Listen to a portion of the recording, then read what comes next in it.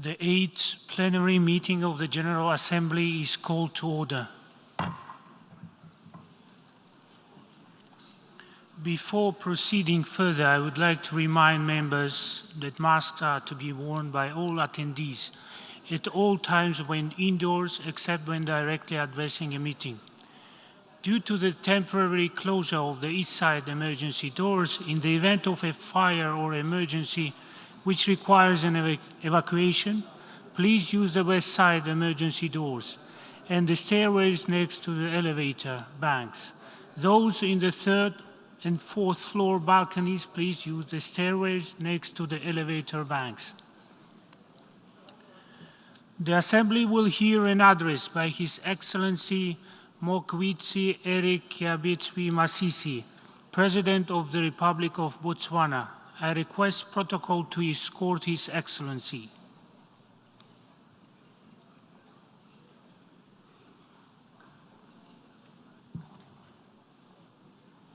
On behalf of the General Assembly, I have the honor to welcome His Excellency Mokgweetsi Eric Kiabetswe Masisi, President of the Republic of Botswana, and to invite him to address the Assembly.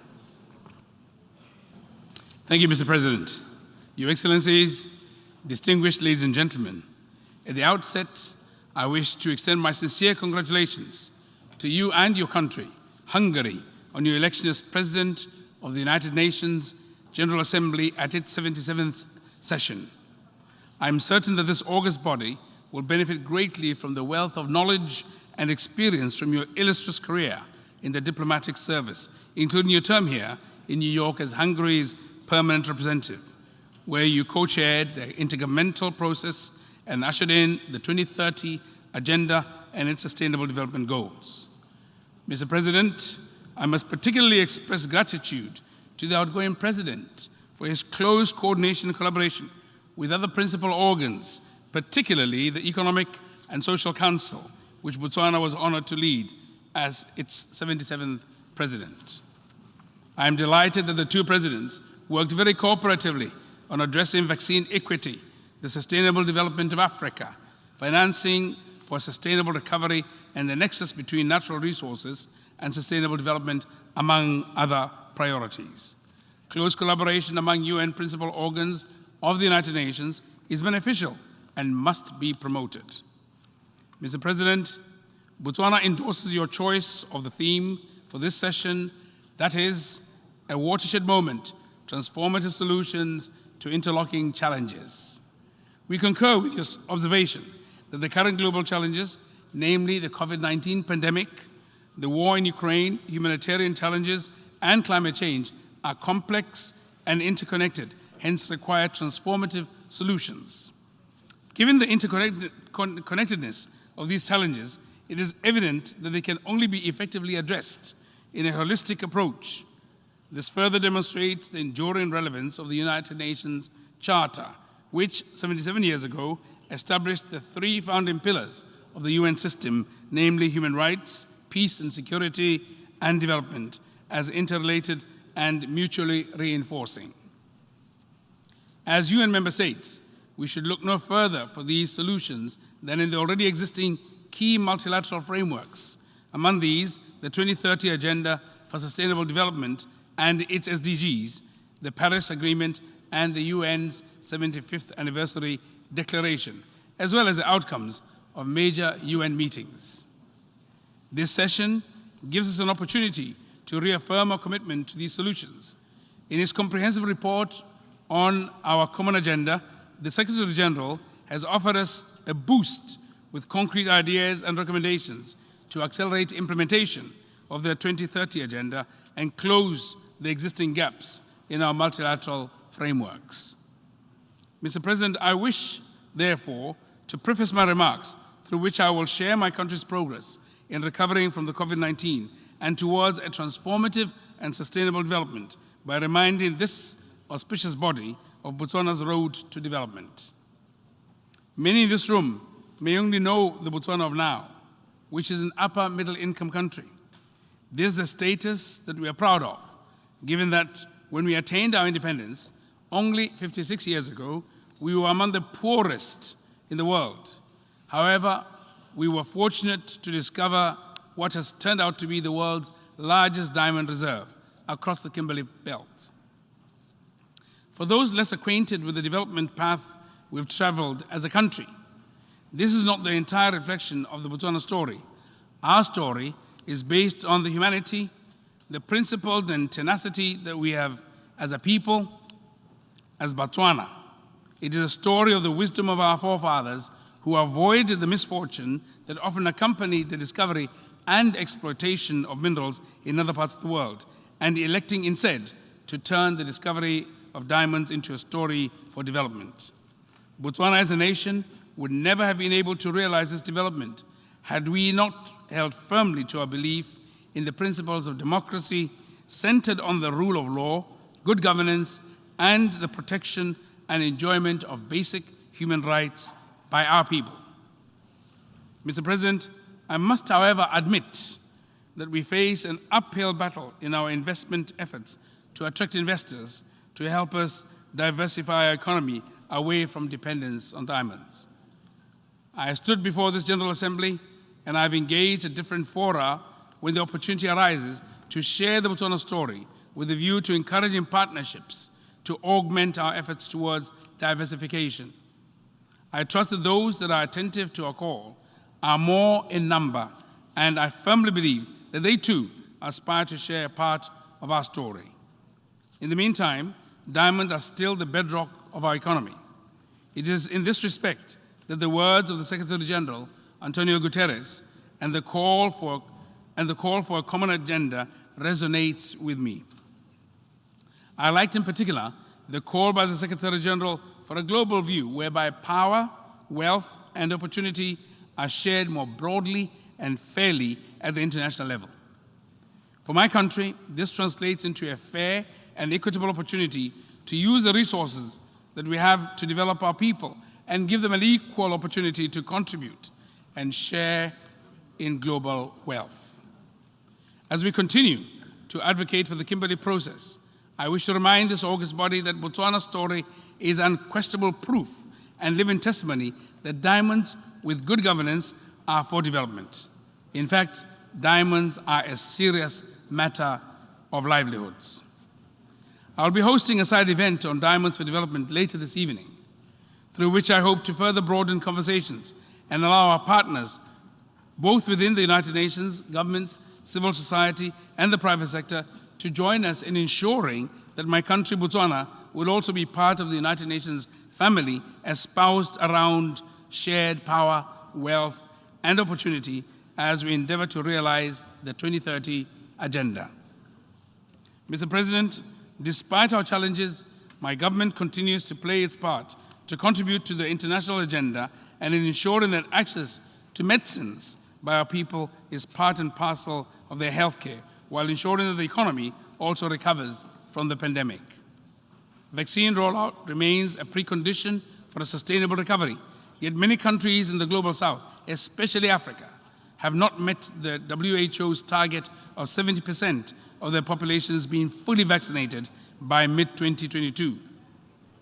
This underscores the urgent need to continue promoting vaccine equity through international solidarity, as well as addressing vaccine hesitancy by countering disinformation and raising awareness about the science-backed facts regarding the effectiveness and safety of the vaccines. Despite the challenges we encountered, which were common to many developing countries, Botswana has procured enough vaccines to administer to all eligible groups, thus enabling significant progress, with 64% of our population now fully vaccinated. However, much more needs to be done. It is in this context that Botswana continues to play an active role on this matter and recently also joined other member states in co-sponsoring the General Assembly resolution calling for the convening of a high-level meeting on pandemic prevention, preparedness and response during the 78th session of the General Assembly. We also continue to actively participate in the ongoing process towards a possible elaboration of a pandemic treaty at the World Health Organization in Geneva. We believe that such a legally binding instrument will strengthen existing global mechanisms to address and react more speedily to health emergencies. Mr. President, I am pleased to inform you that as part of overcoming the challenges of global vaccine inequity and in line with our commitment to build back better, and in a transformative manner, the government of Botswana has approved the manufacturing of the patent-free Corbavax COVID-19 vaccine, and the construction of a vaccine manufacturing plant has already commenced. Additionally, the facility will produce cancer treatment and next-generation cell-based immunotherapy. This initiative is being undertaken in partnership with NantWorks, the Texas Children's Hospital Center for Vaccine Development, and the Baylor College of Medicine. This partnership will enhance Botswana's capacity in human vaccine production, contribute to our goal of building a knowledge-based economy, and help in preparations for future pandemics. Botswana's recovery plans include strengthening the country's vast social protection system to ensure the inclusivity of vulnerable groups, persons living with disabilities, which will go a long way in facilitating equal enjoyment of their rights while broadening the accountability framework, as we recently acceded to the Convention on the Rights of Persons with Disabilities. In this regard, my government has set a medium to long-term economic recovery and transformation plan intended to fast-track recovery efforts while advancing the implementation of the 2030 Agenda and its goals. In order to achieve sustainable development, adequate financing is needed for the success of our recovery efforts from the pandemic and acceleration of implementation of the 2030 Agenda during this decade of action. Effective mobilization of domestic and international financial resources, as well as their prudent utilization, is therefore imperative. I therefore reiterate calls for development partners to scale up and fulfill our official development assistance commitments and our efforts in attaining long-term development sustainability. Mr. President, in addition to international funding, it should be noted that transformative agendas require the effective implementation by governments and associated stakeholders, as well as a sense of ownership by all stakeholders and a buy-in from the people we serve.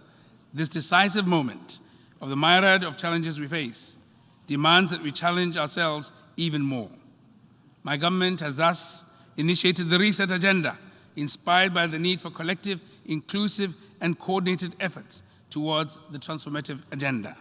We are accelerating digitalization in the delivery of services driven by innovation and creativity. Our people are responding to the technology-driven solutions, and they too are demonstrating the reorientation of their disposition as well as conceptual agility to venture into new frontiers of doing things differently. A full embrace of this mindset change is an inspirational approach to effective implementation of government policies, programs, projects, and business activities, and indeed, the Sustainable Development Goals. The realization of transformative solutions to the current social and economic challenges will require solidarity, both within and between countries.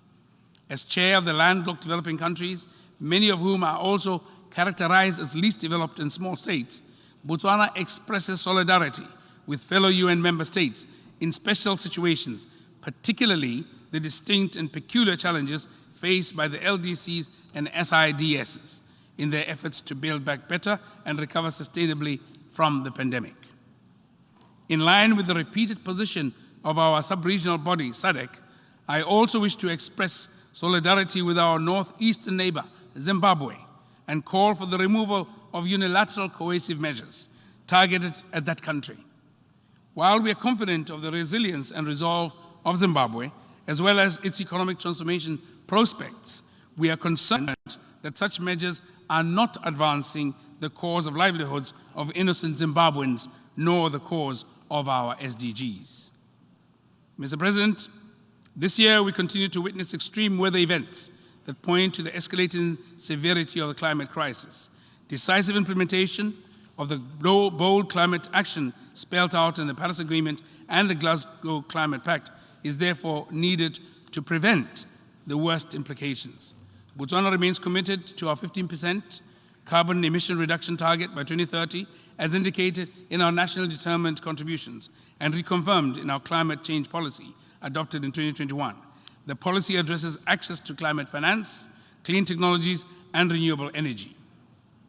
Climate ambitions will not translate into climate action in developing countries if they remain inadequately funded. We are therefore pleased that new financial pledges to support adaptation in developing countries were made at COP26 in Glasgow, the United Kingdom. It is our hope that these commitments will be fulfilled expeditiously in order to enable accelerated implementation, particularly in Africa, a region that contributes minimally to climate change, but is regrettably the most affected. In this context, we are optimistic that COP27, to be held in Sharm el-Sheikh in Egypt on African soil, will further inspire ambitious climate action and deliver more adaptation resources for Africa and other vulnerable regions. Drawing on this inspiration, Botswana, in collaboration with the United Nations Framework Convention on Climate Change and various stakeholders, convened the Climate Adaptation Week 2022 from 22nd to 26th August 2022 in Gaborone under the theme Transformations in Advancing the Formulations and Implementation of National Adaptation Plans. The Expo succeeded in promoting the exchange of experiences and fostering partnerships between a wide range of actors and stakeholders on how to advance national adaptation plans. On 2nd March this year, Botswana was among the 141 member states that voted in favor of the General Assembly resolution which demanded an end to the invasion of Ukraine. With that vote, we were reaffirming the purpose and principles of the UN Charter, particularly its Articles 1 and 2, which underscore the need for peaceful settlement of disputes, as well as respect for sovereignty and territorial integrity. The Charter is a binding instrument of international law. Therefore, all peace-loving nations ought to adhere to its letter and spirit under all circumstances. We therefore continue to call on all parties to recommit to finding peaceful and lasting solutions to the conflict through diplomacy and dialogue.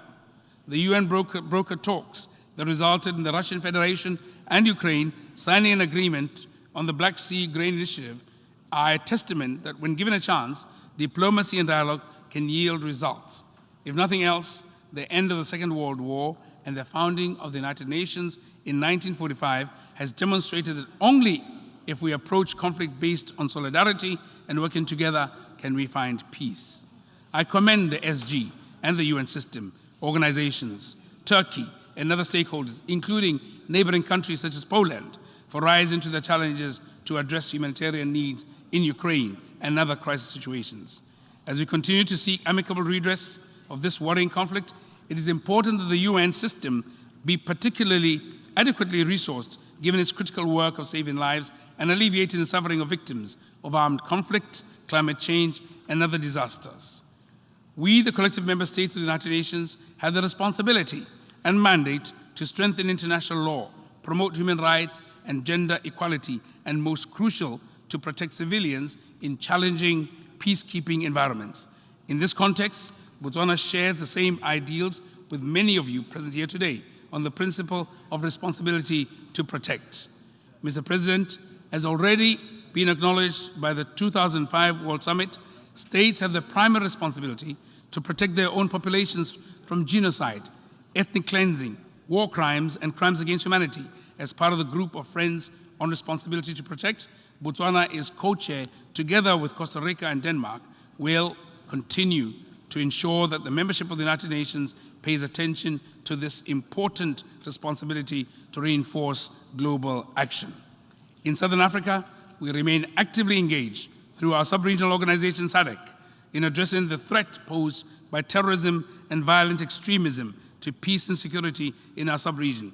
To this end, SADC has deployed its security forces to thwart terrorist threats in the Cabo Delgado province of Mozambique. The UN response to today's crisis is a clear demonstration of its indispensability as the foremost organization in addressing global issues.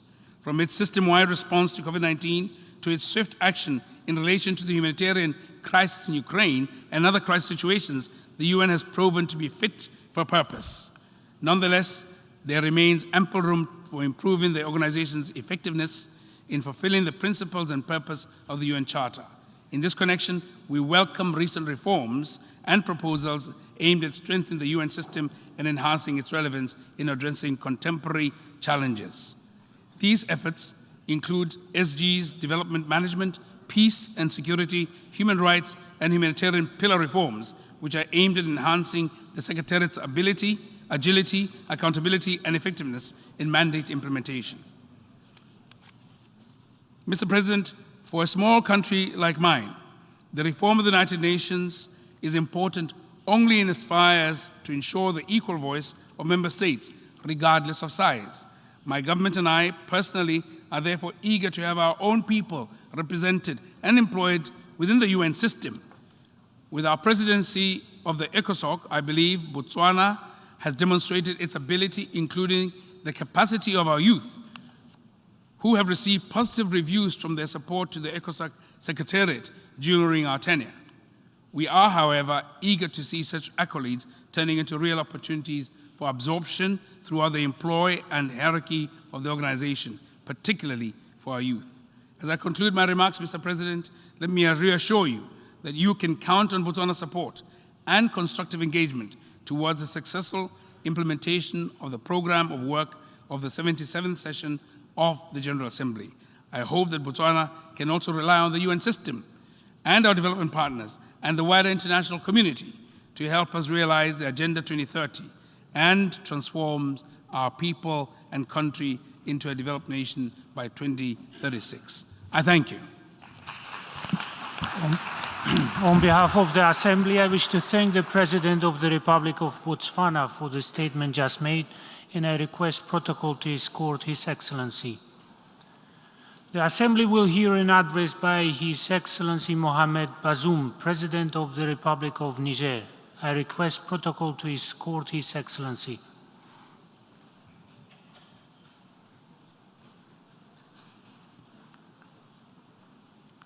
On behalf of the General Assembly, I have the honor to welcome His Excellency Mohamed Bazoum, President of the Republic of the Niger, and to invite him to address the Assembly. Mr. President, Excellencies, Heads of State and Government, ladies and gentlemen, heads of delegations, representatives of international organizations, ladies and gentlemen. Mr. President, first of all, allow me to address to you my warm congratulations, and I wish you every success on your outstanding election to the presidency of the 77th regular session of the General Assembly of the United Nations Organization.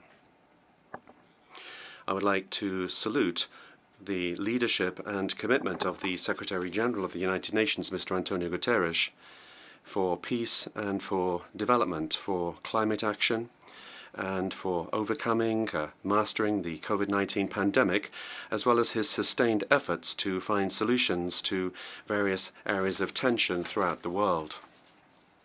Mr. President,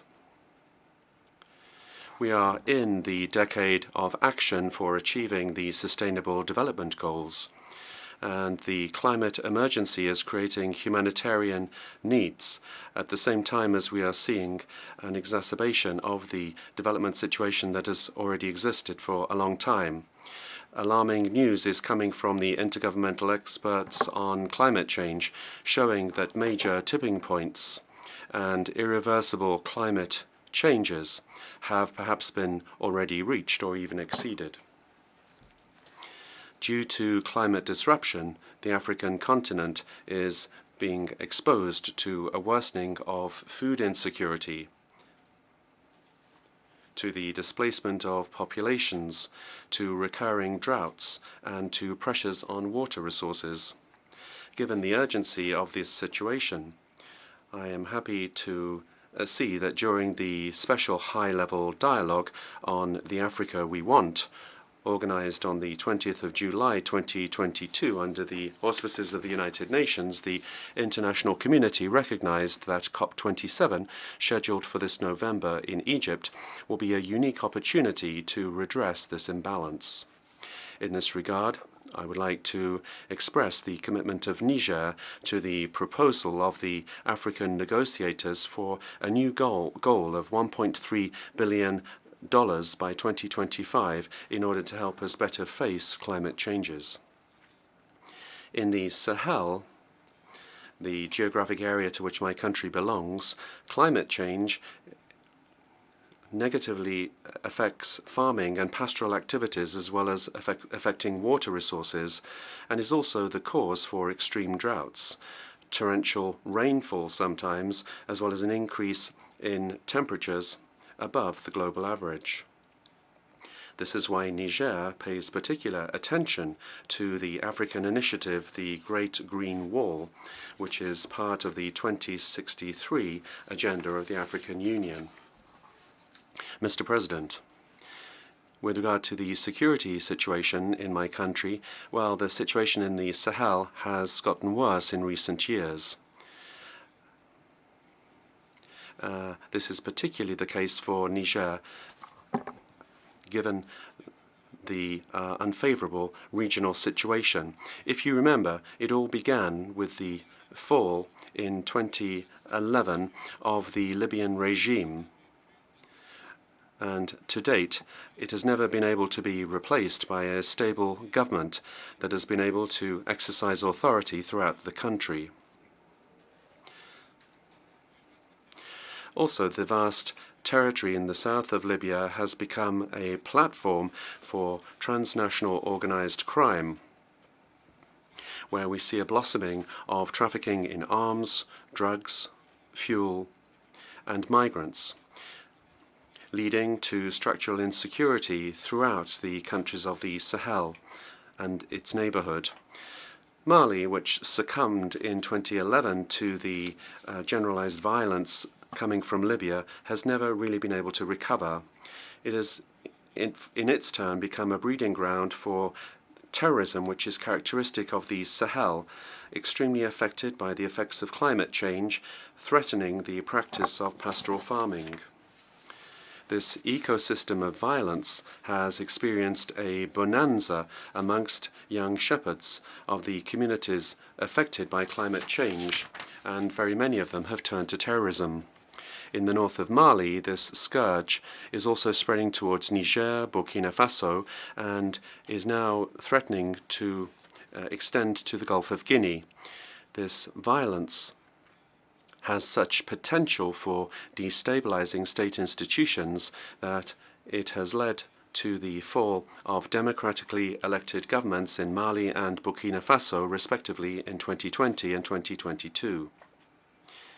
Niger, my country, in addition to this terrorist threat on our three borders, is facing another terrorist threat in the Lake Chad Basin, where we see the various groups of the nebulous organization Boko Haram operating.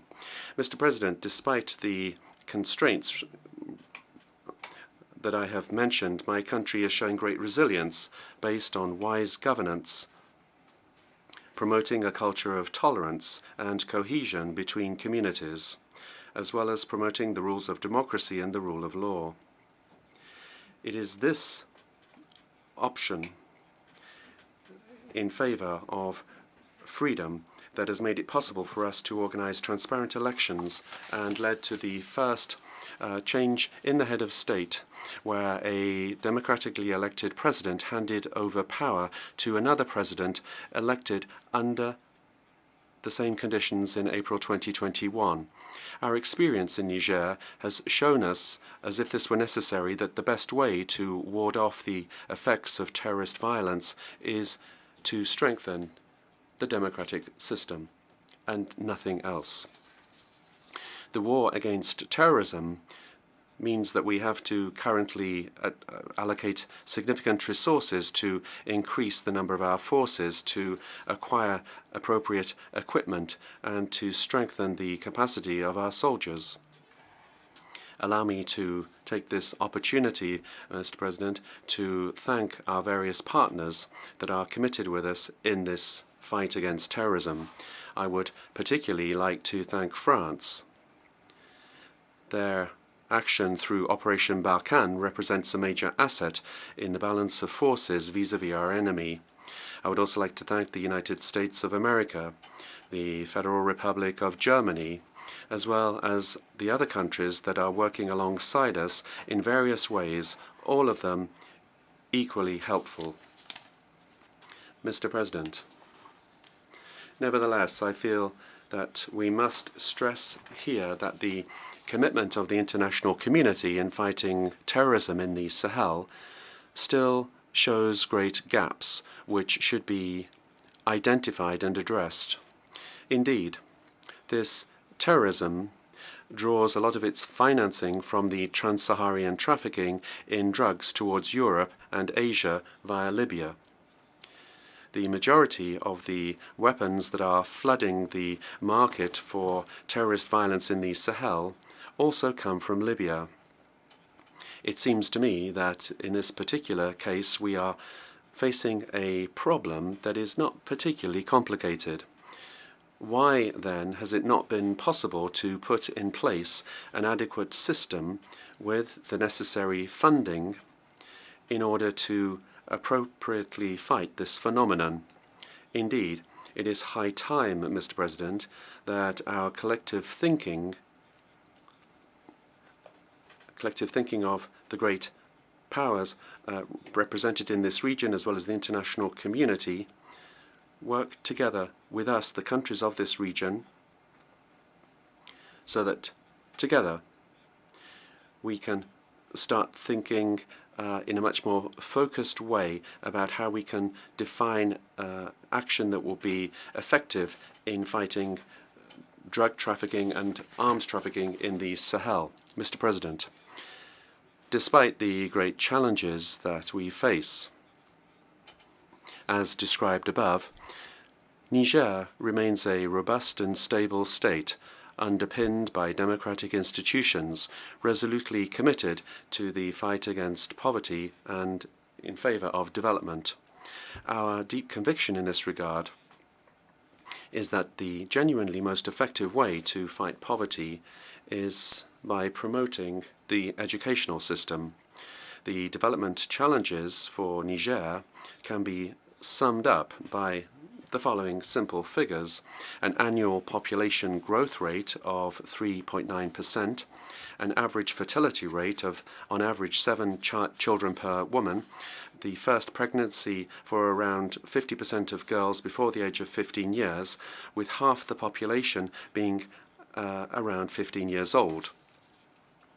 These statistics tell you a lot about the failure of our education system, and that is why we are committed to act resolutely in order to improve matters. Also, the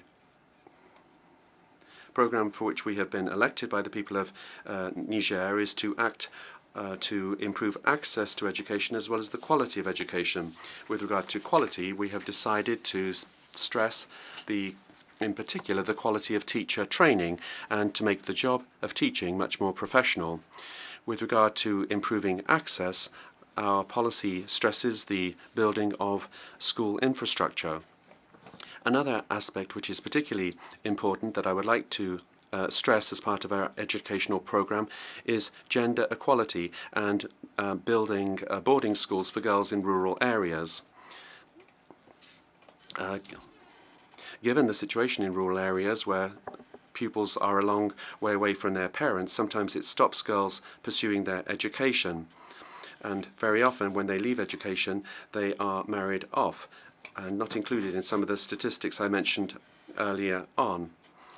Boarding schools give them peace and quiet and security and the conditions to continue their studies with the possibility to stay at the school and to acquire academic and vocational skills that they will need there. The scaling up of boarding arrangements in rural schools, whilst contributing to improving the performance of the educational system, also helps to reduce the rate of population growth. Mr. President, the reason why I have stressed our educational policy, after having spoken about climate change, terrorism, and lack of security in the Sahel, I did this because these three issues, demography, insecurity, and terrorism, are very much linked. Terrorism operating the Sahel today is linked to the living conditions for certain communities where the environment has been significantly affected by climate change. The Sahel, moreover, in recent decades is an area that has seen a particularly high spike in population growth. These two phenomena combined, population growth and the worsening of the environment combined, have led to regional disorder following the collapse of the Gaddafi regime in 2011, and has contributed to the chaotic situation being experienced by countries in the region. This is why, for the United Nations and for the international community, becoming emotional and speaking about terrorist violence will not be enough. We have to act by investing in the resources that we need in education in order to fight the violence of today and prevent the violence of tomorrow. Thank you very much, Mr. President. On behalf of the Assembly, I wish to thank the President of the Republic of the Niger for the statement just made, and I request protocol to escort His Excellency. The Assembly will hear an address by His Excellency Adama Barrow, President of the Republic of the Gambia. I request protocol to escort His Excellency.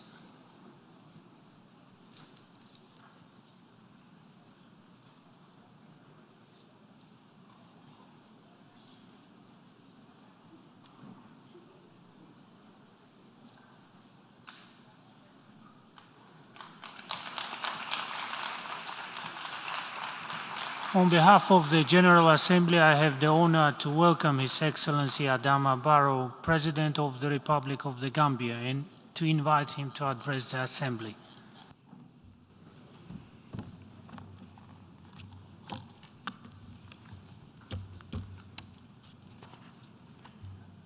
Mr. President, Mr. Secretary General, Your Majesties, Excellencies, Head of State and Government, Heads of Delegation, ladies and gentlemen, I bring you warm greetings from the people of the Gambia and wish that we have a successful and fruitful 77th session. It is regrettable that we could not convene a proper general summit over the last 2 years due to the COVID-19 outbreak. Allow me, therefore, to pay a special tribute to the millions of people who succumbed to the pandemic worldwide. In their memory, we must commit ourselves to better pandemic preparedness and response. Mr. President, my delegation congratulates you on your efficient role as President of the General Assembly, and I assure you of the Gambia's support during your tenure. We also felicitate the Secretary General for ably steering the affairs of the UN during what has become one of the most challenging times of the century.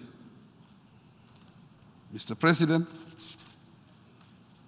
the numerous interlocking global challenges requiring coordinated global action make it most pressing for us to rise to the occasion. This makes the theme a watershed moment, transformative challenges to interlocking challenges, quite appropriate. In the thick of all the complexities confronting world leaders, we must underscore the centrality of the United Nations' unique role and potential to make a huge difference in the lives of the people. Durable solutions that match the magnitude and intensity of the never-ending challenges remain the Assembly's greatest challenge.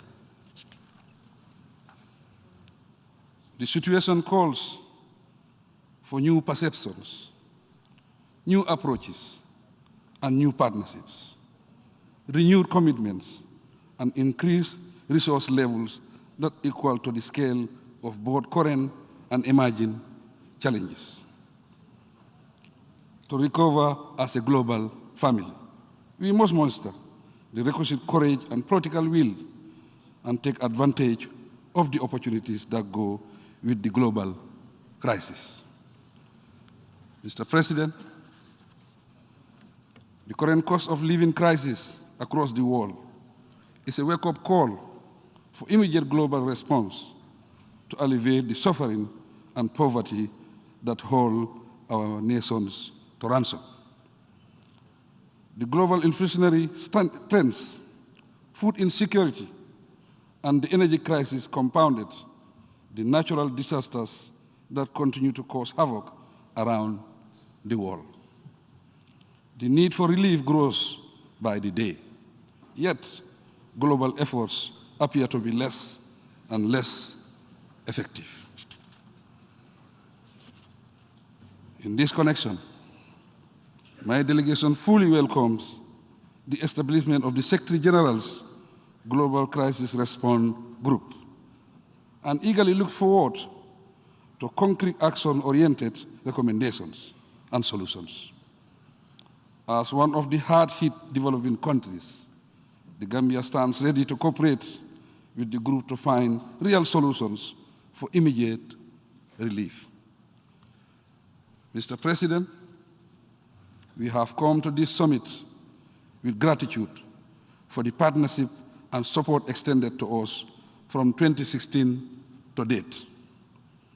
Mr. Secretary General, we thank you personally and the entire UN body for the continued support of our peace-building and reconciliation efforts. The Gambia has come a long way from dictatorship and has transitioned into a true multi-party democracy. Following the 2021 presidential election and the legislative elections this year, the consolidation process is gaining momentum. We will step up reforming and strengthening our national institutions to sustain a robust democracy where human rights and fundamental freedoms underpin our national policies, programs, and development efforts. As we prepare to end the current electoral cycle with the 2023 local government elections, we are proud that the Gambia now have multiple political parties and vibrant civil society organizations with a sharp rise in public participation in national affairs. Amid the socio-economic challenges that beset our nation, characterized by reduced tourism engagements, inflation, food and energy insecurity, and modest economic growth, we are developing a new National Development Plan, NDP, 2022 to 2026, to succeed the current NDP.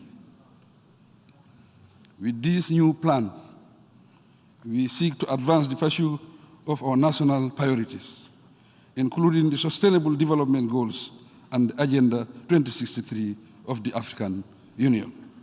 We therefore solicit the support of the UN system, as well as our friends and development partners. Our goal is to recover and grow our economy, transform digitally, and consolidate our democratic gains.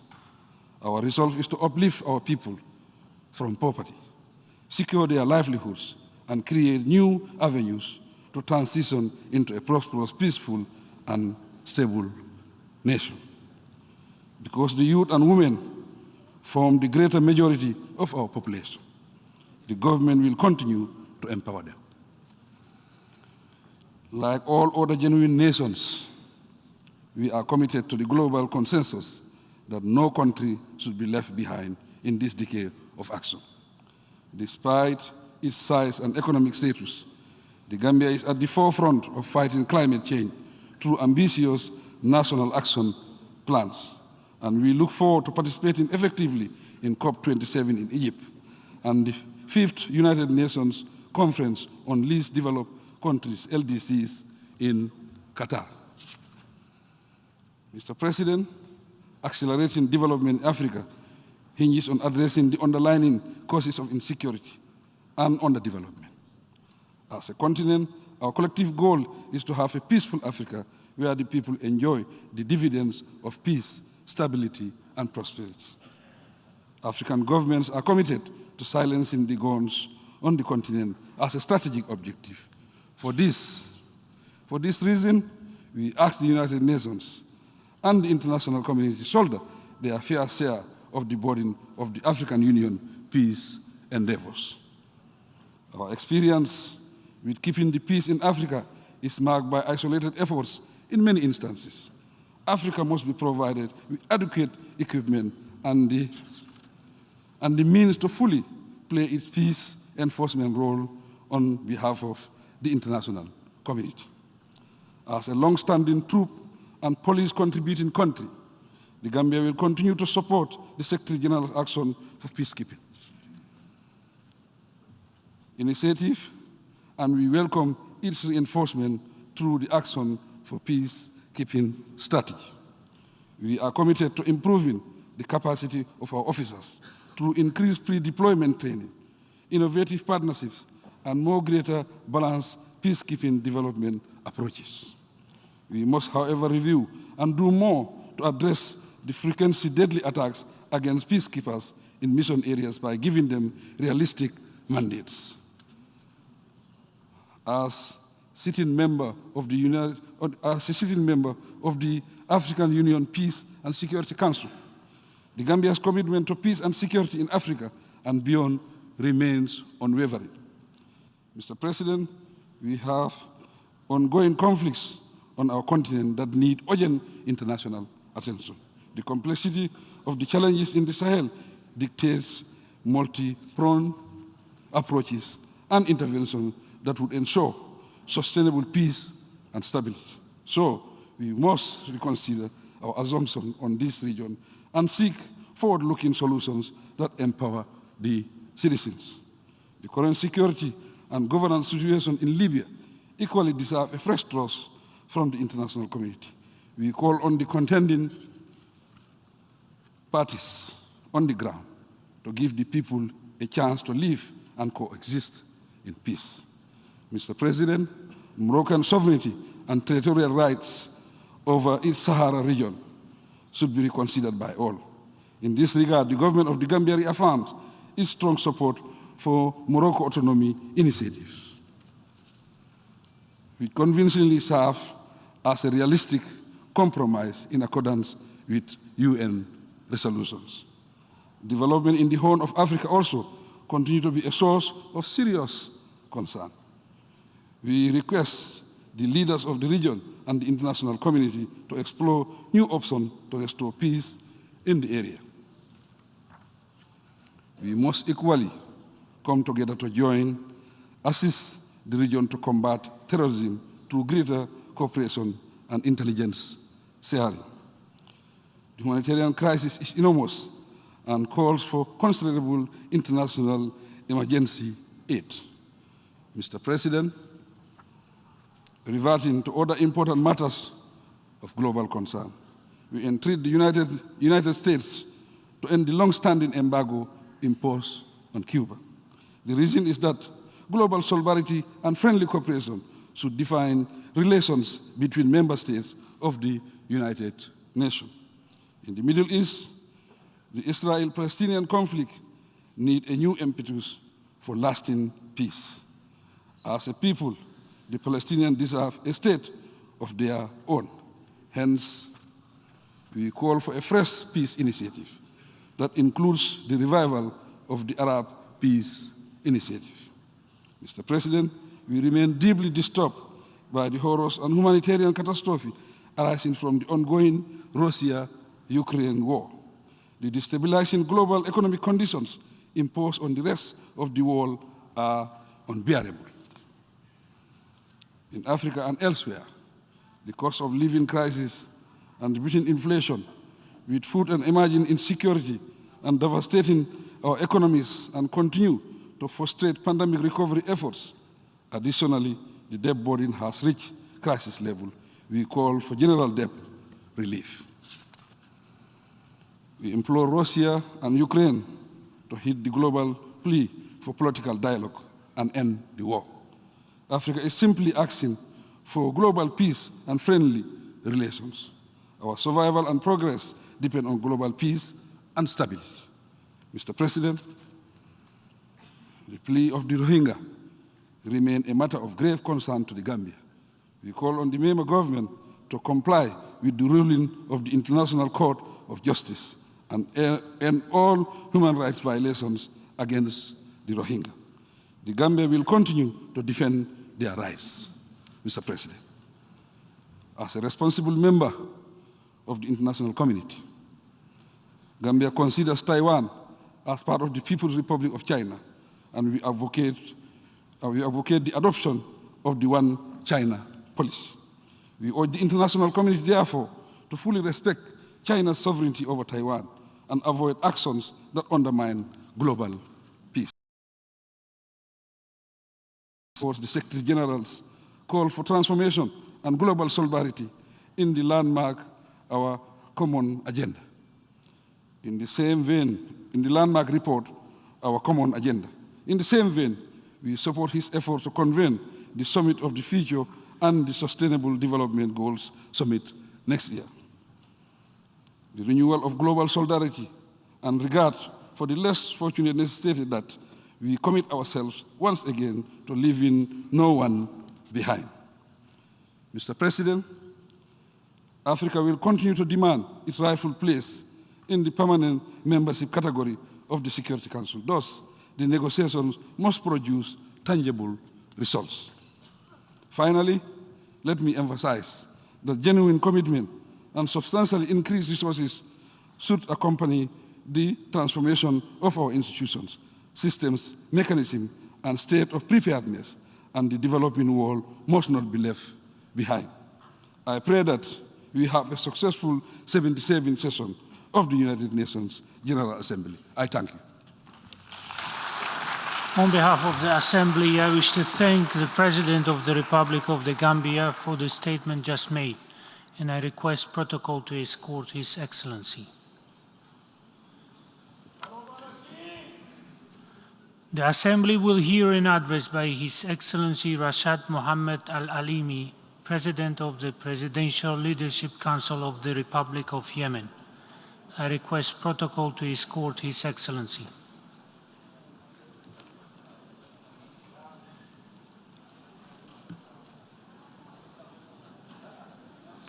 On behalf of the General Assembly, I have the honor to welcome His Excellency Rashad Mohammed Al-Alimi, President of the Presidential Leadership Council of the Republic of Yemen, and to invite him to address the Assembly.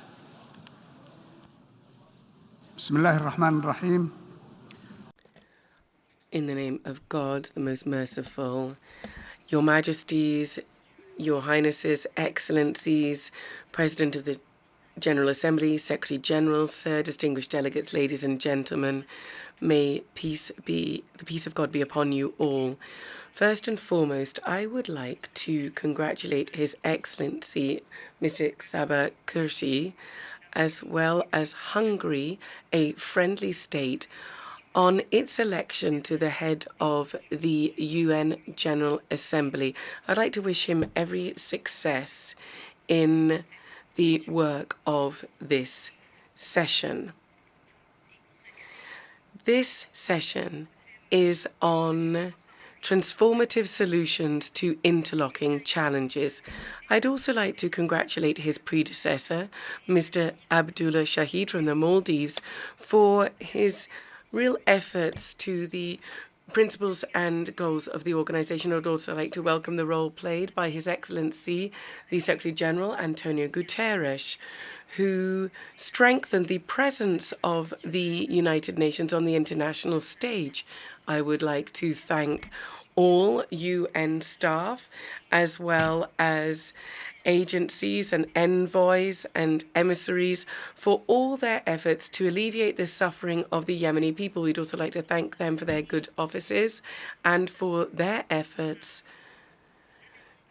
to bring peace and stability to my country, which has been drained by 8 years of wars, caused by the Houthi terrorist supported by the Iranian regime. I would like to commend the great Yemeni people, and I'd like to take this opportunity to do so, who are celebrating several national days, the 26th of October and the 30th of November. All of these various dates have constituted key states in cultural and social progress in my country. Inter alia, the proclamation of the Republican regime. This is currently undermined by the Houthi coup 60 years after the proclamation, which is based on freedom, justice, the eradication of racial discrimination, and also focuses on women's participation and guarantees of rights and liberty. It is a great pleasure for me to speak to you today, ladies and gentlemen, for the first time as the president of the Presidential Leadership Council of 8. For the 8th year in a row, a Yemeni leader is telling you about the destruction, humanitarian crisis, which is the worst in the world in Yemen. Each time we come to you to share with you all of this suffering, all of this pain, and also bring the memory of the courageous leaders and women, children, work colleagues, all those people that we are losing day after day because of the war, epidemics, illness, and hunger. Each time that a year passes without a robust position being taken on Yemen, losses pile up, militias and terrorist groups become increasingly dangerous and are a real transnational threat. These militias violate human rights, whilst these rights have been the subject of consensus within this organization for more than 70 years now. I'm here today to share with you the same history, the history of the Yemeni people, this great people, a patient, perseverant people that have been hit so hard. They're asking the same questions. Is it not possible to undertake serious work to bring an end to the bloodshed, to save lives, to eradicate terrorism and extremism, and to protect the desire of the people and its legitimate aspirations to recover its state, to participate in political life, to live a normal life, to get rid of sectarian, religious, and hate speech as well? The international community, ladies and gentlemen, has adopted a unified position on the issue of Yemen. We do appreciate this, and we are grateful to you for that. First and foremost, you supported the transfer of power plan based on the Gulf Initiative and its implementation mechanism in 2011, and the national dialogue that was not exclusive. This dialogue was something in which all categories of society was involved, including the Houthis, and this led to a reference document guaranteeing people's participation as broad as possible indeed in this process. This document enshrined the aspirations of the Yemeni people for democracy, justice, equality in citizenship, and women's participation, and the participation of all social categories, freedom of thought and belief. And this led to a renewal of the Security Council that took place in Sana'a in 2013. Unfortunately, this dream was very short-lived. Following a terrorist coup d'etat that was conducted by the Houthi militia, they had a coup d'etat against national consensus that was born from this dialogue. These militia prevented the new constitution, and that would have led to a referendum. They tried to invade the capital Sana'a and several towns in Yemen. They also created obstacles to national agreement, in particular in Aden. They tried to assassinate the President of the Republic, and they harmed the work of several state Yemeni institutions. They imposed a fait accompli upon them. The militia declared a war on neighboring countries. This is how this destructive war started. This is the real threat to stability in our region, a threat to international navigation routes, to energy supply. All of this led to hundreds of thousands of lives lost, to people being injured, to a situation where 20 million people are currently suffering from famine. There are hundreds of thousands of refugees who've had to seek refuge in neighboring countries. 4 million IDPs within Yemen itself. The Houthi militia destroyed the living conditions for people, the means of subsistence for people. Furthermore, other phenomena have exacerbated the suffering of our people, in particular climate change, and also the destruction of our social network, our social welfare system. Ladies and gentlemen, since the 7th of April, a new era has started in Yemen based on partnership and national consensus through the establishment of the Presidential Leadership Council. This strives to make progress according to the terms of the transition period adopted by our people and approved by the regional and international community. This is why we are making progress, and we're doing this through an alliance conducted by the Kingdom of Saudi Arabia and the United Arab Emirates, and also the different regional and international partners, to set up reform programs, they're urgently needed, that breathe new life into our institutions and ensure that services be provided at a large scale, whilst trying to curb the plummet in the exchange rate of our national currency. We're also trying to tackle inflation and the international food crisis. We've prioritized rebuilding our security and military institutions and to rebuild the judicial power that stopped functioning for about 2 years. Ladies and gentlemen, we are working within the terms of reference of the Gulf Initiative and its implementation mechanism, as well as decisions, in particular 2216 of the Security Council, that resolution which calls for lasting peace and enables the state to recover its authority throughout the entire territory through our constitution and our republican system. Here, we would like to reaffirm our full respect for international humanitarian law, international human law and human rights, international human rights law, rather, and the various different instruments and treaties adopted and ratified by the Republic of Yemen. We would like to work hand in hand with the United Nations and the international community to ensure that peace, security, stability, and prosperity and freedom for all our peoples and all peoples of the world return. Our Presidential Council acts today in line with the UN Charter and its aims and principles, as well as in cooperation with UN agencies and the UN's political missions to guarantee inter alia political, economic and social rights of women and to bring an end to child exploitation. Children are often indoctrinated as part of hostile activities. Ladies and gentlemen, since the start of the Yemeni crisis, we have experienced great pain. We have sought to combat the Houthi militia. We've always maintained the same goal, and that is of peace. The Houthis did not respect their commitments, in particular their commitments made in 2014 in Sana'a.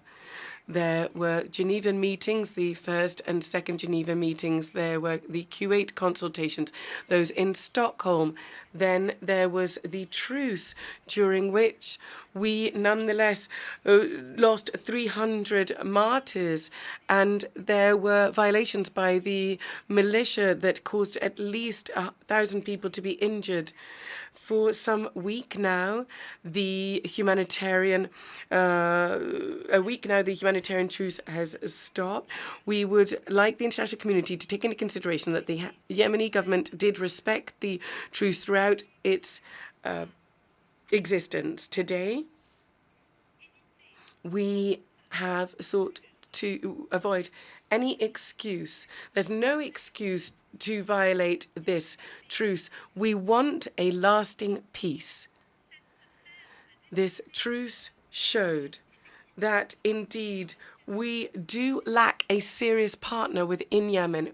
We lack serious partners who want peace. The Yemenis know today that they absolutely need to combat sectarian armed groups.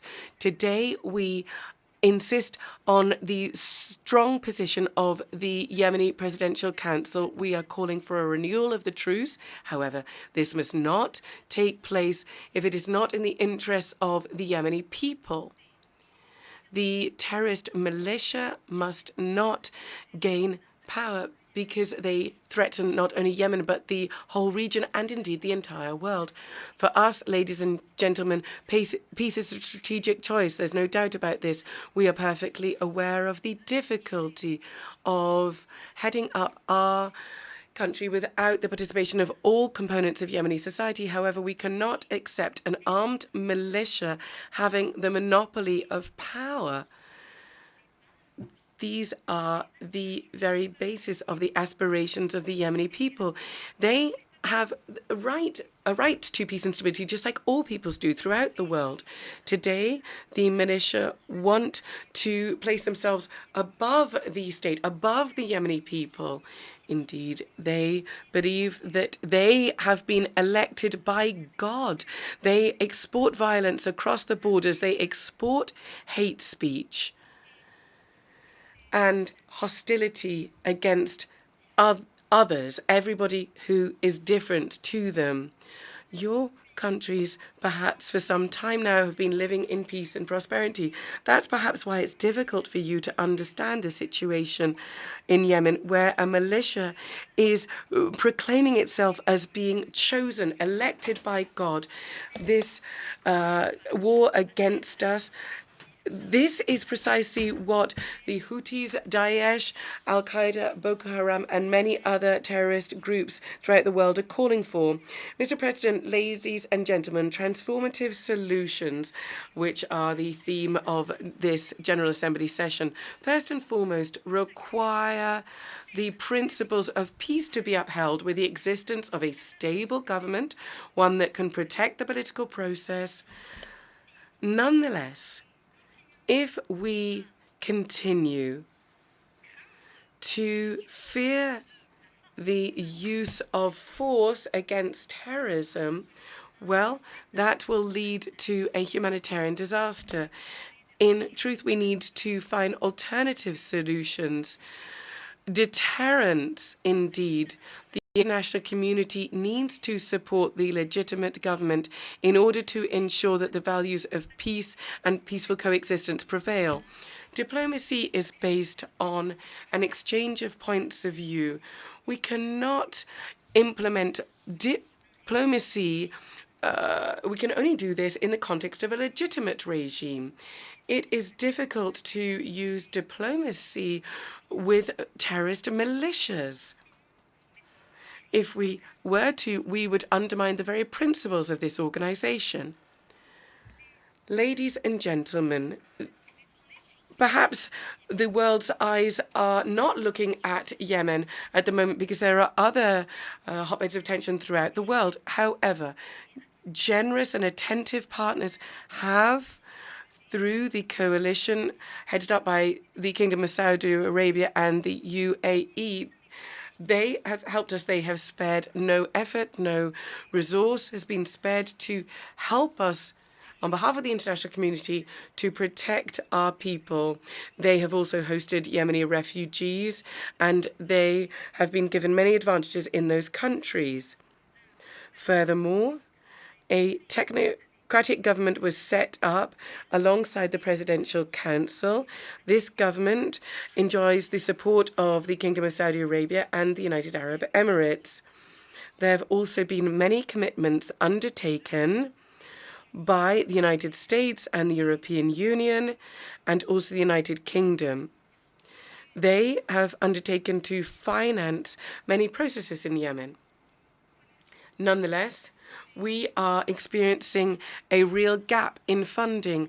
We need humanitarian emergency assistance, in particular in the area of healthcare. We also need a rapid response from humanitarian organizations. That's why projects need to be invested in that allow Yemeni people to enjoy means of subsistence and to protect the central bank in Aden so that the currency can be protected, so that basic products can be protected, so that a potential famine can be warded off. We need to act against the Houthi militias who are trying to divert or rather, we need to address the safer oil tanker situation. This would lead to a particularly serious environmental disaster. It would be a crisis even worse than the one we experienced in the Atlantic Ocean following the oil spill from the Exxon Valdez vessel. There's a need to make more efforts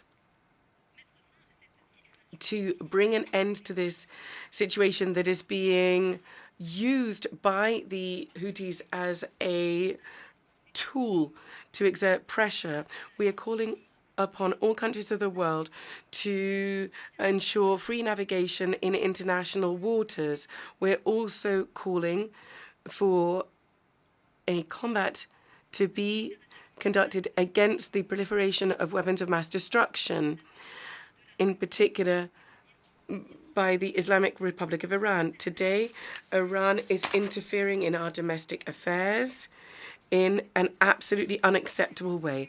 That is why sanctions against that country need to be respected in line with the law and international commitments. We would call upon the states of the international community to reach agreement on nuclear non-proliferation and to ensure that no military aid be given to Iran, in particular through the provision of drones that are currently being used in terrorist acts against the citizens of my country and of countries in the region.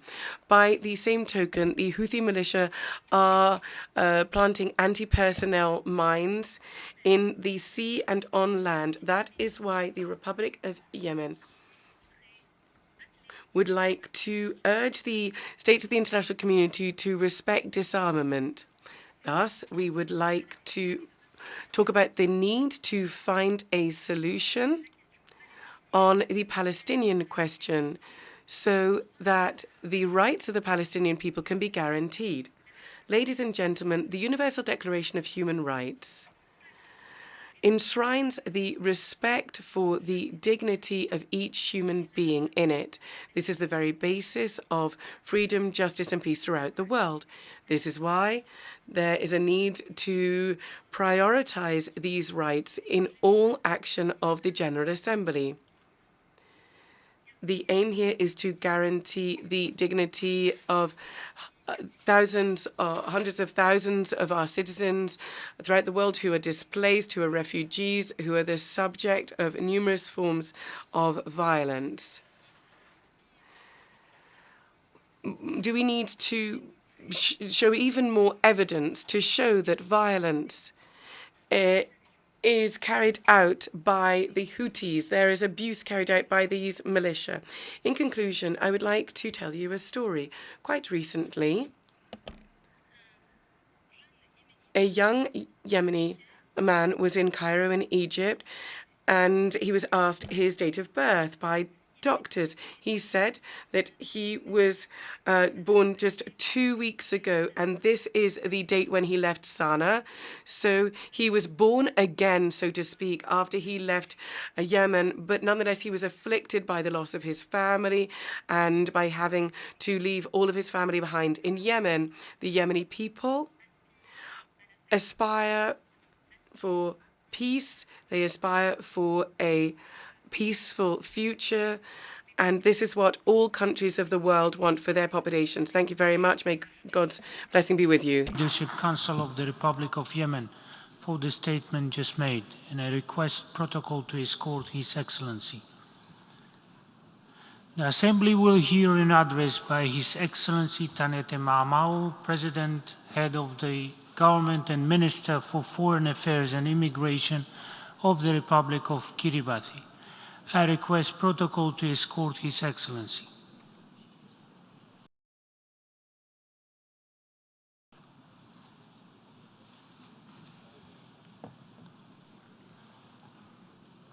On behalf of the General Assembly, I have the honor to welcome His Excellency Tanete Maamau, President, Head of the Government and Minister for Foreign Affairs and Immigration of the Republic of Kiribati, and to invite him to address the Assembly.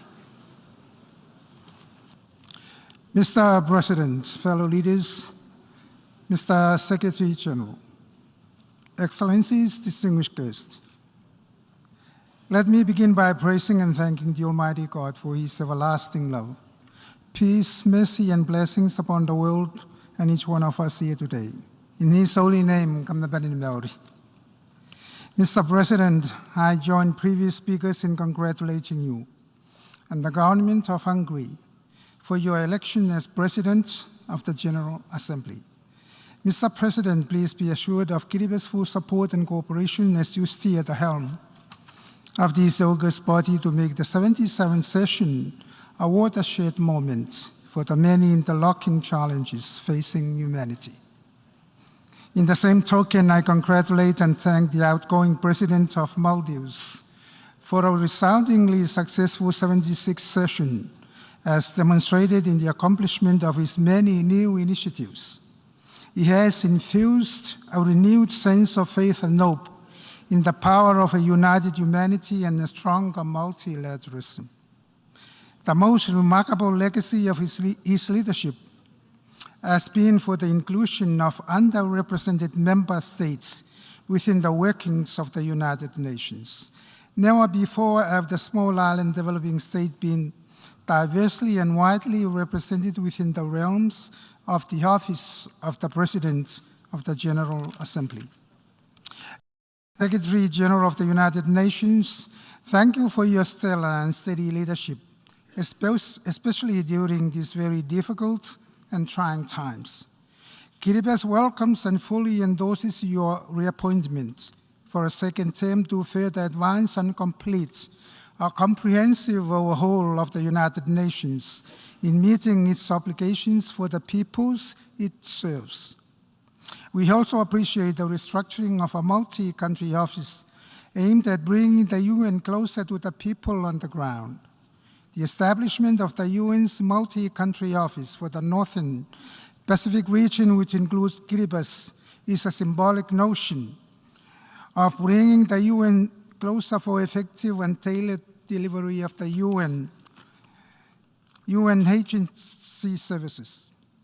We hope to see more tangible developmental activities occurring in this remote and underrepresented region of the United Nations. I wish to also acknowledge the great contributions and services that the UN agencies have delivered to my country and people. In particular, I would like to convey a big thank you to the UN Police for all the assistance and support that has enabled our Kiribati police to participate for the first time in the UN peacekeeping missions, starting with UNIMIS in South Sudan. Mr. President, 76 years ago, in establishing the United Nations Charter, our founding fathers committed to cooperate to prevent future wars and eliminate root causes of wars and other violent conflicts in society. They agreed to restore the godliness, dignity, and worth of human person and improve the standard of living for all, to name a few, and to reflect and assess if we have truly lived up those values. Mr. President, as a small island developing nation, multilateralism is central to the sustainable development of Kiribati. It offers a variety of opportunities to engage on global issues that are of importance to the well-being of our people. With an ocean area large enough to fit the whole of Europe, our Kiribati vision for 20 years and foreign policy objectives has been on the promotion of ocean health and wealth. This includes both the risk from nuclear submersibles traversing our waters and the damage effect of illegal, unregulated, and unreported activities on our fisheries. Most importantly is the health of our people, especially those who were exposed to the nuclear test blast on Christmas Island. We are grateful for the leading role together with Kazakhstan on Articles 6 and 7 of the Treaty on the Prohibition of Nuclear Weapons concerning assistance for persons and environments harmed by nuclear testing. Two of the initiatives that we proposed are now reflected in the Vienna Programme of Action. The first is the establishment of a voluntary trust fund to assist countries, communities, and people and environments harmed by nuclear testing. Second is the creation of a scientific advisory body to help provide the science needed to address health and environmental problems occasioned by past nuclear testing. We are grateful to the countries that have already pledged support and made contributions for these initiatives, and especially those who are not yet state parties to the Treaty on the Prohibition of Nuclear Weapons. Let me be clear on this, Mr. President. Humanity should be free now and forever from the test and use of nuclear weapons. This is why my government has decided to invite the United Nations to use Christmas Island as a global or sub-global center for anti-nuclear researches and related programs and activities. Mr. President, the choice of the theme of the 77th session cannot be more appropriate and timely. A cloud of uncertainty and fear continues to cast over humanity in light of the 2-year-long COVID-19 pandemic. Communities, families, and businesses are still reeling from the effects of the pandemic. Compounding these devastations are the persisting challenges of climate change that manifested in coastal erosion, reducing available land space, and droughts that affected the livelihood of many persons. The Ukraine war has added to the despair and uncertainty through the unnecessary loss of lives, scarcity of food grains, increase in food and fuel prices, interest rates, and many more. The consequences of COVID-19, climate change, and the war in Ukraine are clear examples of interlocking challenges that must be addressed urgently using the 77th session's motto of solidarity, sustainability, and science. Solidarity underscores the sustainability of science and its advances. We saw this through the record-breaking production of vaccines, which have saved millions of lives. By emulating the success of sharing vaccine production, of sharing science discoveries, we can ensure many more receive life-saving vaccines and medicines. On this note, I would like to take this opportunity to thank all those who have assisted the people of Kiribati in many ways through vaccines, financial support, and others during the COVID-19 pandemic. Climate change is another area in which science has and continues to make advances in the science of understanding the root causes and ways to address climate change. However, the lack of solidarity, even through multilateralism, continues to be the stumbling block to address the global change emergency. The targets that have been agreed and set under the Paris Agreement including the financial pledges, continue to remain out of reach. Mr. President, these challenges and the many others have caused much human suffering in the past 7 decades. In the past 7 decades, all but have one thing in common. They are curated by the people in positions of power and influence. Much of this irresponsible, selfish, and heartless behavior are part of what the late Queen Elizabeth II referred to as the darker side of human nature. The darker side harbors negative mindsets and attitudes that give in to greed, hate, and the many other vices that breed more bad than good, resulting in conflict, violence across societies and the world at large. Broken homes cannot be fixed by wonderful speeches, meetings, resolutions, nor international instruments, but an interplay of greater compassion and solidarity. Sadly, Mr. President, harmful mindset persists, and we ourselves, being a remote country, are far from being immune from such. The escalating geostrategic competition in our part of the world means that regionalism and solidarity are at risk of being increasingly used to serve specific national interests rather than a collective of diverse needs and views working in unison for our common benefits. As is the case now, any differing views and sovereign decisions that deviates is at a risk of being vigorously scrutinized and labeled a foe through a security lens rather than a genuine desire to pursue sustainable development for the country and its people. Likewise, efforts undertaken by Kiribati to prepare for its graduation from the least developed countries as recommended by the UN are scrutinized. With limited resources, we are committed to drive our developmental agenda and ensure sustainability when we graduate by maximizing the benefits from the Phoenix Islands protected area and many others.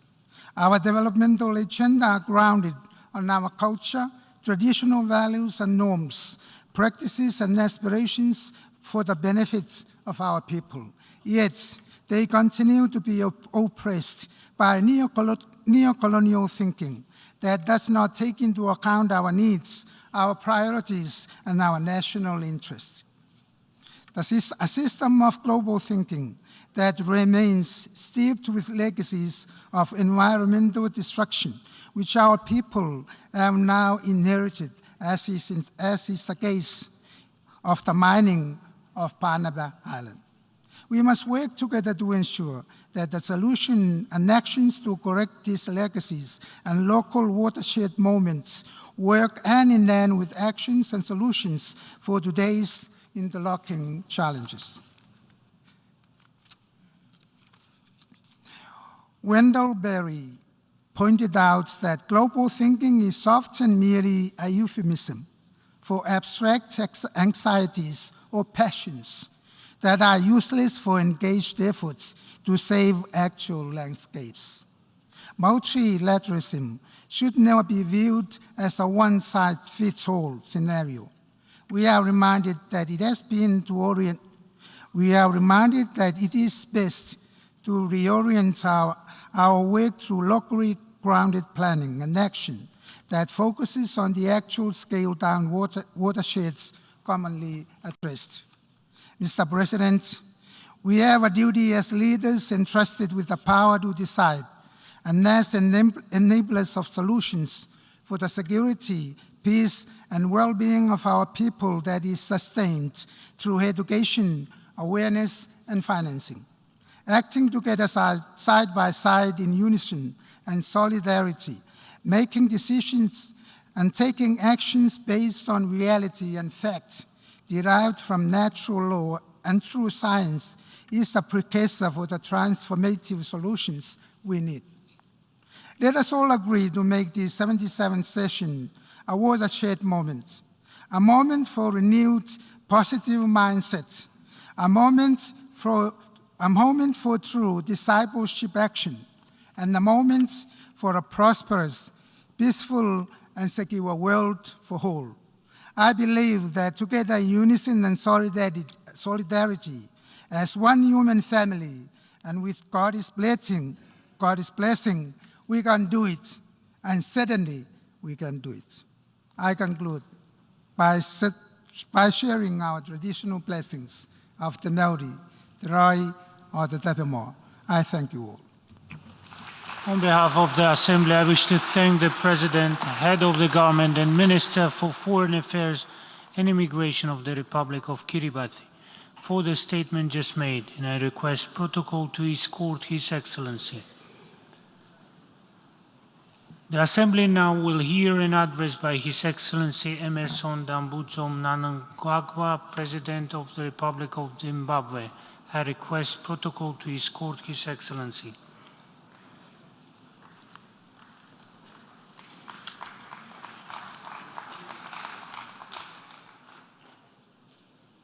On behalf of the General Assembly, I have the honor to welcome His Excellency Emmerson Dambudzo Mnangagwa, President of the Republic of Zimbabwe, and to invite him to address the Assembly. Your Excellency, Mr. Karosi, President of the 77th session of the General Assembly, Your Excellency, Mr. Antonio Guterres, Secretary General of the United Nations, Your Majesty, Your Excellencies, Heads of State and Government, distinguished guests, it is my singular honor to deliver this statement to this august Assembly. Allow me to congratulate you, Mr. President, on your election as the President of the 77th session of the United Nations General Assembly. Please be assured of Zimbabwe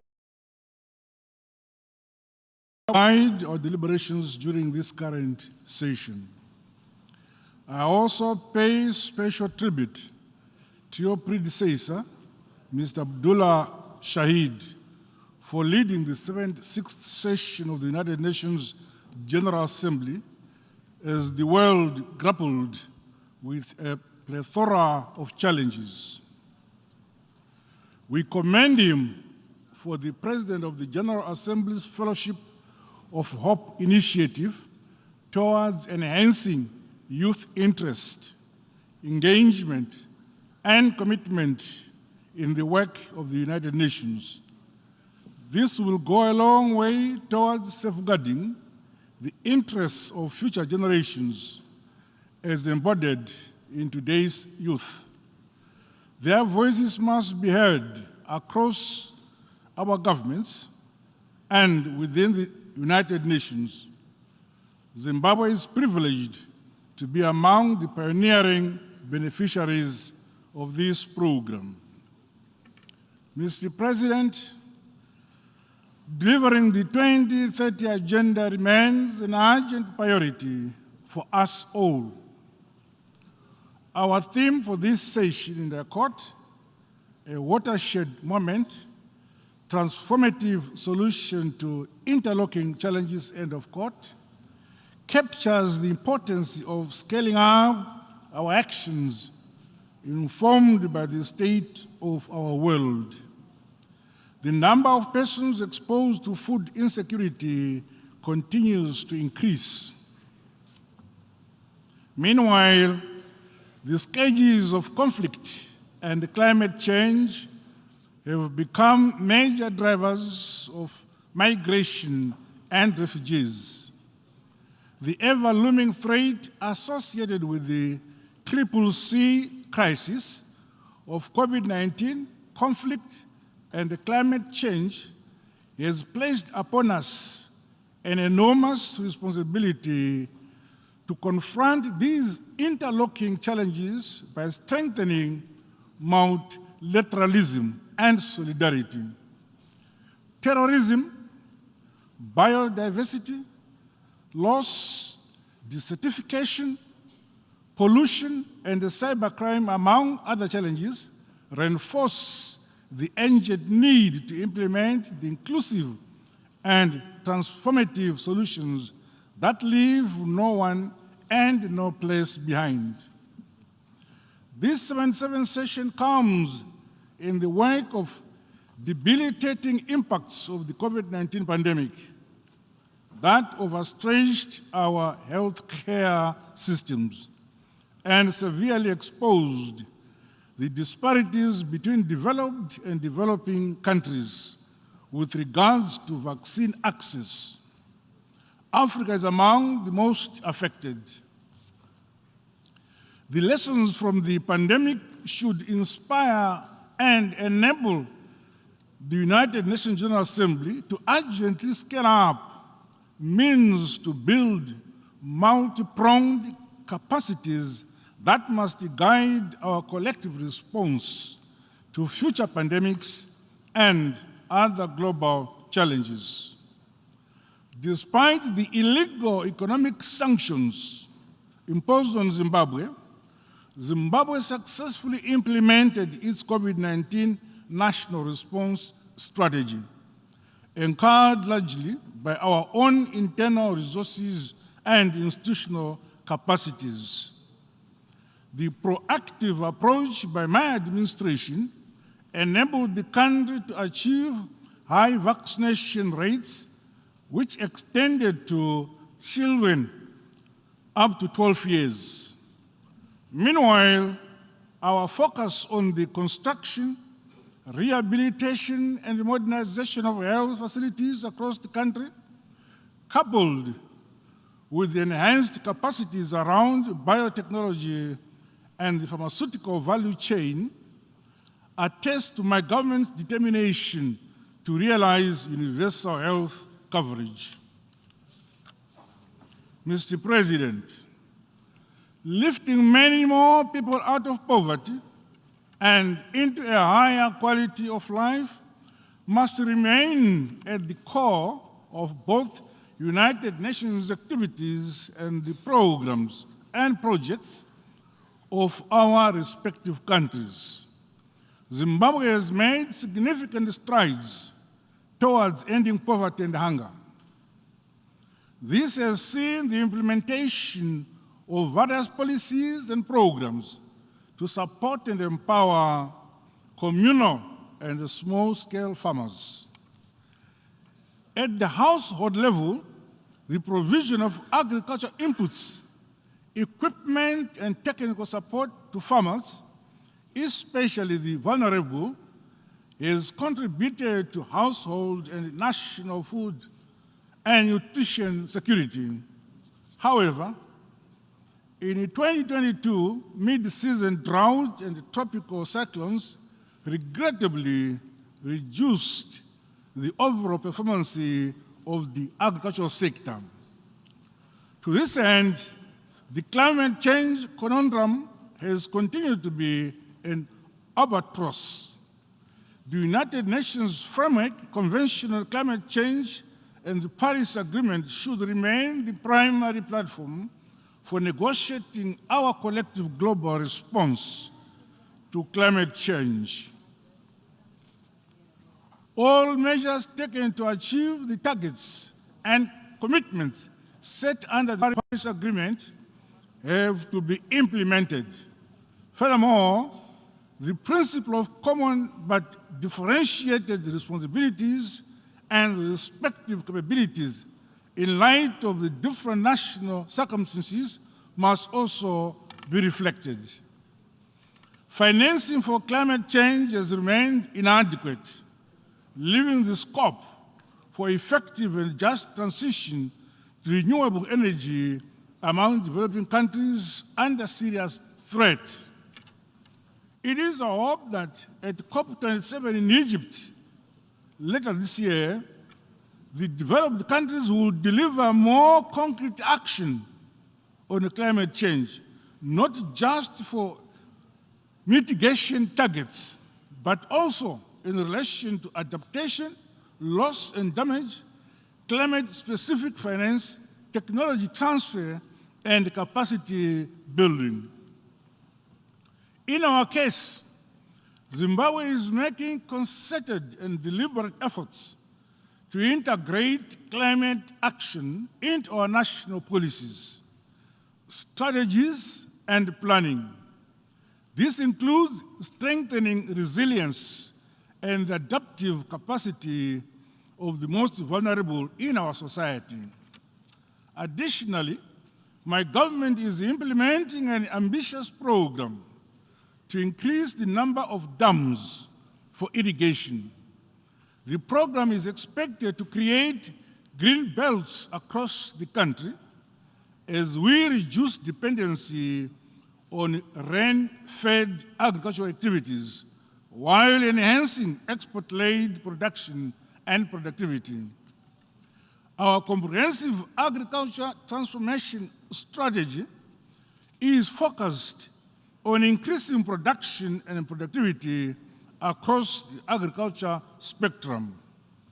This was instrumental in our unprecedented realization of national wheat self-sufficiency, as well as increased exports in horticulture. The provision of technical extension services for improved land and water use has seen widespread adoption of climate-smart agricultural innovations, with evident upward increase of incomes among communal and smallholder farmers, as well as women and youth in agriculture. Mr. President, Zimbabwe is committed to Agenda 2030 and has to this end mainstreamed the 17 SDGs into our National Economic Development Blueprint. The National Development Strategy, we acknowledge the support of the United Nations in the alignment of this strategy to the Sustainable Development Goals. Economic reforms have been implemented, resulting in significant progress in sectors such as agriculture, manufacturing, mining, and tourism. Our Zimbabwe is open for business mantra has fostered a strong partnership between the government and the private sector for inclusive and sustainable development.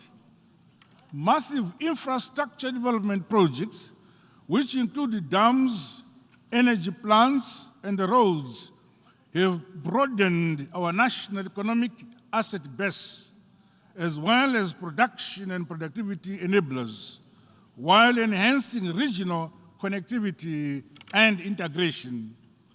The current global financial architecture has demonstrated its inadequacies to address the challenges that confront us. Increasing and unsustainable debt burden, prohibitive cost of borrowing, illicit financial flows, and exploitation of natural resources from developing countries have all combined to relegate developing countries to the periphery of the global financial system. There is therefore need for a global financial system which is just, more inclusive, and responsive to the challenges we face. Equally, the international trade architecture under the World Trade Organization has remained largely exclusive and indifferent to the needs of developing countries. The African Continental Free Trade Area is thus expected to be the panacea for Africa to trade and stimulate economic growth and development. The AfCFTA must be complemented as we strive to improve production and trade in goods and services.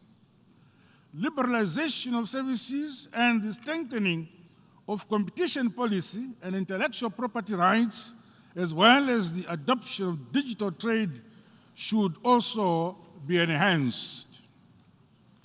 Mr. President, education is a key driver of sustainable development with a direct impact on SDG 4, SDG 5 on gender equality, and SDG 17 on partnerships for the goals. Zimbabwe has embarked on reforms based on our heritage-based education 5.0 model, which emphasizes on science, technology, innovation, and industrialization. These are indeed necessary tools to leap forward the modernization and industrialization of our countries in the developing world. My government is equally providing quality, inclusive, and accessible education through the rollout of a phased free primary school education system. The Transforming Education Summit during this high-level week is a timely and a welcome development which should help revitalize the education sector, more so after COVID-19 induced disruptions.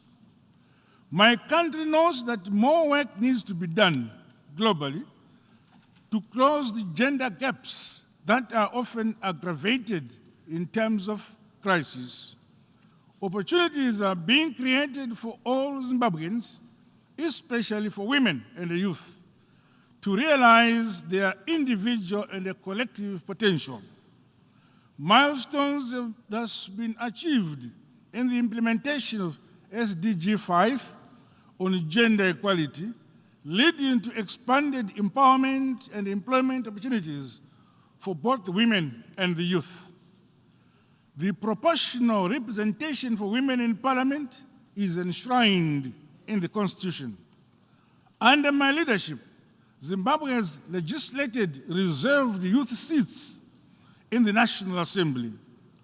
To further strengthen participatory democracy and good governance, my government has introduced a 30% quota for women in local authorities.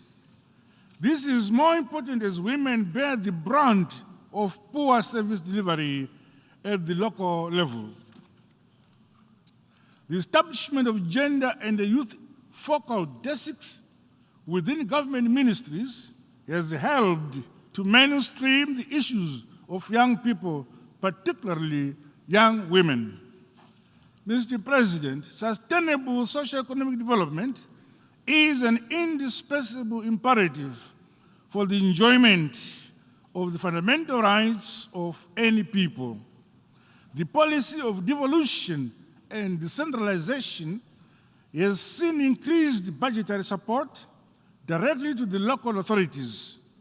Communities right at the village, ward, and district levels are now making independent decisions and prioritizing their programs and projects informed by the most pressing needs at their level. This has seen the rapid construction of schools, clinics, water and sanitation infrastructure, and other social amenities in the most remote areas of Zimbabwe. In the same vein, my government is promoting heritage-based rural industrialization to guarantee improved livelihoods and incomes of all communities based on their respective unique natural resources endowments. Mr. President, Zimbabwe is modernizing, industrializing, based on our local resources and the human capital base. Inspired by the historic monument, the Great Zimbabwe, from which our country's name is derived, we are building our country brick by brick, stone upon stone, with the support of our friends and partners. As my government continues to entrench democracy, good governance, and the rule of law, we are committed to vibrant, competitive, and peaceful political contestations. Notwithstanding our success, the ongoing deleterious effects of the illegal sanctions continue to hamper and slow down our progress and the realization of sustainable and inclusive development. Zimbabwe is a peace-loving country. We remain indebted to the SADC region and the African Union, as well as other progressive members in the Committee of Nations, for their unwavering support and calls for the removal of these unwarranted and unjustified sanctions on Zimbabwe. We once again call for their immediate and unconditional removal. My country welcomes the findings of the United Nations Special Rapporteur on the negative impact of the unilateral coercive measures on the enjoyment of human rights who visited Zimbabwe in 2021. Mr. President, at the international level, Zimbabwe has adopted an engagement and re-engagement policy. The policy is underpinned by the principles of mutual understanding and respect, cooperation, partnership, and shared values with other members of the international community. We desire to be a friend to all and an enemy to none. My country is greatly concerned that more than 20 years after the Durban Declaration and Program of Action, hate crimes, xenophobia, racial discrimination, and intolerance have continued to increase at an alarming rate, including at international level. There is need, therefore, to recommit to fighting these scourges in all their forms and manifestations.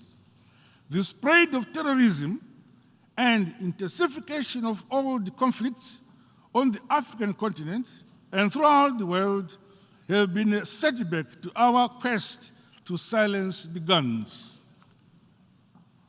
In Southern Africa, we remain seized with insecurity and a terrorist insurgency in northern parts of Cabo Delgado in Mozambique and the conflicts in parts of the Great Lakes region. Emboldened by our SADC regional philosophy that an injury to one is an injury to all, we continue to pool our resources to fight terrorism and other threats to peace, security, and stability in our region.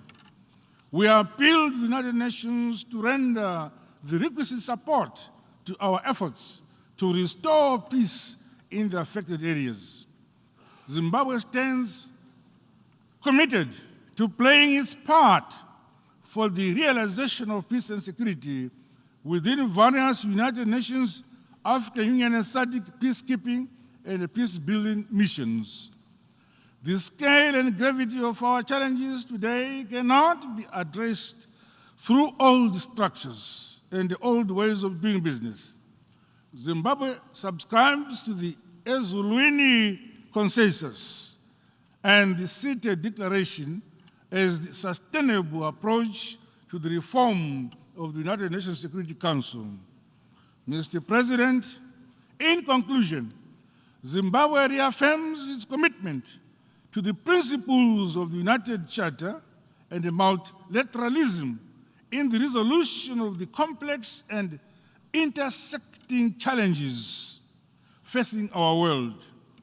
The implementation of the inclusive 2030 agenda remains our biggest hope for the future we all want. There is indeed a more compelling case for enhanced solidarity, cooperation, and partnerships if we are to respond effectively to these challenges and ensure our collective survival. The United Nations should remain the beacon and a source of hope for the global citizenry. As leaders, we have a weighty burden and responsibility to make the United Nations deliver to the expectations of all the peoples of this world. I thank you for your kind attention. On behalf of the Assembly, I wish to thank the President of the Republic of Zimbabwe for the statement just made, and I request protocol to escort His Excellency. Now the Assembly will hear an address by His Excellency Umaro Sissoco Embalo, President of the Republic of Guinea-Bissau. I request protocol to escort His Excellency.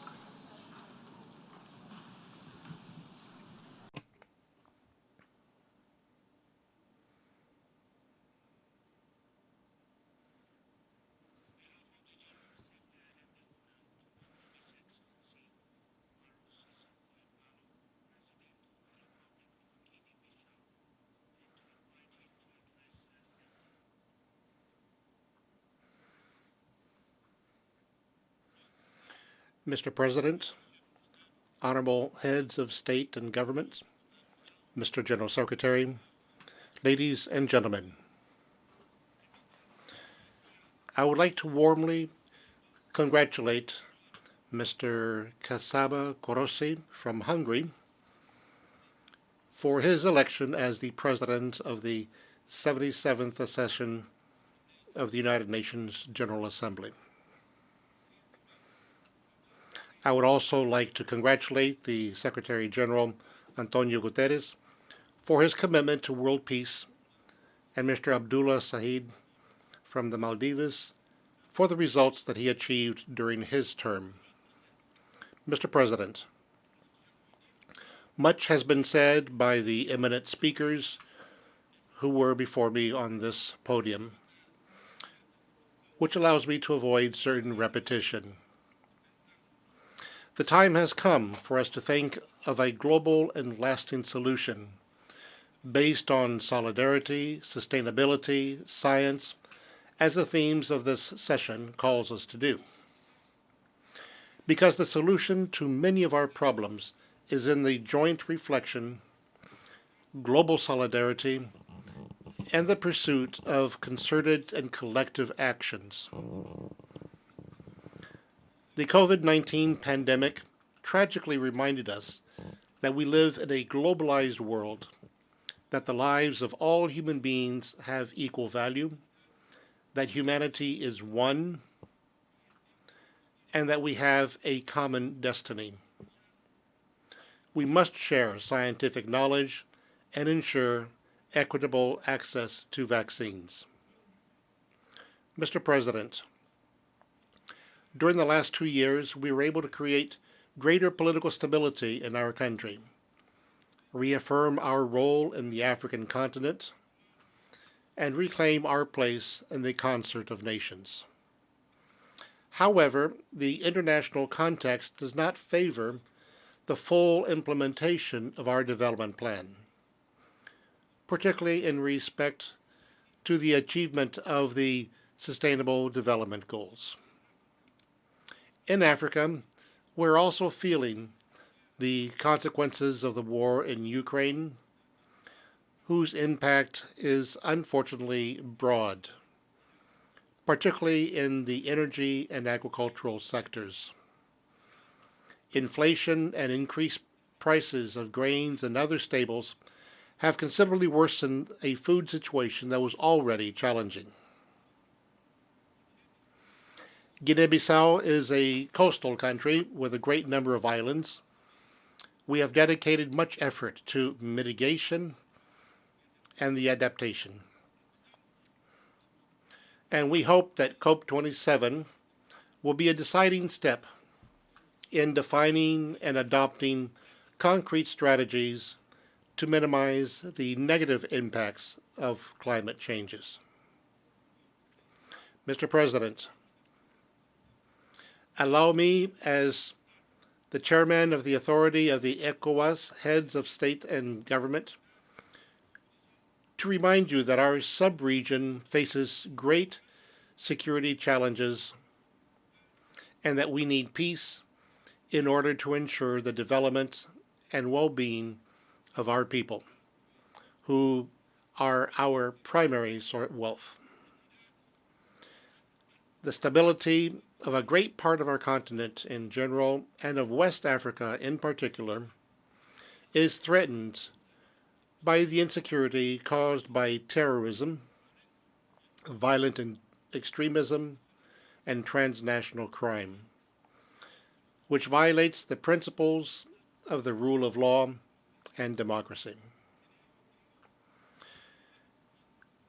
ECOWAS created a political and legal framework and structural mechanisms to prevent and resolve political and institutional crises. However, the challenges continue to be numerous and difficult to overcome. We need international assistance to stop the advance of terrorism in West Africa and in the entire Sahel region. This is a threat to international peace and security, and in order to combat it effectively, we must involve the entire international community and the UN in particular. Mr. President, I was recently chosen to chair the African Leaders Malaria Alliance, ALMA. According to the WHO data, 96% of the malaria cases globally and 98% of the malaria deaths occur in Africa. Our continent has not achieved the establishment of the goals to reduce malaria and mortality by 40% by 2020. And this was a fundamental step in the eliminating malaria in the African continent by 2030. Therefore, more than ever, we need to adopt appropriate measures to protect all, everywhere, from infectious diseases. I would like to take this opportunity to call on all countries, governments, donors, and development partners to contribute to the replenishment of the Global Fund. Together and in solidarity, we can end malaria once and for all and save millions of human lives. Mr. President, speaking of solidarity among states and peoples, we cannot forget to mention Cuba and the need for this American embargo against our fellow nation to be immediately lifted. In conclusion, I want to emphasize that Guinea-Bissau, despite being a small country with limited means, will not spare any efforts in order to contribute to maintaining peace, stability, and security on our planet. We are resolute in continuing to actively participate in the consolidation of multilateralism and the promotion of dialogue and cooperation among the nations and peoples of the world. Thank you very much.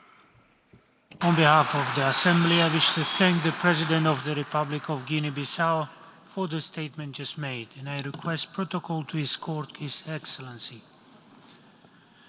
The Assembly will hear an address by His Excellency Asamblea Soumani, President of the Union of Comoros. I request protocol to escort His Excellency.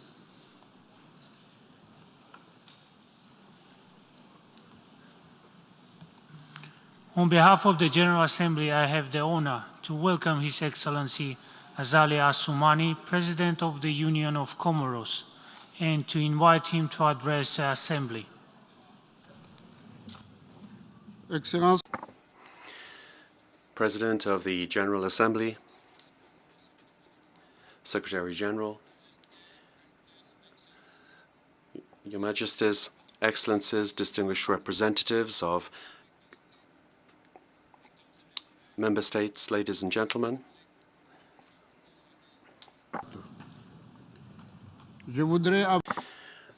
Above all, I would like to address my warm congratulations to His Excellency Mr. Abdullah Shahid for the efficiency with which he led the work of the 76th session of our General Assembly, and His Excellency Mr. Kasaba Kouroussi, who succeeded him. I congratulate you on your outstanding election, and I can assure you of the solidarity of the Comores in your task.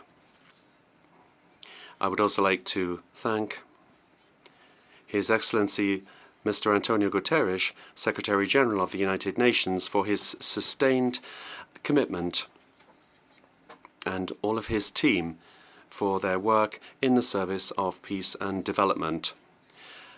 Majesties, Excellencies, ladies and gentlemen, this 77th session of the UN General Assembly is being held at a particularly delicate time in the life of the international community. From one year to the next, the face of the world has changed, and for 3 years now, our countries have been facing the worst health crisis of our history, notably the COVID-19 pandemic. This pandemic, as you will know, has brought all countries of the world to its knees and has shown that all countries, big and small, all face these risks from disease. And this is really one of the worst crises that the planet has ever had to face.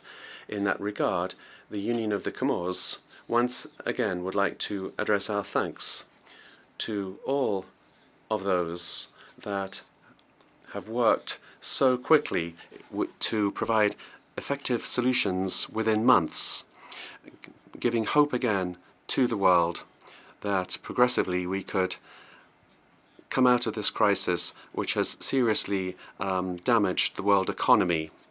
And as if that weren't enough, another crisis caused by the invasion of Ukraine has shown once again the dramatic way in which the multilateral system is fragile.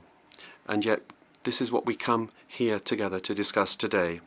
The price of wheat and other foodstuffs have reached levels never seen before, and this is endangering food security by increasing the risk of shortages and of famine. And that is why my country condemns in the utmost manner this invasion, and we call upon the international community to convince Russia and Ukraine to pursue the path of dialogue as soon as possible. That is the only way to end hostilities. And I would also like to welcome the Istanbul Agreement of last July, led under the auspices of Mr. Erdogan, President of Turkey, and Mr. Antonio Guterres, allowing the export of millions of tons of cereals that were blocked in Ukrainian ports. Those agreements must be consolidated. They are proof that dialogue can and should always take precedence in order to avoid the world falling into chaos and into misery. Ladies and gentlemen, apart from the concerns linked to the conflict, the health crisis, the current food crisis, the community of nations must continue to find the most appropriate solutions to the political and territorial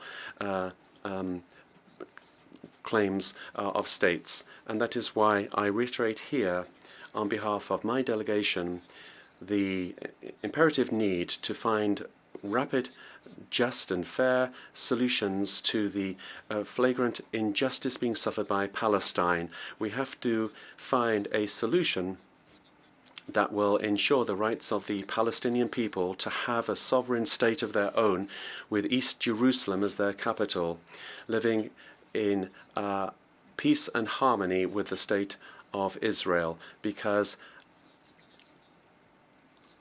as they say, you can choose your friends, but you can't choose your neighbors. With regard to the Moroccan Sahara, I repeat the support of the Comores to the Moroccan nature of the Sahara. The autonomy of this region as part of the sovereignty of Morocco, in our view, that is the best basis to bring about a rapid, pragmatic and lasting solution to this regional conflict which has lasted for far too long. And my government also strongly encourages dialogue between the brotherly countries of Morocco and Algeria, and we welcome all initiatives that could help to ensure peace in this region, particularly the relaunch of the political process on the basis of Security Council resolutions. And along the same lines, with regard to the sovereignty of states, the Union of the Comores repeats our position with regard to the need for China to be able to recover its sovereignty over the island of Taiwan. Given the threats that we see today hovering over peace, my government would call upon all stakeholders in various conflicts to show a sense of responsibility and restraint. In the particularly difficult area of the Sahel, we know from experience just how dangerous it can be to allow areas of tension to develop. They then become fertile ground for the expansion of international terrorism. My government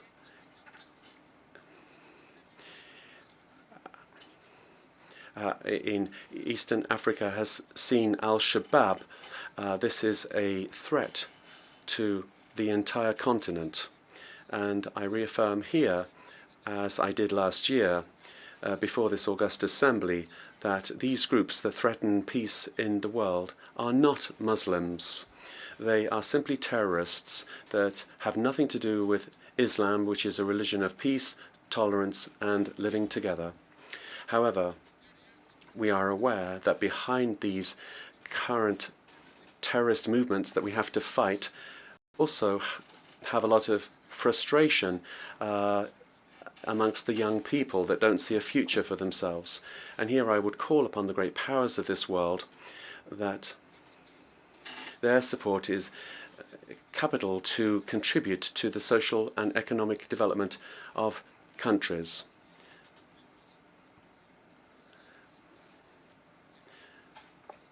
That is very important to respond to the needs of the beneficiaries of this aid. Peace and security in the world need prevention. Prevention is the only way that we will be able to address problems upstream through diplomacy. This is how we can address the difficult issues that are threatening peace in the world. And of course, if we're talking about conflict, we have the territorial dispute between my country and France with regard to Mayotte. Like previous governments, we would recall before this august assembly formally that in accordance with international law, this island is Comoran in nature, and the sovereignty was removed during the decolonization process. This is a painful dossier, and it's gone on now for more than 40 years. But we hope that we welcome the dialogue that has been created between the French and the Comoran counterparts. Ladies and gentlemen, the principles and the values of the United Nations are now focused on the Sustainable Development Goals, and each country has made these a priority. We would recall that climate change is one of the most important aspects of these SDG goals. Whole regions are going to disappear, and others are on a daily basis facing climate phenomena such as flooding, intense droughts, fires, the loss of coastline, and acidification. If this disaster spares no country or region, and small island developing states such as the Comores are in a particularly bad situation, and they need greater attention to be paid to them by leaders. And I take this opportunity to once again express our condolences and our support and sympathy to the people and authorities of Pakistan, to all those families that have lost family members through the flooding in that country. We are also facing other dangerous phenomena such as piracy, pollution, illegal fishing, the pillaging of marine resources, and drug trafficking and people trafficking. They require great attention to be paid. And we are part of all regional and global initiatives in order to fight these barbaric acts which are a serious threat for the security of goods and people. And that is why I have always attached the greatest importance to the security of our geo-strategic area, particularly in the Mozambique Channel and the southwest of the Indian Ocean. Ladies and gentlemen, my country, the Union of the Comores, has just celebrated its 47th year of independence. And the first 2 decades saw a lot of troubles and political instability, but for 20 years now, thank God, the country has been able to find again peace and stability. We need to do everything to ensure that we can consolidate this political stability. That is a real yardstick of the socio-economic development of the country. We need a peaceful society that is cohesive and inclusive of all its components. And that is why, in order to bring about greater peace and social cohesion, in last February, we held a national political dialogue aimed at bringing together the citizens of the Comores around essential goals, namely peace, security, towards lasting economic and social development.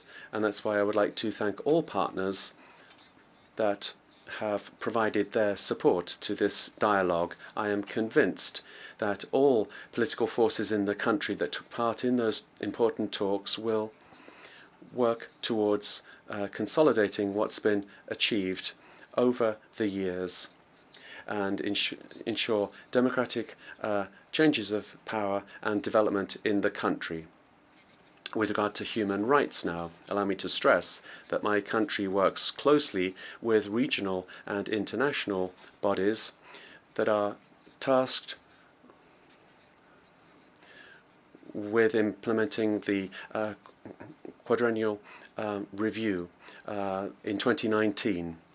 Essential reforms have been implemented, showing the willingness of my country to ensure that human rights are a national priority. Mr. President, ladies and gentlemen,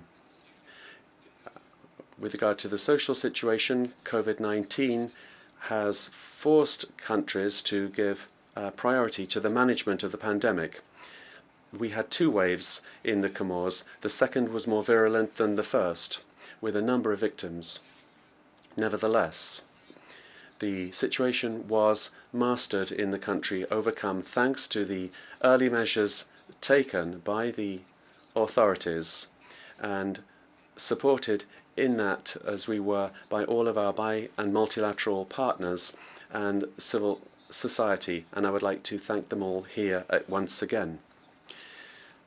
The Union of the Comores, thankfully, today is an island country and has taken steps to avoid a new outbreak of this disease. The government thanks countries helping us with this crisis arising from COVID and also worsened by the Ukrainian crisis. I welcome the action of all development partners helping the Comores, and once again I thank you for your help.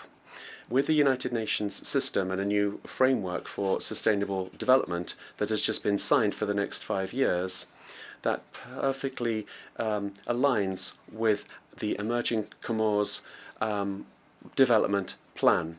That is our plan for the development of the country. All of these efforts combined of the government and of partners and bi- and multilateral partners should move towards a common goal, namely to see our country improve by 2030.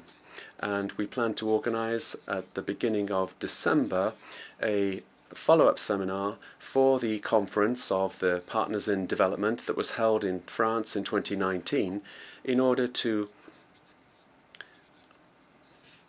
accompany these challenges before us before 2030. And here I would like to appeal to all of our partners that we find ways together to move towards meeting our Paris commitments to fund the various projects in the program. Regionally, we attach particular importance to cooperation between the Comores and the countries with which we share a common destiny in the Indian Ocean. We also participate in regional efforts to ensure security in the East African area, and we provide our support to the friendly Republic of Mozambique in their struggle against terrorism, a scourge which spares no country. International solidarity is therefore important in order to fight this scourge and ensure all of our security.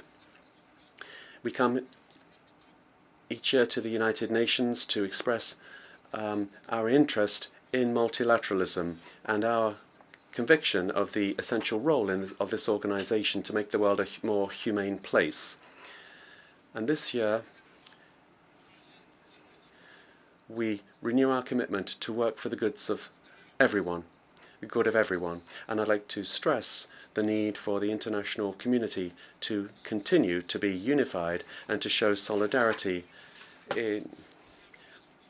that we will find appropriate solutions to the great challenges of our times for more peace, progress, and for the good of ourselves and future generations. Thank you.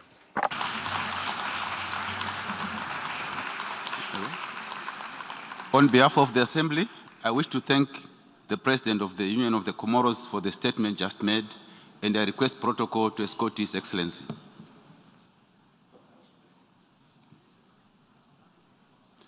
The Assembly will hear an address by His Excellency George Mani Weah, President of the Republic of Liberia. I request protocol to escort His Excellency.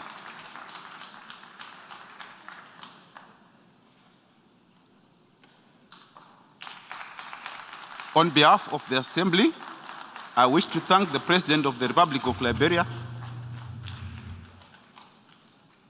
to welcome His Excellency George Mani Weah, President of the Republic of Liberia, and invite him to address the Assembly. His Excellency Saba Korosi, President of the 77th United Nations General Assembly, His Excellency Antonio Guterres, Secretary General of the United Nations, Excellencies, Heads of State and Government, distinguished delegates, ladies and gentlemen. I'm honored to address this 77th section of the United Nations General Assembly on behalf of the government and people of Liberia. Let me congratulate His Excellency Saba Korosi on his election as President of this 77 sections of the United Nations General Assembly and assure him of Liberia's further support. I would also like to commend your predecessor, His Excellency Mr. Abdullah Shahid, for a job well done in administering the affairs of the 76 sections of the General Assembly. Let me also extend my profound thanks and appreciation to His Excellency Mr. Antonio Guterres, Secretary General of the United Nations, for his remarkable and visionary leadership. This year's Assembly is taking place at a difficult time when even as the world is recovering from the scourge of COVID-19. We continue to face the challenges of the war in Ukraine, climate change and its devastating effects on our environment. Just as the Ukrainian people are enduring the harsh impact of this unwarranted military incursion, the rest of the world is feeling the harsh consequences of economic downturn caused by disruption in global supply chain, food insecurity, and rising prices of basic goods and services.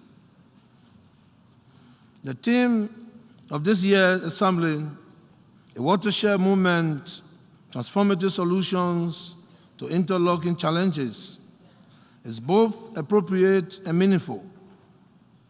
It not only reminds us about the current state of our world and provide us the space to reflect on the multiple challenges that confront us today. They include the health and social economic impacts of the COVID-19 pandemic, the devastating effects of climate change, environmental concerns, poverty reduction, food insecurity, and gender inequality. The challenges confronting the world today will require immediate collective global actions with the United Nations at the center of the search for solutions.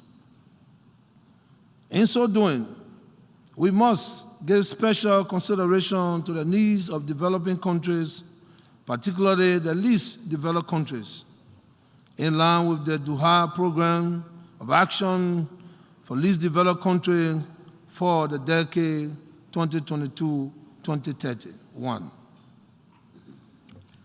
Working together with the United Nations family, Liberia hereby commits to protect our planet, to promote peace, prevent conflicts, to ensure sustainable financing, and to boost partnership. Mr. President, Excellencies, distinguished ladies and gentlemen, this commitment is reflected in the Proper Agenda for Prosperity and Development, which embodies the expressions of our shared determination to achieve peace, prosperity, national development, address extreme poverty, inequalities, regional disparities, infrastructure deficit, climate change, and equitable distribution of our national wealth. Given Liberia's youthful populations of more than 60%, my government initiated a youth rehabilitation and empowerment program, the Social Economic Empowerment of Disadvantaged Youth Project, between 2019 and 2021, with the subsequent launch of a $13 million United States national fund drive for the rehabilitation and empowerment of at-risk youth in Liberia. We remain of the firm conviction that when empowered, our youth can be a positive force for good.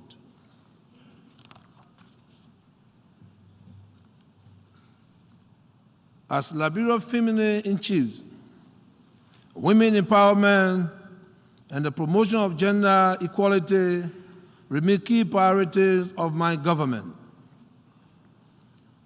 Women do not only comprise almost half of our country's population, but they also play important roles at all levels of society and must be given equal deserved attention, support, and a place at the leadership and governance table in our society. To this end, we have developed a legal framework, including a ratification of regional and international instruments to address gender inequality, which are being carried out as a result of social, cultural perception, practices, and stereotypes that support male dominance and the subordination of women. I would like to inform you that my government, together with the UN partners, is implementing the EU Spotlight Initiative to end violence and harmful traditional practices against women and girls and promote their sexual and reproductive health and rights.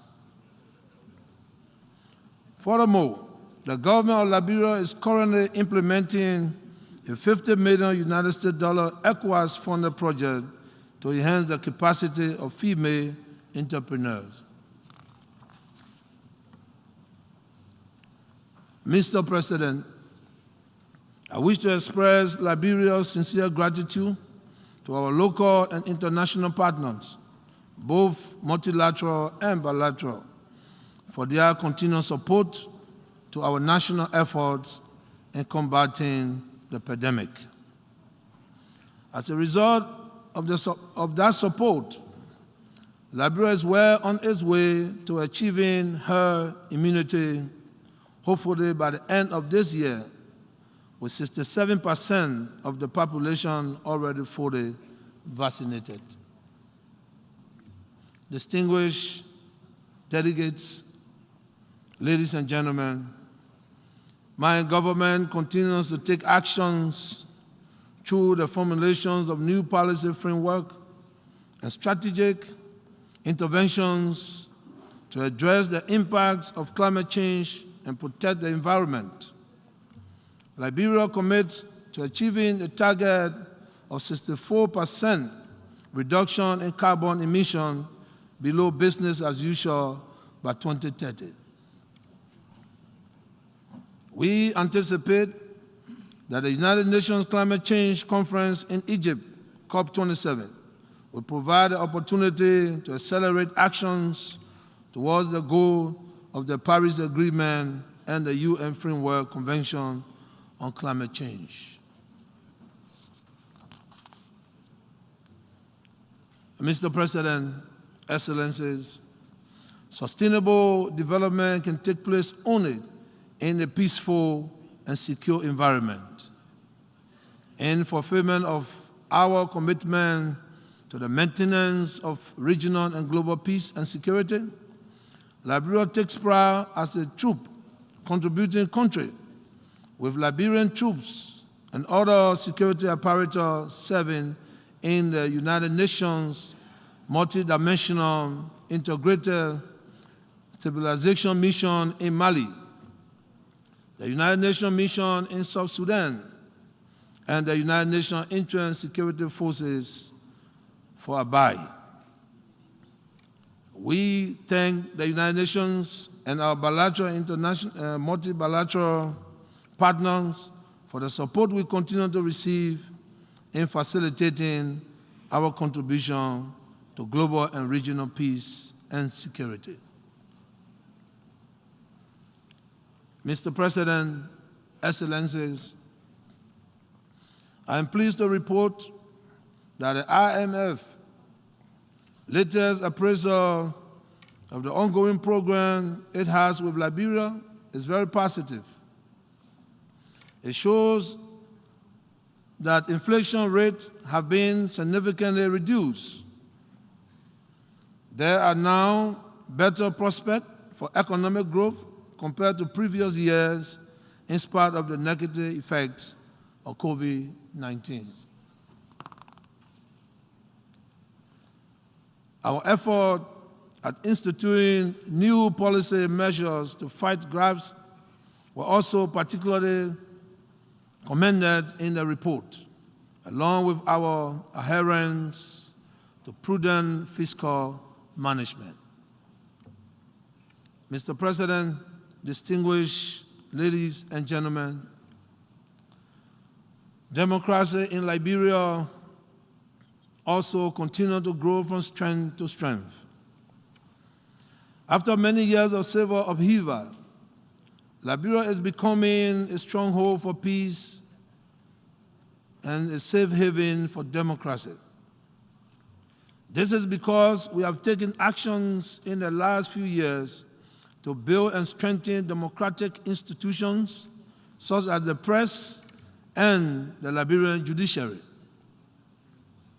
We have put forward new legislation that empower the media while eradicating those that have tended to suppress free speech.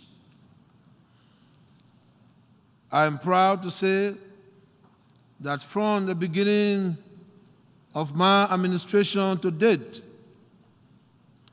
there is no political prisoner in Liberia. Our regional conferences of the Mana River Union and the ECOWAS, which have been called to discuss efforts to restore democracy in a few trouble spots in our West African region, Liberia has constantly and consistently pleaded for a strict adherence to constitutional terms limit and for a return to democratic civilian rule in cases of military takeover. Liberia is expected to hold presidential and legislative elections in October 2023. The forthcoming election will be crucial to consolidating our democracy. In this regard, I wish to underscore my government's unwavering commitment to ensuring that the enabling environment continues to exist for the conduct of peaceful, free, fair, transparent, and inclusive elections. This is in keeping with my commitment to ensure that the democratic will of the Liberian people is respected at all times. In the run-up to the 2023 elections, it is incumbent upon all prospective candidates to avoid the incitement of violence and any other behavior that could deprive the Liberian people of the peaceful space that they need to freely exercise their franchise and freely express their political will in choosing their leaders. We must let the people decide, and then we must respect their decision. This is indeed the true essence of democracy. Mr. President, Excellencies, if we must advance common good of humanity, the implementation of the 2030 Agenda and the attainment of the Sustainable Development Goals, then international cooperation must be given primacy, and the principles of solidarity must have its rightful place.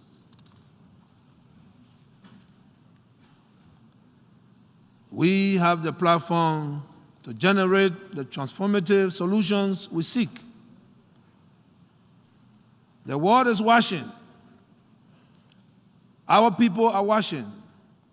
And we must now seize the moment, confront the challenges, and collectively endeavor to lift the poor from poverty and hunger, sickness and disease, and ensure progress, development, and prosperity for all. At the same time, we must protect our planet, guarantee and maintain global peace, security, and stability. Mr. President, we must pursue efforts to make the United Nations more efficient, more effective, more inclusive, more accountable, and more suited for the purpose.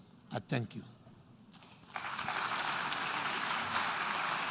On behalf of the Assembly, I wish to thank the President of the Republic of Liberia for the statement just made, and I request protocol to escort His Excellency.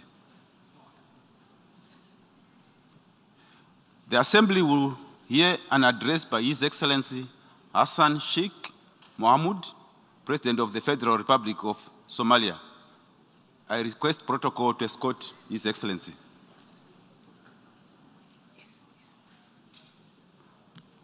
On behalf of the General Assembly, I have the honor to welcome His Excellency Hassan Sheikh Mohamud, President of the Federal Republic of Somalia, and to invite him to address the Assembly. Bismillah, alhamdulillah, wassalatu wassalamu ala rasulillah. Assalamu alaikum wa rahmatullahi wa barakatuh. Your Excellency, the President of the 77th Session of the United Nations General Assembly, heads of states and governments, Excellencies, ladies and gentlemen, all protocols observed. It's a great honor and privilege to address the 77th Session of the United Nations General Assembly here in New York today. At this particular challenging time in human history, I welcome the important theme of this session, which direct us all to find a transformative joint solution to the various interlocking challenges we face today.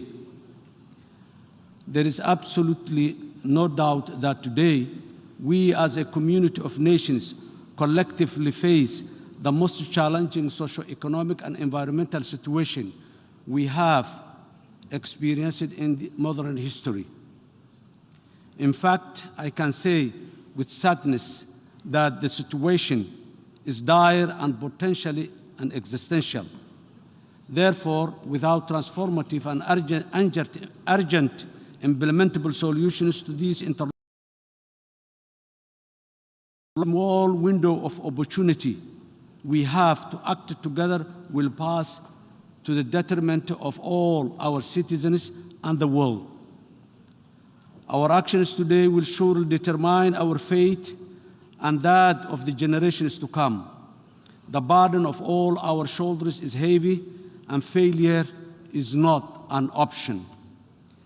Excellencies, ladies and gentlemen, most of the world is still recovering from the devastating health and socio-economic impact of the global COVID-19 pandemic. This pandemic was unprecedented in its impact on the daily lives of all citizens across the world, in that it changed the way we live forever and clearly presented how unprepared the world is for such shocks and disruptions.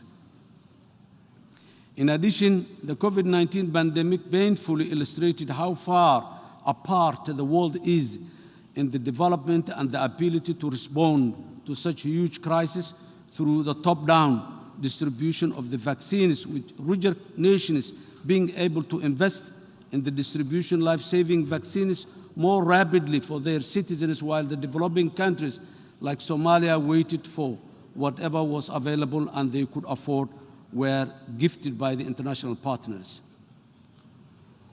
While this vaccine inequally is symbolic of the existing developmental divide between the developed and the developing world, we as a community of nations understood that we must and can stand together to overcome even the greatest challenge if we have a strong global system of cooperation, collaboration, and action. In this regard, Somali federal government is grateful to all the dedicated medical professionals on the COVID-19 frontline and bilateral and multilateral partners who supported our national effort to vaccine our people and provide protection for their livelihoods through the difficult COVID-19 crisis. Today, we must ensure the global inequality of the COVID-19 vaccine is not replicated with the looming food security crisis. Our world is becoming less secure through recurring conflict and increasing international terrorism and the destructive impact of the climate change. I cannot prioritize between these three interlocking challenges because they are equally as dangerous and directly harmful. Any progress we made anywhere in the world on achieving the vital UN Sustainable Development Goals by 2030. In fact, these complex and interconnected crises are the drivers of today's unprecedented international humanitarian crisis: food insecurity, rapid urbanization, and the burdensome international cost of living crisis, which is pushing most of the world's population into a poverty. Indeed, we are at the unbearable juncture in human history where citizens are looking to their respective governments and international multilateral system to provide meaningful policy response which are anchored on transformative and sustainable solutions. Accordingly, we as a community of nations must be more optimistic and work even more closely together rather than retreat to nationalistic isolation, which does not and cannot serve our global citizenry in this new age of interconnectivity and interdependency. In Somalia, we are working tirelessly to transition from over 2 decades of devastating conflict, droughts, famine, and developmental stagnation to a new age of stability, progress, and prosperity. However, despite our continuing effort, Somalia and its resilient people are facing some of the most complex and interconnected crises in the world. The crises include ongoing regional droughts, which is directly threatening the lives and the livelihoods of Somalia's most vulnerable communities. In fact, our government has called on all its business community, diaspora, and international partners international partners to work with us to do everything possible to avert a possible. We urge all our partners to heed our call and work with us to provide immediate support and relief to the most affected communities. In the long term, we must collectively work together to ensure that we mitigate the acceleration of the dangerous and costly climate crisis through meeting the commitment to invest in and adequately finance climate adaptation in most affected and vulnerable regions of the world, including sub-Saharan Africa. Key areas of investment must be sustainable water management, biodiversity protection to enhance food security, climate-smart agriculture, resilient infrastructure, and most investment in renewable energy. In Somalia, for the first time, we've established a new Ministry of Environment and Climate Change to lead on the urgent process of addressing the devastating impact of our national and regional environmental deterioration. Somalia is caught between floods and droughts annually owing to climate change and poor infrastructure. Our people, who have a long tradition of living harmoniously with the nature, unfairly contributing to poisonous emissions, warming the earth, are the ones that are paying with their lives today. We are therefore taking the matter of protecting our environment seriously because we know climate change is real and we are living with the evidence of its painful and destructive reality today. We also know that Somalia and the rest of the world cannot develop sustainably without the global climate crisis being jointly addressed quickly and effectively, because our whole way of life and most importantly, job-creating productive sectors of our economy, including agriculture, livestock, fisheries, and the wider blue economy, depend on the climate. Excellencies, ladies and gentlemen, terrorists are making our world less safe by the day. Terrorism remains a persistent and complex challenge which both contributes to and exacerbates all other crises, including food insecurity, displacement of people from their homes, and climate change. Terrorists have no religion or human values. They are violent criminals who seek to simply terrorize innocent people. We must continue to stand up to them with all our collective strength and effort. Nowhere in the world has there been an example of terrorist organizations succeeding against a united governments and people, let alone govern justly as they falsely claim. The most important lesson we have learned in the long modern war against international terrorists and the terrorism is that neither can be contained or degraded. They need to be comprehensively defeated wherever they are.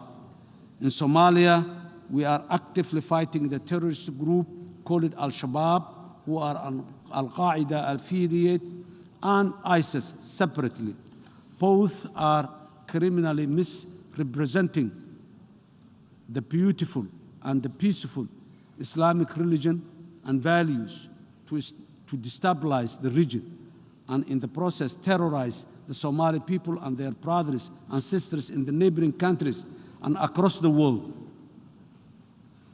In recent weeks, the unprovoked, violent, and senseless actions of Al-Shabaab against innocent civilians across Somalia has highlighted the urgent need for an expedited common national and international response to defeating them on a permanent basis to advance regional and global security. At the height of the humanitarian crisis, this group, which falsely claims to be Islamic, blew up desperately needed water wells, water catchments, banned transport, carrying food, and killed innocent people who were already struggling to live because of the impact of the severe drought in our country today. This is the true criminal and despicable face and intentions of the terrorists and terrorism. On our part, the Somali federal government and its federal member states, with the direct support of our brave and resilient people, are responding by challenging and defeating terrorist groups in major localities in which they still remain some parts. The Somali people have begun to organically rise up in support of their government's call to defeat themselves and their nation from the evils of terror. As recently as this past month, more towns and villages were recovered from our offensive military operations with the support of the local communities. We are now confident that some enhanced public support, our government will eliminate terrorism from Somalia.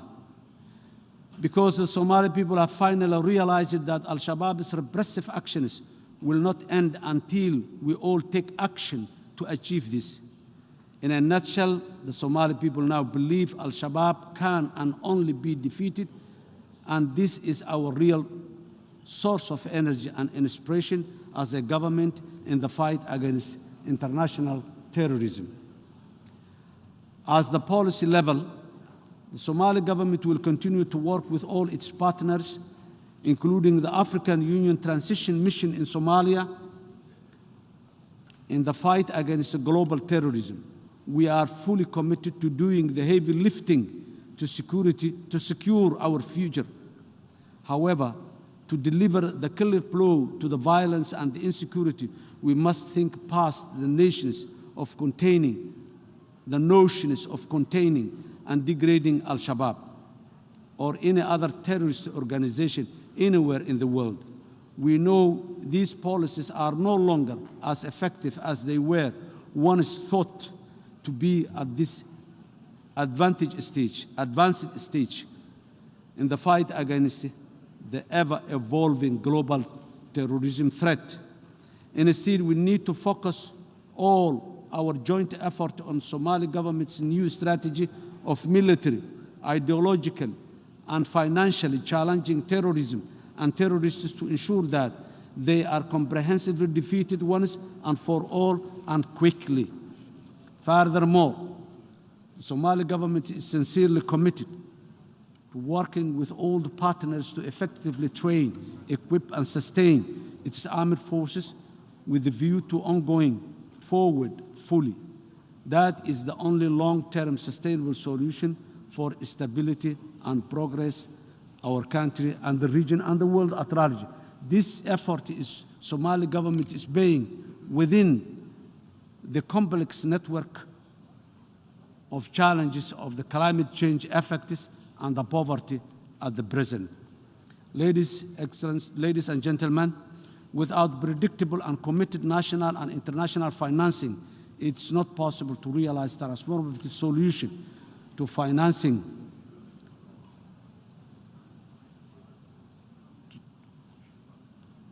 it is not possible to realize transformative solution to the interlocking challenge we face today. In Somalia, we are working to enhance our economic capacity through a rigorous economic and financial reform program. This will strengthen Somalia's economic fundamental, improve public financial management, and mobilize more urgently needed domestic resources to respond to the crisis more sustainably and swiftly. We are very much grateful for international financing organizations like the World Bank and the IMF, who is supporting Somalia to make a real reform, economic and financial reform. However, given Somalia's fragile economic situation as a recovering post-conflict state, financing global development priorities must be underpinned by a common international commitment to support countries like ours with more concessionary financing, capacity building, and investment in all areas that can strengthen resilience to today's multiple crises, including climate change, security, and the provision of social protection for the most vulnerable in our societies. We must also facilitate and promote private sector investment and participation in overcoming these challenges to transition from simply what is now referred to as a corporate social responsibility to common social prosperity, in which we all contribute our fair share, and our governments must facilitate and improve further the enabling environment necessary for that private investment. In conclusion, there is no escaping the global vicious cycle of complex and interconnected crises which challenges our citizens and the wider world. More worryingly, they have become repetitive and without strong bilateral, multilateral, civil society and private sector partnership, they cannot be addressed effectively anywhere or by any single nation or geographic region alone. In the absence of urgent and effective joint action starting today, the dream of achieving the UN Sustainable Development Goals by 2030 will remain just that, a mere distant dream. On our part, the Somali government is committed and determined to defeat international terrorism with all our international partners, tackle extreme poverty, raise the environmental consciousness of our population, mitigate the worst of the climate change impact, and rebuild an inclusive, resilient, and people-centered society and economy through our successful ongoing socio-economic reform program. These are the basis for the transformative solutions that will help us mitigate and overcome the interlocking challenges that our nations face today and pave the way for a future progress and prosperity. The most important lessons we learned from dealing with the multiple complex and interconnected crises in Somalia is that we must not always be behind and plan for and respond to the worst cases of emergency. When we have many early national and international warning systems in place, it's better and more just and prudent to plan ahead and focus on building resilience by finding and financing durable solutions that help to deliver sustainable development for the most vulnerable across the world. In Somalia, we have a wise saying, and it is, one finger cannot wash a whole face. If we work together sincerely, collaboratively, as a community of nations, no challenge, no matter how big it is insurmountable. I thank you all.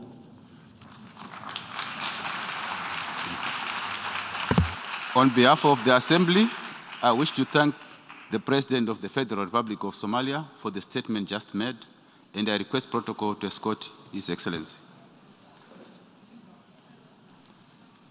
The Assembly will hear an address by His Excellency Evariste Ndayishimiye, President of the Republic of Burundi.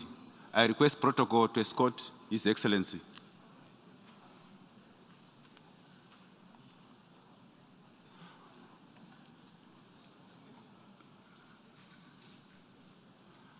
On behalf of the General Assembly, I have the honor to welcome His Excellency Evariste Ndayishimiye, President of the Republic of Burundi, and invite him to address the Assembly.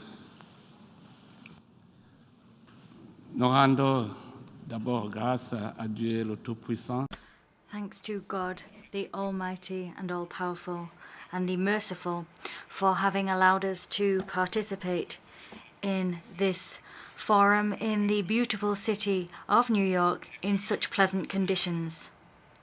Excellencies, Mr. Chaba Karashi, President of the 77th session of the United Nations General Assembly, Excellencies, Heads of State and Government, Your Majesties, Secretary General of the United Nations, Heads of Delegation, distinguished delegates, ladies and gentlemen. At the outset, allow me, Your Excellency, Mr. President, to express, and rightly so, my deepest thanks to the government and people of the United States of America. I particularly extend my thanks to the people and authorities of New York for the legendary hospitality that has been shown to me and my accompanying delegation. I also wish to convey my heartfelt congratulations to His Excellency, Mr. Chaba Karashi, for his deft election to the presidency of the 77th session of the United Nations General Assembly. Burundi, through me, assures you, Mr. President, of its full support and cooperation as you discharge your mandate in service of humankind. I would also like to take this opportunity to express my deep gratitude to your predecessor, Mr. Abdullah Shahid, for the remarkable work conducted in incredibly difficult conditions in a context marked by the current crisis which followed the COVID-19 pandemic, as well as security crises shaking several regions of the world. I also wish to pay a much-deserved tribute to the Secretary General of our organization, Mr. Antonio Guterres. He has spared no effort to discharge his mission so well in this difficult juncture, marked by several crises.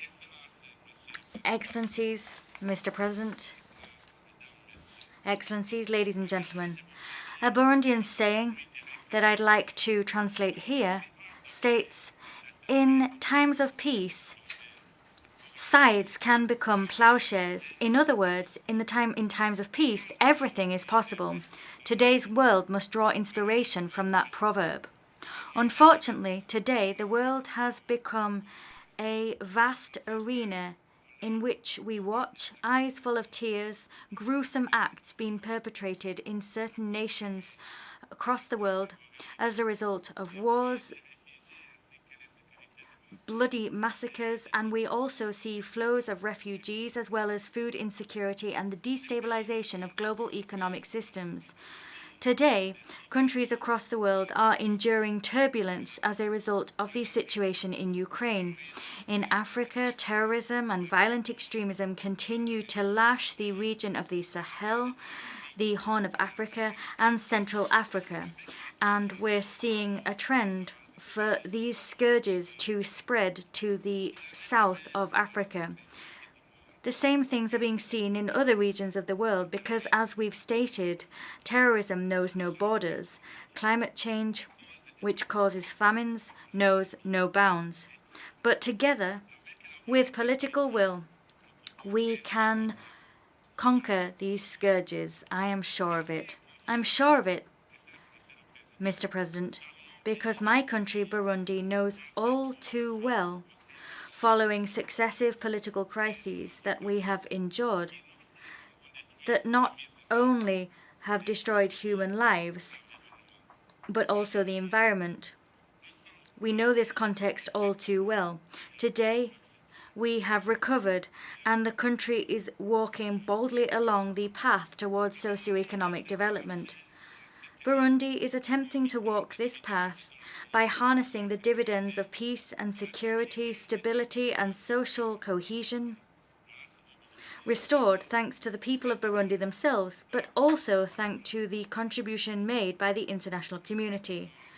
As such, We want to see the spirit of peace, brotherhood and justice be a shared concern, so that all peoples of the world can fully enjoy their rights to live happily and in dignity.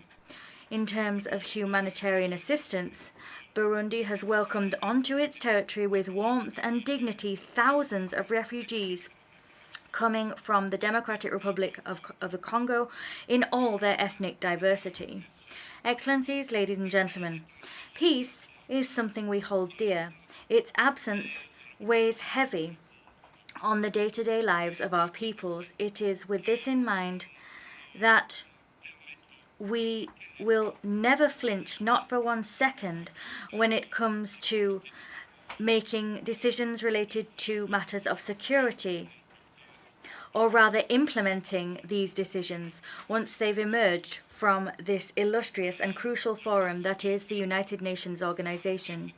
It is bolstered by this conviction that Burundi will never let up in its tooth and nail struggle to contribute to the return of peace to all countries where it has been disturbed. We will do this within the United Nations, within the African Union, or in other regional bodies. Proof of this commitment is our current intervention in Somalia and the CAR.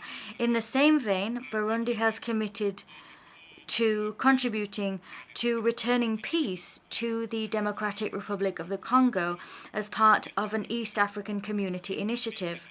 I'd like to take this opportunity to request that the international community support the Nairobi process to give succor to the Congolese people in distress. Still discussing peace and security now, my participation in this session compels me to humbly request that the United Nations lend their assistance as we attempt to pursue terrorist groups which are beginning to infiltrate our sub-region, of course not forgetting those terrorist groups that are already raging in other corners of the world. The East African Community, of which Burundi is now chair, has just welcomed a new member, the DRC, and with other heads of state of member countries, we have set ourselves the goal of stabilizing the whole community so that the peoples of our country can finally focus on socioeconomic development. It is for this reason that the government of Burundi is currently developing its road infrastructure, its transport infrastructure more generally, roads, railways, and air infrastructure. We're also developing multimodal transport and our lake transport network so that we can connect our whole nation and connect it up with the sub-region, and that's vital for my country. Together with the DRC and Tanzania, Burundi is working closely and tirelessly to lend new momentum to the railway project linking Uvinza, Musongati, Gitega, Bujumbura, Uvira and Kindu. This railway project should link 3 countries and the Atlantic and Indian Ocean. This mega project will not only lend new life to the economies of our 3 countries, but will also make it easier for goods and people to move through the sub-region. We wish to see the member states of the United Nations rise up and speak with one voice to protect and promote the human rights that all humans should enjoy without exception. We appreciate what's already been done today, but work has yet to be done so that all people can fully enjoy all of the rights which they should enjoy by virtue simply of being a human being. It is for this reason that I wish to take this opportunity to warmly thank the international community for the efforts it has made to restore peace and stability to my country. In that vein, I wish to inform this august assembly that equitable justice for all is today a reality in Burundi. Human rights and including the freedom of expression and the press are respected across all of Burundian territory. However, certain officials carrying the torch of certain institutions of our organization are stymieing and discouraging this positive development through the politicization of democracy and the politicization of the fight against impunity. In certain countries, including my own, when democracy as it is defined begins to take root, some United Nations officials distort it by labeling it as not credible or not inclusive, and that serves to keep us in a state of fruitless tension. When we struggle day by day to fight against impunity, certain United Nations civil servants continue to seek to discredit our actions. It is therefore high time, Mr. President, that the High Commissioner for Human Rights be in tune with all of Member States to have a shared reading of the direction taken by my country's policies, rather than simply wanting to remote control their actions through various commissions and offices and special rapporteurs. The time has come, President, so that for the United Nations to recognise the progress made by my country over the last 17 years, and for the UN to understand that the status of a fragile country no longer applies to Burundi.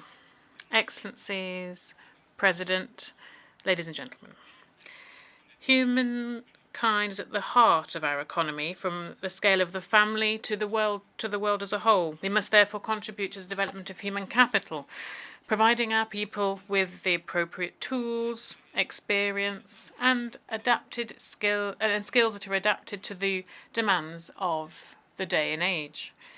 We must find solutions to counter the threats to our economy, to our health, to our education system, to our peaceful coexistence. In a word, to our way of living and living well within our states and between states around the world. We know that the United Nations is working to contribute to improving the standards of living for people around the world.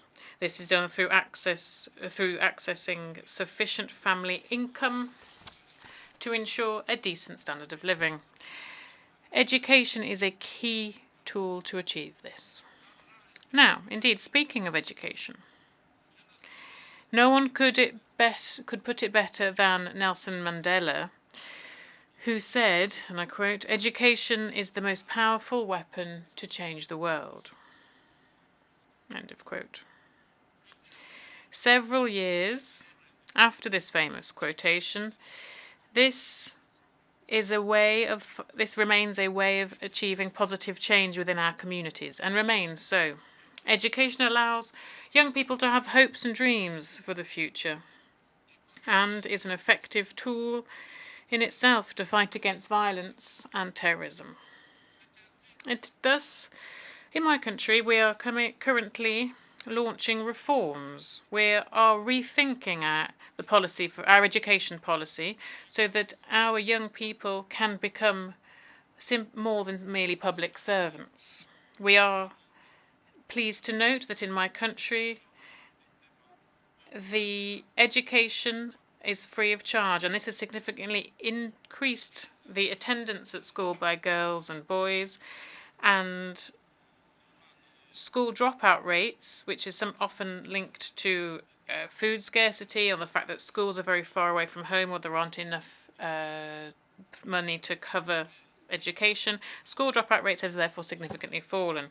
In order to transform our young people into agents for peace and inclusive development in Burundi, we've set up an ambitious economic empowerment program and a young person's jobs program, which aims to reduce unemployment through creating jobs for young people through entrepreneurship. To support this program, we have made available for young people a young person's investment bank and a support and guarantee fund for them to facilitate access to credit. This is also true for women, who are indeed a large number of Burundian young people.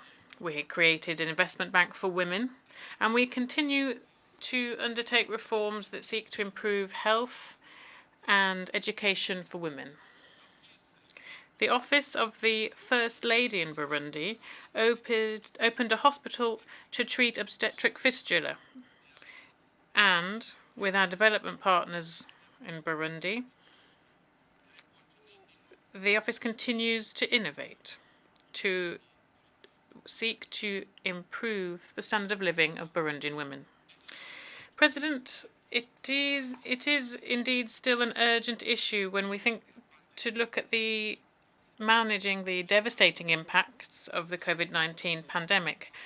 I would like to therefore appeal to all development partners in the African continent and urge them to take brave measures to support economies of African states which have been very seriously affected by the ramifications of different crises at the moment. As whereas we are that no country around the world was created to receive help eternally, this support should be done through mutually beneficial strategic partnerships. These be focused inter alia on investment, promotion of trade, and technology transfer.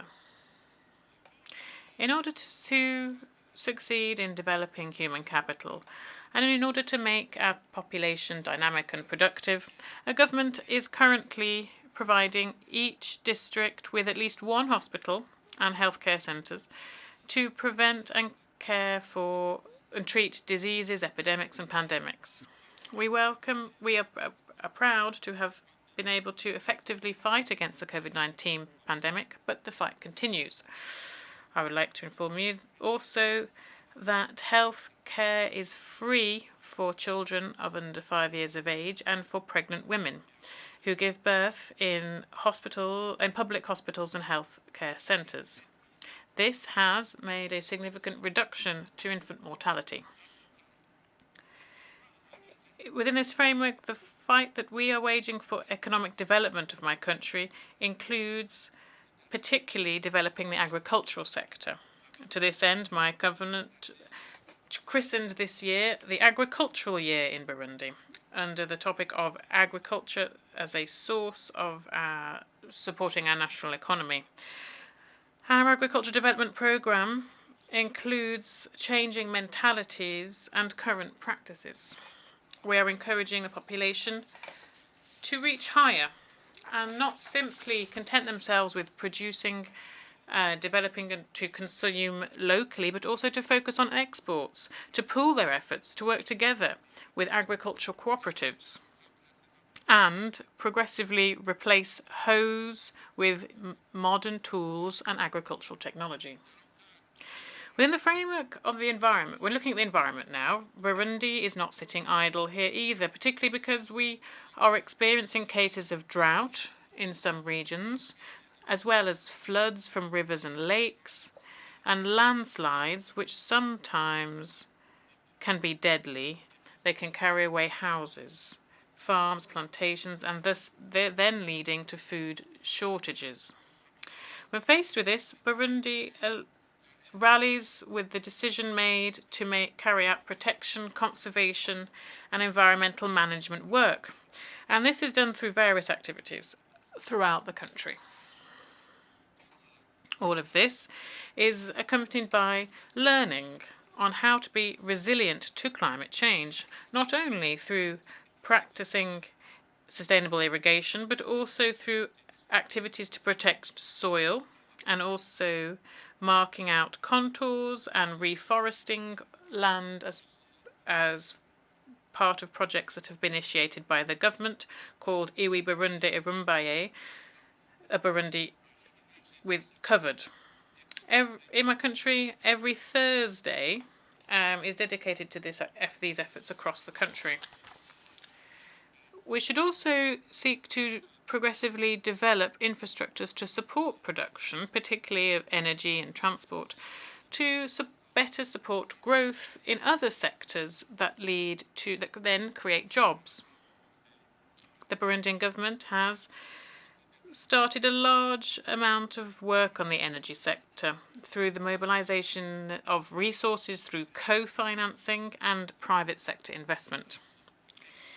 The aim here is to showcase the potential of hydroelectric and solar panels and geothermal resources and how to manage municipal waste. as well as peat. The two sectors that I've just mentioned that I've just underscored also provide crucial support to developing the mining sector.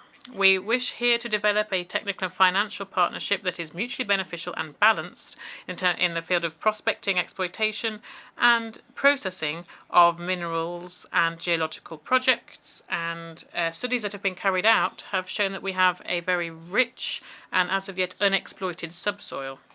President, ladies and gentlemen, so that peace and development becomes a reality, we need to ensure good governance and good management of public finances. This allows us not only to tackle frustrations amongst our citizens which are rooted in social conflict, but also it allows us to plan our national economy well. We'd like to inform you that our national mechanism to tackle corruption and related activities are very strong, and acts of corruption are tackled effectively, and our citizens are satisfied with this. In terms of economic activity, Burundi is on the right track by leveraging its mineral resources, its road, maritime, and rail transport, or soon to be rail transport. And we also would like to inform investors that the banks of the Tanganyika Lake is currently being developed to support the growth of tourism. And other new tourist sites are also currently being developed at the interior of the country. President, ladies and gentlemen, before I conclude, I wish to once again reaffirm the determination of my country to continue to enjoy good diplomatic relations and win-win cooperation with all states and all international organizations as we seek to tackle the challenges that threaten us all. We welcome the resumption of good political, diplomatic and economic relations which had been frozen with certain states and international organizations. It is our ardent wish that we were able to enjoy good, strong relations with countries and international organizations. This will contribute to a bright future for Burundi and for all countries around the world. Thank you for your kind attention, and God bless you all. On behalf of the Assembly, I wish to thank the President of the Republic of Burundi for the statement just made, and I request protocol to escort His Excellency. The Assembly will hear an address by His Excellency Abdel Fattah al-Burhan, Abdel Rahman al-Burhan, President of the Transitional Sovereign Council of the Republic of the Sudan. I request protocol to escort His Excellency.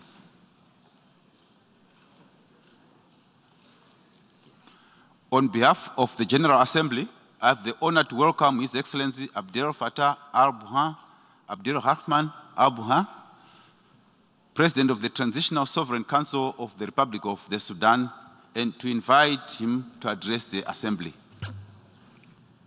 Bismillah ar-Rahman ar-Rahim. In the name of God, the merciful and all-compassionate, President, Your Majesties, Excellencies, heads of state and government, heads of delegation, Secretary General of the United Nations, ladies and gentlemen, may the peace and compassion of God be with you. At the outset, I am pleased to extend to you, Mr. Chaba Kourouzi, my warmest congratulations on your election to preside over the United Nations General Assembly at its 77th session. I wish you every success in your work. I would like to express my appreciation also to your predecessor, Mr. Abdullah Shahid, who was President of the 76th session of the United Nations General Assembly. President, we welcome the theme of this United Nations General Assembly session, and we call for more cooperation, joint action, multilateralism, and also the implementation of cooperation mechanisms in order to find sustainable solutions to global challenges and in order to reduce the nefarious repercussions of people around the world, particularly on countries who've been affected by conflict and less developed countries.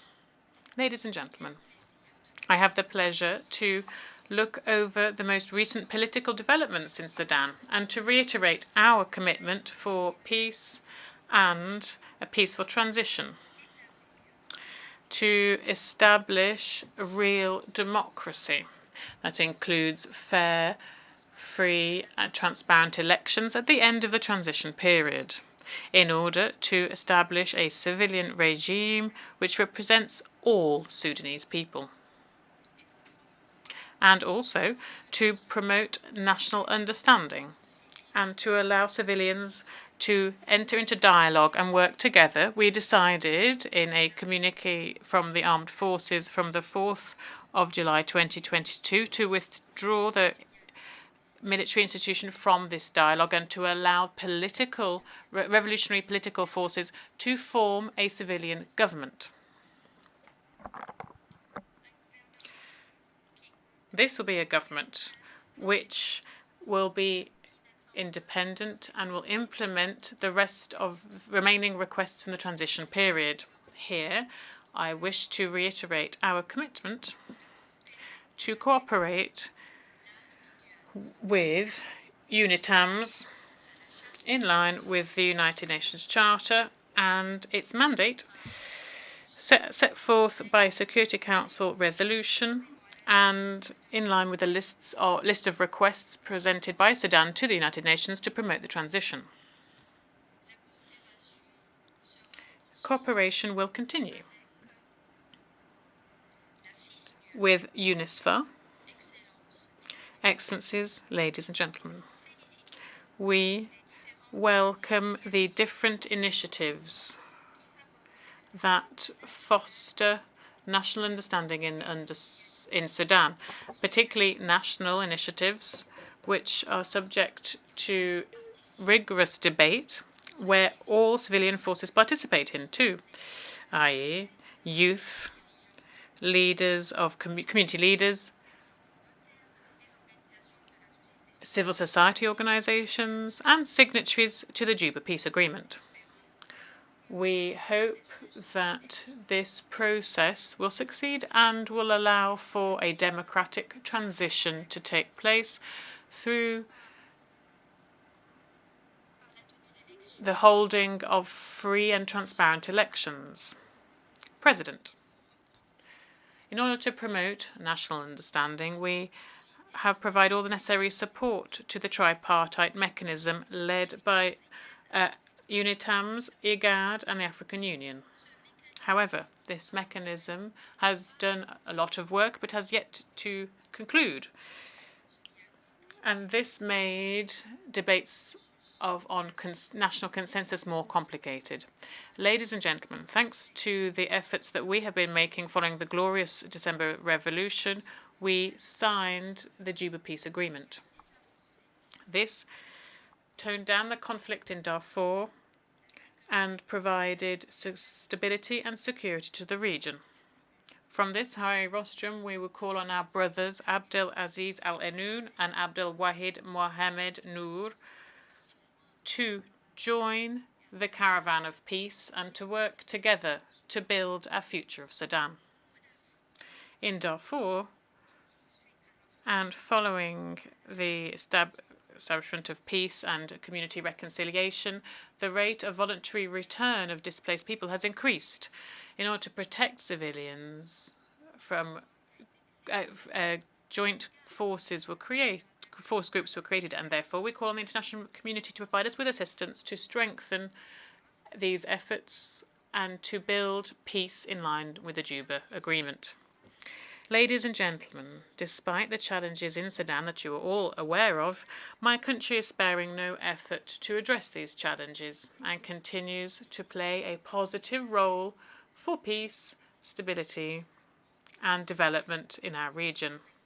For example, I'm thinking of our leading role that we play to implement the revitalized peace agreement in South Sudan, a brotherly country. It also covers our cooperation with our brothers and sisters in the government of Somalia. In addition, Sudan was the coordinator alongside the African Union in efforts to reach a peace agreement in the Central African Republic. Moreover, Sudan participated actively in meetings to promote peace, security, and cooperation in the DRC. Moreover, Sudan has been focusing on cooperation between African countries, Horn of Africa countries, and East African countries when we presided over IGAD. Sudan is continuing its joint activities with brotherly country Chad for border control, and Sudan is also coordinating with other stakeholders to maintain security in Libya, a brotherly country. President, we are fighting against organized crime too.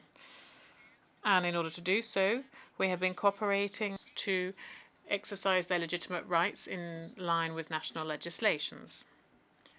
President, Sudan is sparing no effort to achieve the SDGs because we are convinced of the importance of the outcome document and Sustainable Development Agenda for 2030. In this connection, the transition government adopted a strategic document to reduce poverty from the period of 2021 to 2023. And in July last, Sudan presented its second voluntary national report. Of course, we do need assistance from our friends, from our brothers, from our development partners in order to work with Sudan. And we reiterate our full commitment to implement the 2030 agenda, the Addis Ababa Action Agenda, too, in order to promote a more sustainable future. President, external debt is a real obstacle which is hindering social and economic development in Sudan. And it is also hindering the implementation of the SDGs. I'm sure you know Sudan should be able to benefit from the highly indebted poor countries. This is a place I would like to call on the international community, brotherly countries and friends to honor the commitments they made during the Paris meeting in 2020 and the Berlin meeting in 2021. Even more so, given the fact that Sudan has set up all the necessary legislation to pay off its debt. Ladies and gentlemen, the food and energy prices are skyrocketing. This crisis requires further international cooperation in order to resolve it.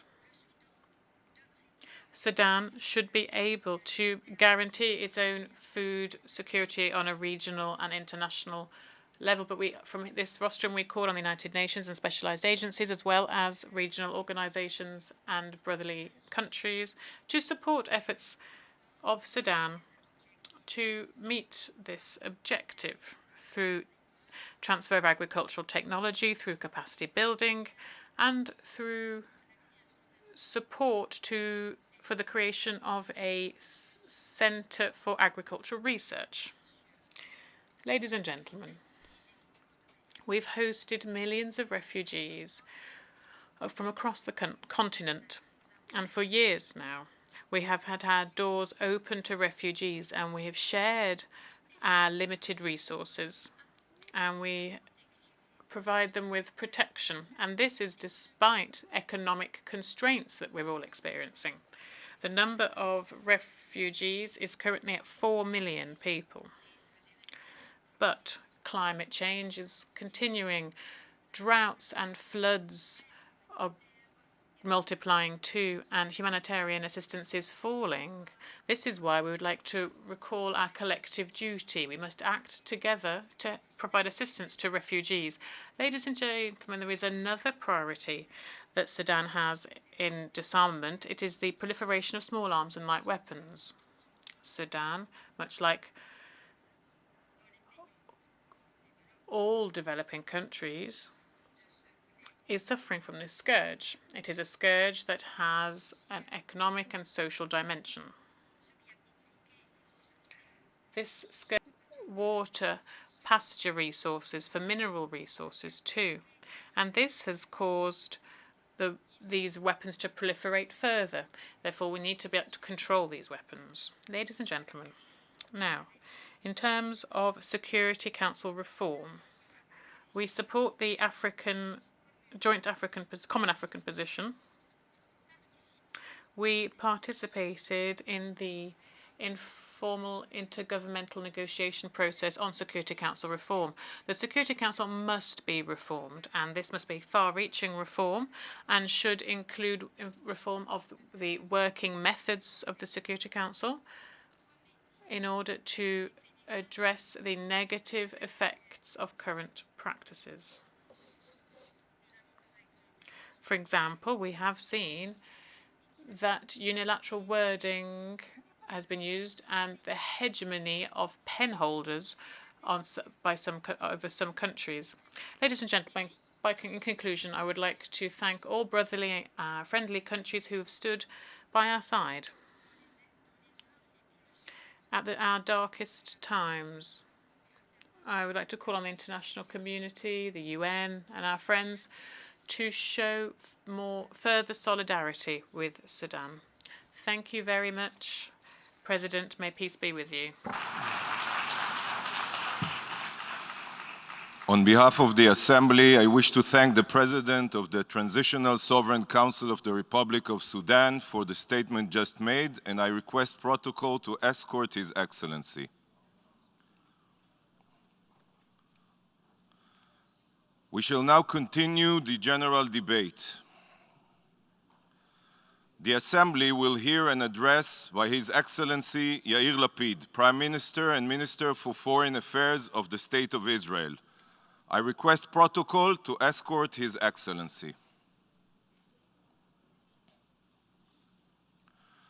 I have great pleasure in welcoming His Excellency Yair Lapid, Prime Minister and Minister of Foreign Affairs of the State of Israel. I invite him to address the Assembly. Thank you. Mr. President, Mr. Secretary General, delegates, ladies and gentlemen. In November 1947, this General Assembly gathered and decided upon the creation of a Jewish state. Only a few 100,000 Jews lived in Israel at the time, in hostile surroundings, shocked and devastated after the Holocaust, in which 6 million of our people were murdered. 75 years later, Israel is a strong, liberal democracy, proud and prosperous. The startup nation that invented the Waze and Iron Dome, medicines for Alzheimer's and Parkinson's, and a robot which can perform spinal surgery. A world leader in water and food tech, cyber defense, and renewable energy, with 13 Nobel Prize winners in literature and chemistry, economics, and peace. How did this happen? It happened because we decided not to be a victim. We chose not to dwell on the pain of the past, but rather to focus on the hope of the future. We chose to invest our energies into building a nation, into building a happy society, optimistic and creative. We didn't only reach the promised land, we are building the promised land. History is determined by people. We need to understand history, respect it, and learn from it, but also to be willing and able to change it, to choose the future over the past, peace over war, partnership over seclusion and isolation. A few months ago, we convened the historic Negev Summit. We sat at dinner not far from the grave of David Ben-Gurion, the founding father of the State of Israel.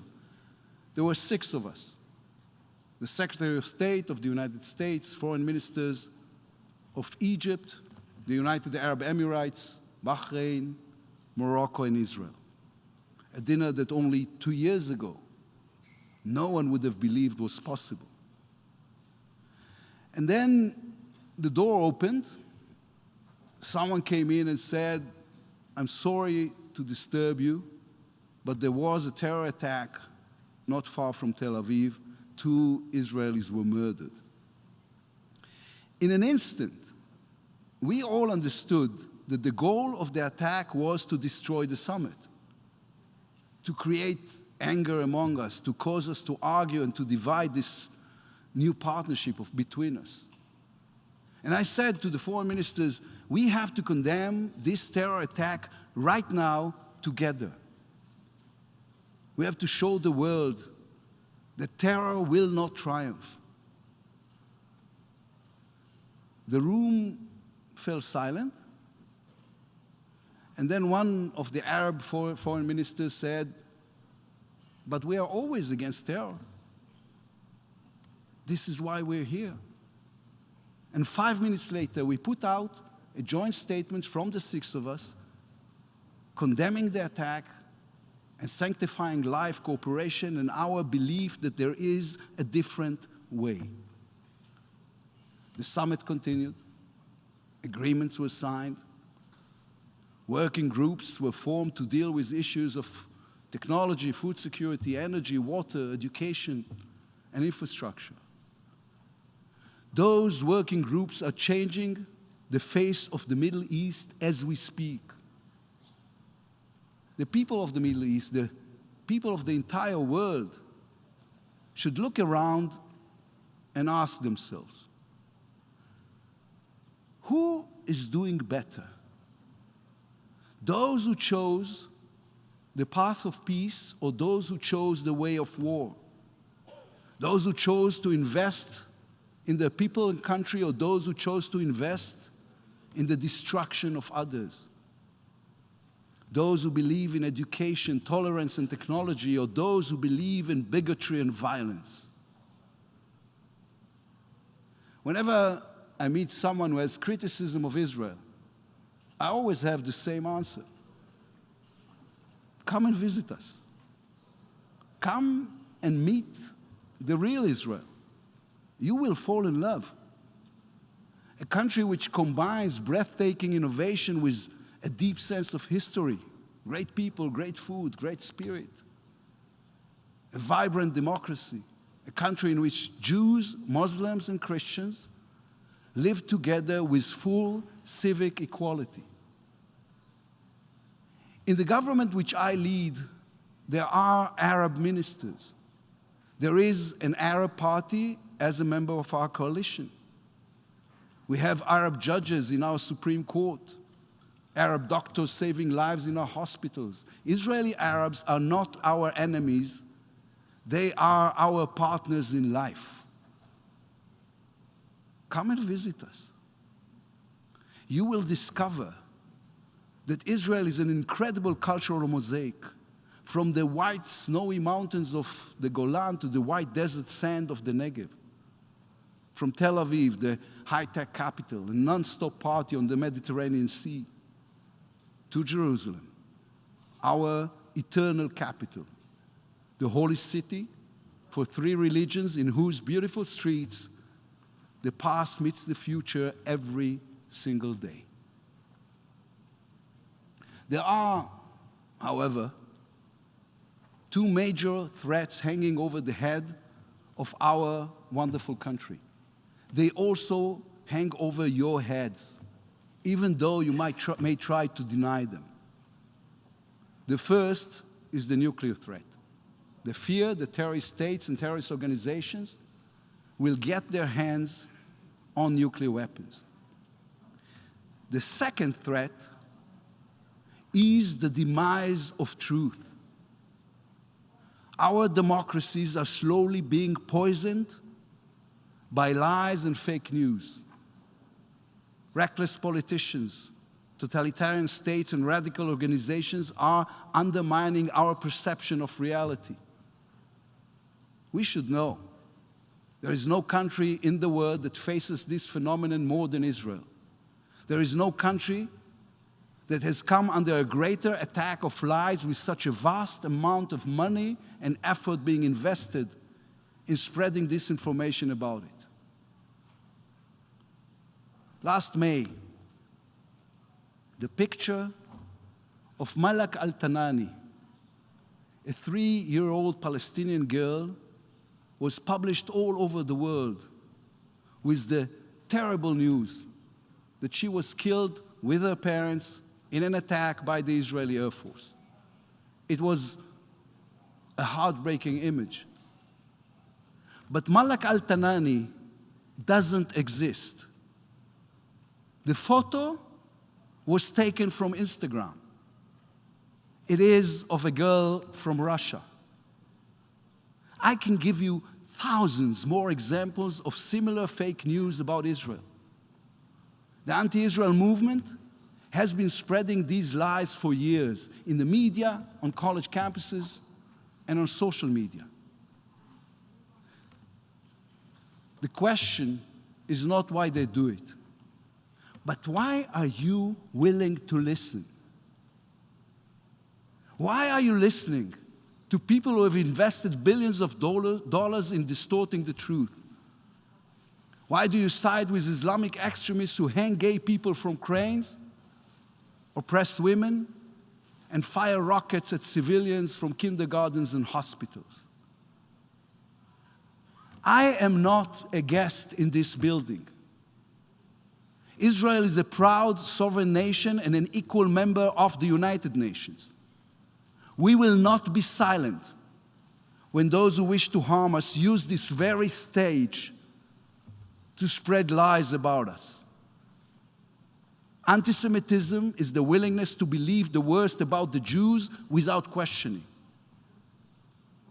Anti-Semitism is judging Israel by a different standard than any other country. Conducting this orchestra of hate is Iran. For more than 40 years now, in the town squares and on the streets of Iran, demonstrators have been photographed burning Israeli and American flags. Ask yourselves, where are the flags coming from? How did they get so many of our flags? The answer is they are manufacturing them especially, just so they can burn them. This is what an industry of hate looks like. This is a regime that systematically deals with hatred. They even hate their own people. Young Iranians are suffering and struggling from the shackles of Iran's regime, and the world is silent. They cry for help in social media. They pay for the desire to live a life of freedom with their lives. Iran's regime hates Jews, hates women, hates gay people, hates the West. They hate and they kill Muslims who think differently, like Salman Rushdie and Mahsa Amini. Their hate is a way of life. It is a way to preserve the oppressive rule. There is only one member state in the UN that openly states it wished to destroy another member state. Iran has declared time and time again that it is interested in the total destruction of the state of Israel. And this building is silent. What are you afraid of? Has there ever been a time in human history where silence stopped violence? The country that wants to destroy us is also the country that founded the largest terrorist organization in the world, Hezbollah. Iran funds Hamas and Islamic Jihad, and it is behind mass terrorist attacks from Bulgaria to Buenos Aires. It is a murderous dictatorship that is making every effort to get a nuclear weapon. If the Iranian regime gets a nuclear weapon, they will use it. The only way to prevent Iran from getting a nuclear weapon is to put a credible military threat on the table. And then, and only then, to negotiate a longer and stronger deal with them. It needs to be made clear to Iran that if it advances its nuclear program, the world will not respond with words, but with military force. Every time a threat like that was put on the table in the past, Iran stopped and retreated. Today, the world is choosing the easy option. It chooses not to believe the worst, despite all the evidence to the contrary. Israel does not have this privilege. This time, we are not standing empty-handed against those who want to destroy us. The Jews today have a state. We have an army. We have great friendships, first and foremost with the United States. We have capabilities, and we are not afraid to use them. We will do whatever it takes. Iran will not get a nuclear weapon. We will not stand by while there are those who try to kill us. Not again. Never again.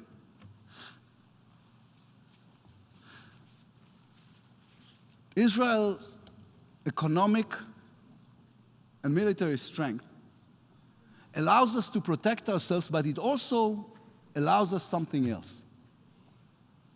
To strive for peace with the entire Arab world and with our closest neighbors, the Palestinians. An agreement with the Palestinians based on the 2 states for 2 people is the right thing for Israel's security, for Israel's economy, and for the future of our children. Peace is not a compromise. It is the most courageous decision we can make. Peace is not weakness. It embodies within it the entire might of human spirit. War is a surrender to all that is bad within us. Peace is the victory of all that is good. Despite all the obstacles, still today, a large majority of Israelis support the vision of the 2-state solution. I am one of them. We have only one condition: that the future Palestinian state will be a peaceful one, that it will not become another terror base from which to threaten the well-being and the very existence of Israel, that we will have the ability to protect the security of all the citizens of Israel at all times. If someone believes that demand is too much, then look at the neighborhood in which we live. Look at Lebanon, a collapsing state controlled by Hezbollah. At Syria, where a murderous regime massacred 500,000 of its own people. Look at Afghanistan, at Libya, at Iran. You can ask us to live according to the values in the UN Charter, but you cannot ask us to die for them. My father was a child in the ghetto. My grandfather was murdered in a concentration camp. We want to live in peace, but only if it gives us security, not if it threatens us even more. Look at Gaza. Israel did everything the world asked of us, including from this very stage. We left. 17 years ago, we dismantled the settlements, took apart our military bases, there is not a single Israeli soldier in Gaza. We even left them 3,000 greenhouses so they could start to build an economy for themselves. What did they do in response? In less than a year, Hamas, a murderous terror organization, came to power. They destroyed the greenhouses and replaced them with terrorist training camps and rocket launch sites.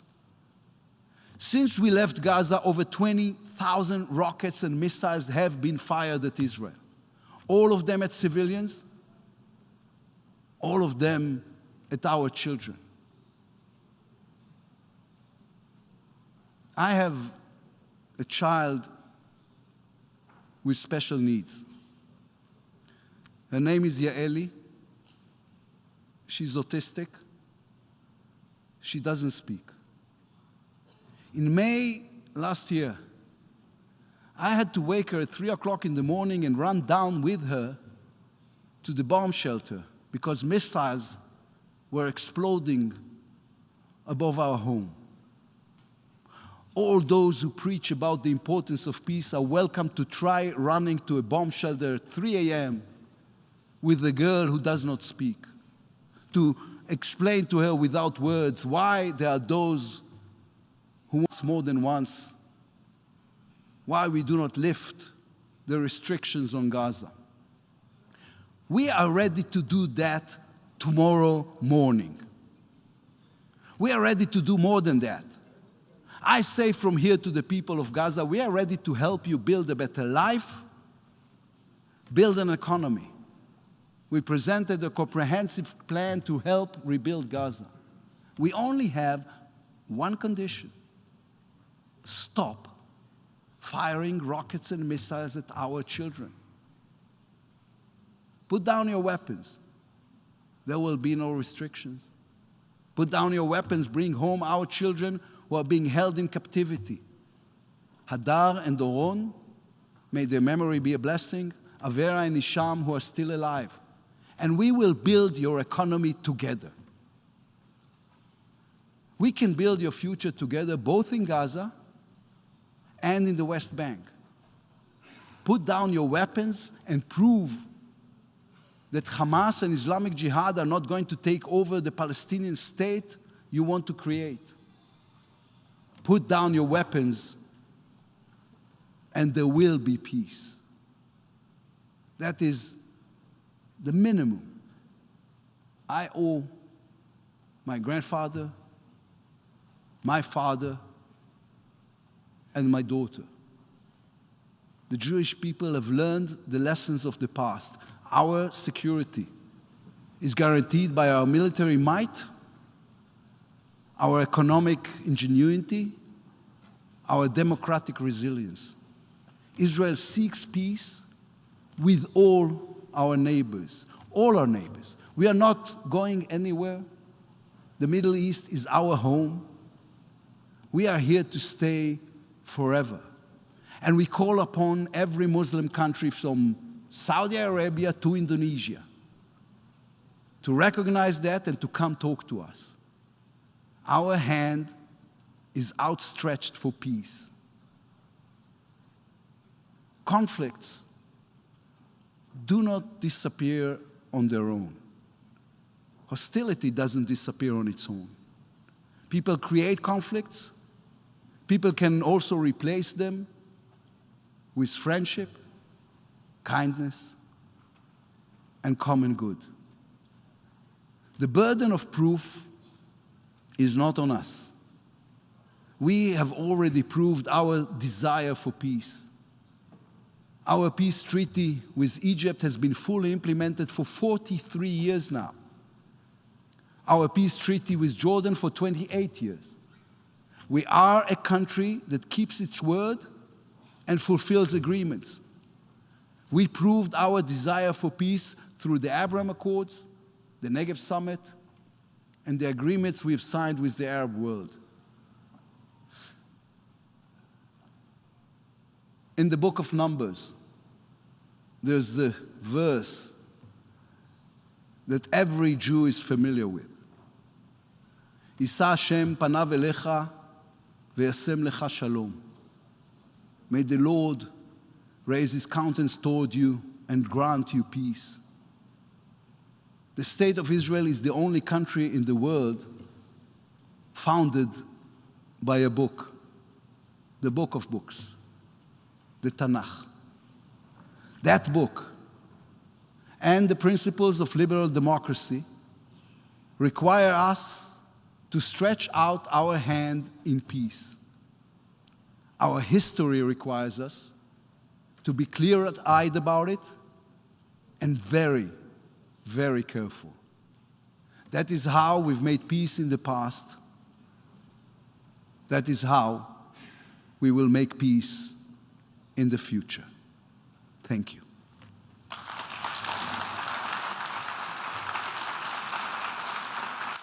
On behalf of the Assembly, I wish to thank the Prime Minister and Minister for Foreign Affairs of the State of Israel for the statement just made, and I request protocol to escort His Excellency.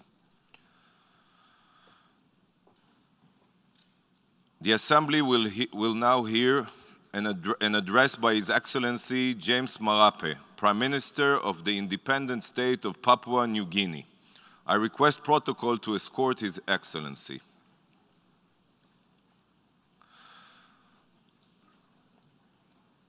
I have great pleasure in welcoming His Excellency James Marape, Prime Minister of the Independent State of Papua New Guinea. I invite him to address the Assembly.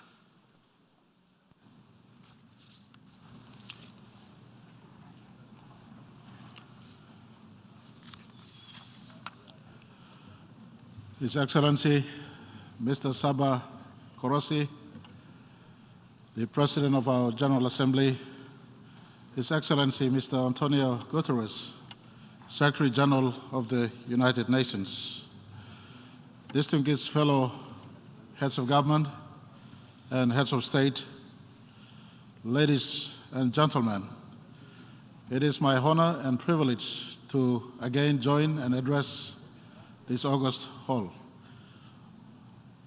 On my government and people's behalf, I congratulate you, Mr. President, and the government and people of Hungary on your election to preside over the new term of the General Assembly's work, and wish you all the very best. Mr. President, your presidency's theme of an integrated agenda for peace and prosperity and sustainability through multilateralism is most needed today. We must build on the good foundations laid by your predecessors and all of us going forward. This is given the turmoil, uncertainty, mistrust, pain, suffering from multiple crises, including the COVID-19 pandemic, the worsening climate crisis, the escalating social economic challenges, and conflicts that are tearing us apart. Let us transform words into actions.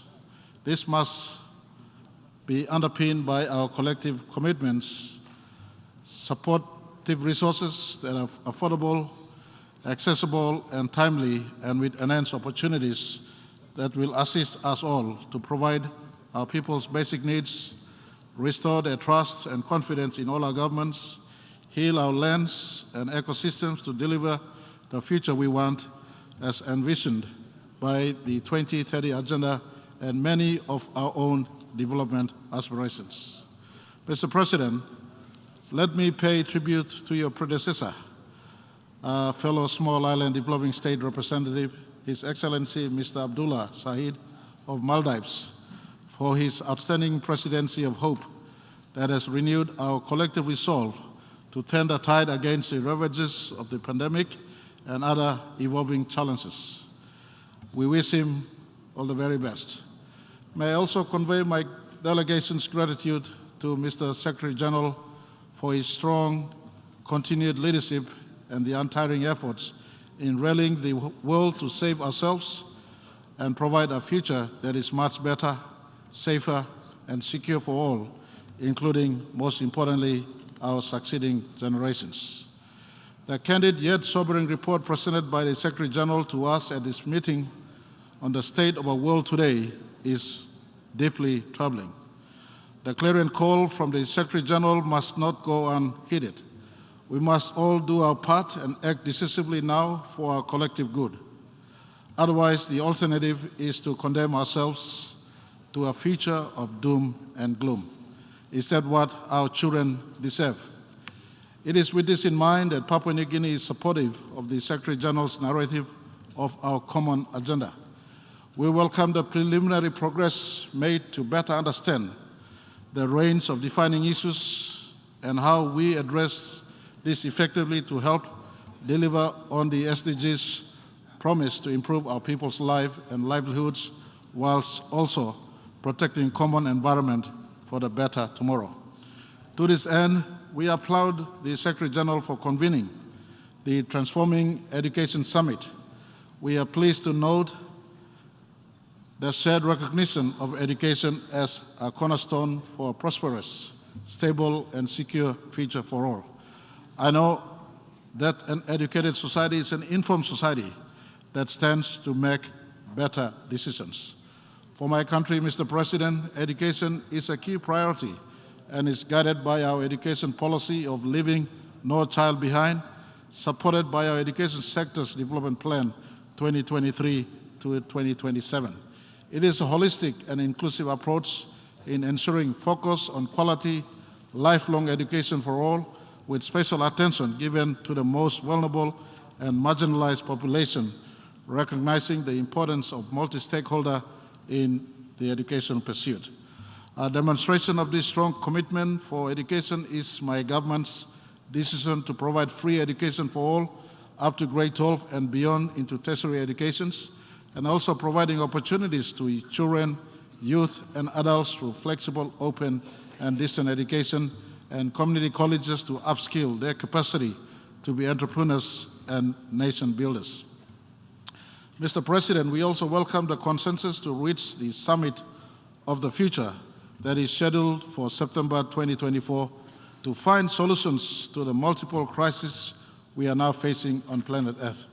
This should, however, be not defined by the lowest common denominator, but in my view, it must be rather more ambitious, at the same time realistic and workable. We remain committed to engage in this process because it provides an opportunity for us to also draw parallels with our own national efforts to attain our National Vision 2050.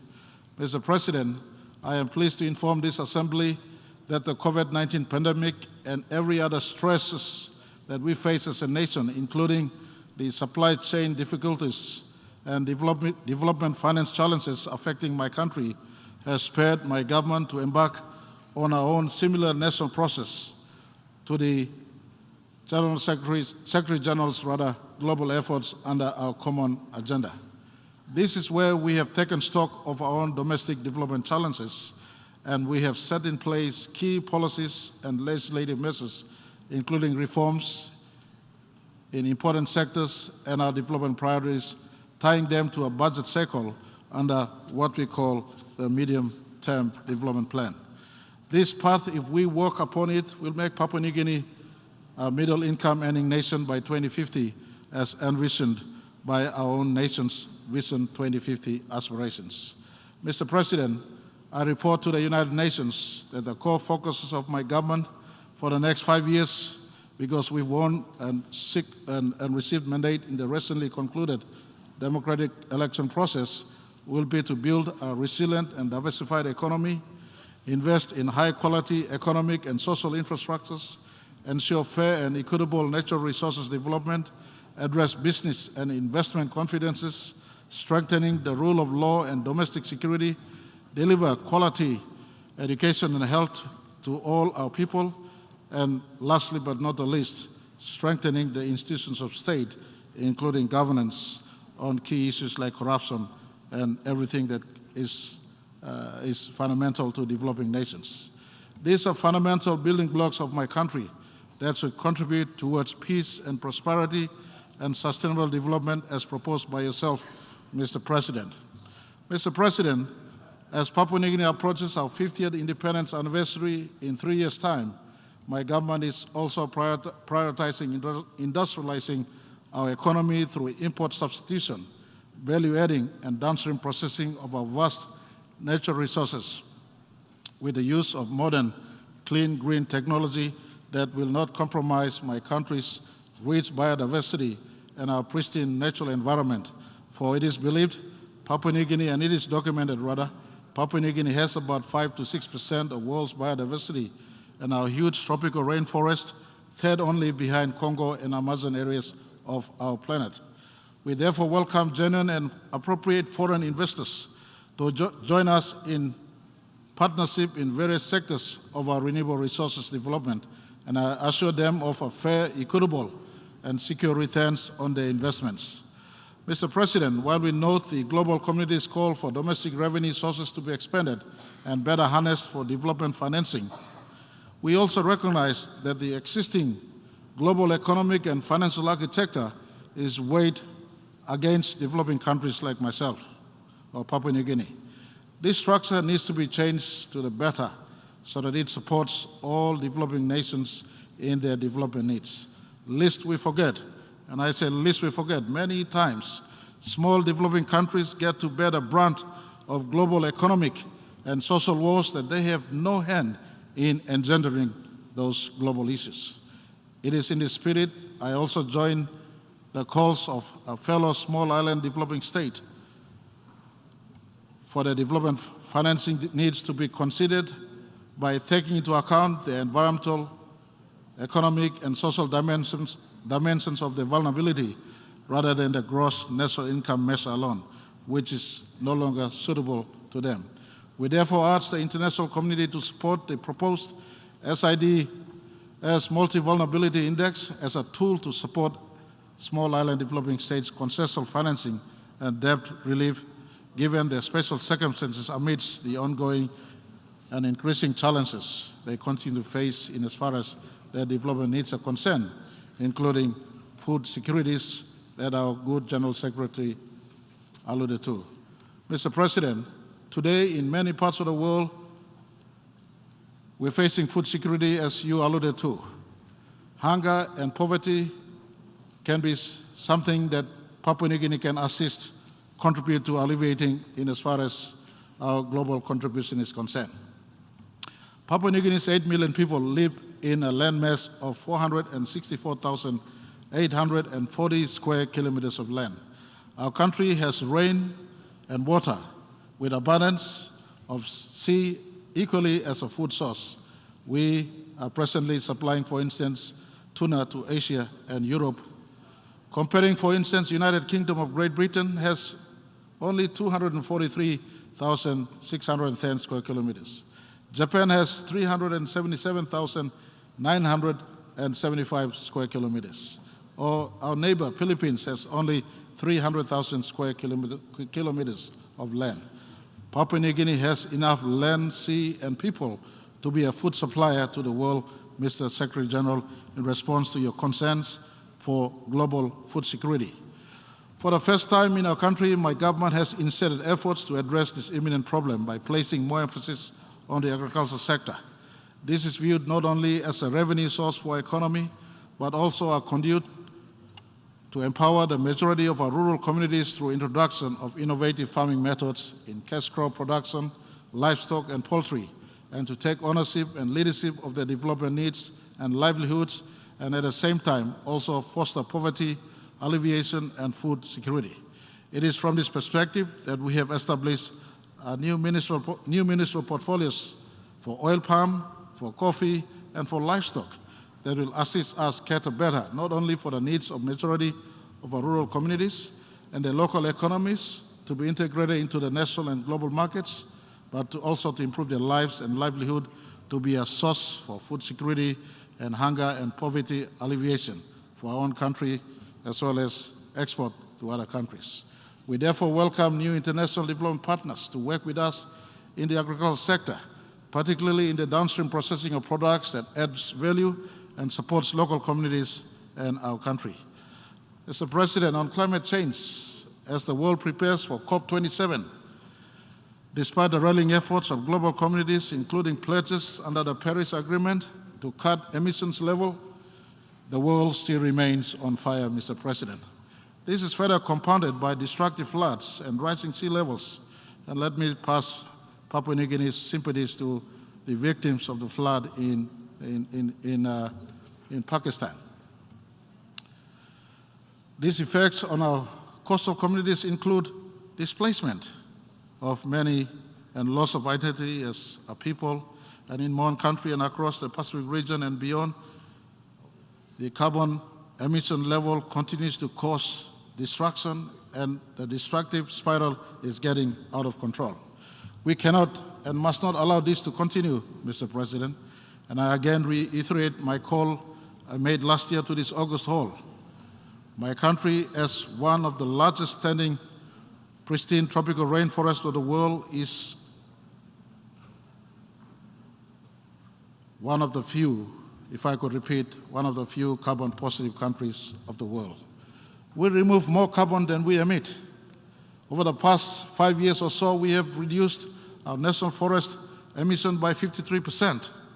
This totals over 75 million tons of United Nations verified REED plus credits that will be on the market by the end of this year.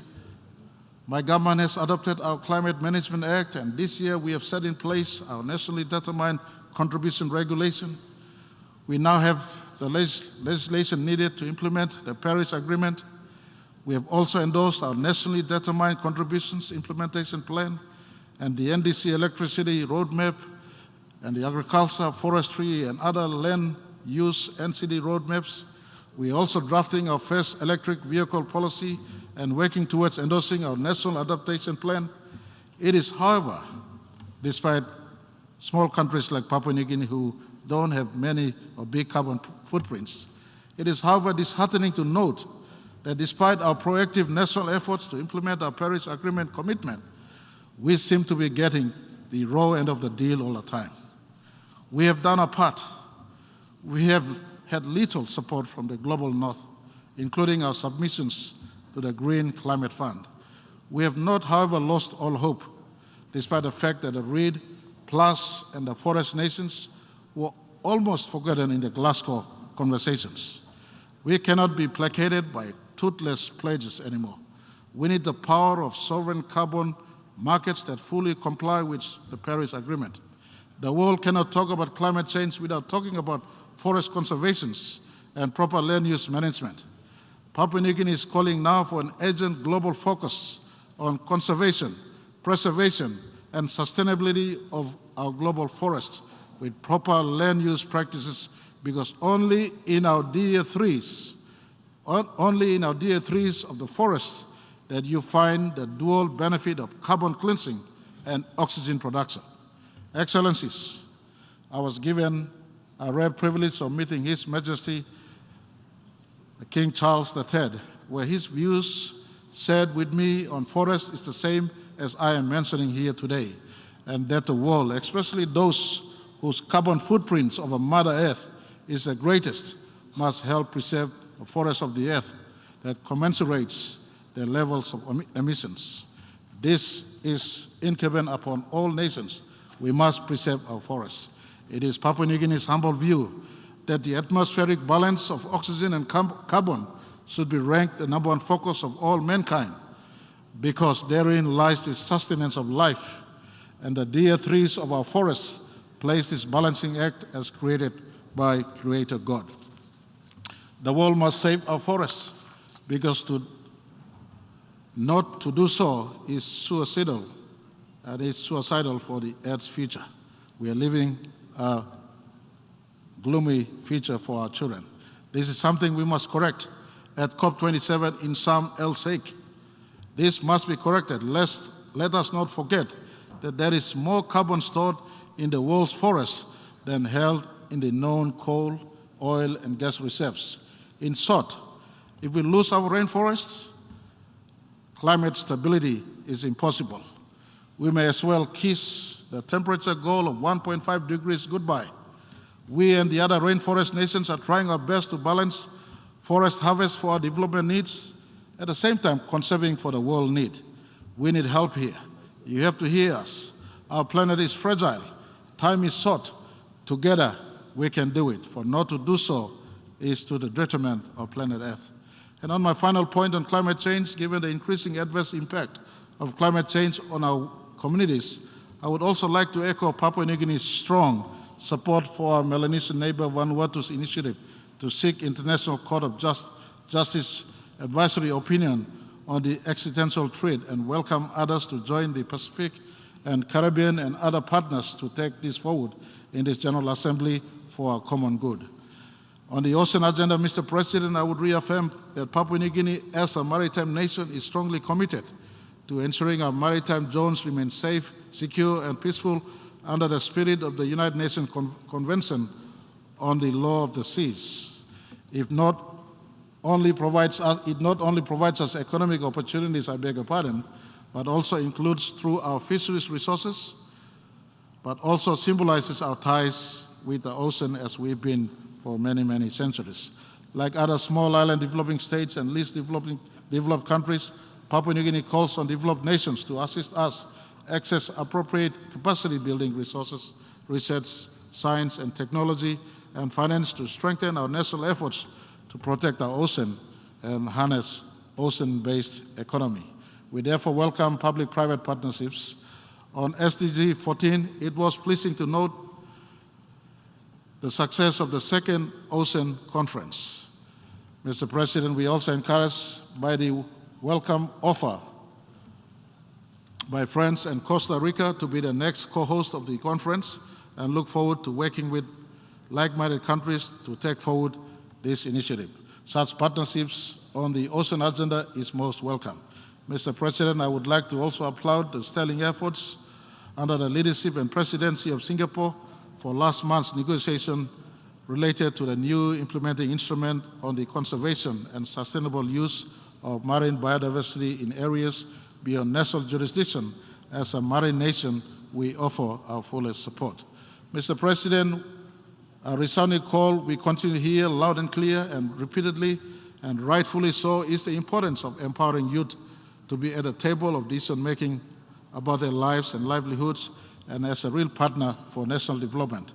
This, indeed long overdue, must be brought to fruition without further delay.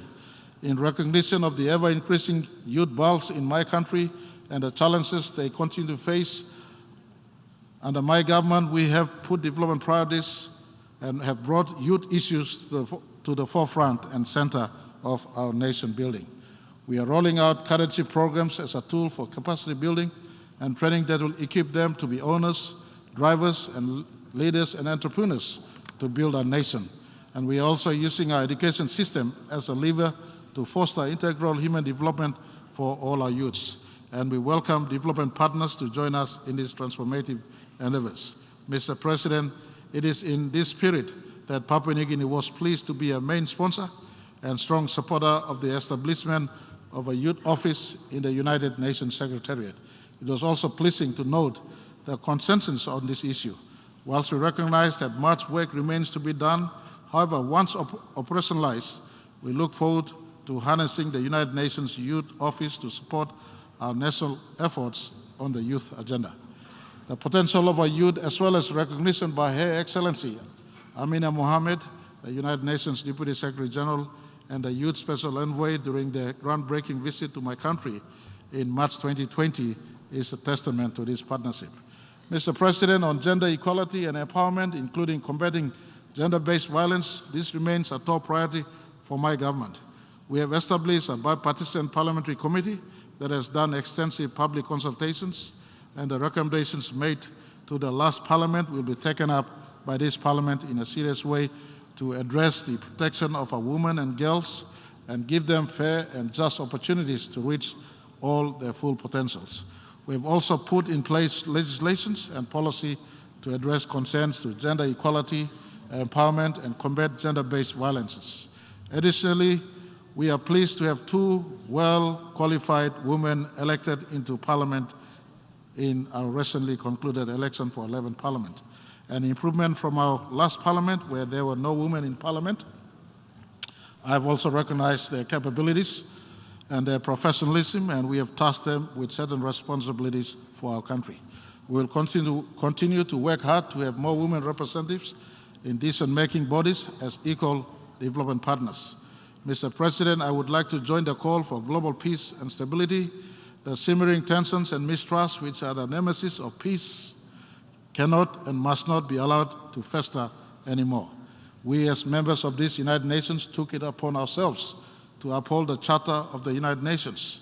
It is therefore incumbent upon all of us to ensure that we are seen to uphold the commitments of the United Nations Charter. In our context of peace, the Bougainville peace process is continuing, and I want to assure this August forum, and I want to assure United Nations in this meeting that this important issue remains our top priority in Papua New Guinea. Peace by peaceful means this is a very important national priority for my government, and I'd like to say we are on a road to having a political solution settled for Bougainville. We have a roadmap that continues to serve as a blueprint, and we will consider all issues under the existing parameters of our Constitution for a lasting and peaceful political solution that is acceptable to all Papua New Guineans in as far as Bougainville is concerned. We would like to place our big thank you to the United Nations for their role in Papua New Guinea and the Melanesian conflict resolution that they have come to know can be replicated in other areas in and around the region and on planet Earth in as far as those that face political conflicts are concerned. On the reforms of the Security Council, Mr. President, to make it relevant today, it is a task we must attend to, and we note the incremental progress that continues to be made into intergovernmental processes. However, let me again reiterate our call to expedite the long drawn-out process by ensuring that we have a negating document that can serve as a basis for all of us to go forward. May I also take this opportunity to recognize the milestone achievement. Earlier this year, the General Assembly held the members of the Security Council responsible for the decisions regarding peace and security. This is welcomed, and we support the emergency special session measures invoked under the General Assembly with respect to the situation in Ukraine and to ensure the Security Council is really accountable for all their actions. The success that arose from this process is a small but nonetheless significant step to why the reform of the Security Council is necessary and cannot be prolonged any further.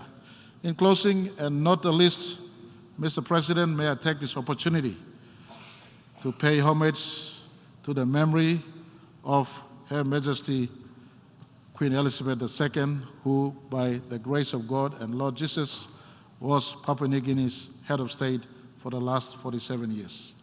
Our beloved Queen personified grace, dignity, honesty, humility, tolerance of others, forgiveness, and all the other Christian virtues, and lived 70 years of consistent, unfailing life of public service. Some lessons we leaders of the world today must learn to practice. And I, and on behalf of my Papua New Guinea, pay our respects to Mama Queen, as we affectionately call her. May her soul rest in peace with the Maker Jesus.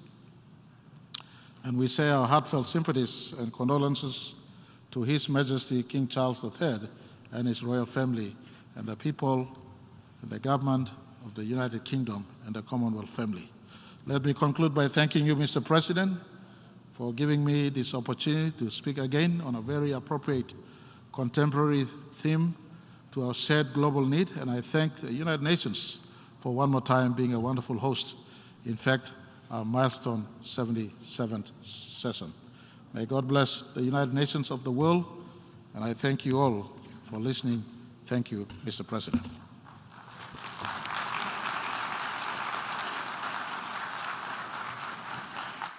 On behalf of the Assembly, I wish to thank the Prime Minister of the Independent State of Papua New Guinea for the statement just made, and I request protocol to escort His Excellency.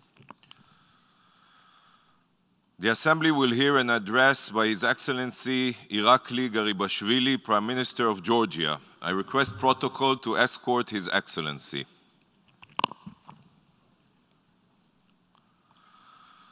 I have great pleasure in welcoming His Excellency Irakli Garibashvili, Prime Minister of Georgia. I invite him to address the Assembly.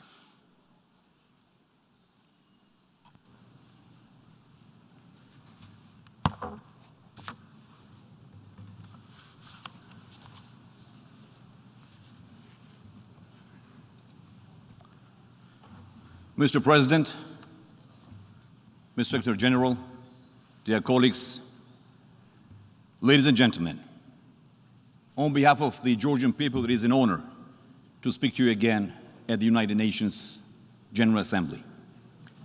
As we gather for this 77th session, we reflect on our founding principles and the progress we have made as an international community since the creation of the United Nations.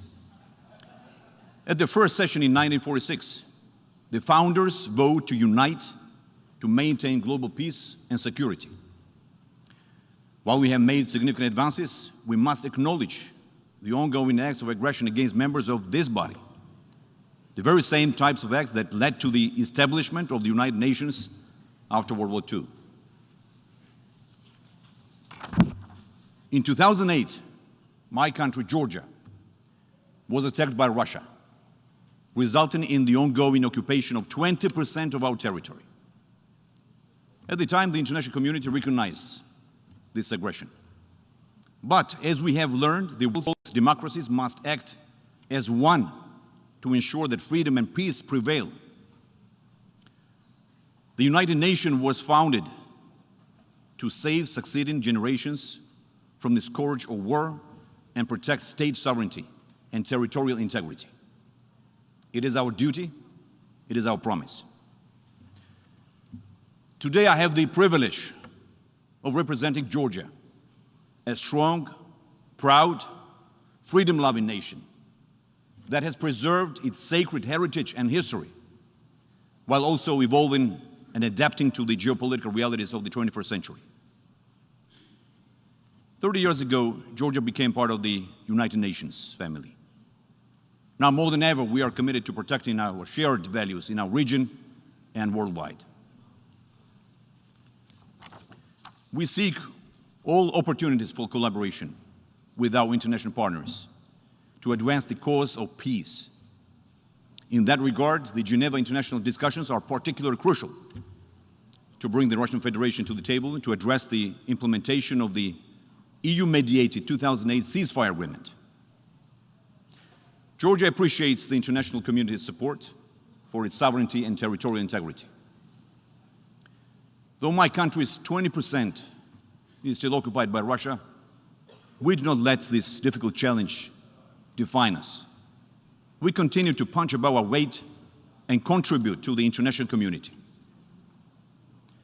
Since our government came to power in 2012, we have implemented an ambitious reform agenda that brought us closer to our key international partners, the European Union, United States, NATO, and the United Nations. For the first time since we regained independence, Georgia and Georgian people has enjoyed an unprecedented decade of peace, prosperity, and stability. We are continuously working on Georgia's global positioning and are already realizing the rewards. According to the World Justice Project's Rule of Law Index, Georgia is first in Eastern Europe and Central Asia. The Open Budget Index ranked Georgia as first in the world in terms of budget transparency. And according to the Fraser Institute Economic Freedom of the World 2021, Georgia is among the top 5 economies, along with Singapore and Switzerland. Numbeo named Georgia one of the world's safest countries, ranking 14th globally. Our work to align more closely with the United States and Europe goes hand in hand with our commitment to continue democratic transformation. Increased Euro-Atlantic and European integration is our way of returning to the family of European nations, with whom we share history, culture, and most importantly, values. We are continuing our unequivocal path towards European and Euro-Atlantic integration. And our commitment to these goals is backed up by actions and real results, including the Association Agreement, DCFTA, and visa-free travel with the European Union. This year, we applied for full EU membership. The historic decision of the European Council to give us a European perspective create a new set of benchmarks. Just as in the past, Georgia will meet and exceed those benchmarks. The prospect of acceding to the EU is a strong motivation for our country and our citizens. We are fully aware that European perspective comes with the responsibility of the highest political, economic, and legal convergence with the European Union. Georgia immediately responded to the European Council's decision by presenting a very concrete action plan to address the EU's 12 priorities. This inclusive process ensures full engagement of all branches of government, the opposition parties, and civil society. The working groups have been established in Parliament for each priority area with all relevant stakeholders. We're making progress and are well ahead of schedule. Let me be clear. Georgia deserves EU candidate status, which will bring us to eventual membership and make the dream of generations a reality. We have developed a long-term development strategy, Vision 2030, a nationwide policy document that covers key directives and priorities of our general development by 2030 that fully complies with the Sustainable Development Agenda of the United Nations. The country now has a new national strategy for human rights protection for the years 2022-2030. The government approved this strategy following discussions with both international partners and domestic civil society organizations. And this strategy aims to further improve human rights protection standards and is in line with the UN Sustainable Development Goals. This comprehensive document covers all fundamental human rights and freedoms. We are working now with the world's leading firms and brightest minds to transform Georgia into a true multidimensional regional hub. Our financial services sector is globally recognized, and now we are attracting international investors, injecting additional investments in the education and healthcare sectors. The startup ecosystem is thriving. Logistics and energy potential are now realized. Collectively, this created a sustainable and predictable economy for Georgia and its people. Our government's sound policies led to a strong recovery from the COVID-19 pandemic, with strong economic growth reaching 10.4% last year in 2021, and now far exceeding expectations from January to July 2022 at 10.3%. According to the IMF, our growth projections are up to 9% for this year, primarily due to our government's proactive measures to minimize the impacts of a post-COVID recovery and the war in Ukraine.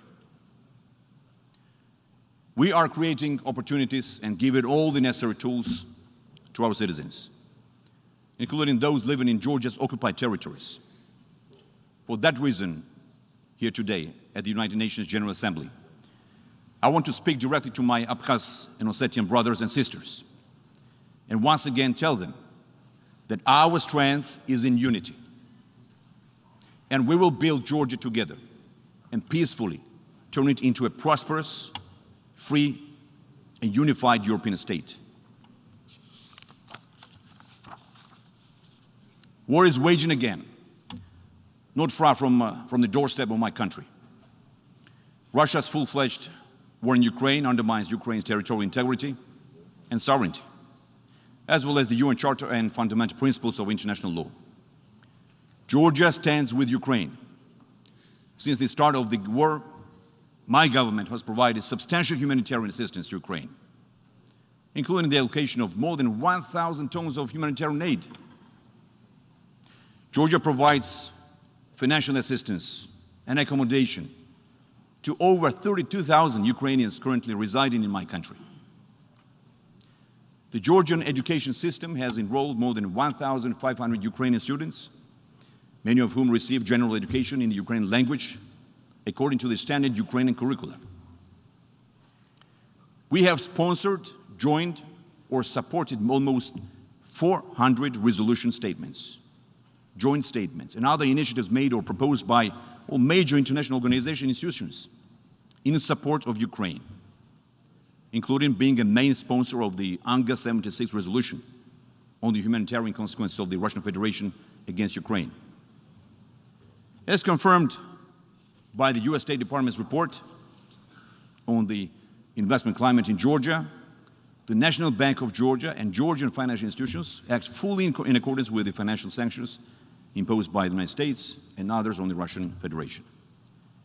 We have aligned with the restrictive measures of the EU against Crimea and Sevastopol since 2014, and this year with restrictive measures on Donetsk and Luhansk.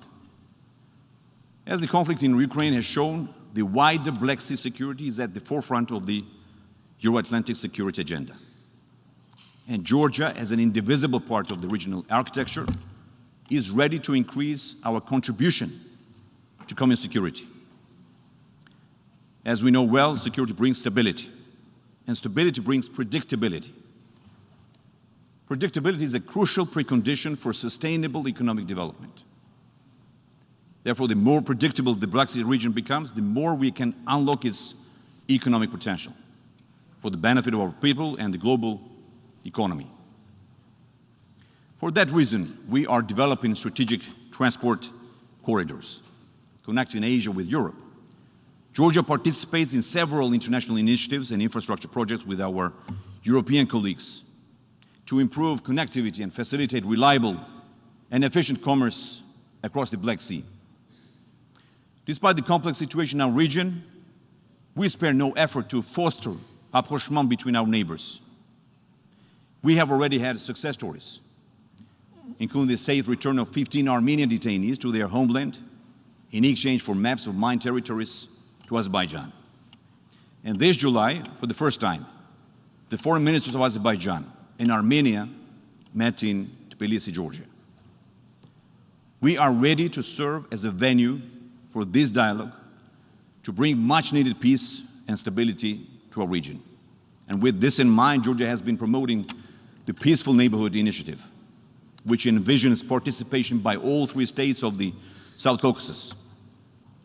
This new initiative, dear friends, is not substituting, countering, or opposing any other cooperation formats.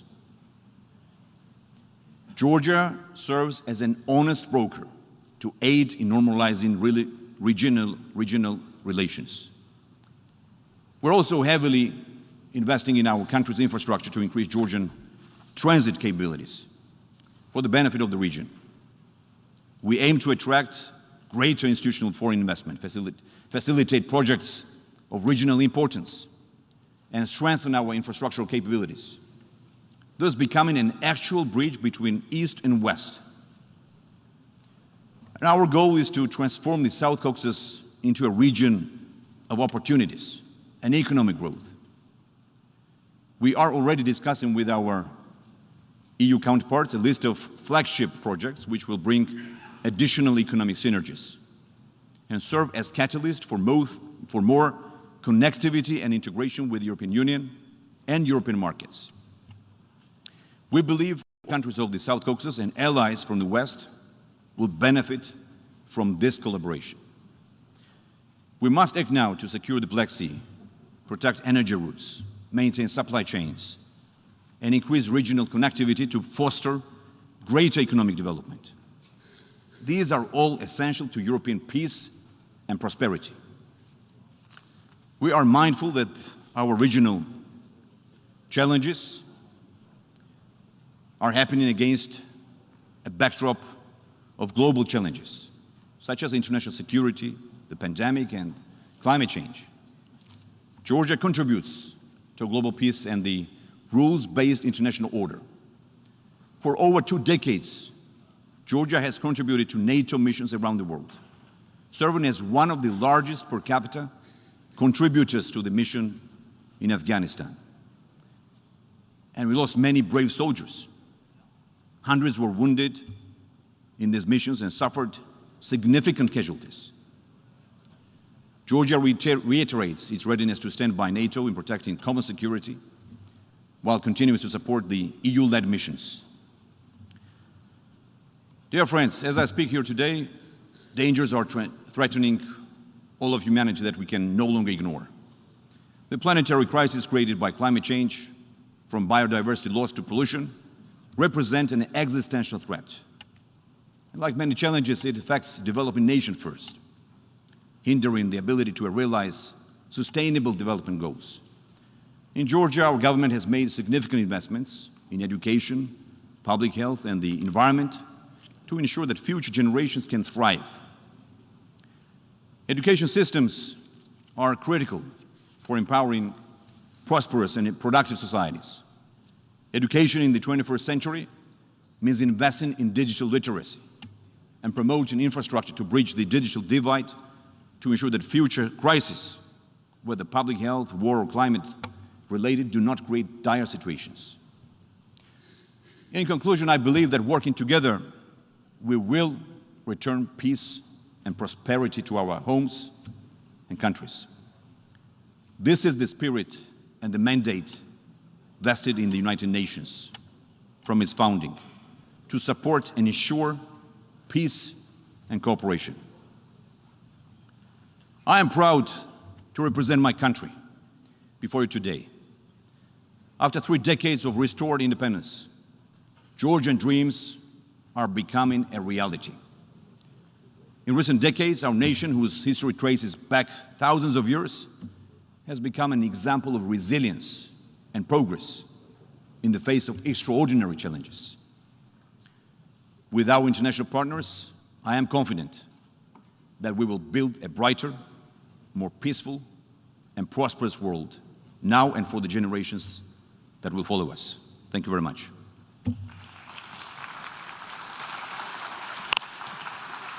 On behalf of the Assembly, I wish to thank the Prime Minister of Georgia for the statement just made, and I request protocol to escort His Excellency. The Assembly will hear an address by His Excellency Jonas Gahr Støre, Prime Minister of Norway. I request protocol to escort His Excellency.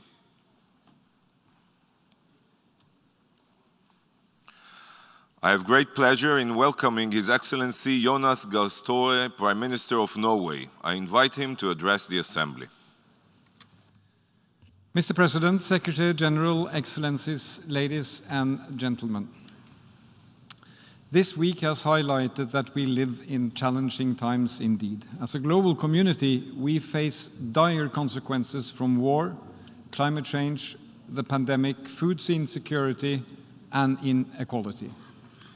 The Secretary General underlined this eloquently in his address on Tuesday. We have the values and principles necessary to deal with these challenges. They are enshrined in the Charter of the United Nations. No country is unfaced by these challenges, and we can only successfully respond to them together. And this is precisely why we have the United Nations. The UN was born out of crisis, to unite strength and enable nations to race above narrow self-interest and find common ground. This is what we need to turn to again. The UN Charter sets out clear principles for a rule-based international order. But now, this rule-based order is under attack. February 2022 ushered in what we hoped we would never witness again: a new large-scale war in Europe. Russia's unprovoked attack on Ukraine has led to massive suffering, large-scale humanitarian needs, and destruction of civilian infrastructure. Russia bears sole responsibility for the war and its consequences, and Russia is responsible for bringing it to an end. Mr. President, Russia's actions are in blatant breach of the UN Charter, and therefore something that concerns us all. The war is also having devastating global consequences, as we've heard so many speakers highlight this week. It has undermined multilateral cooperation when we need it the most. It has accelerated a negative economic spiral and jeopardized the 2030 agenda. We are all feeling the repercussions of the war. Energy supply is under pressure, inflation is soaring, and food insecurity has increased dramatically. Ordinary people across the globe, not least people in developing countries, are paying the price. And the war is amplifying other crises and compounding the impacts of climate change and armed conflict in other parts of the world. The Horn of Africa is faced with its worst drought in more than 4 decades. Pakistan is contending with devastating floods. More than 300 million people affected by conflicts and humanitarian crises are in need of humanitarian assistance and protection. In many armed conflicts, there is a lack of respect for international and humanitarian law, and civilians are paying the price. A few years ago, it appeared that hunger would soon be a scourge of the fast. Now, food insecurity is on the rise. And no continent is more vulnerable to the combined effects of climate change, conflicts, and growing food insecurity than Africa. Let me say this: Norway stands in solidarity with the people grappling with these interlocking crises. We have allocated more funding to humanitarian assistance and development cooperation in 2022 than ever before. Mr. President, the war of aggression against Ukraine is a challenge to the norms and the foundations of the United Nations. We are standing up to confront that challenge. Some hold the conviction that authoritarian regimes are strong, while democracies are frail and likely to crack under pressure. We are proving them wrong. Together with a strong alliance of partners, we are standing with Ukraine and aid its self-defense. As Europe's largest supplier of energy, we do what we can to enhance Europe's resilience. And Mr. President, we are standing up for human rights and fundamental freedoms elsewhere. Norway will continue to promote civic space, protect human rights defenders, and support media diversity and independent journalism worldwide. Women's and girls' participation in society and their right to decide over their own bodies are essential for democratic and sustainable development, not least in times of conflict and war. Safeguarding these human rights remains one of our top priorities. And while supporting Ukraine, we must not forget conflicts elsewhere. Norway has continued its peace diplomacy and peace-building efforts in major conflicts across the globe. As part of our long-standing engagement in the Middle East, we are pushing for an end to the Israeli-Palestinian conflict, including a viable two-state solution. In Colombia, the new government has expressed its commitment to implementing the peace agreement with the FARC and initiating formal negotiations with the ELN guerrilla group. The ELN also seems inclined to renew that dialogue. And as a guarantor country, Norway remains committed to Colombia's quest for peace and to supporting the parties in this endeavor. In all the peace processes where Norway is engaged, we promote active involvement and participation by women in line with the Women, Peace and Security agenda. We talk to all parties as we work to achieve peaceful conflict resolution. And without dialogue, we have no opportunity to influence the parties and encourage them to move in a more positive direction. Norway also strongly supports the good offices of the Secretary General in conflicts worldwide. We commend him for his dedicated team for their important work on the Black Sea Grain Initiative and Turkey for its important contribution. The prices of food, fuel, and fertilizer were already high before the war in Ukraine, but the war has dramatically exacerbated this situation. So if the global community does not act swiftly, the current food crisis will develop into a food availability and a food supply crisis, and that is too serious. Together with fighting climate change, Norway has placed food security at the top of its development agenda. This year, we are allocating more than $300 million in funding for food security initiatives alone. We need to increase humanitarian assistance and enhance social safety nets, promote local food productions in the Global South, and secure access to seeds and accelerate transformation to climate resilient and sustainable food system. In all of this, We must ensure that the needs of women and girls are adequately integrated. We are all dependent on a collective response if we are to succeed in addressing climate change and the loss of biodiversity. Currently, we are not on track, and this speed needs to change. Norway will honor its commitment to cut greenhouse gas emissions and to play a key role in the green transition. We have listened to the concerns of developing countries, and we have decided to double our climate finance to these countries by 2026. Within this target, we aim at least to triple our funding for climate adaptation and resilience. Climate change affects millions of people worldwide and increases the needs of vulnerable people. The current humanitarian system will not be able to meet the increasing humanitarian needs. And as global warming continues, weather and climate extremes will increasingly have an impact on armed conflict. So, Mr. President, climate and security are already closely interlinked. The fight against climate change requires new, innovative approaches. And we must do what we can to make the upcoming COP27 in Egypt a success, and Norway will not rest one day before that summit. Innovative approaches, the Global Energy Alliance for People and Planet, brings together private and public resources, trying to accelerate development. As co-chair, Norway will work with partners across the global south to support initiation of renewable energy transitions, reduce greenhouse gas emissions, increase clean power, and create green jobs. And then, Mr. President, with our geography and our history, the oceans can and will be a vital part of the solution to climate change, food insecurity, and poverty. If adequately managed and protected, the oceans hold the key to reaching many of the Sustainable Development Goals. But Sustainable Development Goal number 14 is the most underfunded, and that's why Norway is really pushing for making a change here. The high-level panel for a sustainable ocean economy is co-chaired by Norway. It's an initiative by world leaders committed to ocean health and ocean wealth in support of the 2030 Agenda. The panel members have committed to sustainably manage 100% of the ocean areas under their national jurisdiction.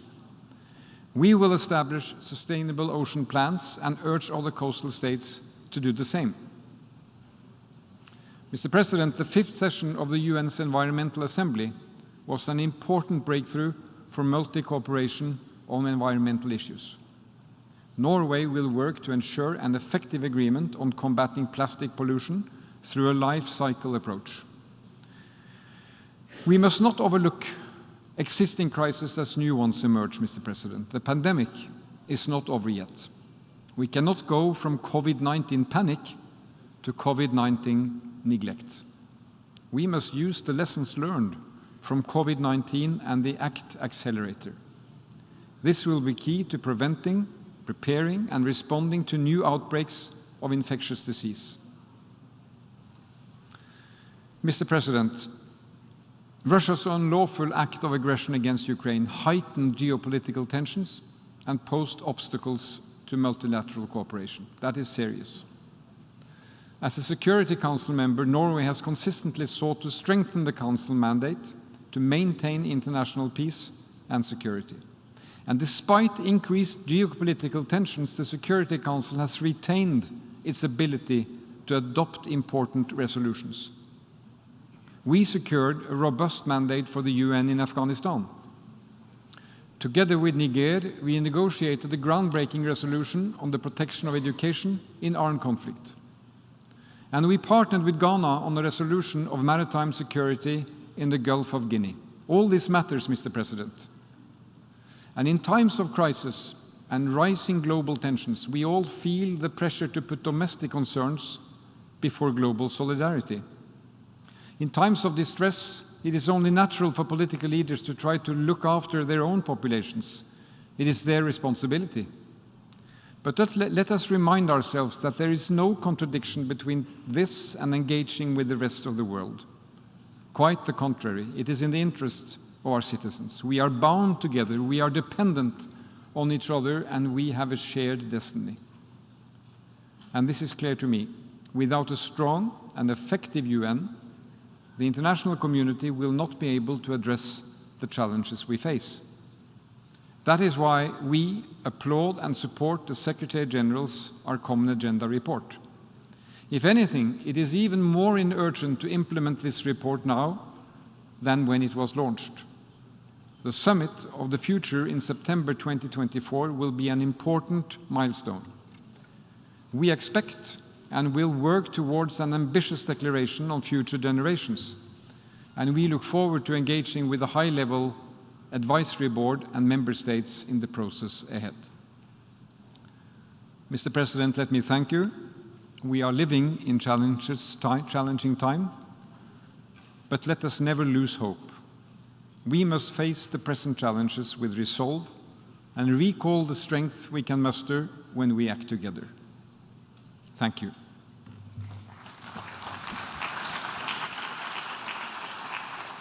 On behalf of the Assembly, I wish to thank the Prime Minister of Norway for the statement just made, and I request protocol to escort His Excellency. The Assembly will hear an address by Her Excellency Mia Amor Motley, Prime Minister, Minister for National Security and the Public Service, and Minister for Finance, Economic Affairs and Investment of Barbados. I request protocol to escort Her Excellency.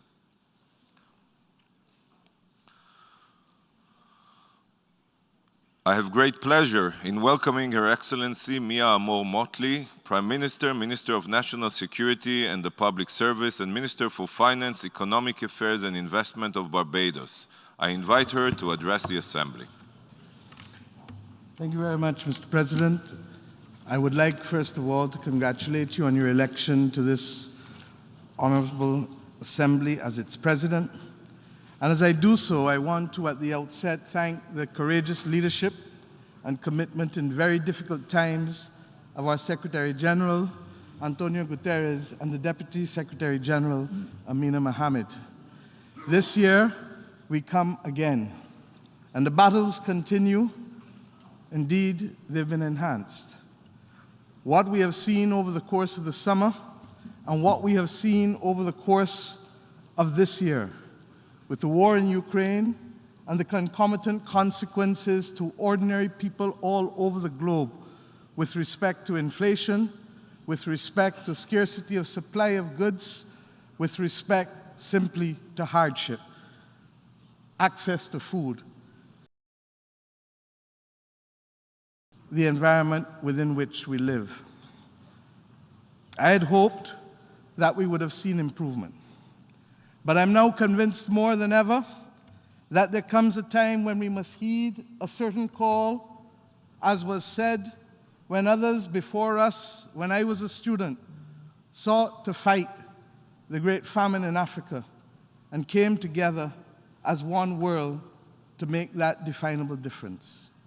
Last year, I asked us to do the same. And maybe it is, in the words of Jimmy Cliff, that we have to keep trying and trying and trying, but the world must stand up if our citizens are to live a better life. I say so today because it is easy to come only and complain, but the truth is that it is within our power to be able to make that difference and that definable change. And we must decide whether we want to stand for peace and whether we want to stand for love, and whether we want to stand for prosperity, knowing that we choose to do so at the most difficult time and from the most difficult and deep place that we can do so in a very, very long time. I believe it is possible. But it is up to us to change possibilities into realities. And what do I mean?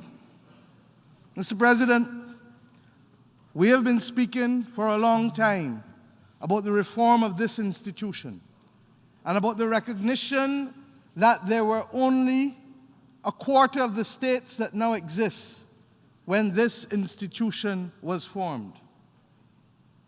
Earlier this week, President Biden spoke of the need to reform the Security Council. We call echo for that. But we go further, because we believe that a Security Council that retains the power of veto in the hands of a few will still lead us to war, as we have seen this year. And therefore, the reform must not simply be in its composition, but also be in the removal of that veto.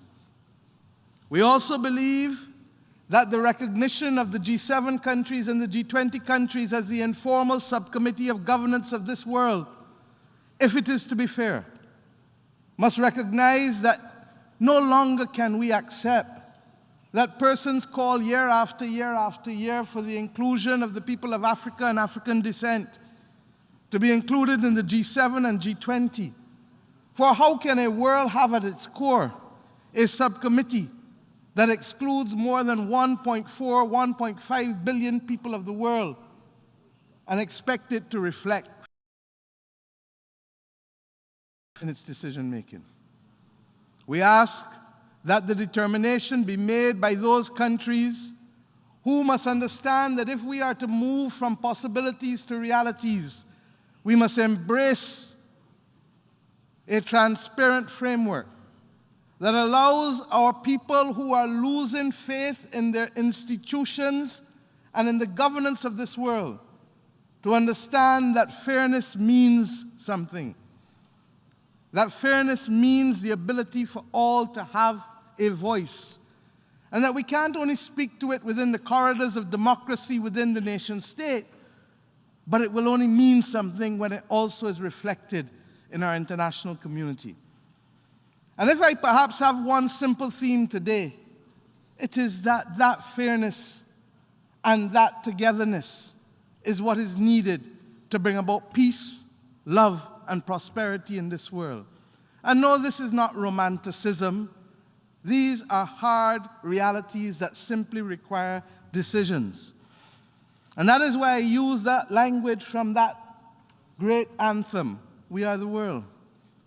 That there comes a time when we heed a certain call, when the world must come together as one. Yes, regrettably, there are too many people dying in conflict as a result of the climate crisis. And the hand that we must lend to life comes in the decisions that we must make to reform and to fight for peace, not to fight to sustain war, wherever it is found across this world. To fight for reform so that our citizens are not made victims of poverty because of the triple crisis of climate, of pandemic, and indeed, now, of the conflict that is leading to the inflationary pressures that leads, regrettably, to people taking circumstances into their own hand, as we have seen in Haiti in the last week. Any attempt to increase fuel prices any part of the world by 150% would have been met with great consternation and anger by populations on fixed income. And when that happens in one of the poorest countries in the world that has been trying for almost 230 years to find stability, and against the backdrop of exploitation that it has faced, we ask ourselves, to what end will the world stand up and be counted for the people of Haiti? Similarly, we ask for the same transparency to occur with respect to the removal of the blockade against the people of Cuba. This is the 30th year that the resolution has called for that removal of that blockade. But it has been there for 60 years. And I say simply to the people of the United States of America, do not be short-sighted in your goals. For in this hemisphere, peace and prosperity is the province of all. And yes, there may be problems on both sides, but there is nothing that justifies further hardship to people because of ideological differences. And if there are human rights differences, let us resolve them, as we have chosen to do with mightier countries across the world without the imposition of sanctions. Fairness and transparency demand it. of us. But I also want to talk to you about other solutions that we believe can alter our condition without imposing burdens of taxation, unreasonably so, on the populations of the world. We live in a world, as I said last year, where the disparity in income is too great. And we live in a world where some are even benefiting from the crises disproportionately and egregiously. And we must ask ourselves, therefore, whether the time has not come for a review of the settlement of the Bretton Woods institutions that no longer serve the purpose in the 21st century that they served in the 20th century, that they served when they were catering to a quarter of the nation states that are now members of this august institution. We ask ourselves whether the time has not come for our voices to act collectively to demand that through the boards of directors of the respective institutions. And why do I say so? The International Bank for Reconstruction and Development is really what the World Bank is. And maybe if we referred to that continuously, we would remind ourselves that the purpose of reconstruction and development must be appropriate to the century in which we live. And the century in which we live does not only demand of us the eradication of poverty, which remains a noble goal, but it demands of us equally the protection of global public goods. All of us in here have suffered as a result of the weakest of us being unable to rise to the occasion for the protection of public health. All of us in here now know what it is to be on the front line of the climate crisis. Years ago, we spoke about small island developing states on the front line because we were the canaries in the mine. Today, we speak of all countries. And this hot, hot summer, with wildfires from California, to heat waves in North America and Europe, to waterways in Europe being prohibited from the ability of vessels to traverse it, to floods in China, and above all else, the apocalyptic floods in Pakistan, for which our heart goes out to the people of that country. It simply cannot continue. And any attempt to deny that the climate crisis has man-made origins is an attempt to delude ourselves and to admit that we want to be accomplices in the continued death and loss and damage that ensues to the people who are the victims of it. Our people demand better of us. We believe today that the most appropriate place to deal with global public goods is in fact the World Bank Group. And I'll speak more to this tomorrow, but I want to simply say that if companies, multinational companies, have contributed to the global public risk or benefit from the solutions for global public goods, then they ought to contribute to their resolution through a percentage, a small percentage of their profits, funding the needs of countries, whether it is in the issue of climate, stability and resilience and adaptation, whether it is for the protection of biodiversity both on land and in our waters, whether it is for the protection of public health against the next pandemic, the slow motion pandemic of antimicrobial resistance or others that we have not even contemplated, or the provision of education for each of our citizens, because to remain on this earth without the benefit of education is to be sentenced to life imprisonment from a young age. Or access to electricity, as 600 million people in Africa do without it. Or the equivalent to the right to knowledge and prosperity in our age, that is, access to broadband. And of course, as I said to Congress last week, believe it or not, the right to a bank account, because countries across the world are being denied the right to access correspondent banking and leaving their citizens and their economies to function as financial pariahs in a world that is supposed to be globally interdependent for the movement of capital. My friends, the provision of that fund to promote public goods at a global level is critical if we are to make a difference going forward and to achieve the peace, the love, and the prosperity to which I referred. I want to commend the International Monetary Fund for their rapid financing mechanism at the beginning of the pandemic crisis, and soon for the Resilience and Sustainability Trust that is about to be launched. That is the first recognition that middle-income countries should be able to access funding irrespective of per capita income, but dependent on climate vulnerability. And we say that for those who commend it to the International Bank for Reconstruction and Development, do not simply commend it for countries following a disaster, but let us do it for countries before the disaster.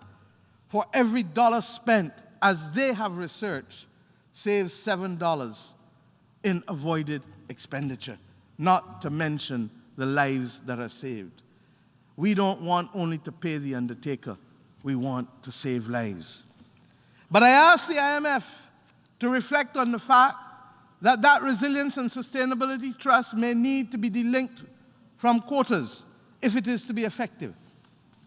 I am conscious that that will depend on more countries seeding that fund with capital, and more countries agreeing perhaps to allow their special drawing rights to be used there, just as we asked them to allow those special drawing rights to be used to allow multilateral development banks to significantly increase the money that is available to countries, particularly at this time as we are on the verge of a debt crisis, where more than 45 countries are facing the heat of the moment because of the increased cost of capital as a result of the monetary policies that are being put in place to fight the virulent cancer of inflation. I say now that we want to thank those countries that have come together to help us continue for the financing of sustainable development goals. And we link those goals to the global public goods. Why? Because they're fundamentally the right to development.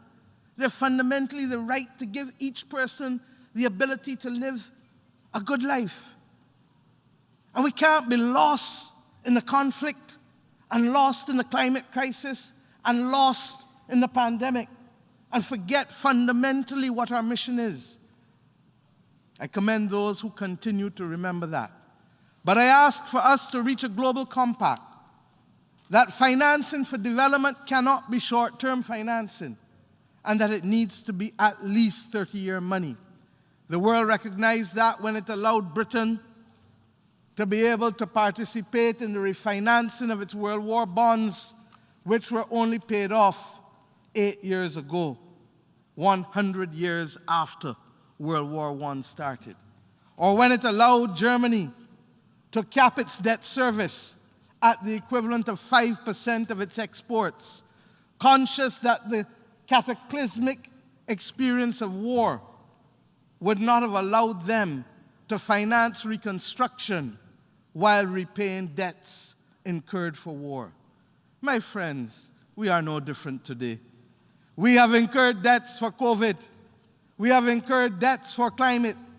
And we have incurred debts now in order to fight this difficult moment with the inflationary crisis and with the absence of certainty of supply of goods. Why, therefore, must the developing world now seek to find money within 7 to 10 years when others had the benefit of longer tenors to repay their money? I want, finally, to deal with the issue very quickly and to suggest to you that all of these things have been the subject not just of idle thought or arbitrary comment on our part.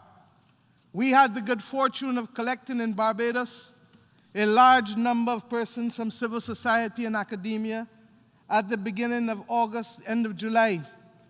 And we settled on what we have come to call the Bridgetown Agenda, because we believe it to be a Bridgetown agenda for peace, a Bridgetown agenda for prosperity, a Bridgetown agenda inspired by love of humanity.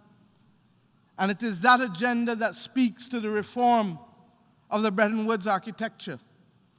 We've asked and will ask countries and people to join it, because we believe that unless we take responsibility for ourselves, unless we accept that we are the world, we're not going to see a change. And as I come to simply this issue of climate, which will dominate us over the next 45, 48 days as we go to Egypt, let us remember that the trust that is needed to propel us to fight the great causes of our time will not be won by us breaching promises. The developing world, and in particular the small island developing states, came to Paris and agreed for a global compact.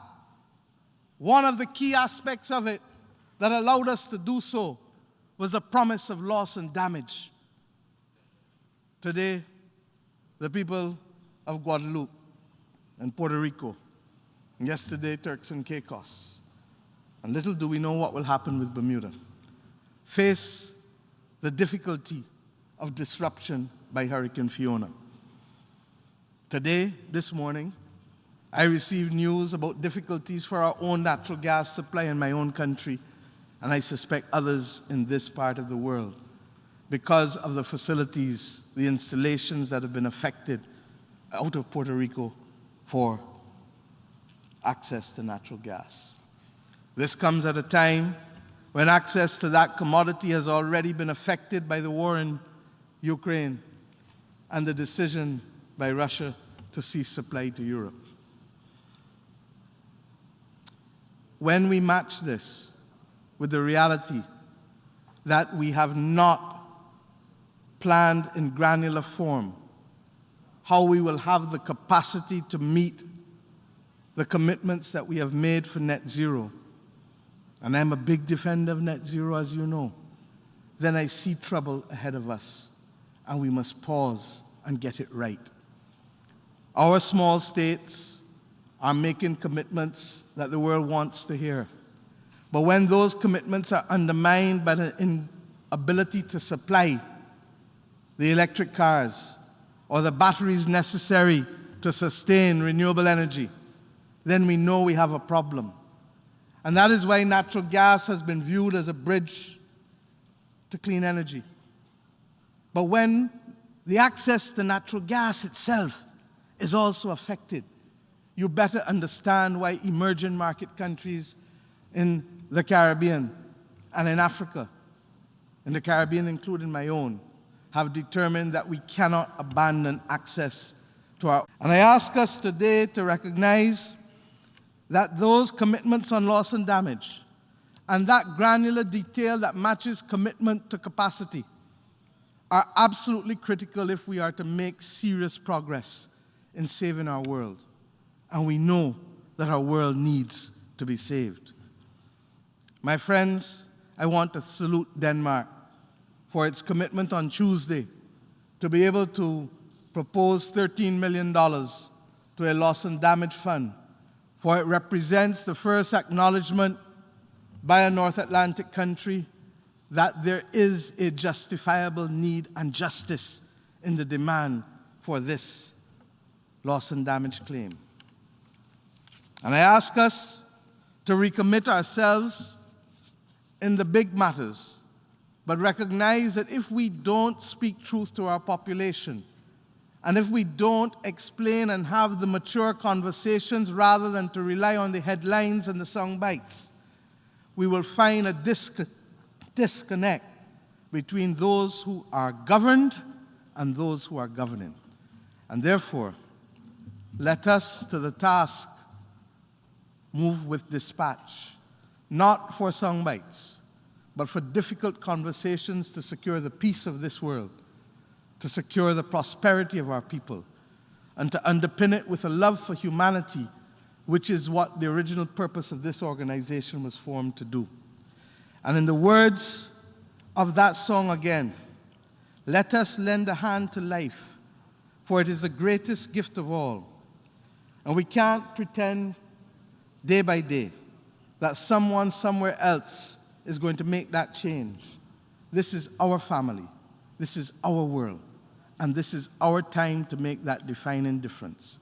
And many of the things that I've put before us today don't require money, but they require a commitment, and they require political will.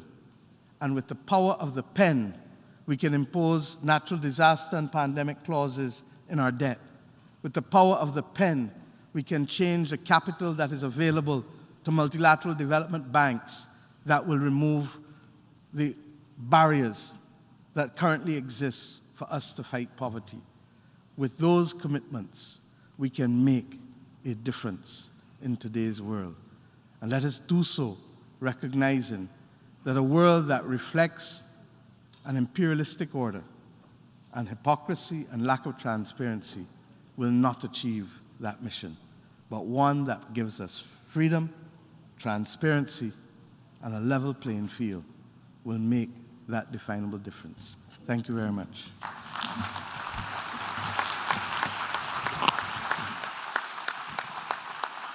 On behalf of the Assembly, I wish to thank the Prime Minister, Minister for National Security and the Public Service, and Minister for Finance, Economic Affairs and Investment of Barbados for the statement just made, and I request protocol to escort Her Excellency. We have heard the last speaker for this meeting. The 9th plenary meeting to continue with the general debate will begin at 3 p.m. The meeting is adjourned.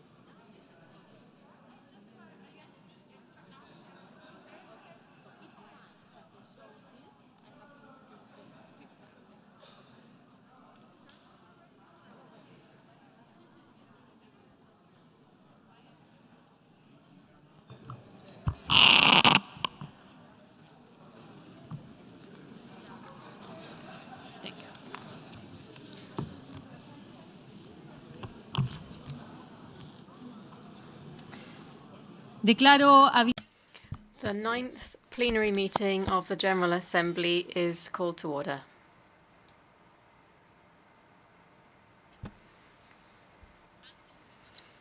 Before proceeding further, I would like to remind members that masks are to be worn by all attendees at all times when indoors, except when directly addressing a meeting.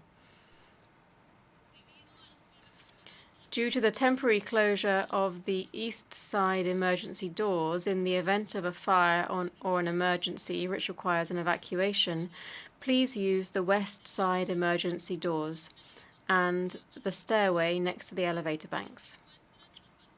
Those in the 3rd and 4th floor balconies, please use the stairway next to the elevator banks.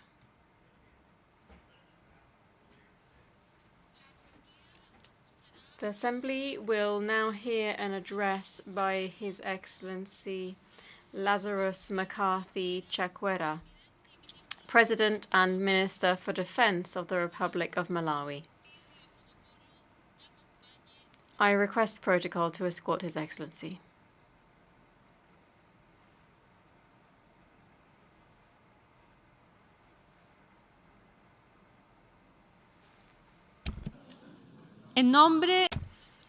On behalf of the General Assembly, I have the honor to welcome His Excellency Lazarus McCarthy Chakwera, President and Minister for Defense of the Republic of Malawi, and to invite him to address the Assembly. Your Excellency, Mr. Sabakorosi, President of the 7th Session of General Assembly, Your Excellency, Mr. Antonio Guterres, UN Secretary General, Excellencies, ladies and gentlemen, leave no one behind. These 4 words are the promise at the heart of the 2030 Agenda for Sustainable Development. This is the principle this UN body committed to. But today, over 3.5 years after that commitment was made, smaller nations and younger democracies around the world already feel like this is an empty promise. Today, not only do smaller nations and younger democracies like Malawi still feel left behind, but feel much farther behind than before. For instance, we all know that climate change is a global problem that will never be solved unless all nations solve it together.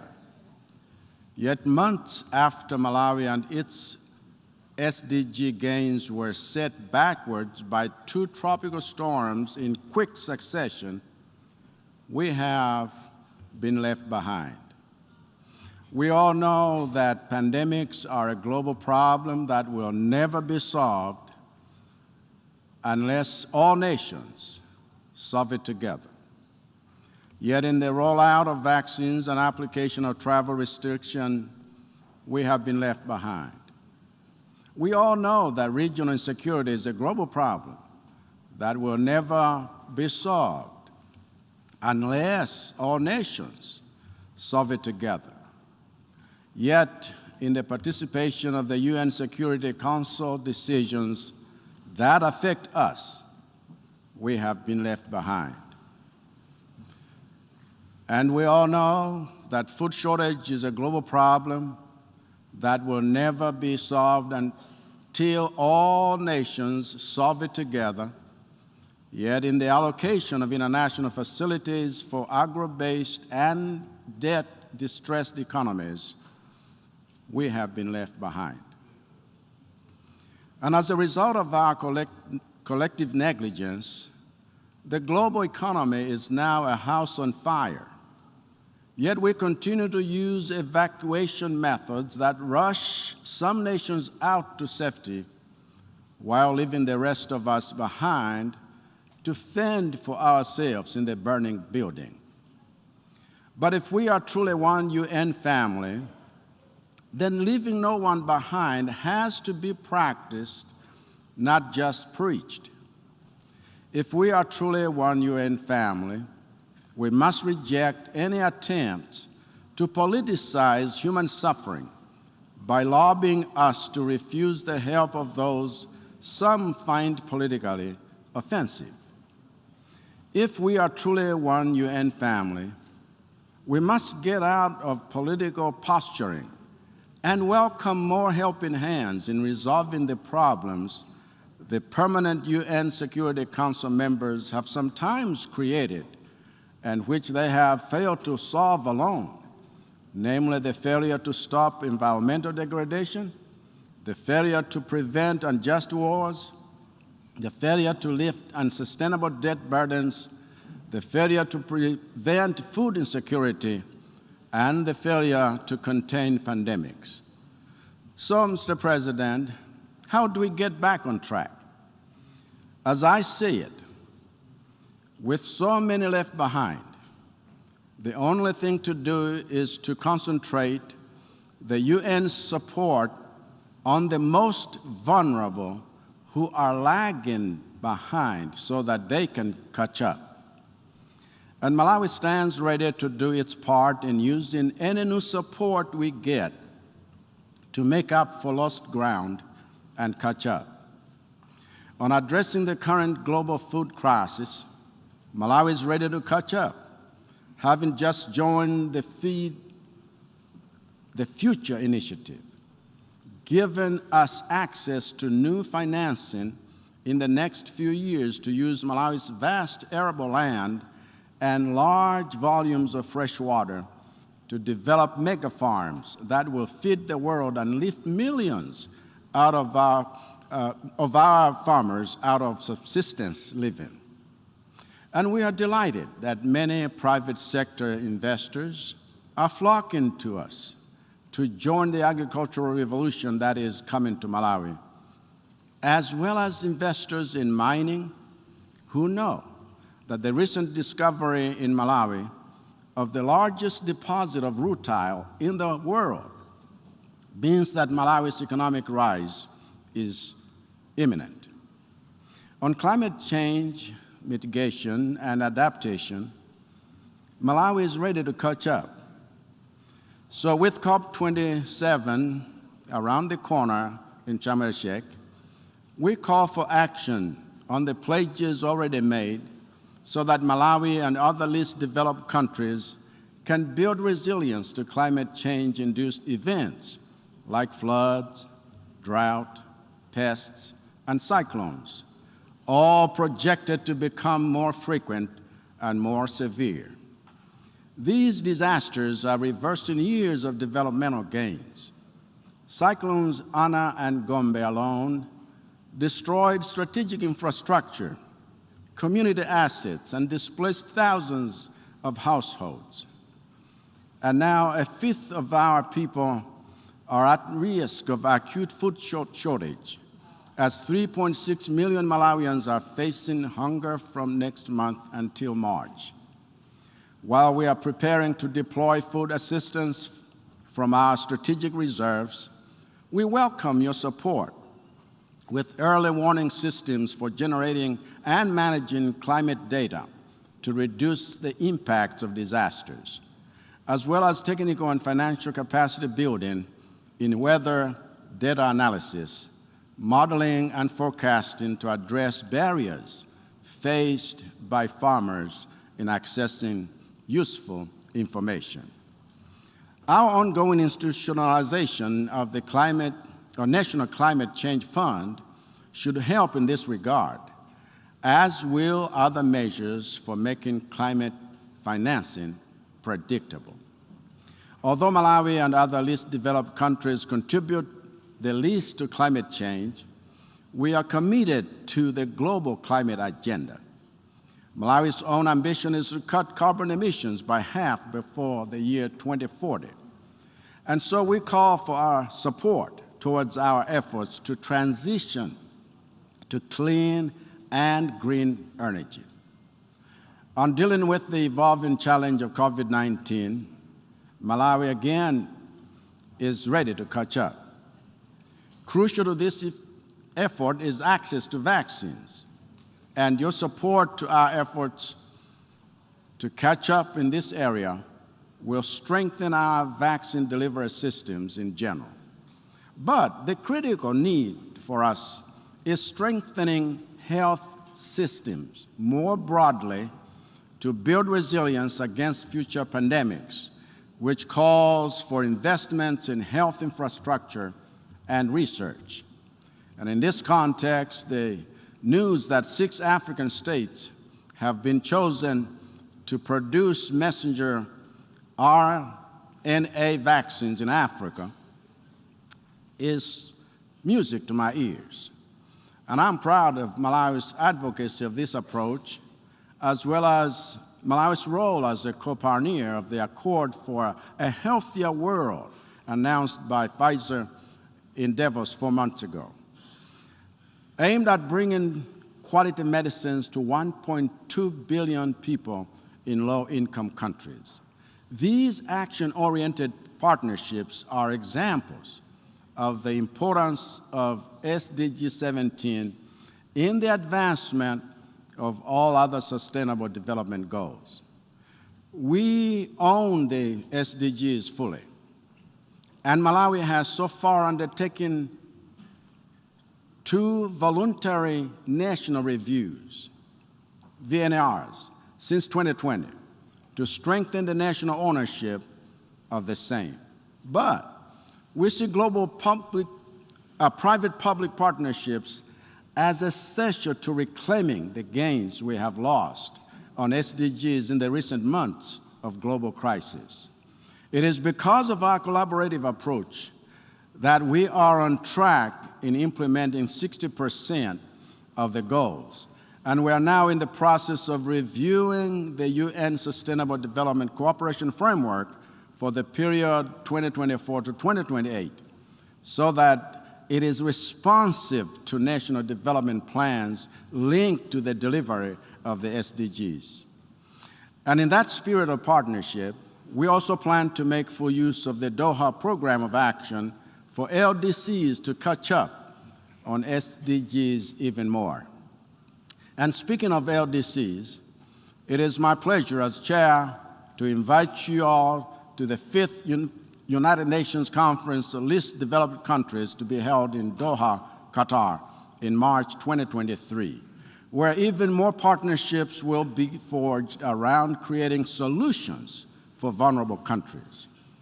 One problem in desperate need of a solution for the most vulnerable LDCs is the unsustainable debt levels and distress they bear. It is not for nothing that the scriptures, which are regarded as sacred to more than half the world, describe unsustainable debt as a form of slavery. And as leaders of generations past work together to end old forms of slavery, we too must work together to end this new form. Recently, the managing director of the International Monetary Fund called on the world's major lenders to show leadership by relieving vulnerable countries of the debts that are shackling them, because even loans that were given and received in good faith have become unsustainable in the recent and current climate relentless of unforeseen external shocks. So I join her in reiterating that call, and I commend the People's Republic of China for leading by example, by fulfilling the pledge it made at last year's Forum China-Africa Cooperation, FOCAC, to forgive interest-free loans owned by 17 African countries. Let this be the beginning of a breaking of the chains holding vulnerable countries back, not the end. Because when we say that we are leaving no one behind, this is one way to put our money where our mouth is. Let me hasten to add that as president of a country that stands to benefit from debt relief measures I do not regard my country as entitled to such, and I am in fact fully committed to be held accountable for the responsible use of these life jackets. I recognize that we too must prove ourselves worthy of such assistance by using it to cushion our citizens against the worsening financial volatility, trade costs, and human suffering that debt and other external factors are causing.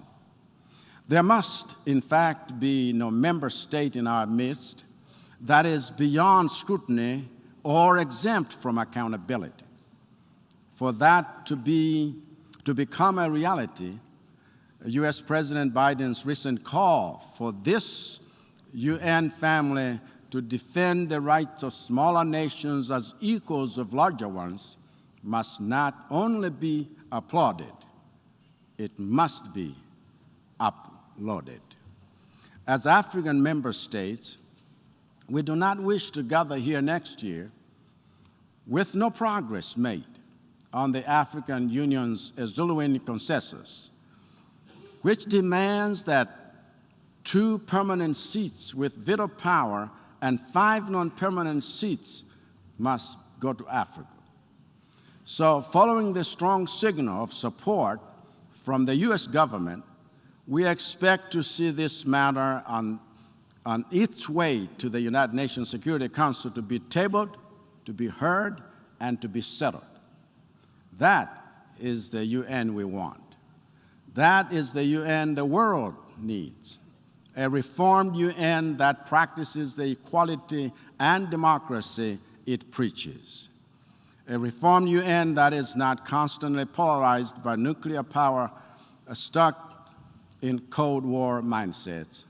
A reformed UN that uses its multilateral muscle to give equal attention to the interlocking issues of public health, food security, insecurity, climate change, and conflict, regardless of where they emerge or who they affect.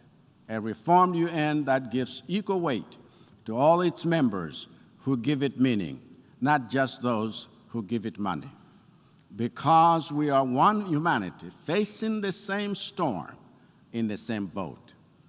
And in that spirit of one humanity, let me conclude by expressing my country's deepest condolences to the British royal family and the government and people of the United Kingdom and the Commonwealth on the passing of Queen Elizabeth II, who was laid to rest on the eve of this Assembly's high-level debate week. Mr. Sabako Rossi, President of the 77th session of the United Nations General Assembly, I thank you for this opportunity, and I congratulate you on your appointment, just as I wish outgoing President Abdallah Shahid the very best in his continued service to humanity and the cause to leave no one behind. Thank you all for listening.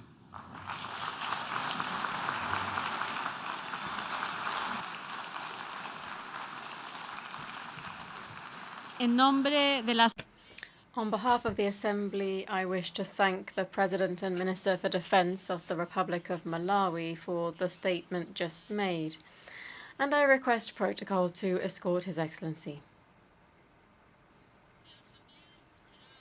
The Assembly will now hear an address by His Excellency David Panuelo, the President and Head of Government of the Federated States of Micronesia. I request protocol to escort His Excellency.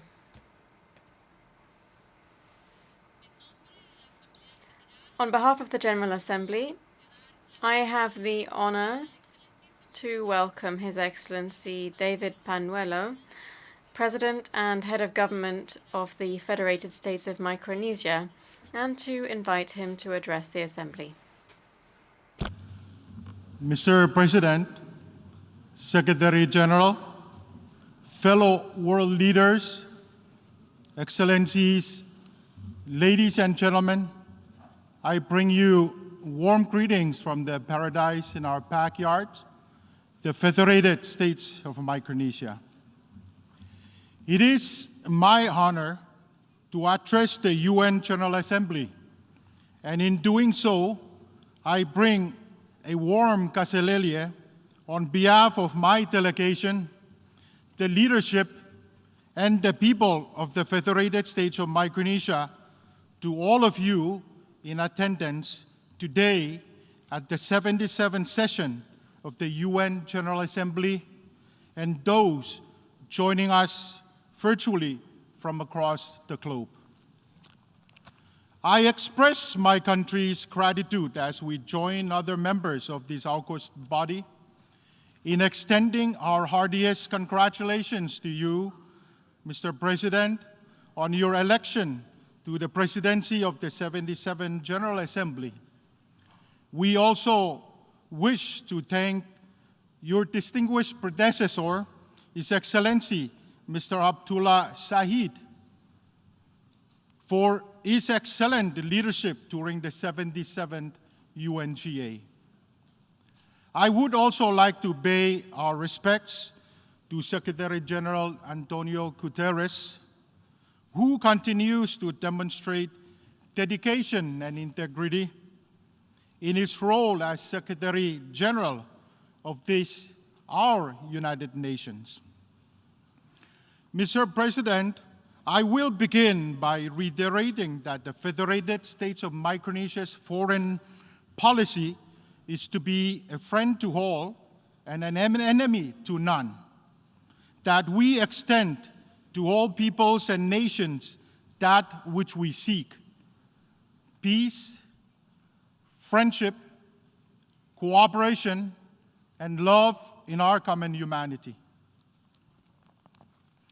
As leaders of the world, it is our duty and obligation to take bold decisions and actions that serve our citizens and reflect our values. Every person in this room and beyond is impacted in one form or another by the brutal and unjustified invasion of Ukraine. The unprovoked attack against the people of Ukraine by another member of the United Nations is illegal, blatantly disregards international law and norms, and undermines the UN Charter, whose purposes and principles are to maintain international peace and security. I join Secretary Blinken of the United States and members of the Security Council, who just recently met, in imploring Russia to stop the threat of nuclear war. To the people and government of Ukraine, the people and government of Micronesia support you in your quest to defend your families and your homes. Micronesia strongly encourages other peoples and governments, most particularly those with greater influence and means, to firmly stand with the people and government of Ukraine and show that the people of this 21st century cannot and will not tolerate aggressive and violent behavior. An infringement on the rights of one is an infringement on the rights of us all, and we do well to stand with our neighbors, lest we one day find ourselves standing alone. Mr. President, while traditional security concerns have taken much of our world's attention in recent memory, for Micronesia, as a Pacific Island country, it must continue to be emphasized that the most enduring security threat to our Pacific and to the world is in the form of anthropogenic climate change. The Federated States of its most urgent appeal to the global community, especially the developed countries, to commit to the intent of the Paris Agreement by providing adequate, accessible, and concessional finance for climate mitigation and adaptation, as well as for loss and damage. On loss and damage specifically, Micronesia calls for the adoption of an agenda item for COP27 on a loss and damage response fund. The establishment of that fund in COP27 and the full operationalization of the fund to be completed in COP28. The Federated States of Micronesia cannot overemphasize the extreme urgency of limiting global warming to 1.5 degrees through rapid, deep, and sustained reductions in greenhouse gas emissions. However, to the extent that mitigation as well as adaptation are not sufficient to avert or minimize loss and damage, finance must provide with all due haste to help vulnerable communities like those of my country to recover from climate change and related loss and damage. Current efforts to reduce greenhouse gas emissions remain wholly inadequate. The world is moving past 1.1 degrees Celsius in warming in our wake and rapidly speeding towards and soon to pass 1.5 degrees. Despite warnings of dangerous feedbacks and tipping points, many actors still continue to engage in the worst emitting activities. They ignore the solutions that could address climate while supporting development goals in favor of business as usual. Fortunately, the tide is changing on CO2 emissions, but still too slowly. Moreover, research shows that efforts to reduce CO2 alone will not cool the planet in the near term. Only mitigation of methane, which is a super pollutant and the second most potent greenhouse gas, and the other short-lived climate pollutants can prevent the world from exceeding the 2-degree upper limit over the next 2 decades. We need a new, robust methane agreement, currently not addressed sufficiently in the present legal framework. Doing so is key to ensuring countries can put their adaptation plans in place while additional CO2 mitigation gets underway. Micronesia urges all countries to commit to the Kigali Amendment and the Global Methane Pledge to see a 30% reduction of methane emissions from 2020 levels by 2030. Congratulate the United States for the ratification of the Kigali Amendment by the US Senate yesterday.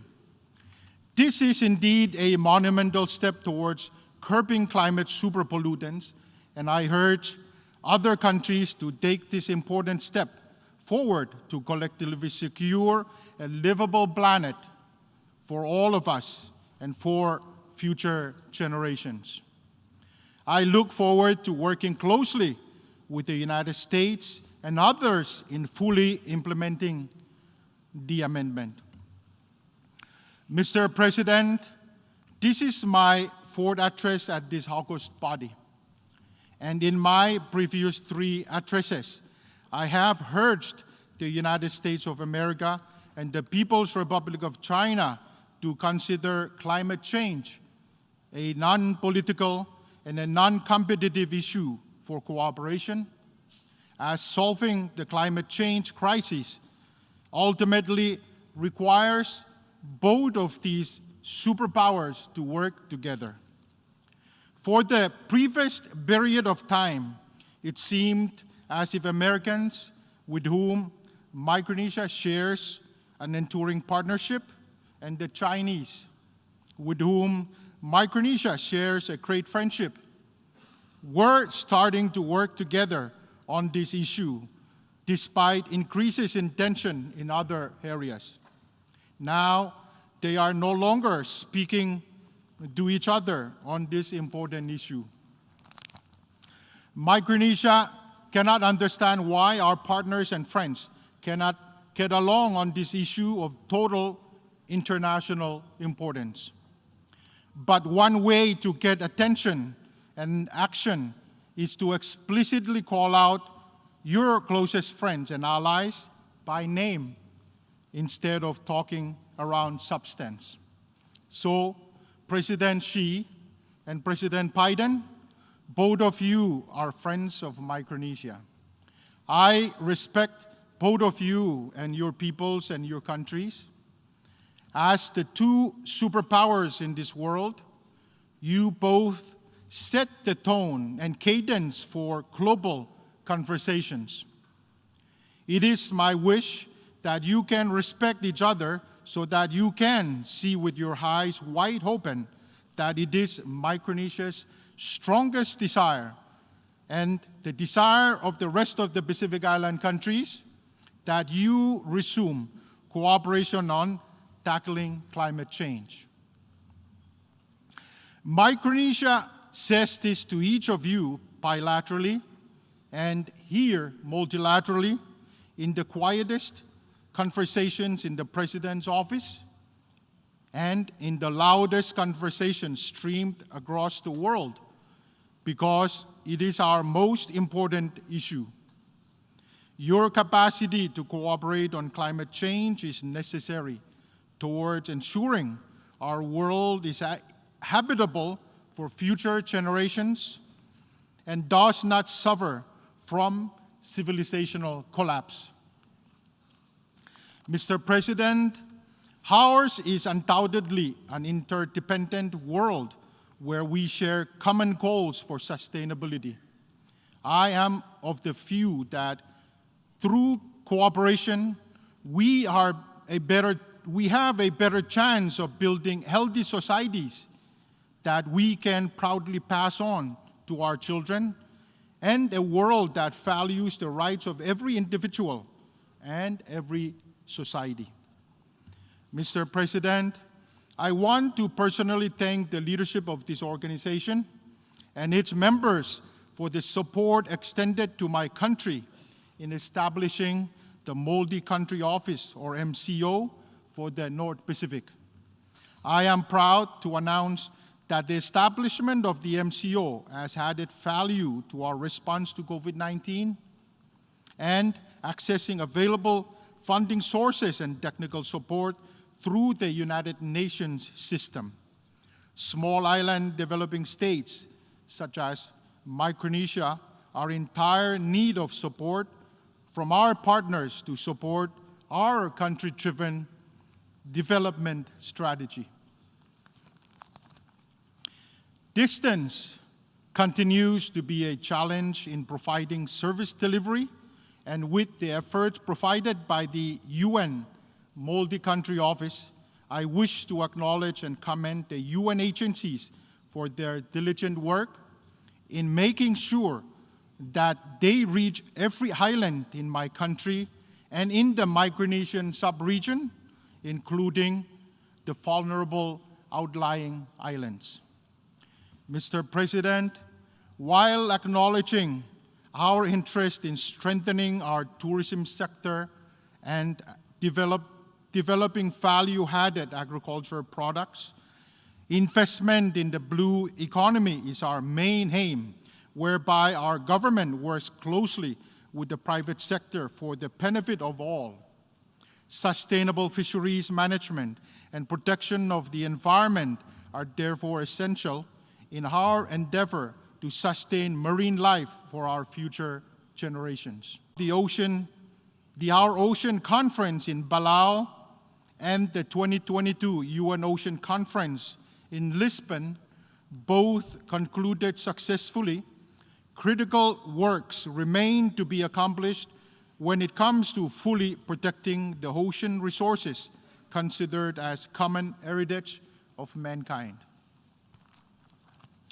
In March of this year, we, as an international community, were unable to finalize an internationally legally binding instrument to conserve and sustainably use marine biological diversity of areas beyond national jurisdiction, or PPNJ.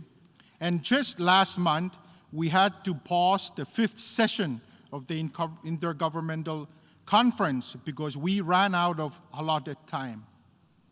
It is imperative that we finalize this work as soon as possible so that we can protect ocean resources effectively.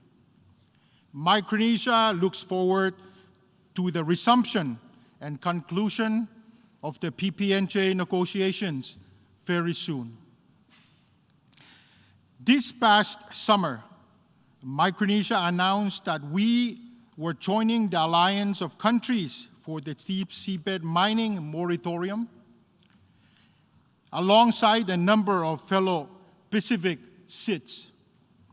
It is the view of Micronesia that deep seabed mining in the international seabed area should not occur until the precautionary principle, ecosystem approach, and the polluter-based principle have been implemented. In the international seabed area, no such implementation can take place in the absence of the finalization of a robust, responsible, and comprehensive set of exploitation regulations by the International Seabed Authority. To do so otherwise will be a dereliction of our duty to protect and preserve the marine environment and respect the common heritage of mankind.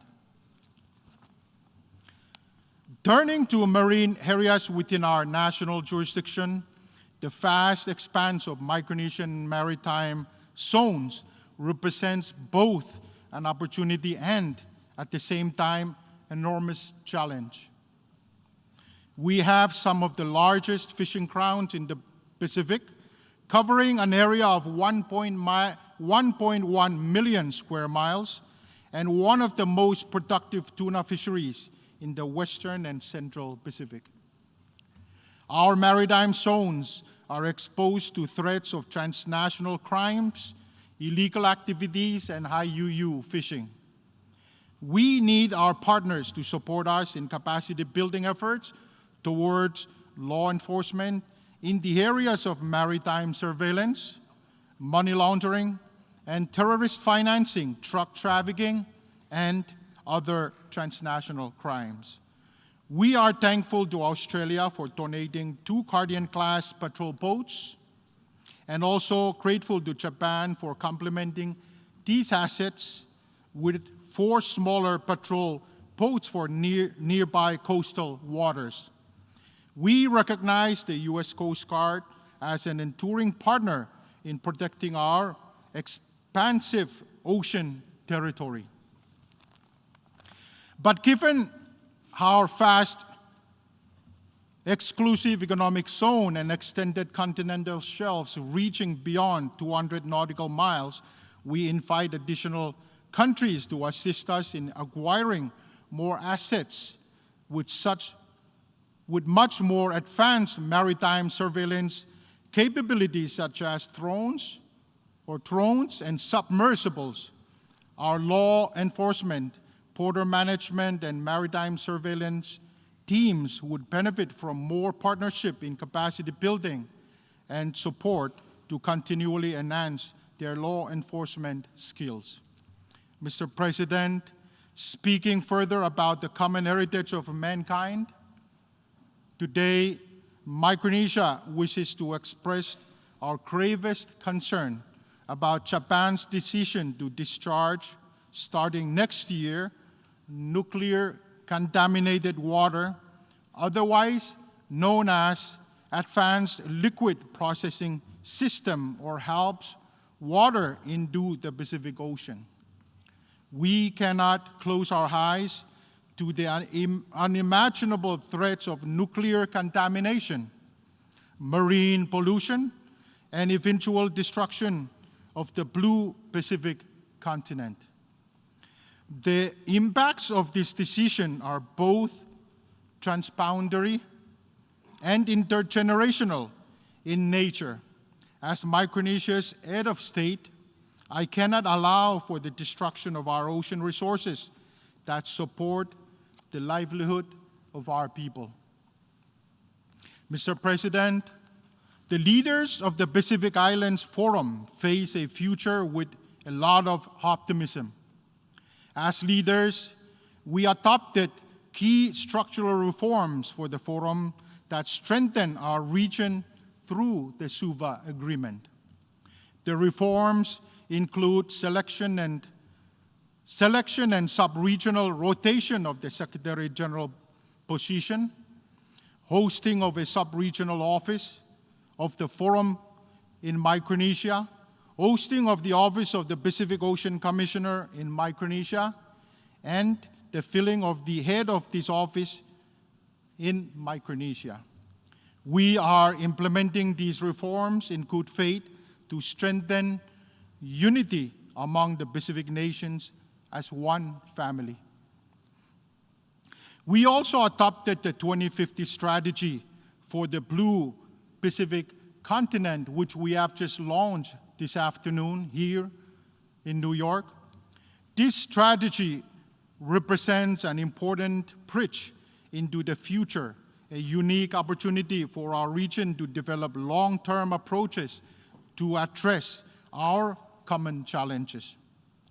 The solidarity of our region will strengthen our collective sense of Pacific regionalism and security of the Blue Pacific continent. And on this premise, we ask our partners to assist us, not divide us in any way. The key message, Mr. President, for the United Nations as an organization and all countries in the world that engage with the Pacific is that Micronesia and the rest of the Pacific Islands Forum solicit all countries who engage with the Pacific to support and respect the 2050 strategy for the Blue Pacific continent.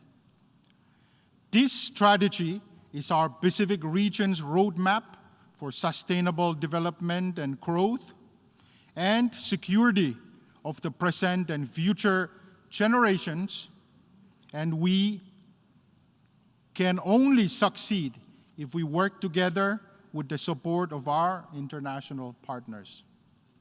Mr. President, I wish to conclude by explicitly calling on all peoples and nations who hear me today to know that the people and the government of the Federated States of Micronesia extend to you peace, friendship, cooperation, and love in our common humanity.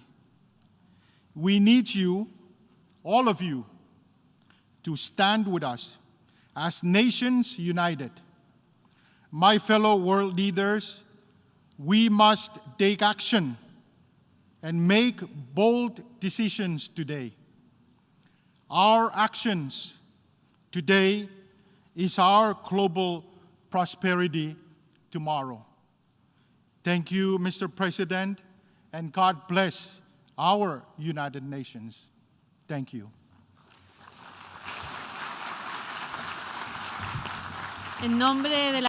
On behalf of the Assembly, I wish to thank the President and Head of Government of the Federated States of Micronesia for the statement just made, and I request protocol to escort His Excellency. We shall now continue the general debate. The Assembly will hear an address by His Excellency Hussein Abdelbagi Akol Agani, Vice President of the Republic of South Sudan. I request protocol to escort His Excellency.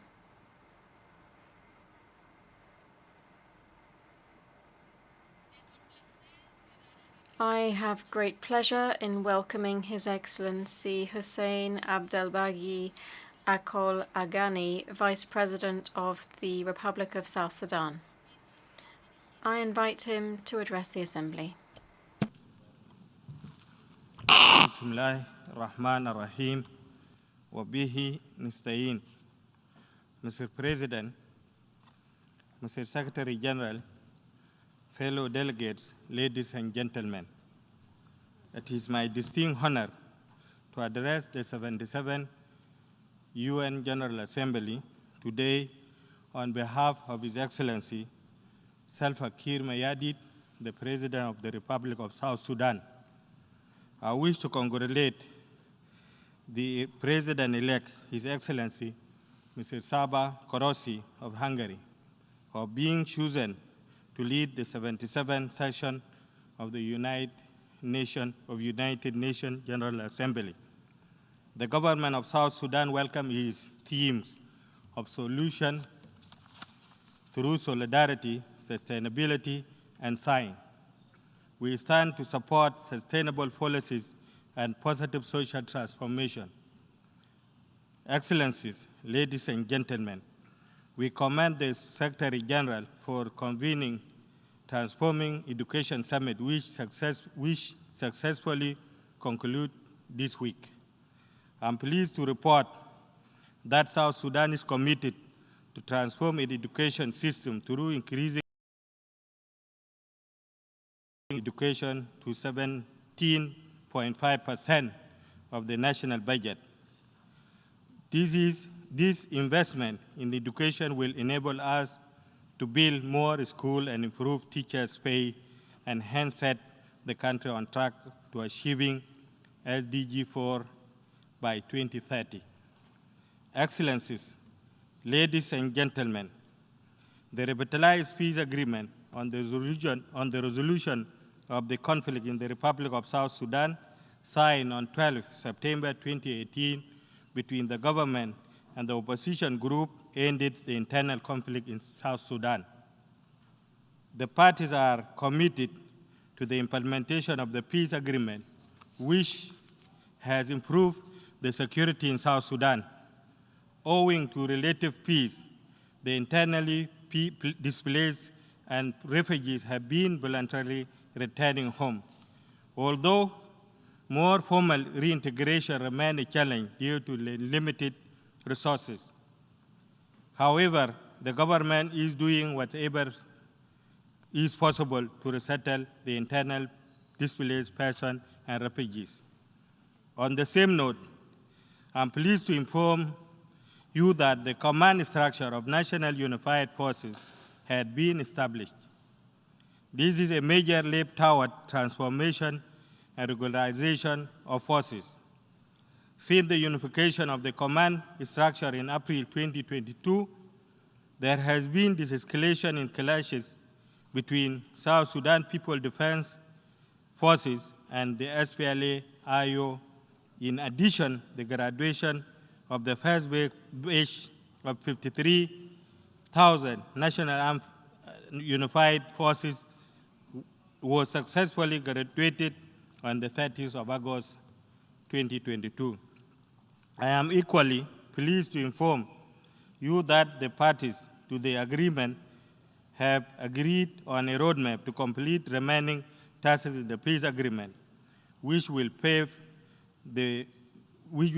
way for a peaceful, fair, and credible election at the end of transitional period in 2025.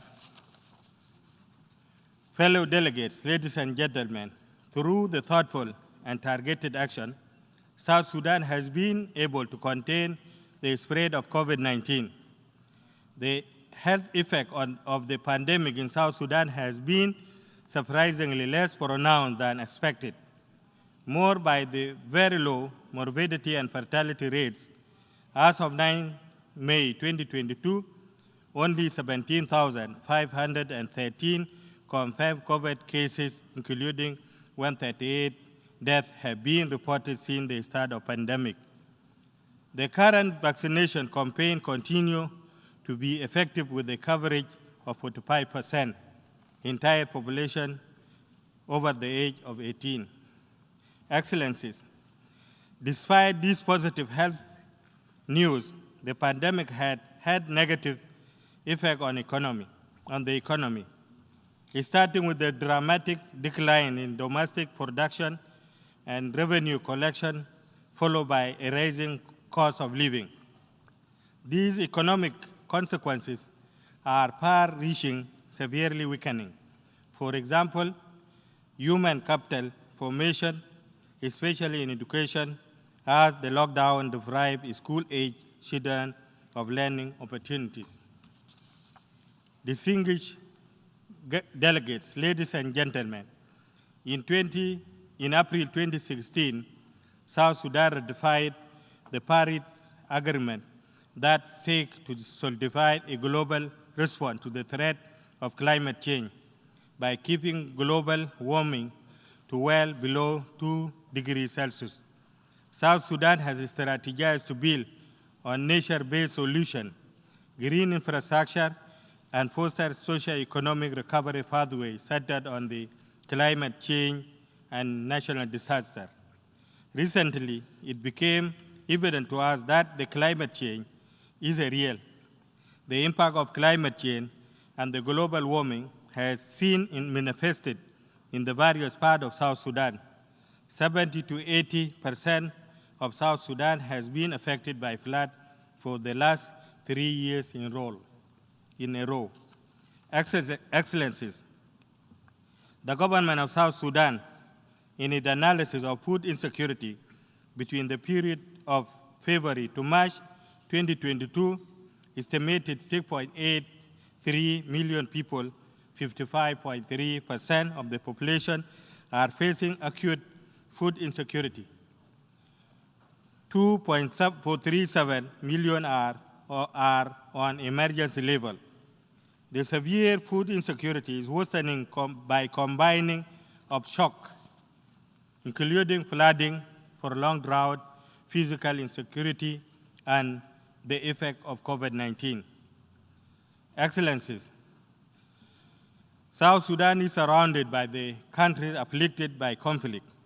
As a part of obligation to promote peace and stability in the region and beyond, South Sudan successfully mediated the armed conflict in Sudan, which resulted into the signing of peace agreement in Juba, 2020. South Sudan stands ready to mediate the current conflict between the arms and the forces of freedom and change in Sudan, so that Sudan can finally enjoy lasting peace. Recently, South Sudan also offered to mediate tension between Egypt and Ethiopia over the disagreement for the construction of the Grand Ethiopian Renaissance Dam. We further demonstrated willingness to mediate the internal conflict in Ethiopia between the Ethiopian government and the people and the Tigray People Liberation Forces. The Republic of South Sudan, furthermore, availed itself ready to mediate border issues between the Republic of Sudan and the Federal Democratic Republic of Ethiopia. By participating in bringing regional peace and stability, South Sudan has demonstrated its ability as a reliable partner in quest for the region and international peace and security. Further, the Republic of South Sudan is contributing 1 battalion of peacekeeping forces to be part of the East Africa forces to bring peace in the Eastern Democratic Republic of Congo. The current war between Russia and Ukraine is unfortunate and devastating to the lives and livelihood of the citizens of both countries and beyond. The war has led to a severe humanitarian crisis where millions are in dire need. This war has not only affected the two warring parties, but it has far-reaching effect on global economic. From the moral point of view, South Sudan government is calling on Russia and Ukraine to cease all forms of hostilities and resolve the dispute through diplomatic and constructive dialogue to avert further consequences. Excellencies, the government of South Sudan appreciates the critical humanitarian and technical support by member states in this forum, and it looks forward to its continuation. To mitigate effect of flooding on the population and livelihood, South Sudan is donating $10 million to the WFP to alleviate the suffering of the affected displaced communities. However, we need the support of the international community to reach all the floods and drought-affected areas and communities. The President of the Republic of South Sudan will call a conference of all humanitarian organizations in South Sudan to coordinate humanitarian activities. The government of South Sudan is committed to providing security and protection to the relief workers.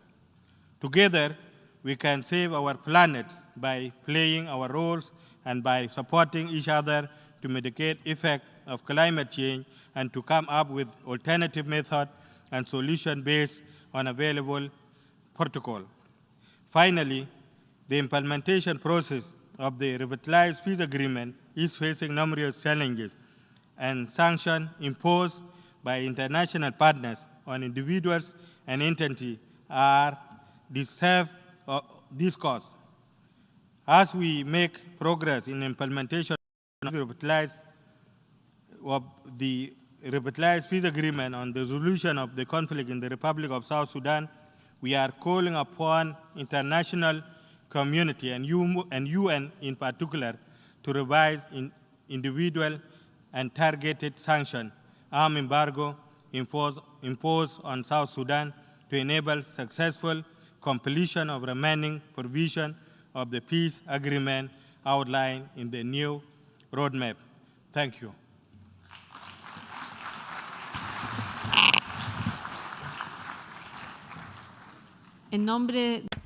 On behalf of the Assembly, I wish to thank the Vice President of the Republic of South Sudan for the statement just made, and I request protocol to escort His Excellency.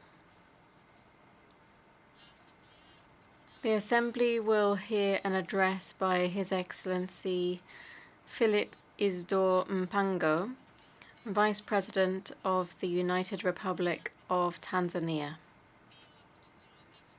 I request protocol to escort His Excellency.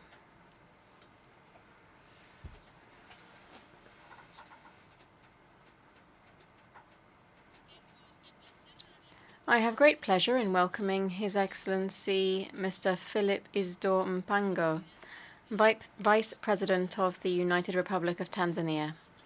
I invite him to address the Assembly. President of the United Nations General Assembly, Secretary General of the United Nations, Excellencies, Heads of State and Government, distinguished delegates. I wish to begin by conveying to this august body fraternal greetings from Her Excellency Samia Suluhu Hassan, President of the United Republic of Tanzania, who could not attend this year's session due to pressing national commitments.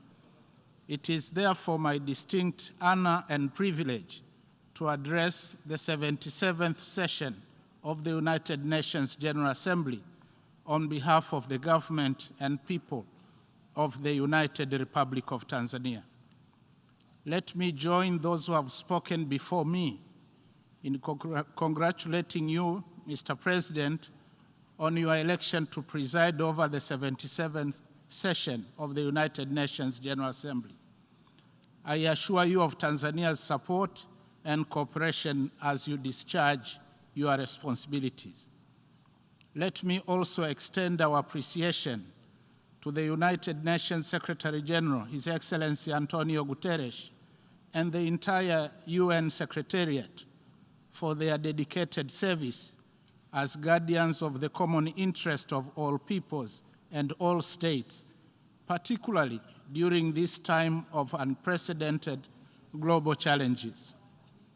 Mr. President, this Assembly is convening at a critical point when the world is engulfed in dangerous flames ranging from conflicts and mounting geopolitical tensions, devastating effects of the COVID-19 pandemic, food and energy insecurity, environmental carnage and extreme climate change-related events, to barriers to education, technology, and opportunity for shared prosperity. These challenges are in turn inextricably linked with and propelling stubborn global poverty. Furthermore, with only 8 years remaining before 2030, the world is still way off the mark in meeting many of the targets that we set in 2015. The root cause of all these challenges is human greed, selfish desire, and unilateralism.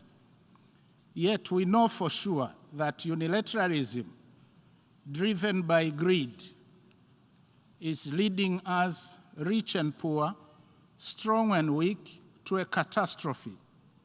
For it is now evident that these challenges have and continue to inflict enormous disruptive impacts on economies, ecosystems, and social lives worldwide, with sub-Saharan African countries and other developing countries being hit disproportionately.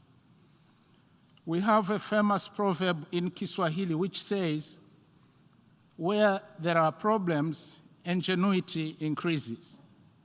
In this spirit, we in Tanzania are convinced that transformative solutions to the global challenges we face are already at our disposal, but subject to two conditions being met.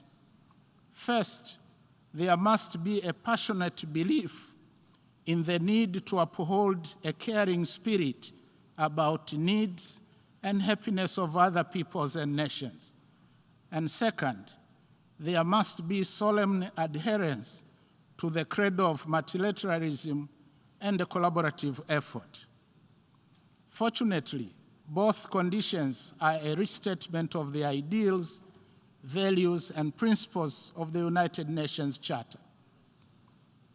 Mr. President, specifically on the COVID-19 pandemic, it had devastating effects on Tanzania's socio-economic systems and performance. Just like most other developing countries, the pandemic robbed us of precious lives, overstretched health infrastructure and healthcare workers to the limit, led to severe budget constraints, as well as economic deceleration. Real GDP growth declined from 6.7% decadal growth attained in the pre-pandemic period to 4.8% in 2020. The key lesson we have learned from the COVID-19 pandemic is that the world needs to be better prepared in terms of national and global health systems to be able to handle future pandemics. This entails investing more in building health infrastructure and beefing up the health workforce, as well as enhancing national and regional capacity to manufacture drugs, supplies, vaccines, and medical equipment. In addition, Africa's marginalization in the provision of vaccines underscored the need for African countries to work together in the development and nurturing of indigenous solutions through joint medical and scientific research. The pandemic also brought to the fore the need to invest more in public health education, especially preventive medicine, to build individual resilience, including body fitness, healthy diet and habits. However, I wish to acknowledge that although international support to Africa in taming the spread of the global pandemic through provision of diagnostic equipment, medicines, vaccine support programs, and financing came late, it was critical in winning the war against the pandemic. And therefore, Tanzania would like to thank all our development partners who have been working with us to deal with the pandemic and put the country on a bright post-COVID-19 recovery path. Currently, the government continues with the vaccination campaign, whereby, as of 11th September, we had already vaccinated 60.56% of the targeted population. Mr. President, with respect to climate change, we are indeed at a tipping point. The United Republic of Tanzania appreciates all individual efforts and other collective measures taken thus far in implementing interventions geared at upscaling, mitigation, and adaptation as stipulated in the Kyoto Protocol of 1997 and the Paris Agreement of 2015. However, despite the efforts, we are observing unprecedented changes across the whole climate system in every region. The fact remains that the most vulnerable countries, including Tanzania, have been disproportionately affected, and nor do we possess the capacity to effectively respond. Tanzania has put forward ambitious targets on both adaptation and mitigation through national determined contributions. The government spends on average $500 million per annum on adaptation measures and up to 3% of its GDP on mitigation and building community resilience. With the help of the international community, we are committed to continually update our nationally determined contributions and make important progress to tackle climate change. Yet, unless there are immediate, rapid, and large-scale reductions in greenhouse gas emissions, limiting warming to at least 2 degrees Celsius will be elusive. As much as we remain committed, most of the developing countries have insufficient fiscal space and weak debt sustainability status to address increasing demand for climate resilience interventions. Hence, addressing the climate crisis requires reliable access to climate finance. It is on this note that Tanzania calls on the international community to live up to its commitments made under the Paris Agreement.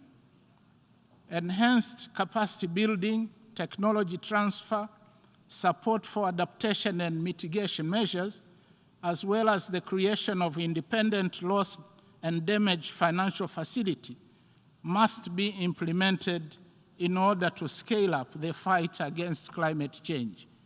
We need to take actions and walk the talk as a matter of urgency. I must at this point emphasize that Tanzania and the rest of Africa need a just transition from fossil fuels to renewable energy. Africa must be given time to adjust, since the majority of Africans have no access to energy. The well-established principle of common but differentiated responsibilities and respective capabilities must be observed.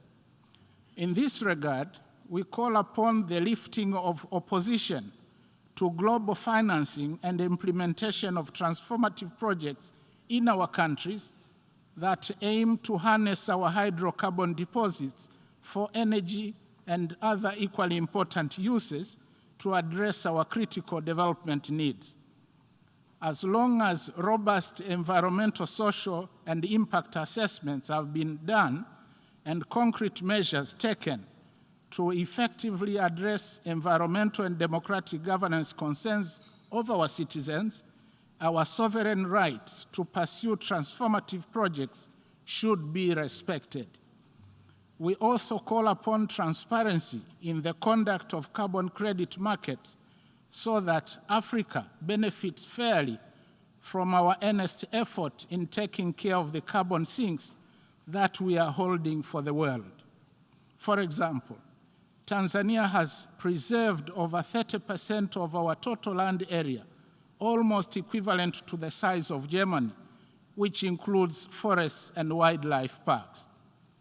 Mr. President, in maintenance of peace and security, Tanzania has always believed in diplomacy as the best instrument of resolving conflict.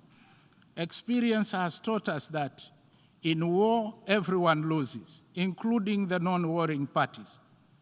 It is therefore our plea that in the wake of the global conflicts, our focus should remain to be that of safeguarding human lives, especially children and women, and the well-being of the people. More so, just recently, we have witnessed disruptive effects on global supply chains, dramatic increase in food and fuel prices, as well as food shortages and decline in agricultural and industrial production around the world. All the more reasons that we must have a stake in pursuit of peaceful resolution of conflicts. As we do so, we must also leverage our abundant resources and human capabilities to address some of the impacts. Mr. President, in the same spirit, peacekeeping operations remain one of the most dependable instruments for promoting world peace and security. Tanzania is proud to have contributed men and women in 5 out of the existing 16 peacekeeping missions across the world. Despite this state of affairs, Tanzania stands ready to contribute more if requested to do so. We also continue to actively participate in regional peace initiatives, and more so now in our capacity as a member of the African Union Peace and Security Council, as well as the East African Community and SADC. Hence, we call upon the United Nations to enhance its support to the regional efforts in peace building and peacekeeping. Mr. President, the credibility of the United Nations rests on a well-represented and responsive Security Council. We therefore wish to reiterate the common African position as elaborated in the Eswatini Consensus and the Sirte Declaration with respect to the long-awaited reforms of the Security Council. It is well past time the United Nations Security Council reflected the present-day realities of the United Nations membership and not that of the 1940s. Mr. President, it would be remiss of me not to end my statement without acknowledging that the world celebrated Kiswahili language for the first time this year on 7th July, following the historic declaration of the United Nations Educational and Scientific Organization, UNESCO, designating 7th July as the World Kiswahili Language Day.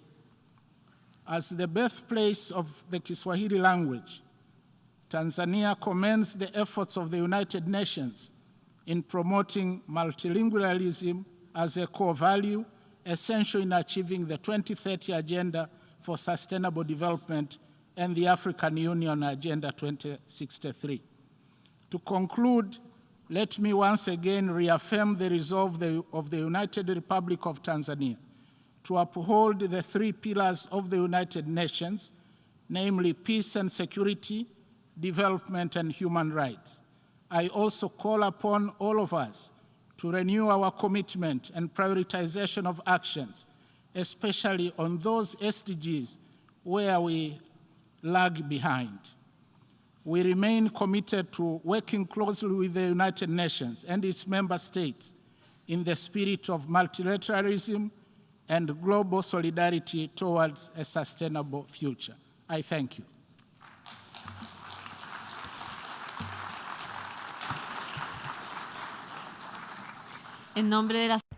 On behalf of the Assembly, I wish to thank the Vice President of the United Republic of Tanzania for the statement just made, and I request protocol to escort His Excellency. The Assembly will hear an address by Her Excellency Jessica Alupo, Vice President of the Republic of Uganda. I request protocol to escort Her Excellency. I have great pleasure in welcoming Her Excellency Jessica Alupo, Vice President of the Republic of Uganda. I invite her to address the Assembly. The President of the UN General Assembly, Excellencies, Heads of State and Government, the Secretary General of the United Nations, distinguished delegates, ladies and gentlemen. Mr. President, I congratulate you on your election as President of the 77th session of the UN General Assembly and assure you of Uganda's full support. I would like to thank His Excellency, Mr. Abdullah Shahid, for his stewardship of the 76th session, and I pay tribute to the Secretary General, His Excellency Antonio Guterres, for his commitment to the work of the United Nations. This session is being held in person for the first time since 2020, when the COVID-19 pandemic made it impossible. It is a timely reminder of the urgent need to strengthen international cooperation, collaboration, and solidarity for the world to take transformative actions to address the common challenges that include poverty, health, pandemics, climate change, food insecurity, and biodiversity loss, among others. As we celebrate 77 years of the United Nations, we need a revitalized organization that is fit for purpose. We need this organization stronger than ever before. We believe that multilateralism is a fundamental and crucial in addressing our common challenges. We believe that by acting together as nations in solidarity, the world can effectively address the current and emerging challenges. Responding to COVID-19 has taught us a lot. We should scale up cooperation in vaccine production capacity and resource mobilization to support efforts to mitigate the impact of COVID-19. We are thankful to our bilateral and multilateral partners that supported our response to the COVID-19 challenge. Mr. President, the government of Uganda attaches importance to the 2019 agenda for to register progress in its implementation. It has continued to strengthen institutional coordination to achieve the 17 Sustainable Development Goals, and the National SDG Secretariat has been strengthened to support the coordination architecture to ensure that the country stays on track in implementing the SDGs. The government of Uganda has fully mainstreamed the SDGs in the National Development Plan and is working together with the UN family and other stakeholders. This will sustain and strengthen collaboration with all actors. However, effective implementation of the agenda will require support in areas such as transfer of technology, capacity building, and financing. Mr. President, climate change remains one of the greatest challenges of our time. Our collective effort to fight climate change is an irreversible process that must continue. However, we must note that despite contributing an insignificant amount of global greenhouse gas emissions, The African continent, like many developing regions of the world, suffer the effects of climate change to a disproportionate degree. Uganda, for instance, continues to experience prolonged droughts, melting of ice caps at its highest mountain, Mount Rwenzori, floods, erratic rainfall patterns, and landslides. But like His Excellency, President Yoweri Kaguta Museveni has said before, the climate change problem is almost a result of irresponsible and sometimes greedy human actions. Likewise, if underdevelopment persists, we should forget about conserving the environment. It is regrettable and hypocritical that some of the regions and nations that mismanage the environment and are disproportionately responsible for global warming have embarked on a rigorous campaign to thwart efforts of other countries to responsibly and sustainably develop the oil and gas sectors. Our view is that development should be environmentally friendly, inclusive, and provide benefits for all. It should leave no one behind. Uganda has continued to scale up investments in climate adaptation and mitigation measures. In particular, increasing access to clean energy to enhance production and increasing forest and wetland cover, among other interventions. Climate change actions must uphold the principle of equity and common but differentiated responsibilities consistent with national context. We therefore urge the developed countries, in line with the Paris Agreement, to fully deliver on the US $100 billion goal commitments per year to assist developing countries in their climate change actions to mitigate the adverse effects.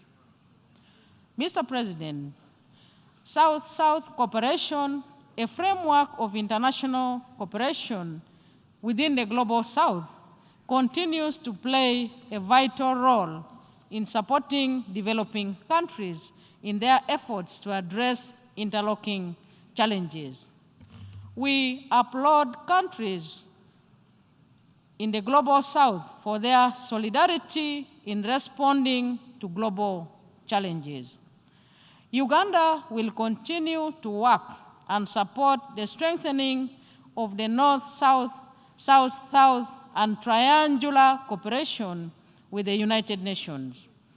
As host of the Third South Summit, we look forward to welcoming the leaders of the Group of 77 and China to Kampala from 10th to 12th December 2023.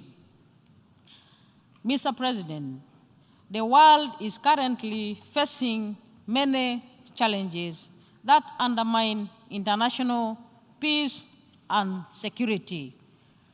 The Russia-Ukraine military conflict continues to cause more suffering, destruction, and displacement of the civilian population, mostly women and children. The longer it persists, the more suffering and destruction and displacement we shall witness. We are deeply concerned about the loss of lives and the serious humanitarian situation. Uganda supports dialogue with a view to reaching a peaceful resolution to the crisis. My president has said many times, I open quotes, we think the best way is to negotiate. Everybody who wants peace in the world should support negotiations in order to get a balanced peace that ensures safety for all. I close quote. Mr. President, terrorism is one of the major threats to peace, security, and stability, as well as social and economic development in the world today. No region of the world has been safe from the scourge of terrorism. Terrorism and violent extremism continue to bring death, suffering to innocent people. Terrorist groups such as Al-Shabaab and the allied democratic forces continue to commit terrorist acts in our region. As a community of nations, we must be unwavering in our resolve to prevent and combat terrorism in all its forms and manifestations. We should act in a coordinated manner at the national, regional, and global level to counter this threat. Uganda will continue to support and actively participate in the global and regional counterterrorism efforts. Mr. President, peace, security, and development are inextricably linked and should be pursued simultaneously. In the recent period, we have seen some progress in our quest for peace and security in our region. Uganda, working with partners in the region and beyond, regional initiatives such as those of the African Union, the Intergovernmental Authority on Development, East African Community, International Conference on the Great Lakes region, and are encouraged by the progress that we are making and continue to make. We believe that long-term and sustainable solutions lie in these collaborative processes. The international community and the United Nations in particular should therefore continue to support conflict prevention initiatives undertaken by this regional and sub-regional organization. Experience has shown that when and where this happened, the chances of success have been very high. The conflicts in our region and beyond have led to an inevitable refugee influx into Uganda. Currently, we have over 1.5 million refugees in the country, the largest refugee population on the continent of Africa and the third largest in the whole world. We are committed to working with the refugee-sending countries, regional and international partners to address the causes of the refugee crisis. We urge the international community to continue supporting our efforts in the region in this direction. Mr. President, the need to reform the UN Security Council is now more urgent and imperative than ever before. The present geopolitical realities are more compelling for a comprehensive reform of the Security Council to make way for equitable representation. Africa, with more than 1 billion citizens and with over 70% of issues on the agenda of the Council, continues to suffer the historical injustice of having no representation in the permanent category of the Security Council and is underrepresented in the non-permanent category too.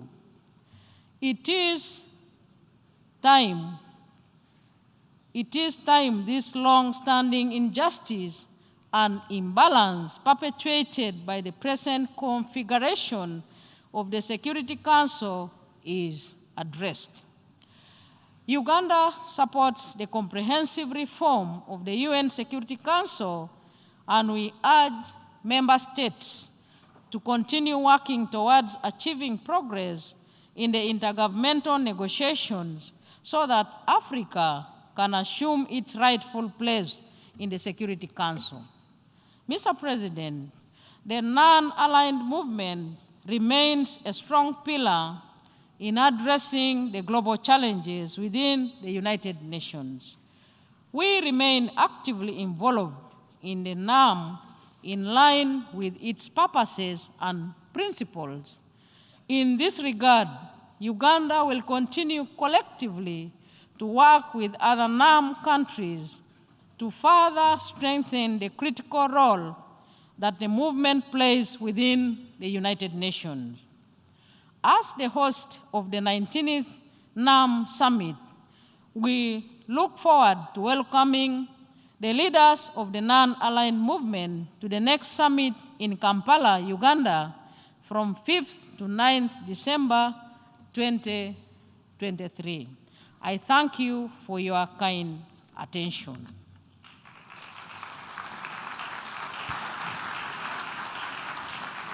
En nombre de la Asamblea. On behalf of the Assembly, I wish to thank the Vice President of the Republic of Uganda for the statement just made, and I request protocol to escort Her Excellency. The Assembly will hear an address by His Excellency José Gabriel Carrizo, Vice President of the Republic of Panama. I request protocol to escort His Excellency.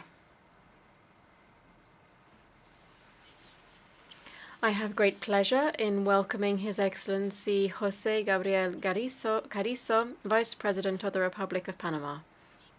I invite him to address the Assembly.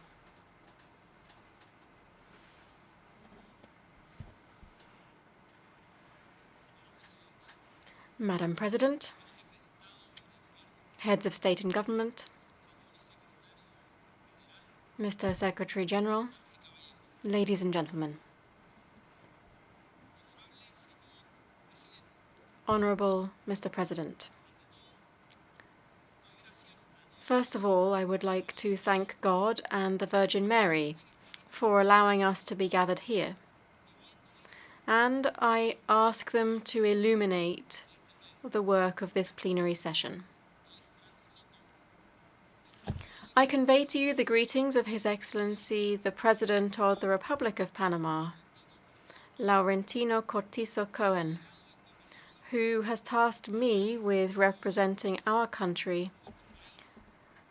before this General Assembly. Moreover, our country fully aligns itself with the fundamental themes proposed for this session of the General Assembly. We share the view that to overcome the global health crisis and advance in realizing the post-pandemic transition, we must promote creative solutions, share a greater level of solidarity, and encourage science as a fundamental ally in the face of the challenges lying ahead for humankind. The necessary transformations call for knowledge, research, and education tools, especially in nations with high levels of poverty, where millions of people continue to lack the options to live a decent life.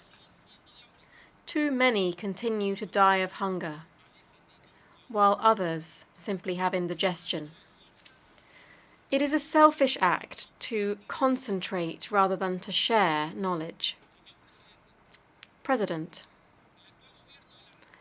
the current government of the Republic of Panama has been in office for 38 months, 30 of those during a pandemic. No other administration in the history of Panama has faced such complex challenges. In light of this situation, we are focusing on saving lives, avoiding the collapse of the health system, and maintaining social order. 2.5 years later, we stand on the cusp of recovering from the damage caused by the global health crisis, and we continue to move forward. Indeed, here we have exceptional results to show the world. Ladies and gentlemen, Our national strategic plan has been designed to combat the causes driving poverty and inequality. We took the helm of the government, committed to laying the foundations for deep-rooted transformations. It's true that we are a country with robust growth rates, yes, but with unacceptable levels of inequality. In light of this, we are fighting tooth and nail to redress the balance. Our administration aims to lay the foundations for a fairer country, to consolidate democracy and strengthen the independence of the justice system.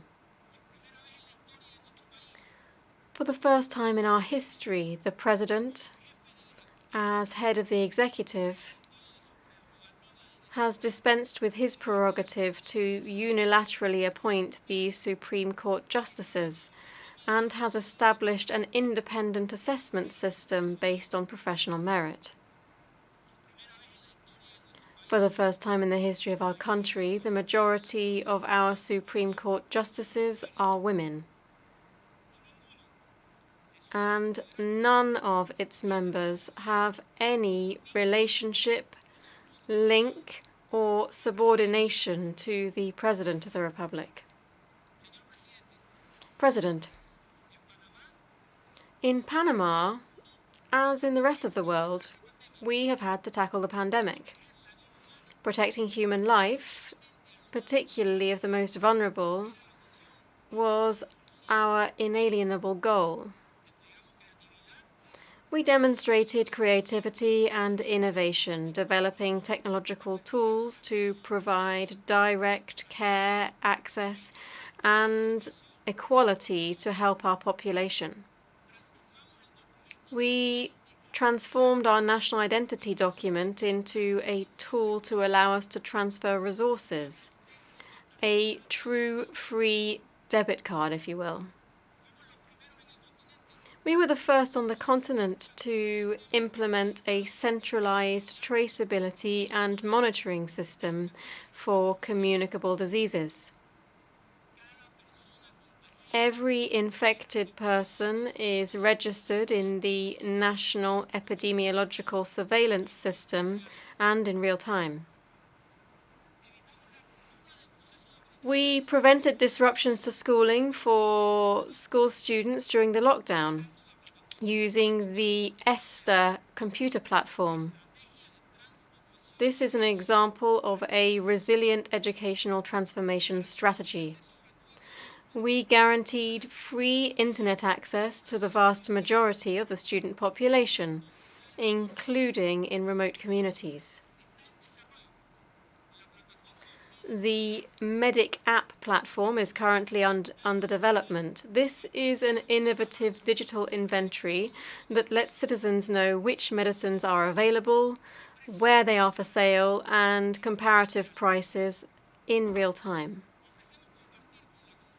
We offered to share these experiences and advances that have been recognized by international organizations, including the United Nations, with the international community. President, I fully share with our President Cortizo the steadfast belief that dialogue, civic participation, and consensus build social peace. By way of example, in the full throes of the pandemic, we promoted the initiative that we called the Bicentennial Pact to Close Gaps. It was designed to be a meeting point for Panamanian society, to outline the sort of country that wants to look ahead to the future. A country with common welfare that is prosperous, safe, and peaceful. 186,182 proposals were freely submitted as possible solutions to problems felt by the population. From this broad consultation, national agreements emerged responding to the true concerns of the Panamanian people and designed to extend beyond government terms. Instability of fuel prices also caused demonstrations and protests in Panama, fundamentally due to the rise in the cost of food, medicine, and gasoline. Instead of confrontation, President Cortizo chose dialogue. In our country, we did not have to mourn a single death during those protests. Our style of government has enabled agreements and consensuses on the needs most felt by our population.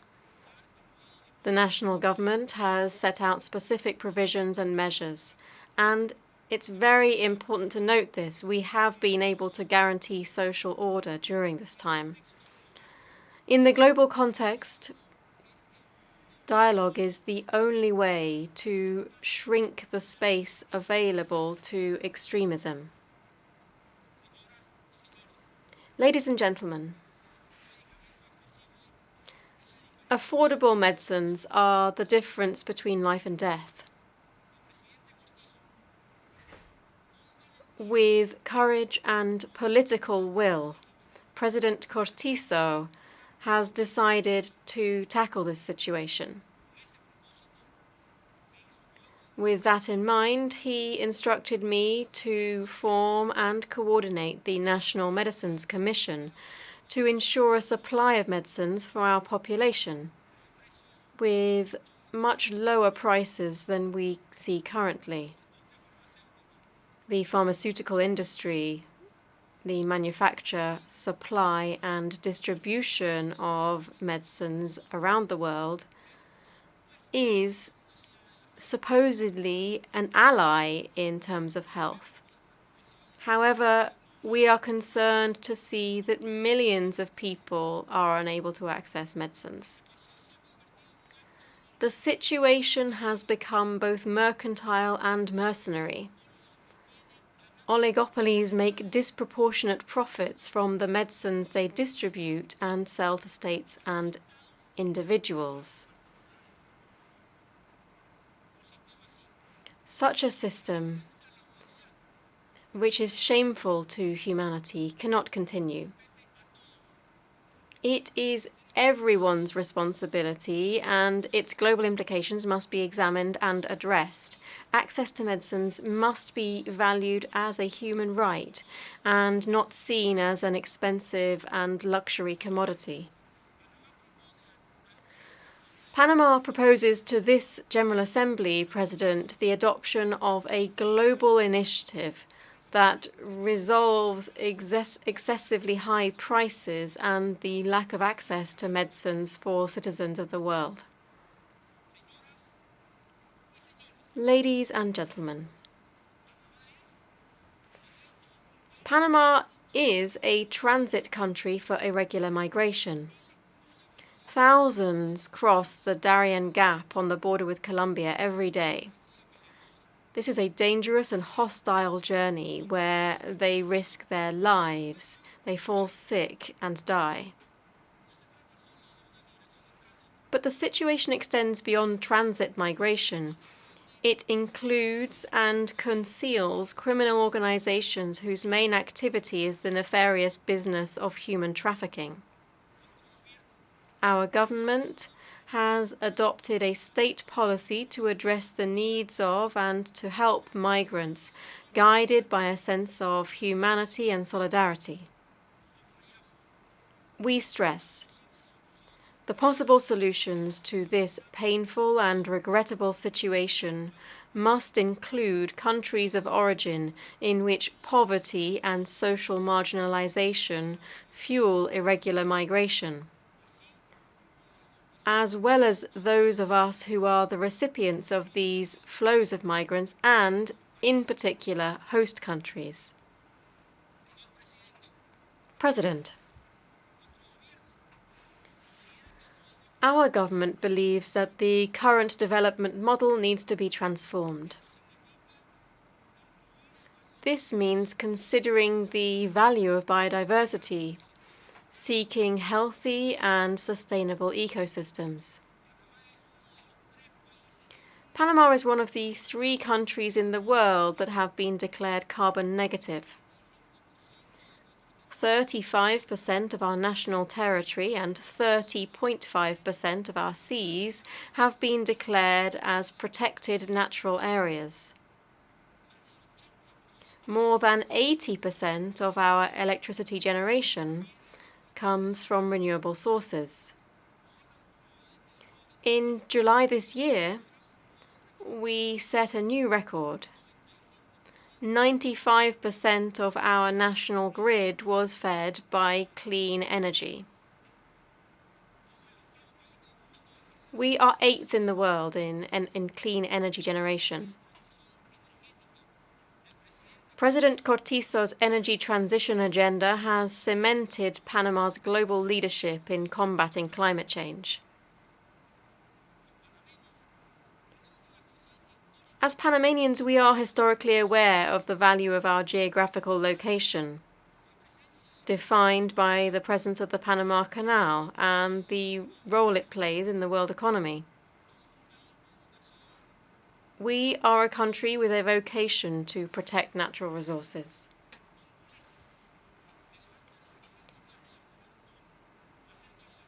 We hear harsh criticism from young people about the series of fora, summits and declarations on climate change and environmental and natural resources protection, all playing out against the backdrop of unchecked rises in emissions, deforestation and water, aquifer, river and ocean pollution. How can we gain the trust of new generations while the planet on which we live and on which our descendants will have to live is being decimated before their eyes? How many more lives must be lost? How many more natural disasters unfurl? I wonder, when will they stop the ecocide? To the large emitters of gases, to those who promote deforestation, to those who pour away the chemicals that pollute and kill, we remind you that the survival of the Earth and the species on it is at stake. Panama declares today before this Forum of Nations that the time has come for the world to have an international body that demands accountability from all those who cause damage to the planet. President, the future depends on every decision we make now. Going in the wrong direction and then trying to correct it is no longer an option. The path of conflict and war leads to further calamities and disasters. It is the wrong path. Panama, due to its location, its ethnic and cultural plurality, is an open country and a meeting place. Panamanians living alongside one of the main maritime shortcuts in the world, at the center of the American continent, are always ready to serve humanity, as we have done for centuries. Today, before this General Assembly, we want to decisively say to the world that it can count and will always be able to count on Panama. Recent times have changed our era. The world that was is no longer. The challenge ahead is to build another world, a better world, with the right answers to ensure human health and life on this planet, our home. A world with more solidarity and peace. We must do this. We will always be much stronger together. Thank you very much.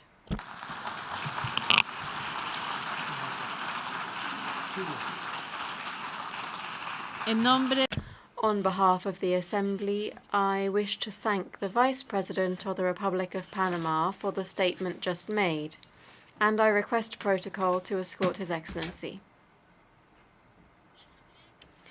The Assembly will hear an address by His Excellency Antonio Costa, Prime Minister of the Portuguese Republic. I request protocol to escort His Excellency.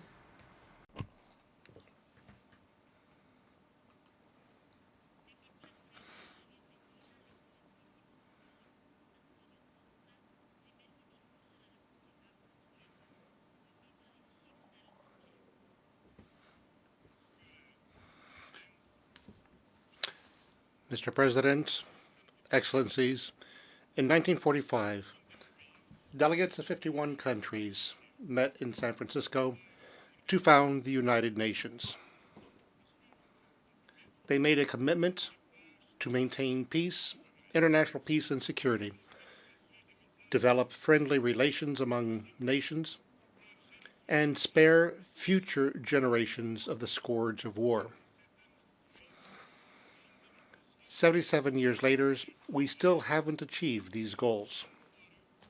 Around the world, many children and even many adults have never known peace. In Europe today, we are confronted with the unjustified and unprovoked invasion of Ukraine in a flagrant violation of the international law, primarily the Charter of the United Nations. A war with devastating effects for the Ukrainian people, brutally affecting the civilian populations. The gravity of the acts committed make an independent, impartial, and transparent investigation imperative so that the crimes committed do not go unpunished.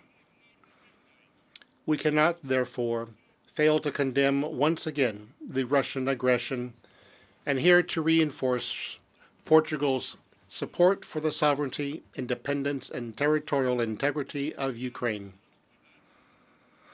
Russia must cease hostilities and allow the creation of a serious, sustained ceasefire and peace-oriented dialogue. This is not the time for Russia to escalate the conflict or to make irresponsible threats to resort to nuclear weapons. We welcome the efforts of the entire United Nations system, in particular its Secretary General, to resolve this conflict and to mitigate its damaging effects, such as the food crisis. Once again, it has been the most vulnerable who have felt the impact of the energy and food crisis. The most have been buffeted by almost 3 years of health crisis. That is why we reiterate our solidarity with all the peoples around the world, and particularly in Africa, who are suffering the impact of Russia's invasion of Ukraine. That is why we want to make it very clear and unequivocal that the necessary sanctions applied to Russia cannot affect, directly or indirectly, the production, transportation, and payment of cereals and fertilizers. Excellencies,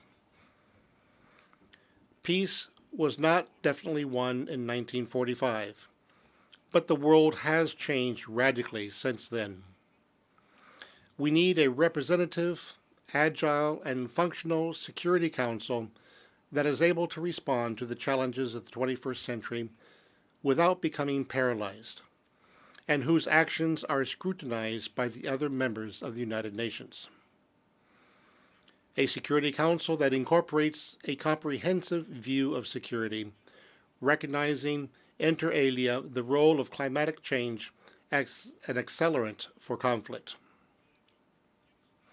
A Security Council where the African continent and at least Brazil and India have seats.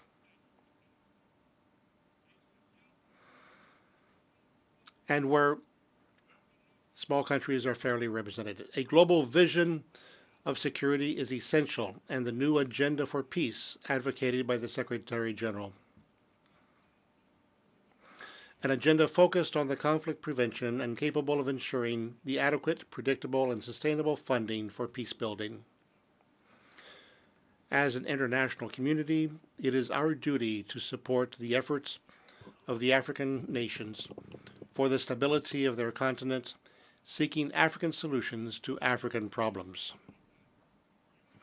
The worsening security and humanitarian context in the Sahel also requires a concerted, multidimensional effort, ensuring humanitarian assistance to populations affected by the multiple crises that plague the region. The evolving terrorist threats around the world, but in particular in Mozambique, the Sahel, and the Gulf of Guinea, requires a targeted and effective responses from states. Over the past decades, my country has established itself as a reliable partner for global peace and stability.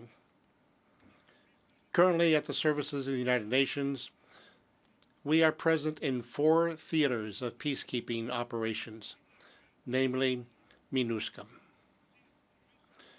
I am very proud of the recognition our military and our security forces have received for their contribution to the crisis and conflict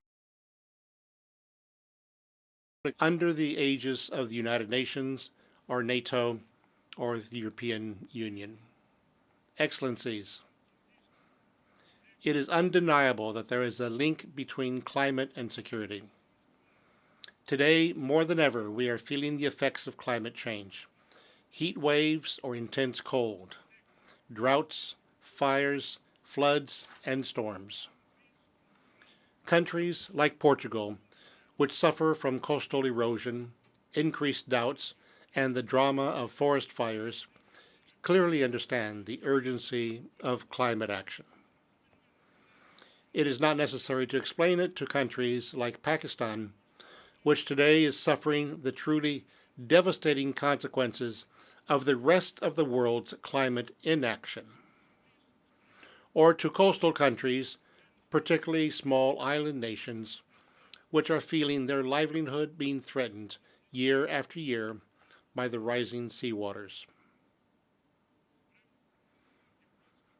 We hope that the next COP27 in Sharm el-Sheikh can be a moment that leads to an inclusive transition, ensuring a more balanced allocation of climate finance between mitigation and adaptation. Portugal has been at the forefront of the decarbonization process, having been the first to commit to achieve carbon neutrality by 2025, a commitment that we assumed in COP22 after Marrakesh. We believe that this goal is feasible from an economic and technological point of view. It will be a promoter of employment and a generator of social justice. We will seek to accelerate these commitments as we have already done so with our goal of ending the electricity production through coal, which we achieved last year. By 2026, we want to increase from 60 to 80% the weight of renewables in the electricity consumed. For this, we will continue the strong investment we have been making in solar, wind, and ocean energies, and invest in the use of renewable gases such as green hydrogen. Excellencies, the sea is one of the platforms for where climate is projected. We welcome the active participation of all states in the Second Oceans Conference, which we had the honor of co-organizing with Kenya. The Lisbon Declaration constitutes real action plans for achieving the SDG 14 on the conservation and sustainable use of ocean resources. As part of the commitments made by the various countries and the entities present, Portugal also reiterated its commitment to protect at least 30% of the marine areas by 2030. We went further. By then, we want 100% of the maritime space under Portuguese sovereignty or jurisdiction to be assessed as being in good environmental status. After Lisboa, there's still a lot of work to be done on the ocean agenda, and I am sure that France and Costa Rica will pursue this mission with redoubled energy. This effort that Portugal and Kenya has developed. So we therefore call on the conclusion of the negotiations of the post-2020 Global Diversity Framework that enshrines the 30 by 30 goal. We also advocate the progress of the negotiations on the Treaty of the Marine Biodiversity in areas beyond national jurisdiction by the end of this year. Excellencies, the transition to a prosperous future, a green and digital future, cannot leave anyone behind. Social policies that must be at the heart of our action, of the development of our economies, of the fight against climate change. We therefore support the preparation process for the social summit proposed by the Secretary General.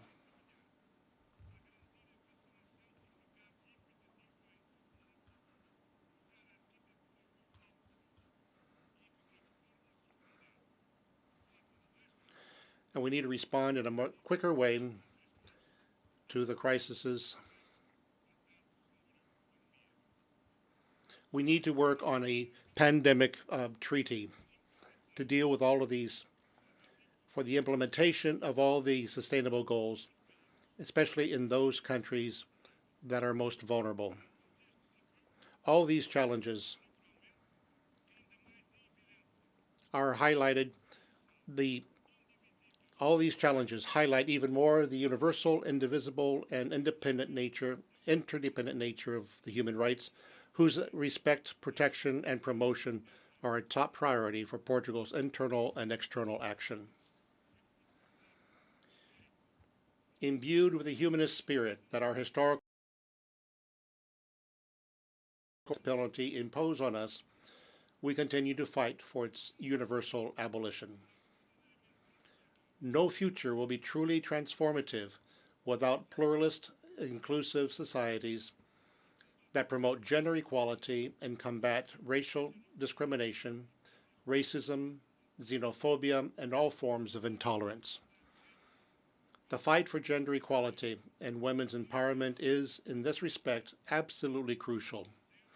Without winning it, it is not possible to meet our human rights obligations, nor the successful implementation of the Agenda 2030 and the Agenda for Sustainable Development. It is also crucial that we pay particular attention to the impact of conflict situations on the rights of women and girls and the fundamental role that they can play in peace building and the consolidation processes. I therefore want to reiterate our support for the Women, Peace, and Security Agenda of the United Nations. Excellencies, as a country of immigration and immigration, we will continue to participate constructively in the discussions of the global governance on migration. And we will continue the good path we have been following on national territory for the integration of immigrants to the promotion of regular pathways for labor mobility. We have played an active role in welcoming migrants and refugees in a clear expression of solidarity, having welcomed refugees from Ukraine and Afghanistan, among others. Excellencies, the transformative potential of the United Nations is immense but it must be given the tools to realize the high expectations placed on it by the people around the world, particularly the expectations of the young people. 1/3 of the world's population is under 20. It is therefore essential to ensure that young people participate in the decision-making process and that their voices be heard effectively. We will therefore continue to take a leading role in the youth agenda and support the work of the UN Office for Youth. Excellencies, the United Nations is a global forum for consultation among peoples. The challenges we face today make it unavoidable that we must continue to adapt our common home, making it more efficient, fairer, and more representative. Portugal is ready to make its contribution, and therefore we are candidates to the Security Council for the biennium 2027-28.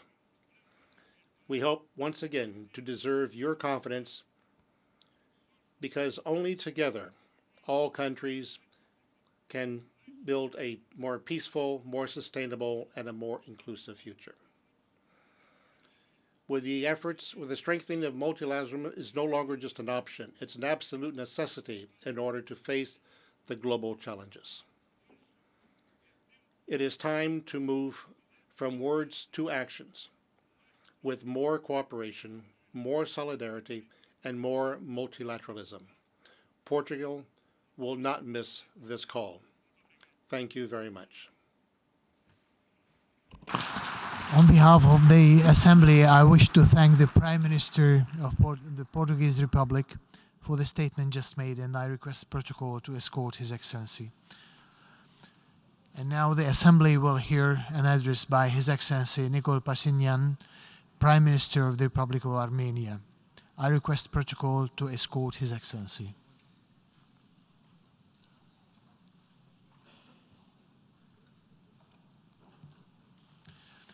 I have a great pleasure in welcoming His Excellency Nikol Pashinyan, Prime Minister of the Republic of Armenia. I invite him to address the Assembly. Mr. President, Excellencies, ladies and gentlemen, it is an honor to return to the General Assembly, though I wish I was here with a more positive message, given all the challenges and tribulations the world has been through in the past few years.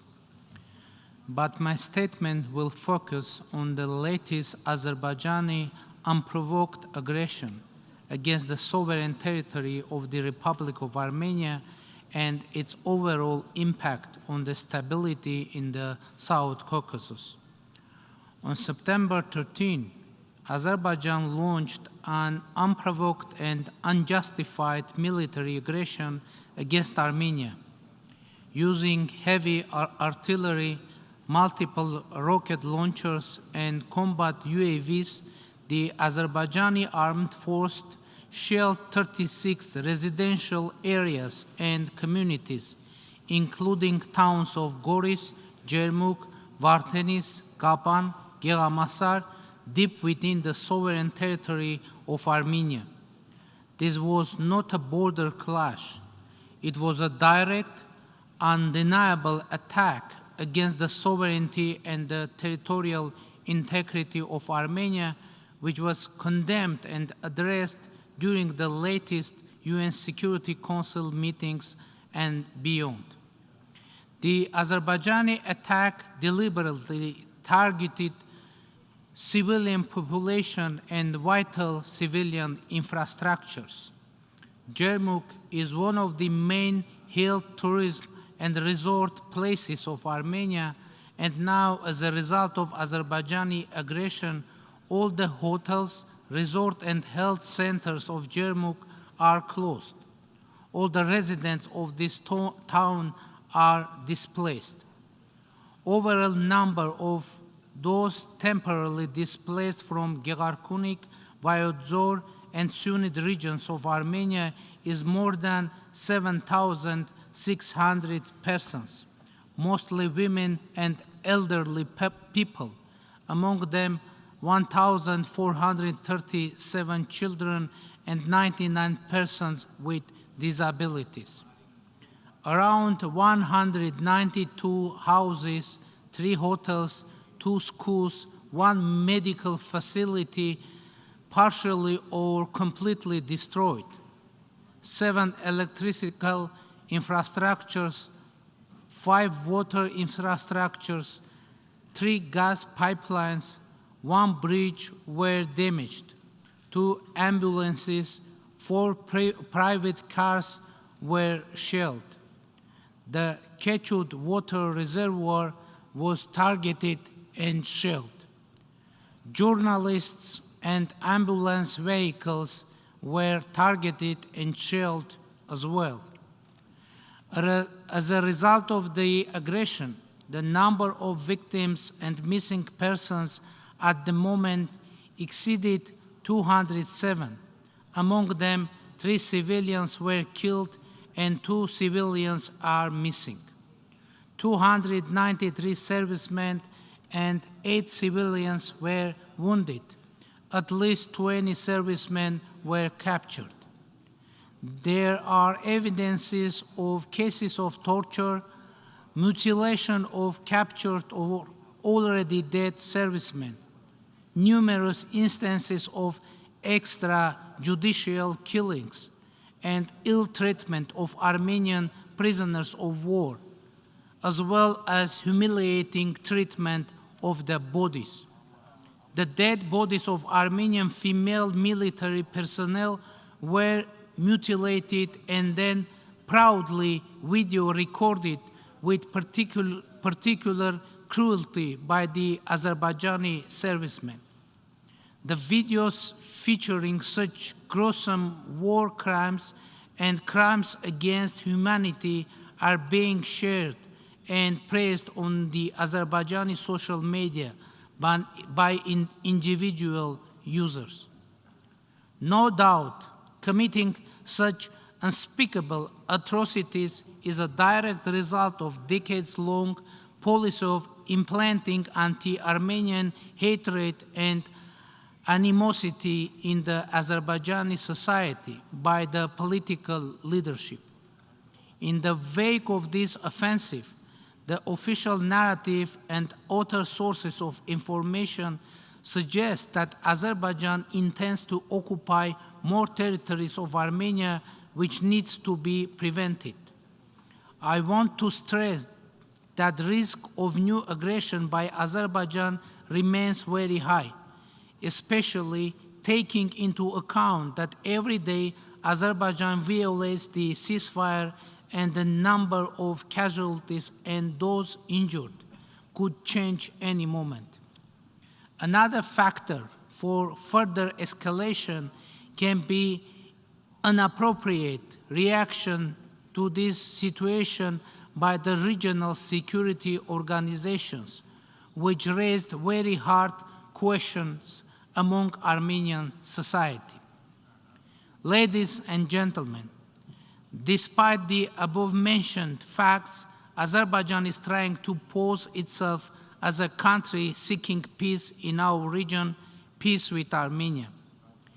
Hearing from a side what Azerbaijan is saying, you can even be impressed by its devotion to peace efforts. And for staging this impression, Azerbaijan is using the subjects of peace treaty with Armenia, border delimitation, and regional communication opening agenda. Why we have no tangible progress in these directions? The reason is very simple. Azerbaijan is using all those topics for territorial claims against Armenia. For example, one of the most important subjects of peace treaty is bilateral recognition of territorial integrity between Armenia and Azerbaijan. We have already declared that we are ready to do so, but Azerbaijan hasn't done it so far.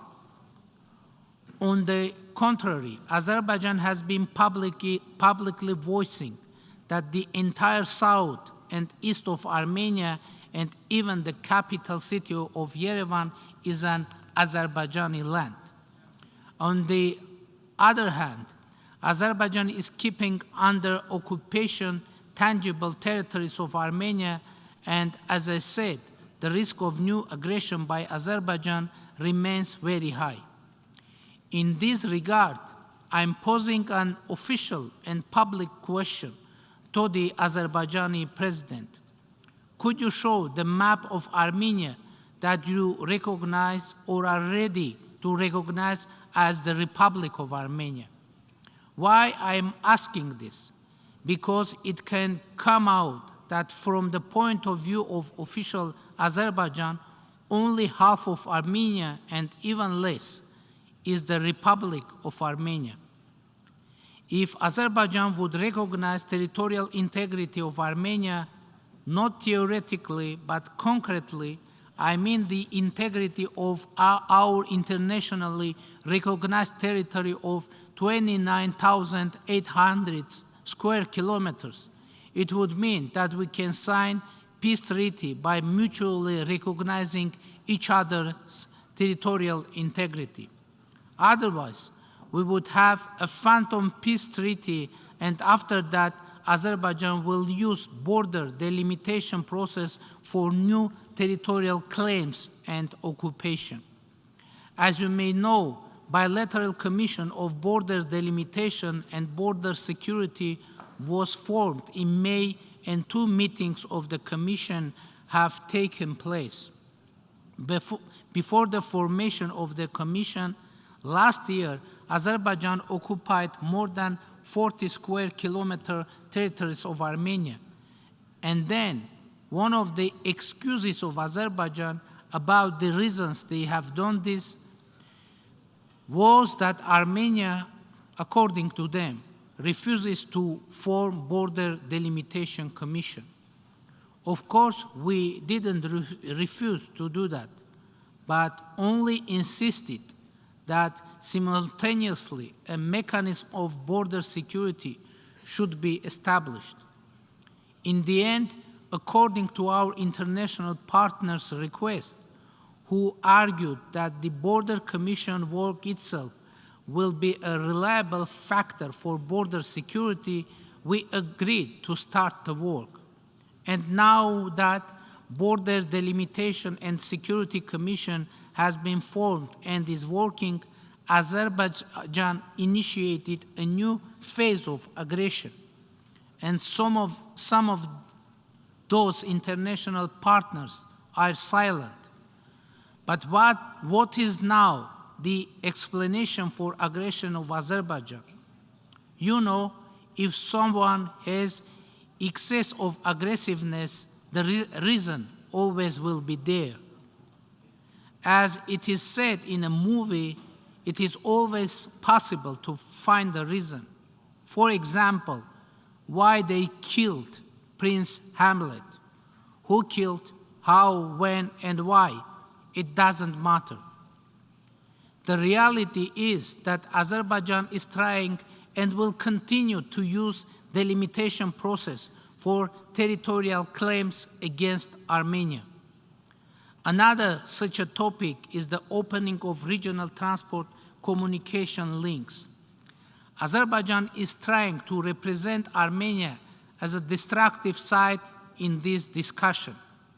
The reality is that Armenia is ready to open its roads for Azerbaijan in the framework of our national legislation. Moreover, recently, the draft decision of government was published that supposes to open 3 checkpoints in the border with Azerbaijan for implementation of the Article 9 of the Trilateral Statement from November 9, 2020.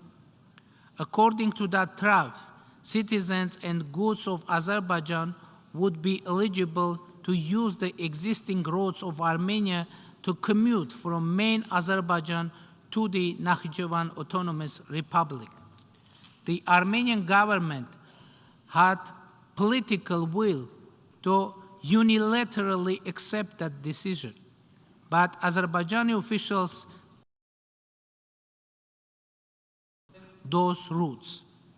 What do they want? They want a new route to be constructed. It is also acceptable for Armenia, but according to the 9th article of the trilateral statement from November 9, 2020, a new route can be constructed with the consent of the sides. Armenia is ready to construct such a route which would operate according to the legislation and within sovereign control of the Republic of Armenia. So what is the point of Azerbaijani claims? Azerbaijan is hinting that Armenia has to provide an extraterritorial corridor, and according to them, the 9th article of the trilateral statement from November 9, 2020 is supposed to do that. The trilateral statement is a public document, and in the 9th article, there is nothing about corridor, extraterritoriality, etc. So what is the purpose of Azerbaijan? To create a new crisis as a pretext for a new aggression against Armenia and for a new territorial claim. We have shared packages of proposals with Azerbaijan on the topic of opening communications, and if Azerbaijan accepts that those routes must operate according to national legislations, we can decide on this very quickly. By the way, the trilateral statements from November 9, 2020 and January 11, 2021 imply that not only Armenia should provide roads to Azerbaijan, but Azerbaijan should provide roads to Armenia too, and we haven't received anything so far. As for the corridor wording, it is very important to note that in the trilateral statement from November 9, only one corridor is mentioned, and it is the Lachin corridor for Nagorno-Karabakh. Ladies and gentlemen, one of the crucial factors of regional stability is the comprehensive settlement of Nagorno-Karabakh conflict, where the rights and the security of the Armenians living in Nagorno-Karabakh will be addressed and guaranteed. Latest aggression is happening while the humanitarian consequences of the 2020 war in Nagorno-Karabakh have not been addressed yet. The post-war rehabilitation of Nagorno-Karabakh, the psychosocial issues of the displaced population, the repatriation of Armenian prisoners of war, and the preservation of cultural and religious heritage remain on the agenda of our government. Nevertheless, the Armenians in Nagorno-Karabakh are in need of the support of international community.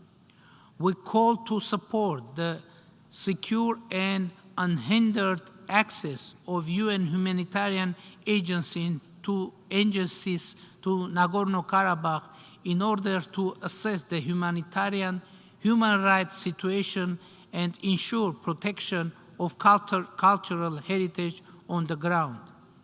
We think that the Office of the UN High Commissioner for Refugees and the independent fact-finding mission of UNESCO should have access to the Nagorno-Karabakh conflict zone.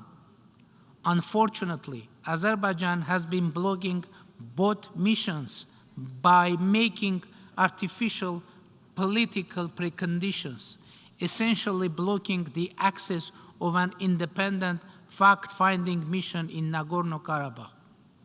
It is also reprehensible that Azerbaijan stalls the repatriation of Armenian prisoners of war, inter alia subjecting them to artificial trials in gross violation of international humanitarian law, its own commitments, and contrary to the calls of the international community. Mr. President, ladies and gentlemen, sustainable regional peace and stability is our objective. Last year, through democratic snap elections, our people strongly supported the peace agenda of the government and reconfirmed the commitment of Armenia to pursue the democratic path. It is very important to state that the target of Azerbaijani attacks isn't only the independence, sovereignty, and territorial integrity of Armenia, but democracy of Armenia too. Despite the expectation of some forces, Armenia stayed democratic after devastating war of 2020, using the tool of free, fair, and democratic elections as a way out from internal political crisis. International community unanimously recognized and praised this fact. The Armenian democracy is struggling in an atmosphere when Azerbaijan is using force every day to impose its plans unilaterally to bring to the end the Armenian statehood, independence, and democracy. But I'm here to announce that we are determined to defend our democracy, independence, sovereignty, and territorial integrity by all means. I want to underscore that diplomatic solutions are an absolute priority for us, and the full engagement and support of international community is crucial. In this regard, I would like to mention that the international observation mission to the Armenia-Azerbaijan bordering areas would be an important factor for regional stability. Undeniably, in the interests of regional stability and in accordance with norms and principles of international law, Azerbaijani military forces must be withdrawn from the sovereign territory of Republic of Armenia.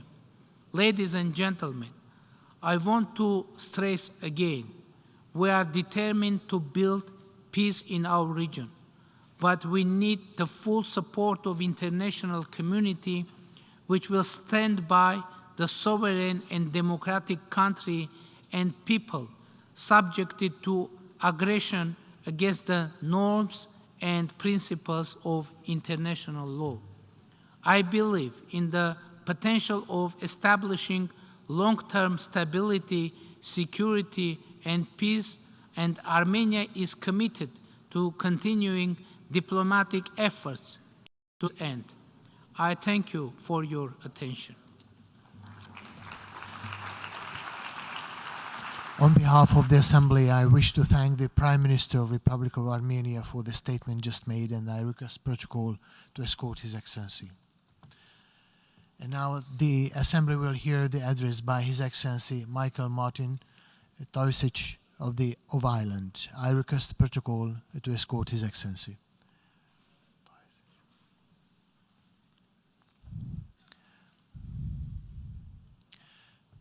I have a great pleasure in welcoming His Excellency Michael Martin Tausich of Ireland. I invite him to address the Assembly. President of the General Assembly, distinguished heads of state and government, Secretary General, Excellencies, friends. This year, Ireland marks the centenary of our independence. The Irish Free State was established on the 6th of December 1922, and we began our journey as an independent, sovereign nation. From the start of this journey, we were a nation that looked outwards. And one of our first acts was to apply to join the League of Nations. In his first address to the Assembly of the League of Nations the following year, the then President of the Irish Government's Executive Council, W.T. Cosgrave, spoke of Ireland's commitment to, quote, avert the ancient evils of warfare and oppression, to encourage wholesome and to discourage unwholesome relations between nation and nation, to enable even the weakest of nations to live their own lives and make their own proper contribution to the good of all, free even from the shadow and the fear of external violence, vicious penetration, or injurious pressure of any kind, unquote. These are the ideals that guide Ireland's foreign policy. These same principles, articulated 100 years ago as the League's newest member, continue to inform our actions today. The belief that all countries have an equal right to live in peace, that all countries, no matter how small, have a contribution to make to international peace and security, and to economic and social development, that all people have the right to live in dignity, to have their human rights and fundamental freedoms respected. President, Excellencies, 100 years on, we as a global community are very far from living up to these principles. We convene here at a time of crisis, a time when yet again we are facing the threat of widespread global hunger and food insecurity. When we see daily the devastating impacts of climate change with those who bear no responsibility for the causes being most affected. When we have witnessed the most blatant disregard for international law and for the UN Charter on my own home continent of Europe. When much of the progress that we are making towards achieving these sustainable development goals has stalled or gone into reverse as we grapple with the continued effects of the COVID-19 pandemic. It does not have to be this way. We have the tools and the systems to address these issues. We have, in this General Assembly and in the other bodies, institutions and agencies that make up the United Nations, the spaces to discuss, to negotiate, to share experiences, to craft solutions. We have an interlocking web of charters, of treaties, of norms, of resolutions, of international jurisprudence, of political declarations, of agreed conclusions. Our global structures are not perfect. We know that. No structures ever are. There is much that needs reform. But it is not our systems or our structures, nor our treaties or charters that are fundamentally failing us. It is the lack of political will to implement and to uphold them. President, Excellencies, I opened by quoting a former Irish leader speaking to the League of Nations Assembly almost 100 years ago. Let me quote another Irish leader and former President of Ireland, Eamon de Valera, also speaking to the League of Nations exactly 90 years ago today. Eamon de Valera believed in the League's potential to protect small nations through collective security. But he recognized that to be effective, the League Covenant had to be enforced. Member states had to fulfill their obligations. In his speech in September 1932, he warned that world opinion was losing faith in the capacity of the League to protect peace and stability. People, he said, are complaining that the League is devoting its activity to matters of secondary or very minor importance, while the vital international problems of the day are being shelved or postponed or ignored, unquote. 90 years on, we cannot continue to shelve or postpone or ignore our existential global challenges. President, Excellencies, as an elected member of the Security Council, Ireland has seen firsthand that political will and a commitment to the principles of the United Nations Charter can deliver results. On Syria, Ireland has worked in partnership with Norway and with all Council members to ensure that humanitarian aid can continue to reach the millions who need it. During our 18 months on the Council, we have twice renewed the UN cross-border operation, which provides crucial aid to 4 million people in the northwest of the country. Ireland will continue to work to keep that critical lifeline open, and we urge other members of the Council to support a further renewal, to do otherwise would have devastating consequences for the people of Syria. We have worked with our partners on the Council to extend and renew the mandates of the 14 UN peacekeeping operations and the many UN special political missions that require the approval of the Council.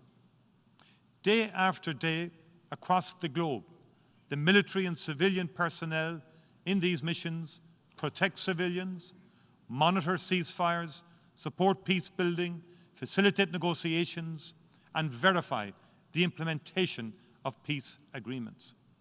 Amongst them are hundreds of Irish men and women who carry on our proud tradition of peacekeeping and crisis management. We are deeply proud of their service. And echoing that tradition last year, Ireland led work on Resolution 2594, the Council's first ever resolution on peacekeeping transitions. Adopted with the support of all Council members, it will help to ensure that the hard-won gains of peace are maintained when a peacekeeping mission ends. It puts the protection of civilians at the centre of the UN's planning when transitioning from military peacekeeping operations into civilian-led political missions in countries emerging from conflict. We have also seen progress on the Women, Peace and Security agenda. As co-chair, along with Mexico, of the Council's expert group, Ireland has ensured that the role of women as peace builders and as agents of change is at the heart of UN peacekeeping and political missions across the globe. We have brought the voice of grassroots women peace builders to the Council table, with a record 16 women civil society briefers during our presidency of the Council last September. Our commitment to the protection of civilians has also informed our work in leading negotiations to agree a political declaration on the use of explosive weapons in populated areas earlier this year. This declaration is a significant milestone which recognises the humanitarian consequences of the use of explosive weapons in populated areas and includes a number of ambitious actions to address these impacts. I look forward to its formal adoption at a high-level international conference in Dublin on the 18th of November next. Presidents, Excellencies, we have been encouraged by these successes, incremental though some of them are. But at times we've also been deeply frustrated by the Security Council's failure to act. A year ago, I stood before you and spoke of our ambition for the Council to adopt a resolution on climate and security. Along with Niger, we worked tirelessly to craft a resolution that reflected the reality that climate change is increasingly driving insecurity and acting as a threat multiplier. We challenged the Council to take on its responsibilities to address the impact of climate change on international peace and security. 113 countries, 113 of the members of this Assembly supported us in our efforts. One country, Russia, vetoed these efforts. It frankly beggars belief that in 2022, the UN body charged with the maintenance of peace and security has still not taken on its responsibilities in this area. It is a singular failure of political will and political responsibility. A year ago, I also spoke to you of Ireland's deep concern at the situation in Tigray in northern Ethiopia, at the looming humanitarian catastrophe, at the violations of human rights and international humanitarian law. I spoke of the vital need for a negotiated ceasefire, unfettered humanitarian access, and the restoration of basic services and a political solution to the crisis. Yet, a year later, we continue to raise the alarm. We continue to urge the Council to act decisively. We continue with our determination to support a political solution and seek accountability for gross human rights abuses. President, Excellencies, each month the Council meets to discuss the situation in Palestine. Each month, Ireland, along with many of our fellow members of the Council, has reiterated our firm commitment to a two-state solution with a viable Palestinian state based on 1967 borders, living in peace and security alongside the State of Israel, with Jerusalem as the capital of both states. But we are no nearer today to that aim than we were when we joined the Council 18 months ago, and truth be told, long before that. Israeli settlement building continues to undermine, it would seem knowingly and deliberately, the viability and territorial continuity of a further Palestinian state, and to jeopardize the two-state solution. Settlements are a clear violation of international law, and today stand in the way of a just, lasting, and comprehensive peace. Let us be clear. The situation in the occupied Palestinian territory is untenable. We cannot and must not become inured to it. We cannot tolerate a situation where young Palestinian people have no confidence in political progress and no hope for the future. The risk, the very real risk, is that the space for the political middle ground is being squeezed out, lessening further the prospects of a just and lasting solution. The international community must renew its efforts. Progress will not be possible without addressing the root causes of the conflict. The Security Council must fulfill its responsibilities. Crucially, it must work for compliance with its own resolutions. On Afghanistan, since the Taliban takeover of Kabul, Ireland has resolutely defended the human rights of the Afghan people, particularly women and girls, and we've increased our humanitarian aid. We helped to ensure that the mandate for the UN mission in Afghanistan, adopted in March, was directly informed by the courageous activism of Afghan women, and we have pushed for accountability for the Taliban's actions. But we continue to witness the ongoing erosion of the rights of Afghan citizens, particularly women and girls, but also those of ethnic and religious minorities and the LGBTQI+ community. September is a month when many students around the world return to school. For girls in Afghanistan, there is no return. They have now been out of school for more than a year. This is a clear violation of their fundamental rights and freedoms. Their potential will not be fulfilled, and that of Afghanistan weakened if this situation continues to prevail. President, Excellencies, at this time of heightened nuclear threat, it is deeply regrettable that one country alone, Russia, prevented agreement at the 10th Review Conference of the Nuclear Non-Proliferation Treaty last month.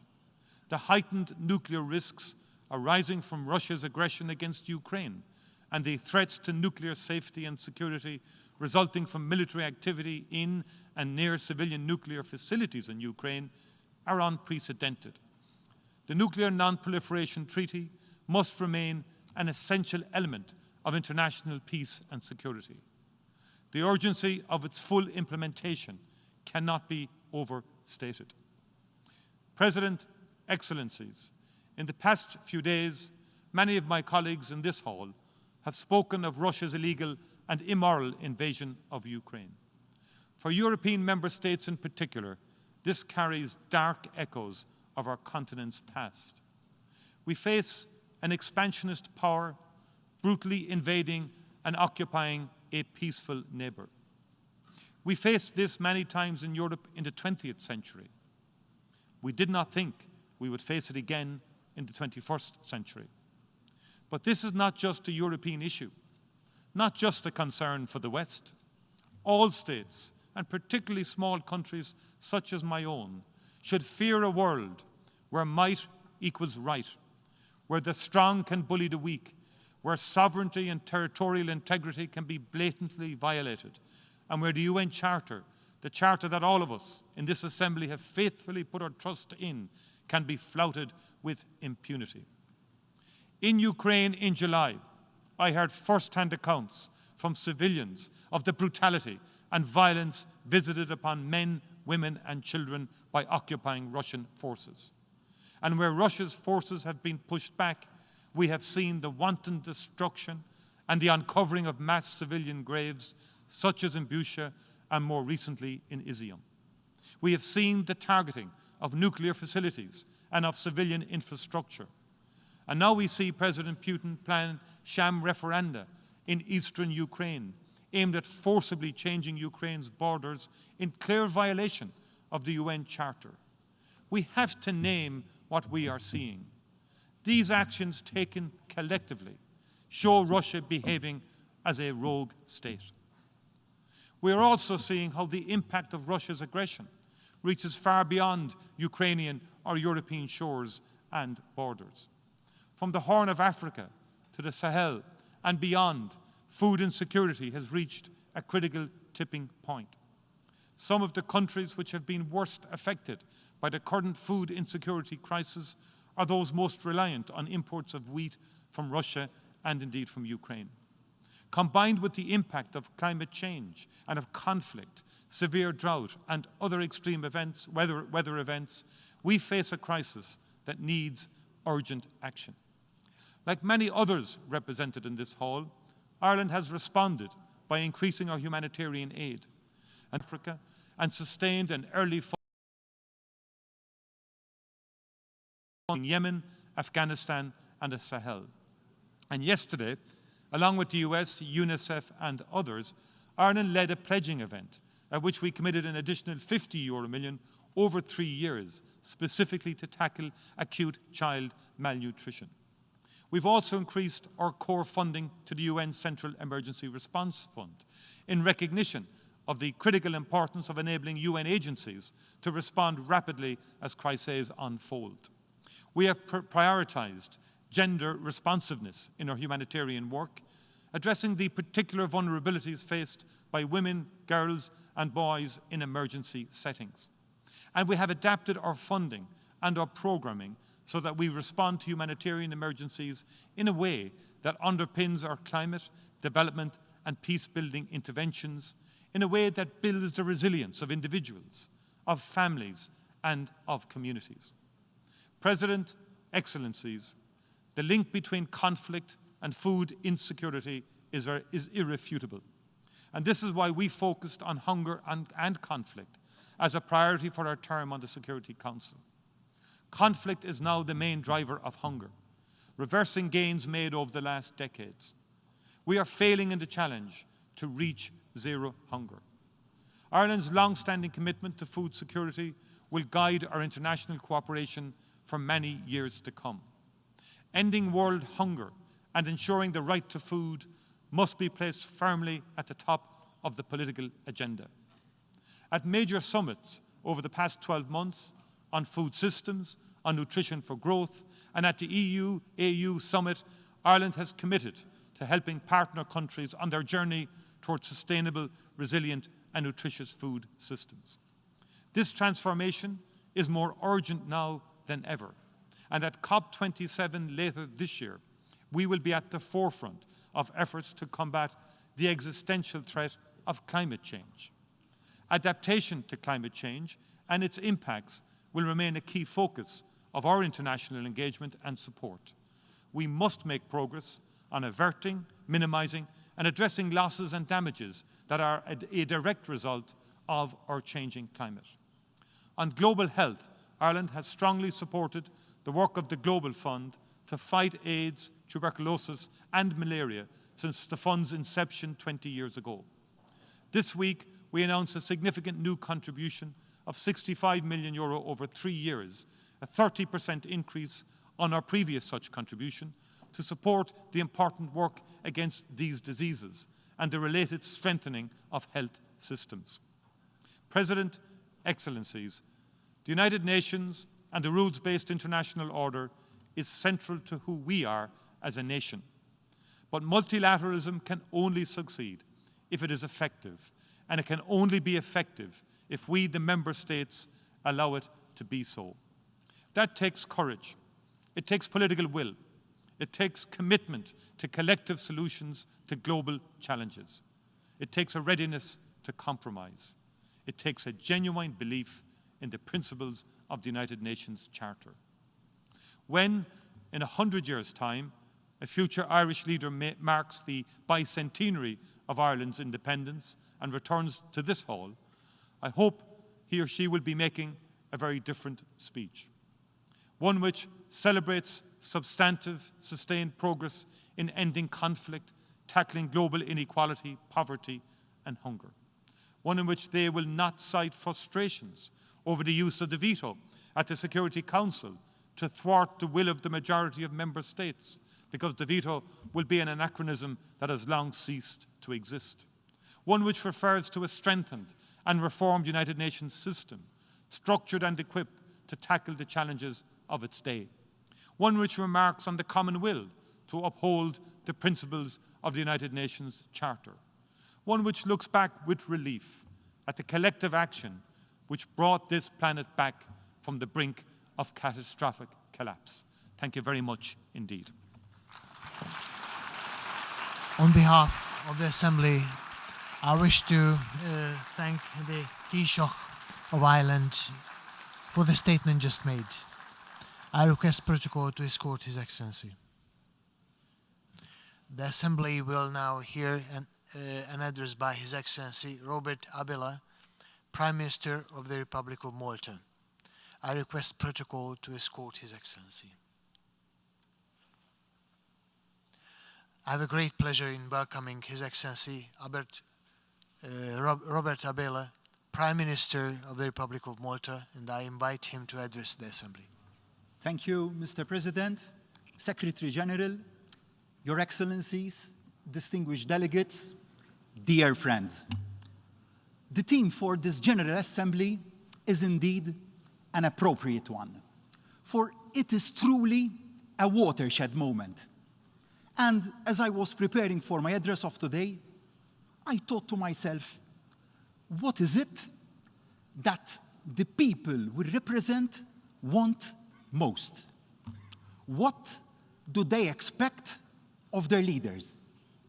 Peace, equality, prosperity. Every person wants to live in peace, be free and equal, and have a decent quality of life. These are the three themes that I would like to focus my address of today on. All three are equally important, are interlinked, and go hand in hand. This institution shall be focusing on delivering on them through concrete actions rather than words. For far too long, I would say, world leaders have allowed disparities to grow in this world between the rich and the poor, between those who have access to fundamental rights and needs, such as healthcare, water, food, and technology, and those who are deprived of even the most basic of needs, between those with different sexual orientations. Peace, equality, and prosperity are what we, as world leaders, should aspire to deliver to our people, to the world, and to future generations. That is, if we truly want to make a positive difference in their lives. Mr. President, Excellencies, I want to start with discussing peace. Peace builds, it restores, it strengthens. Without peace, without security, and without stability, we will never be able to focus on the more important challenges which we face to bring about growth, equality, and prosperity. This is what Malta and its people stand for. It is what our predecessors had in mind when they enshrined the following words in our Constitution. Malta is a neutral state actively pursuing peace, security, and social progress among all states. A declaration of principles that is also echoed in the core values and principles of the UN Charter, which we should all be committed to uphold. Today, peace is threatened by what Secretary General Guterres rightly referred to as the cauldron of crisis, which we find ourselves in. And unless we come together to work for global peace and world peace, we stand no chance. For no single state can do it alone. In 1989, Malta played an important role in bringing an end to the Cold War by hosting the Bush and Gorbachev summit, and remains today more committed than ever, I would say, to contribute to the re-establishment and maintenance of world peace, order, and security. As an island state in the Mediterranean, we have seen firsthand the effects of conflict in our southern area. Over a decade of conflicts that led to instability, wars, and violence, causing irreparable harm in Libya, in Syria, and Yemen, which also then led to mass migration. Equally tenuous are the situations in the Sahel, Afghanistan, and also in the Middle East. And naturally, at this moment in time, the most prominent is the war in Ukraine. Following decades of peace in mainland Europe, this is a stark reminder that peace can never be taken for granted. Dear friends, thousands of civilians have been killed and millions are suffering devastating losses. Close to 12.8 million people are estimated to have been displaced in Ukraine, which is a third of that nation's population. The largest human displacement crisis in the world today. The international community cannot afford to lose sight of any of these situations. Sustained support from the international community is urgently required to address these humanitarian needs and put an end to the devastation, to end the suffering of innocent civilians. Let us not underestimate the effects of this war. Failure to act will also mean that instability will spill over to neighboring regions with all its negative consequences: mass migration, human trafficking, and terrorism. Yet, as the war rages on in Ukraine, we must not forget the other issues which require our attention and our action. Allow me to speak briefly about our brothers and sisters in Northern Africa, particularly those in Libya, a country that neighbors Malta. Under the auspices of the United Nations and without, and may I repeat, without interference from foreign actors, I augur that this country and its people transition to more peaceful, secure, stable, and prosperous times. For that to happen, however, decisions must be taken to immediately put aside vested interests in Libya once and for all. This is what the Libyan people deserve, and what's best, not just for the region, but for the Mediterranean continent and the African continent in general. Mr. President, we are indeed living trying times as a result of these wars. Times when, despite our efforts, equality remains a remote concept. Today's global supplies, food supplies, and energy markets have been shaken like never before, mostly because of the war in Ukraine. The knock-on effects will be felt by our people in different ways. Right now, these effects are taking the shape of constraints in the purchase of grains, fertilizers, agricultural equipment, and livestock feed, the shortages of which then have inflated the prices of key basic imports. This has then, in turn, negatively affected the purchasing power of consumers around the world. This continuous rise then in the rate of inflation on food products and food scarcity and insecurity is a major cause for concern and should be at the top of our agenda. These pressures then impact small islands like my country even harder due to their insularity and other specificities. In Malta's case, we took a calculated strategic decision to support and stand behind our people all the way in the best possible manner. If we do not support our people until the situation betters, we will have failed them. We cannot leave our people alone to carry the burdens. At the same time, we need to keep aware that this prolonged situation will lead to increased pressures on the economic, social, and the environmental sustainability of us all.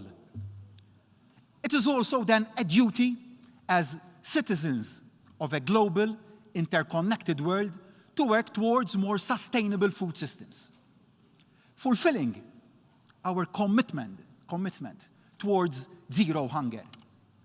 But in order to end hunger, we must also end conflict and war.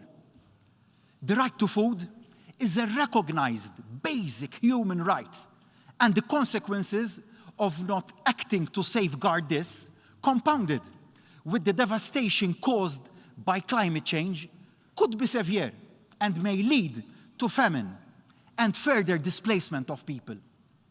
Global poverty is estimated to have risen so far by over 70 million people. And with the probability of further marked increases in the coming months, this is something which we cannot afford. Our appeal is for the United Nations to address the global needs for resilience as a counterpart and a counterbalance to the dynamics of globalization, as a matter of top and urgent priority.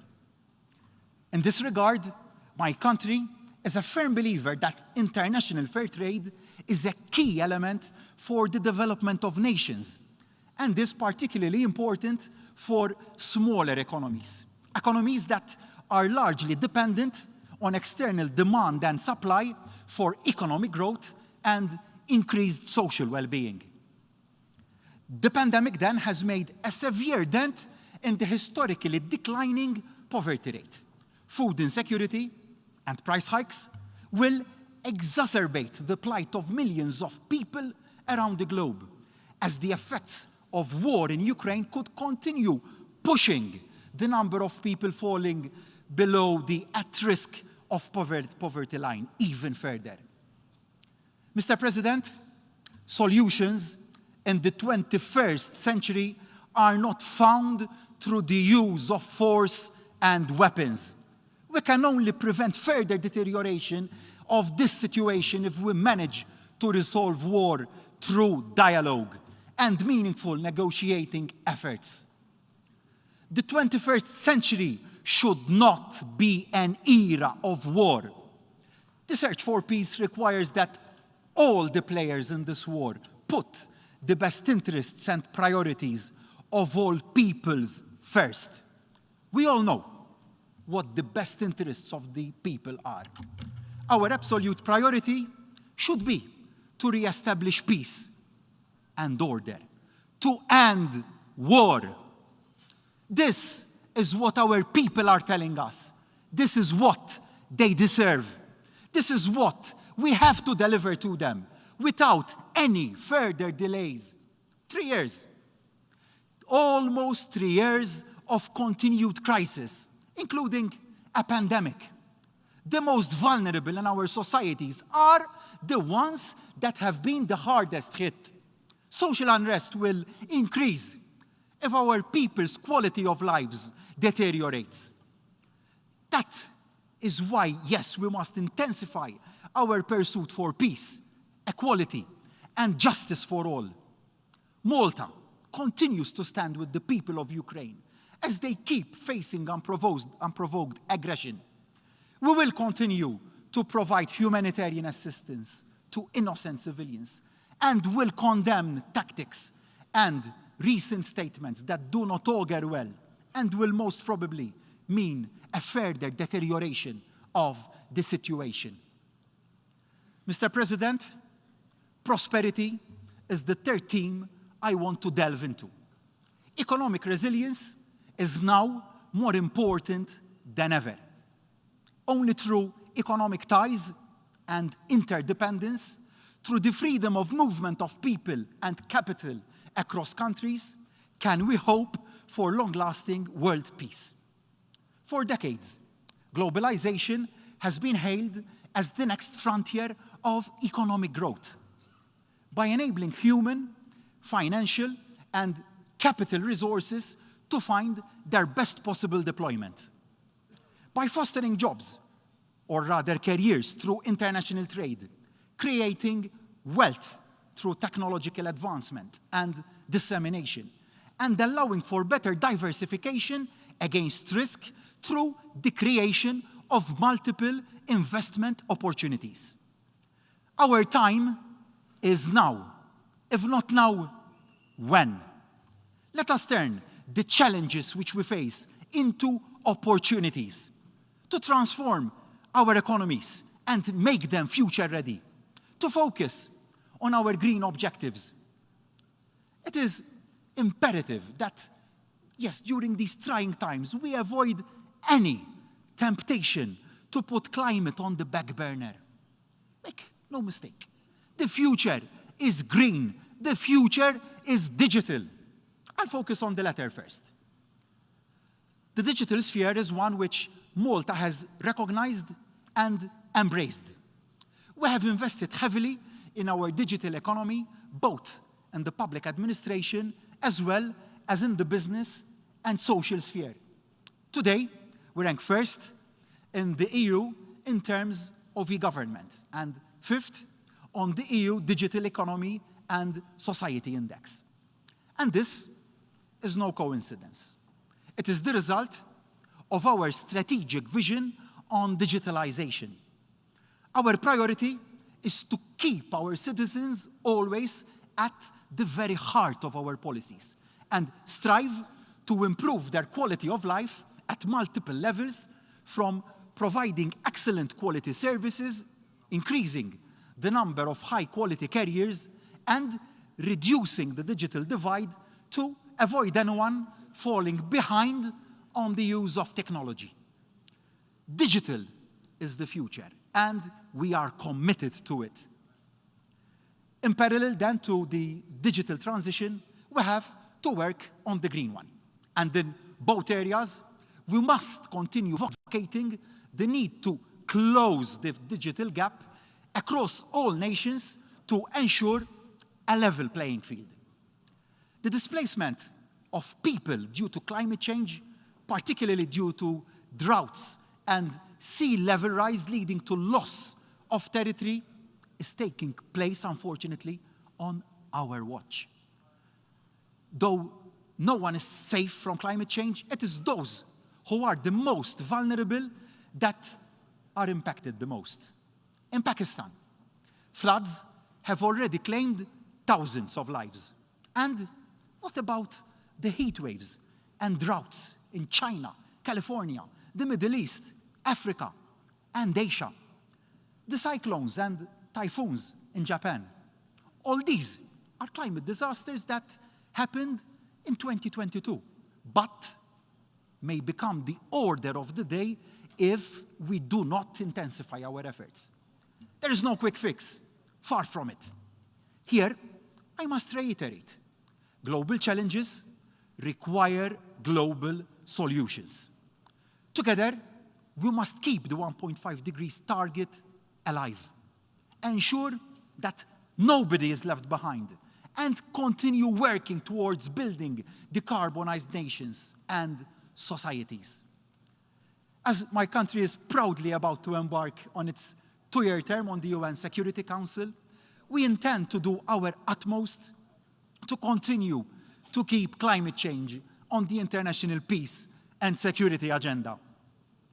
Climate change poses a serious threat to all of us, but particularly to small island developing states and many coastal communities.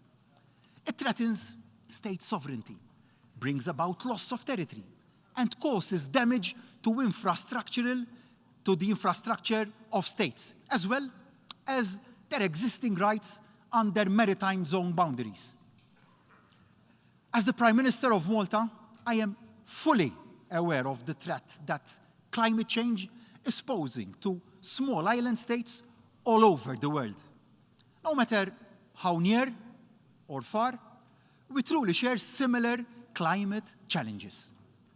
Malta was one of the founding members of the Alliance of Small Island Developing States and aims to become a leader in small island state governance. A lot has already been done in recent years. Malta has been channeling overseas development aid for decades now, and we are committed to continue offering support through scholarships, dedicated learning, and training programs in various areas. One such area is water management. Water scarcity will be one of the biggest impacts of climate change. Our practices in water management, particularly through the sourcing of water through desalination and the recycling of wastewater, can serve as a model for addressing our world's future needs, especially in view of the increasing recurrence of droughts brought about by climate change.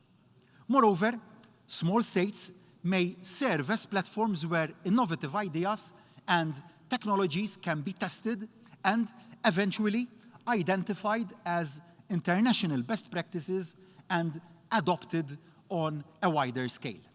Malta had then launched the Islands for Islands initiative at COP26 in Glasgow last year, and we intend to continue to build on this even further. Our aim then is to bring to the fore the realities of small island economies as we strive to decarbonize and digitalize and fulfill the United Nations Sustainable Development Goals. Safeguarding then our oceans remains one of our key priorities. The interplay between climate change and the health of our ocean is important for Malta as we draw from our maritime legacy and our historical contribution at the United Nations.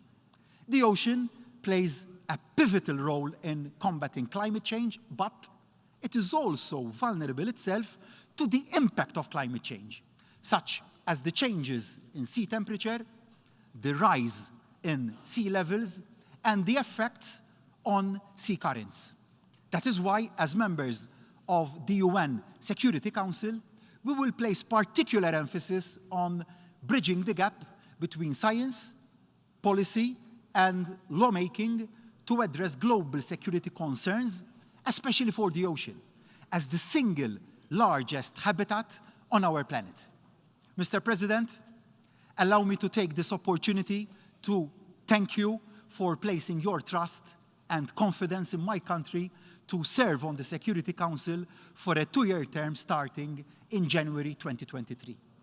As a member state, a proud member state of the European Union, located between 2 continents, we are committed to promote dialogue and understanding with a view to strengthen cooperation and social progress.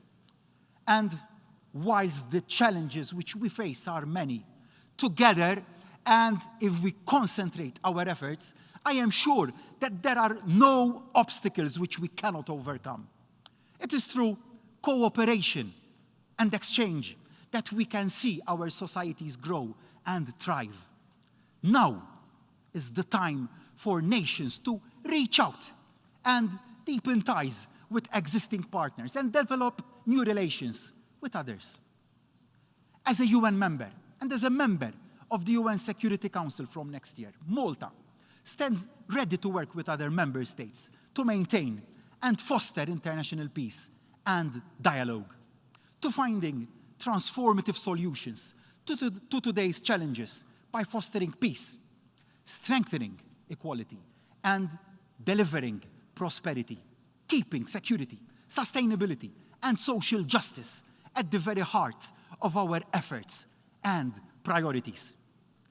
I would like to conclude by conveying a message that my 10-year-old daughter, Georgia May, who is here with us in the audience, wished me to pass on when I explained to her that I would be addressing this meeting of world leaders. She said, "Papa, I would like the world leaders to be an example to us children and leave behind a beautiful earth. May the simple yet poignant message enable us to deliver what is expected of us." Thank you. On behalf of the Assembly, I wish to thank the Prime Minister of the Republic of Malta for the statement just made, and I request protocol to escort His Excellency. And now the Assembly will hear an address by His Highness Sheikh Ahmed Nawaf Al Ahmed Al Sabah, Prime Minister of the State of Kuwait. I request protocol to escort His Highness.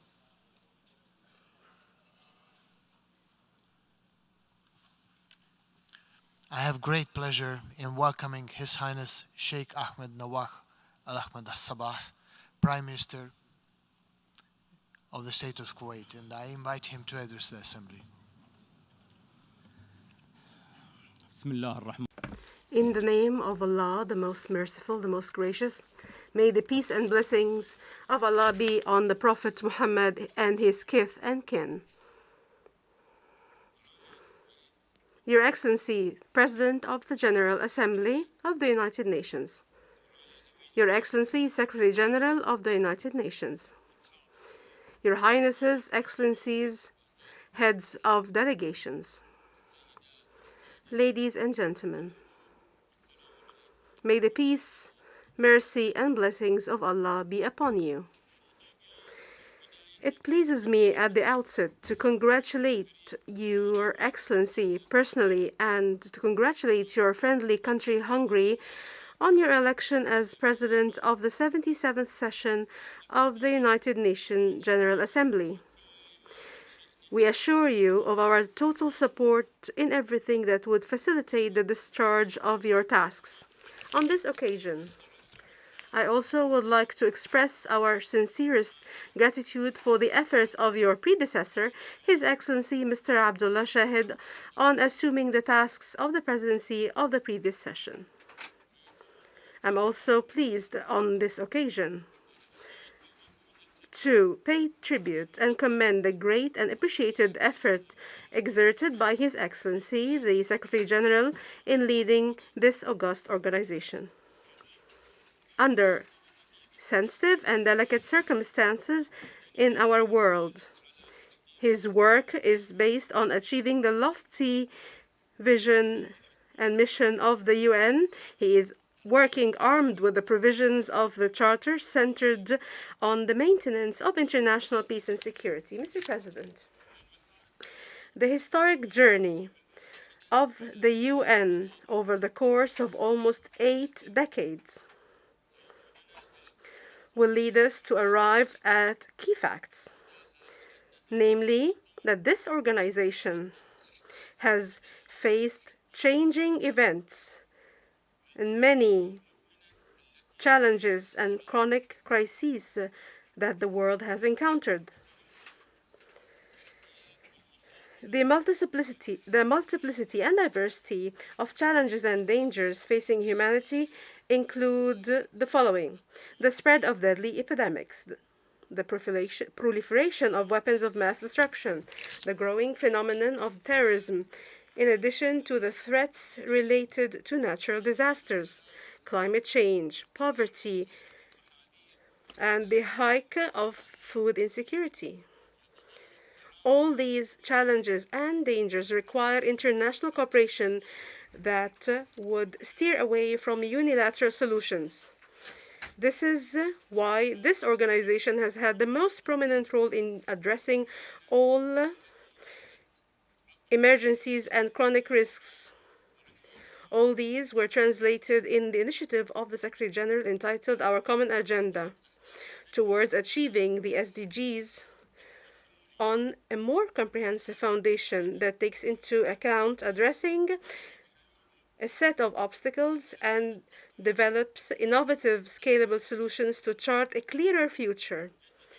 In this regard, we renew the adherence of the State of Kuwait to the international multilateral system and to the principles and purposes of the Charter of the United Nations, which ensures the realization of the lofty mission of this organization in serving the entire humanity, as well as fostering mediation and preventive diplomacy to save succeeding generations from the scourge of war and conflicts. Mr. President, the world is following with great interest the accelerating developments in the situation in Ukraine and its related complexities, whose effects and repercussions on security and stability have become tangible. Here, we affirm our principled and firm position of adhering to the principles of international law and the United Nations Charter. It is a principled position that rejects the use of force or the threat of the use of force, or even hinting to the threat of the use of force in resolving international conflicts between countries. We emphasize the importance of adhering to the principles of the Charter. In this regard, the State of Kuwait supports all UN endeavors and all other international efforts towards de-escalation and a ceasefire in order to find a peaceful solution to this crisis, because the experiences of contemporary history have proven that peace and its related mechanisms of mediation and dialogue have always been and will continue to be the optimum choice for resolving conflicts, no matter how long they last. Mr. President, the question of Palestine has a central and pivotal place in our Arab and Muslim worlds. Tensions and instability shall remain prevalent in our region unless the proud Palestinian people obtain all the legitimate rights. And Israel, the occupying power, ceases its continuous violation of international humanitarian law. Here, we stress the need to make efforts to relaunch the negotiations within a fixed time frame in order to achieve a just and comprehensive peace. According to the terms of reference of the peace process and the resolutions of international legitimacy, as well as the Arab Peace Initiative that would end the Israeli occupation and lead to the establishment of an independent Palestinian state with East Jerusalem as its capital along the borders prior to the 4th of June 1967. Mr. President, the absence of international unity from one side and the frequency of external intervention on the other were a major reason for the prolongation of the Syrian crisis that entered its 12th year, reflecting one of the ugliest scenes of human suffering. Here, we renew our firm position that there is no military solution to this crisis. We stress the need to work towards a political settlement in accordance with relevant Security Council resolutions, especially Resolution 2254 of the year 2015, towards realizing the hopes and aspirations of the brotherly Syrian people. As for the crisis in the brotherly country of Yemen, we renew our welcome of the truce agreement between the Yemeni parties. We stress the need to implement all of its provisions. We also commend the efforts of the Special Envoy of the Secretary General for Yemen, as he works to strengthen compliance with the truce, which was brokered under the auspices of the United Nations and within the context of the peace initiative announced by the sisterly kingdom of Saudi Arabia in March 2021. Towards ending this crisis and reaching a comprehensive political solution based on the three agreed upon terms of reference, namely the initiative of the GCC and its implementation mechanism, the outcomes of the national dialogue, and the resolutions of the Security Council, particularly Resolution 2216.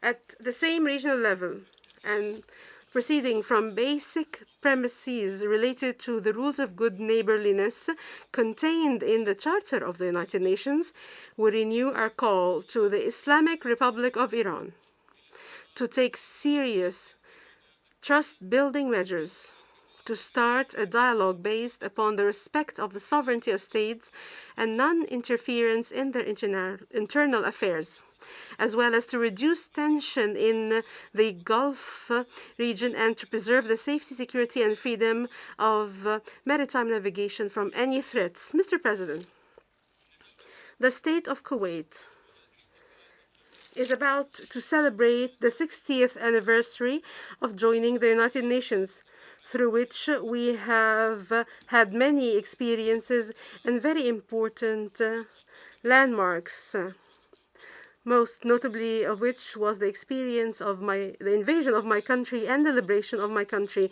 This was a success story of this organization in its strict implementation of the resolutions of international legitimacy,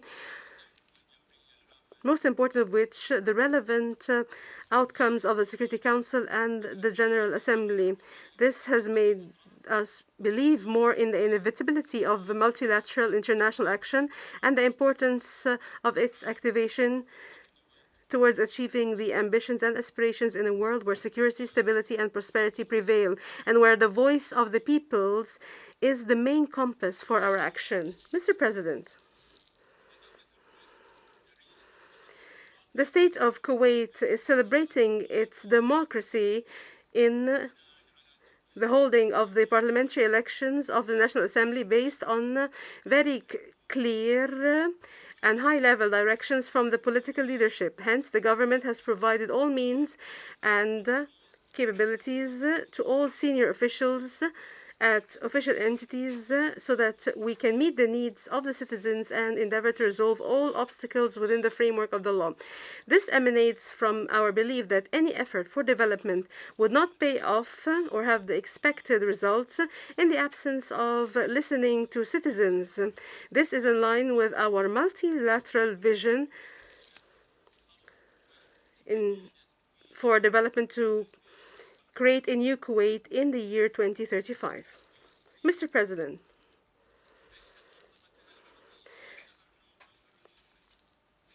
next November, our Arab region will witness a world sporting event presented by the FIFA World Cup, organized by the sisterly state of Qatar, which is in pace with the economic and cultural renaissance it is witnessing.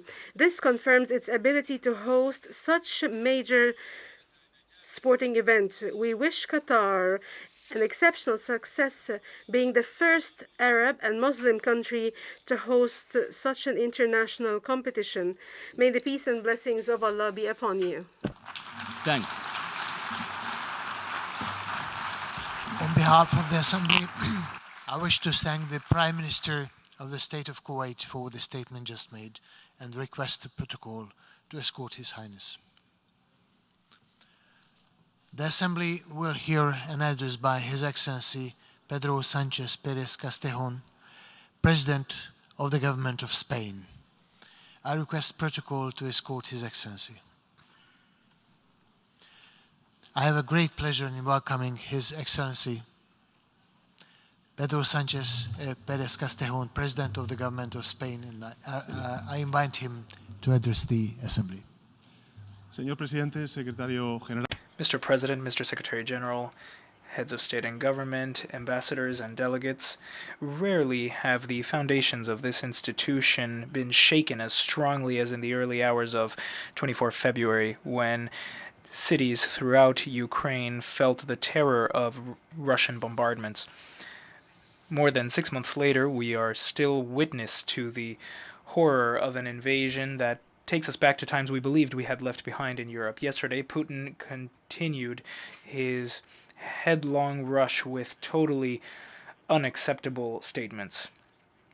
And from this platform and what it represents, I want to say to all of you that I wish to condemn in the strongest terms the announcement of the annexation referendums in the occupied territories of Donetsk, Luhansk, and Kherson.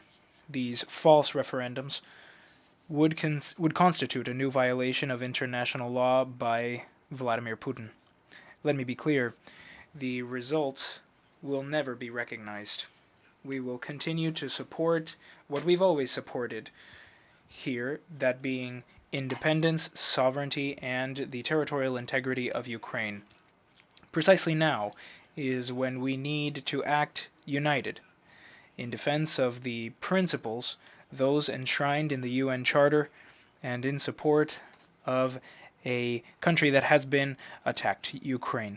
This war seeks to rob the sovereign people of Ukraine of their legitimate right to exist in peace and freedom, and it has condemned the entire world, because this is a global crisis, to an era of uncertainty going on right now,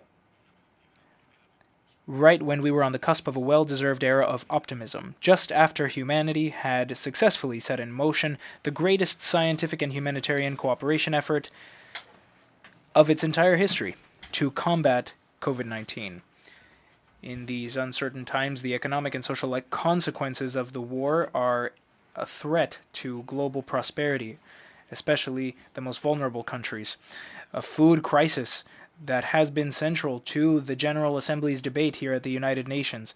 We also see an energy crisis provoked by an autocrat who will stop at nothing to stay in power. He will use any instrument as a weapon of war. The impact that this has had on prices, already rising due to the supply chain disruptions that we've seen over the last year, threatens to leave the world's poorest even poorer. It's not hard to understand why many people feel that they have had enough, especially young people. That's who I'm thinking of, born at the start of this new millennium, a generation that, as well as confronting this new crisis in their lives, is living under the very real threat of the climate emergency and its consequences for the world that they will inherit. But despite all that, I am certain that there where danger lies, there too lies our salvation. That is why today I would like to extend an unequivocal message of trust and confidence. Trust in the capacity of the international community to overcome any adversity. And confidence. Confidence in the strength of an institution such as the United Nations to rise up against challenges that know no borders. Allow me to focus this reflection on 5 major challenges for all of you. The first one being the commitment to global health. The second is the food crisis. The third, the ecological transition. The fourth, the digital transition. And fifth, true effective equality between men and women. Concerning global health, it is essential that we learn from the lessons of our fight against the pandemic, COVID-19. On November 9th, 2020, the whole world came together to celebrate the news that the first vaccine against the virus was proving successful. Barely a month and a half later, the first doses began to be administered. With these vaccines, not only did we start to invert the trend of the pandemic, we also reversed the pessimism of a world that had come to question whether things would ever return to normal. The vaccine represents many things, but above all else, as far as I'm concerned, it's the triumph of the human spirit over adversity. Because in just 2 years, the world has managed to develop not 1, not 2, but 40 vaccines against COVID-19. Through COVAX, more than 2 billion doses have been allocated to developing countries. Massive vaccination campaigns have enabled us to control the spread of the virus and return to normality in many countries. However, it is clear that much remains to be done. That cannot be refuted. There is so much still to be done in this pandemic because there is an outrageous degree of inequality between countries as regards to access to the vaccine. It's insulting. Also, it's to the detriment of humanity as a whole because a virus cannot be eradicated if its spread is not halted in every corner of the planet, in every country. Spain, my country, was impacted significantly by this pandemic, and we want to be a part of the global solution for this enormous challenge. this pandemic and future pandemics that we may have to face. We will contribute 15 million euros to the Financial Intermediary Fund for Pandemic Prevention, Preparedness and Response, and we support the adoption of a legally binding international instrument for this purpose by the World Health Organization, and thereby strengthen an institution that has been key to the global response in face of the COVID-19 pandemic. Our indebtedness to science also demands that we act in other areas that may have been neglected in the race against the virus. We must, for example, step up our efforts and promote scientific research to guarantee universal access to medical care and treatment. And Spain, in this regard, intends to allocate more than 237 million euros of its official development assistance to health-related issues over the next 3 years, including 130 million euros for the Global Fund to fight AIDS, tuberculosis, and malaria. The second major challenge that I would like to share with all of you and that I want to speak of has to do with the food crisis currently threatening millions of human beings. This is a complex problem that has the potential to deteriorate yet further in 2023 if we do not implement measures because this has been heightened by Russia's blockade of grain exports from Ukraine, but also by selfish decisions to erect barriers to trade in agricultural products and fertilizers. As co-sponsor of the Leaders Network Reinforcing Multilateralism Together, I co-chaired, together with the President of Senegal and Chairperson of the African Union, the President of the European Council, and the U.S. Secretary of State, the Food Security Summit. This looked at the current food crisis that everyone all over the world is facing. It gathered world leaders from all regions, especially those most affected by this crisis, and we adopted a joint declaration renewing our commitment to deal with the crisis.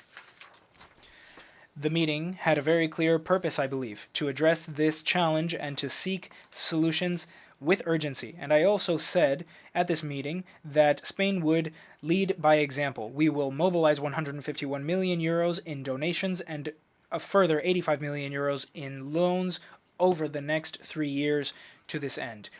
Ladies and gentlemen, this action is consistent with Spain's commitment to combating inequality and poverty the world over, a commitment that is exemplified in the new Cooperation Act, which provides that Spain will allocate 0.7% of its gross national income to official development assistance by 2030. The third major challenge I wish to discuss moving forward has to do with the climate emergency and the need to foster an ecological transition with urgency and determination. It's clear that the current energy crisis requires us to invest decisively in more sustainable energy models and to increase our energy independence, thereby making us more resilient. We must diversify, electrify, and decarbonize our energy mix for the following two reasons. Firstly, to prevent countries from using their energy resources as a weapon of war, which is what Putin's regime is doing, which is done in an effort to blackmail the entire planet, pushing up inflation and jeopardizing the necessary recovery of many economies who have suffered, truly suffered, because of the pandemic. And secondly, because in order to respond to the fundamental and increasingly evident challenge faced by our generation and those yet to come, that of climate change, we have to redouble our efforts in this transition. Ladies and gentlemen, I think that this is something that drives us to be more determined than ever to fulfill the commitments made to decarbonize our economies and our societies. It's not a matter of whether or not this is convenient for us, decarbonizing our economies. It's a matter of how to do so fairly and with the speed demanded by science, because time is running out. Spain, in this respect, also wishes to put forward specific solutions within the United Nations. Together with Senegal, we will support the creation of an international alliance for drought resilience to promote innovation, technology transfer, and the mobilization of resources to combat droughts in countries exposed to this threat. Spain is also a country that suffers this potential threat.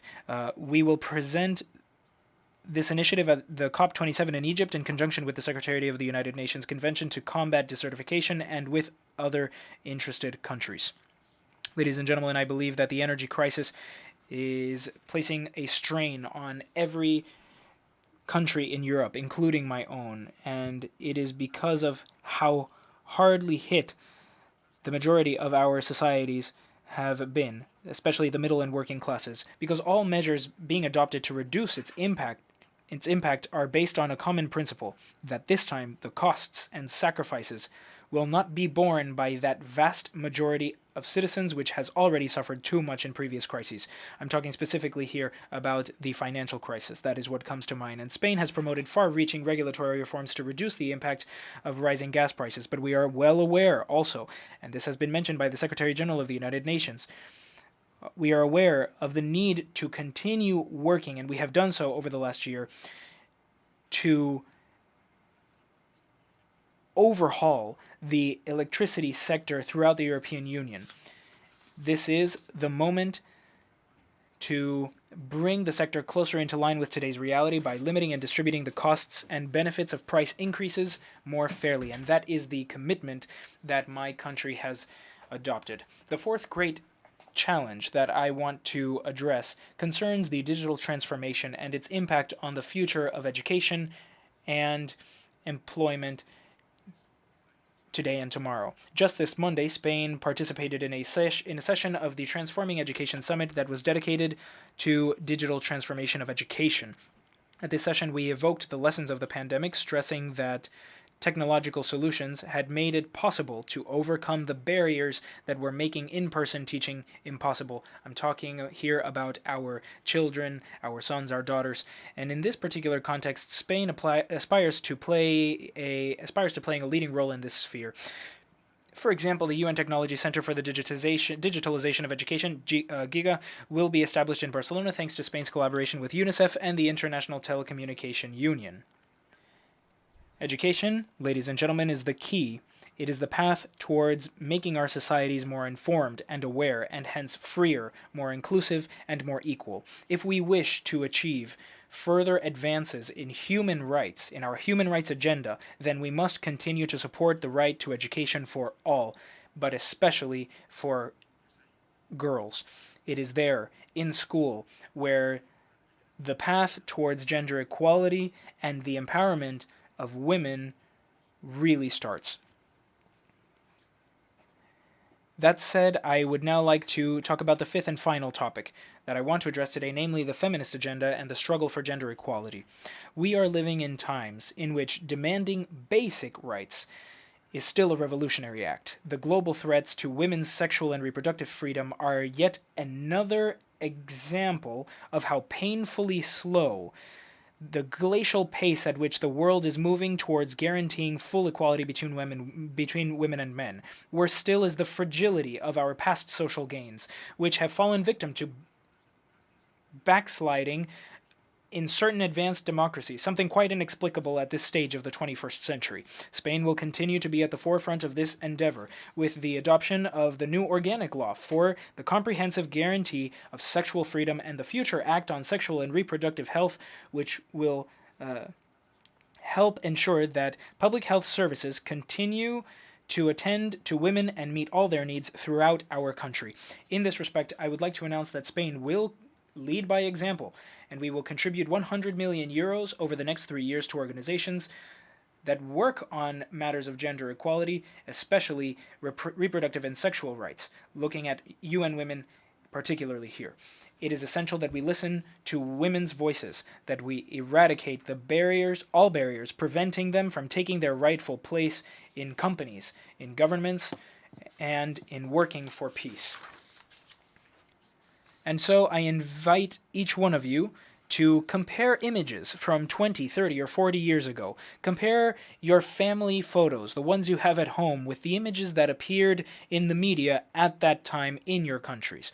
In both cases, you may be surprised. If you look at Spain, for example, you might even be amused to see how much we've changed in fashion, appearance, customs, smoking indoors. Everything has changed. But comparing such images, you will notice an inexcusable discrepancy: the presence of women in your family photos and their absence from public images, reflecting the political and economic realities of the times. We have made great progress in equality between women and men, but much remains to be done, and nothing is guaranteed, as we saw just a few months ago in Afghanistan when the Taliban returned to power.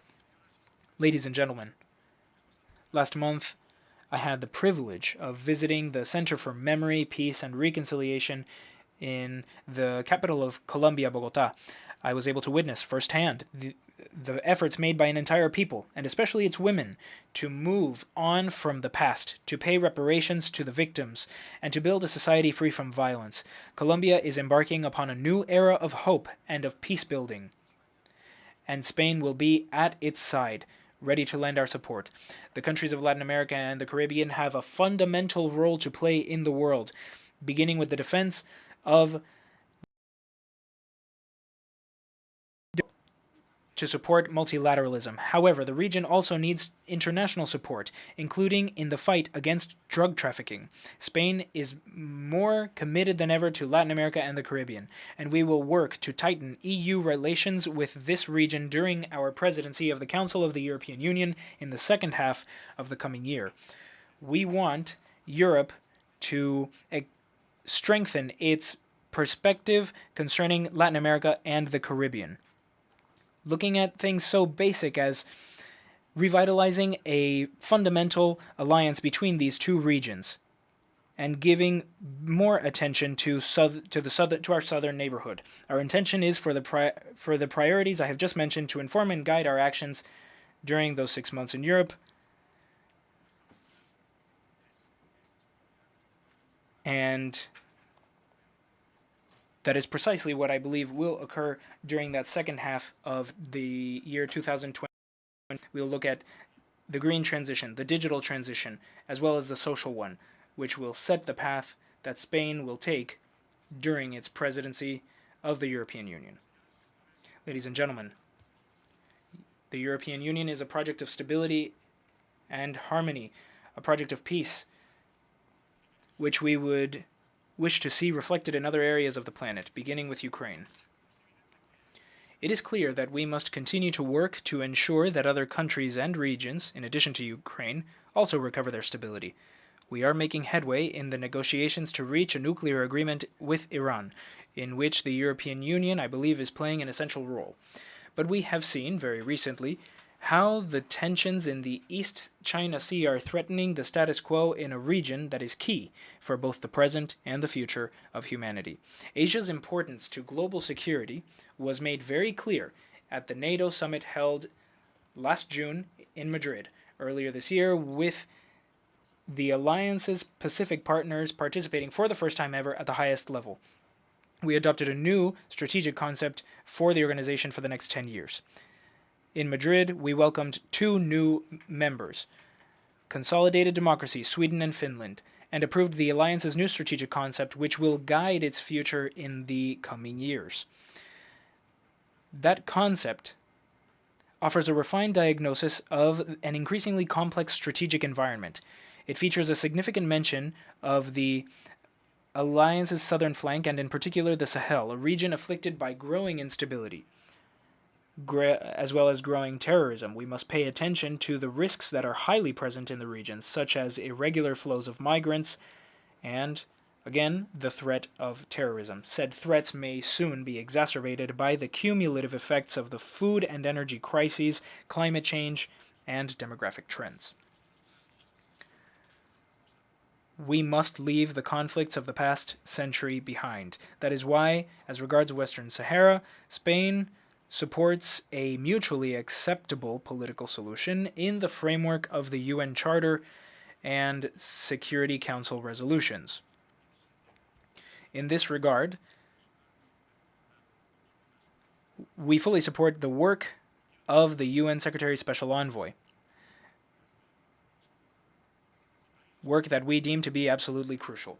Spain will also continue to support the Sahrawi population in the refugee camps, as it always has done, as the principal international donor, as the main international donor of humanitarian assistance in this context. Also, as I had said during last year's session, on 31 December 2020, Spain and the United Kingdom reached a bilateral understanding in the context of the United Kingdom's departure from the European Union with respect to Gibraltar. We have been working since that date to ensure that said understanding serves to lay the foundations for the future relationship of this territory with the European Union, trusting that, as quickly as possible, an agreement may be reached between the European Union and the United Kingdom in relation to Gibraltar. This agreement must fully respect UN doctrine regarding said territory, with which Spain is fully aligned, and it must too respect the legal position of my country as concerns the sovereignty and jurisdiction thereof. We wish to work for the development of an area of social and economic prosperity encompassing Gibraltar fully and the Campo of Gibraltar in its entirety. Ladies and gentlemen, to conclude, as I had said in the beginning of my statement, I spoke of two feelings: the trust I have in the future and confidence in this institution, the United Nations. 2 years ago, just 2 years ago, we feared we might never again live in a world in which people could shake hands, hug each other, kiss each other. We came to the point of believing that such gestures of courtesy and affection would be additional collateral victims of the COVID-19 pandemic. Today, that world, which seemed out of reach, is already back, something we've seen many times throughout human history. Something that arises when society has been faced with seemingly insurmountable challenges, and yet hope, as always, will lead the way, sometimes with a push from science and knowledge, and other times simply due to our will not to repeat the fatal errors of the past. I think humanity will always find a way to overcome the blows it is dealt and continue moving forward. Because what matters, what makes us a difference, is how we deal with these crises, how we heal the wounds inflicted upon us along the way, while at the same time protecting the most vulnerable, the most exposed. We must be guided, ladies and gentlemen, by the values and principles that we all adhere to as members of this noble and important organization, in which Spain once again wishes to express its utmost trust. We must preserve in our efforts an ambition to build a world that is freer, more prosperous, and more just. And to this end, we must strengthen rules-based multilateralism and, in short, that we strive to guarantee peace, the most valuable asset we can possess. Thank you very much, Mr. President. On behalf of the Assembly, I wish to thank the President of the Government of Spain for the statement just made and request the protocol to escort His Excellency. The Assembly will hear an address by His Excellency Andrew Holness, Prime Minister and Minister of Defense, Economic Growth and Job Creation of Jamaica. I request the protocol to escort His Excellency.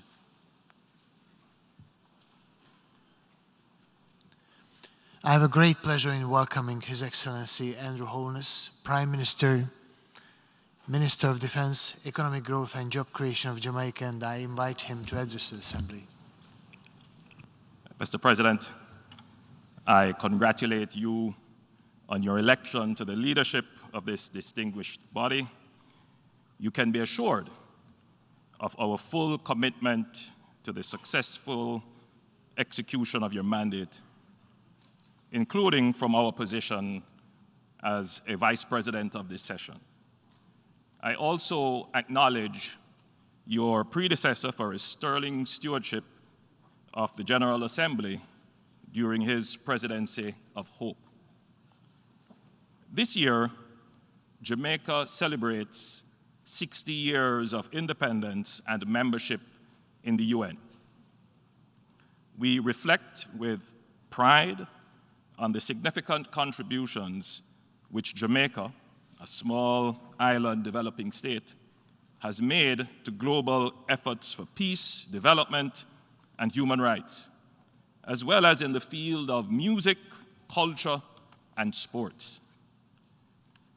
At home, our Diamond Jubilee of Independence has provided the impetus for us to reignite our nation for greatness. It is our intention to bring that same energy to the work of the 77th session.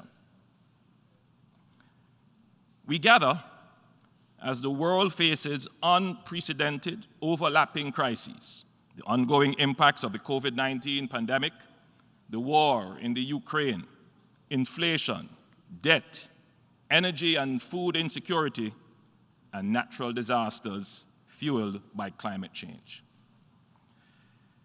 We do not all have the same capacity to withstand and recover from shocks. Indeed, recovery from shocks has been uneven, and there has been further widening of pre-existing development inequalities. As we search for solutions, let us acknowledge the differentiated needs and vulnerability of all members of our global family. Small island developing states and some middle-income countries have particular vulnerability to climate shocks and external economic shocks, which have an oversized impact relative to their national budgets, and often crippling impact on their infrastructure.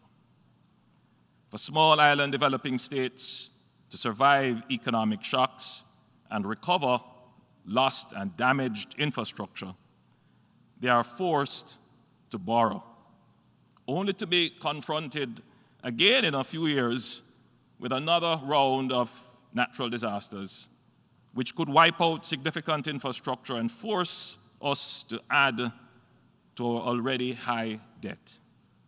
As I speak, I am monitoring a tropical storm system that is threatening the Caribbean.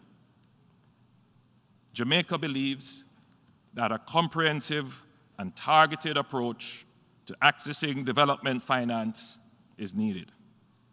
We fully support the work of the high-level panel developing the Multidimensional Vulnerability Index. We eagerly anticipate an era of truly equitable access to concessional financing and other funding support, which will enable us to invest in resilient infrastructure and create fiscal buffers so that we can withstand and recover quickly from the next economic, health, or climate shock with little borrowing. Without the acknowledgement of vulnerability as a basis for access to finance, small island developing states will continue to struggle and will be unable to achieve the SDGs. Even as we call for reforms of the global financial architecture to account for vulnerability, Jamaica is exercising great fiscal discipline. It has been a long and hard struggle, but we have lowered our debt to GDP ratio from stratospheric levels a decade ago, and we continue to pursue policies to ensure we can drive down our debt. We are building fiscal buffers to ensure that we can respond quickly to shocks. We are working with our development partners using innovative financing tools, such as floating a catastrophe bond, to ensure against climate disasters. But most importantly, we are mainstreaming climate resilience in all our infrastructure investments. Mr. President, small island developing states like Jamaica are always mindful that despite our best efforts to improve our fiscal management and debt sustainability, a single climate event could wipe out 100% of our economy in a few hours. Climate change is an immediate existential threat for small island developing states like Jamaica. Concerted action to slow down and halt temperature rise is literally a question of our survival. While we continue to develop our own resilience and play our part in mitigating climate change, we cannot, by our action alone, change the trajectory. Jamaica looks forward to the convening of COP27 in Egypt later this year. We call on all countries to meet their commitments and contributions to climate targets. And we call on the developed world to increase their commitments and ambitions in climate financing, particularly for adaptation and loss and damage. As an island, Jamaica is keenly attuned to the importance of protecting and sustainably using our ocean and marine resources. We recognize that urgent action is needed to address the health and sustainability of the oceans. Jamaica joins the global community in celebrating the 40th anniversary of the UN Convention of the Law of the Sea, which opened for adoption in Montego Bay, Jamaica, Constitution for the Ocean. The convention has yielded immense benefit since its entry into force. Since 1994, Jamaica has welcomed delegates to the International Seabed Authority who have brought to life the important deliberations on the preservation and exploitation of resources of the International Seabed Authority, which forms part of the common heritage of mankind. Mr. President, the pandemic has made clear that major inclusive transformation is required in technology and innovation for developing countries. While all countries suffered during the pandemic, they didn't all suffer equally.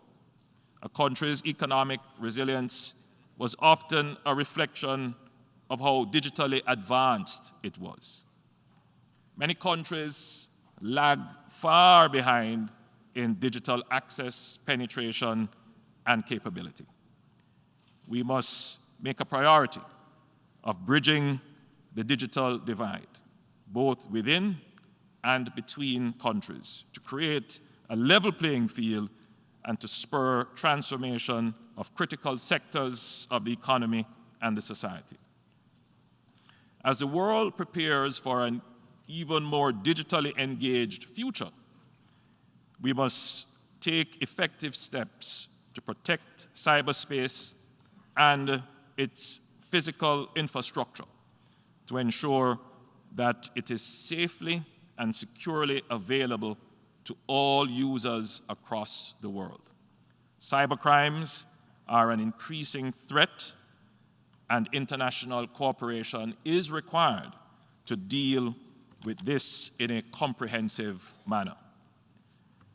Jamaica fully supports the work underway in the UN to elaborate a cybercrime treaty and to work towards guidelines and a framework for cyber security. Mr. President, several countries in Latin America and the Caribbean are facing an epidemic of crime and violence. Since the pandemic and the disruption in education, challenges with mental health are being increasingly expressed in violent ways. The propensity to resolve conflict or cope with social and mental stresses through violence requires a public health response. And Jamaica has not only engaged in global initiatives such as the Partnership to End Violence Against Children, but we have recently empaneled a National Commission on the Prevention of Violence to advise the government on building out an articulated public health and social service response. However, the situation is exponentially complicated and exacerbated by the influx of illegal and unregistered small arms into our country.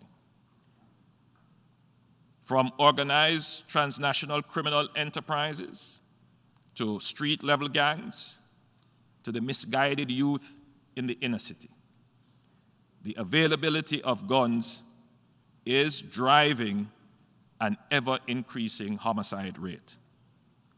In the same way that a war on drugs is being prosecuted, in which we have been faithful partners in policing what comes through our waters or leaves our shores, there now must be a war on guns.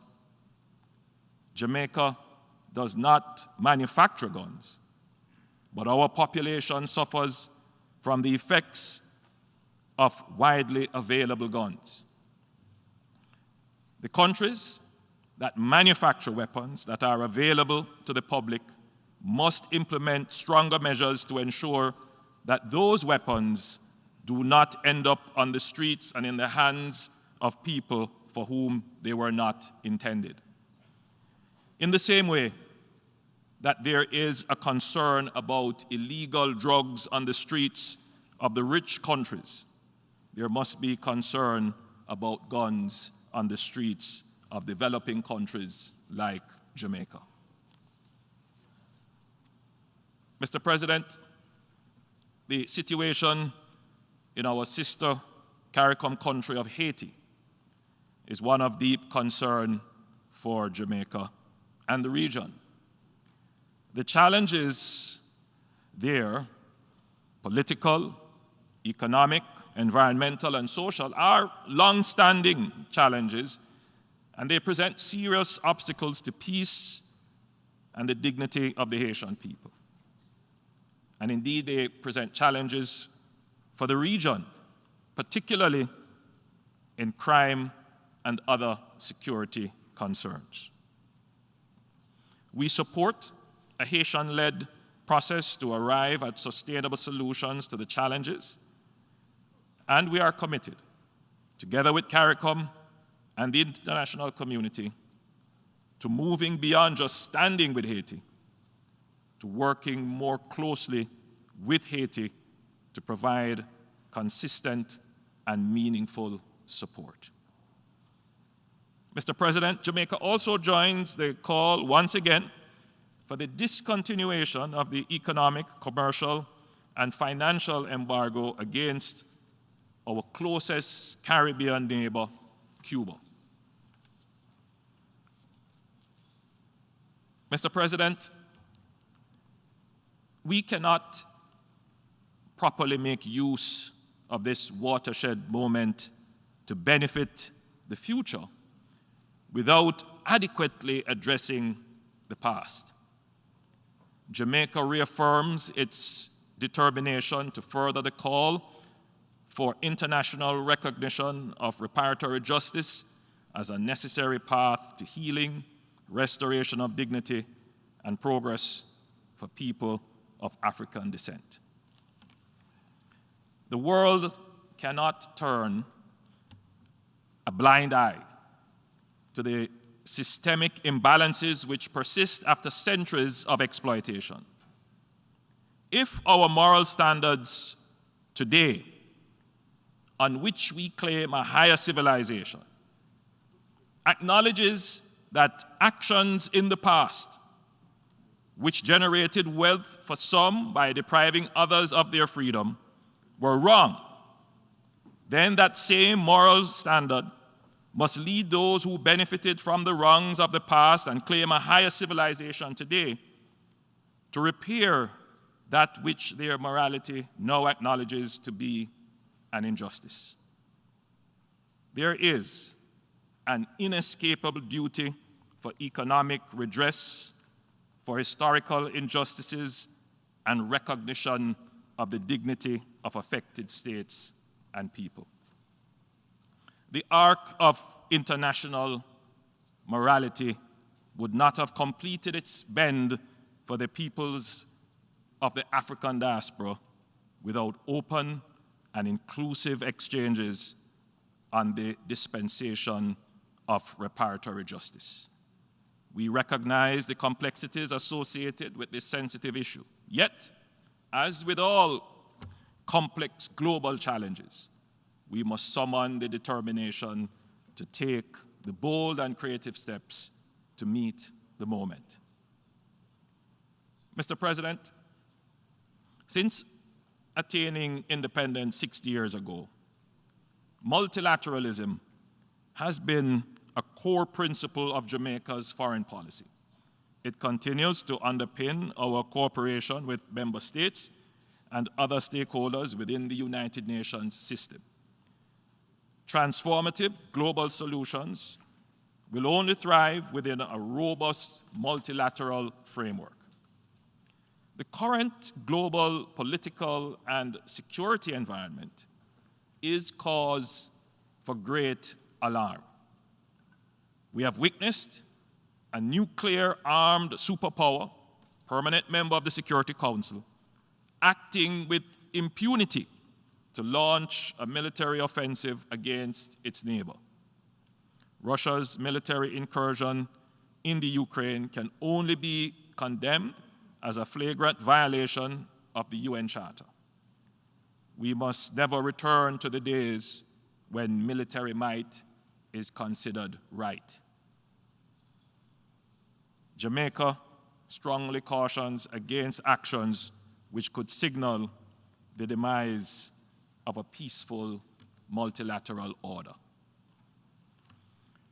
Mr. President, I commend the Secretary General and his team on the initiatives undertaken within his purview to fulfill relevant mandates.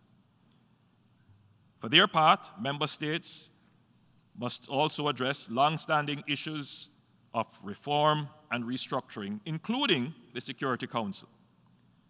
This critical organ must work more transparently and responsibly, be more representative of the world of today, and be more prepared for the world of tomorrow.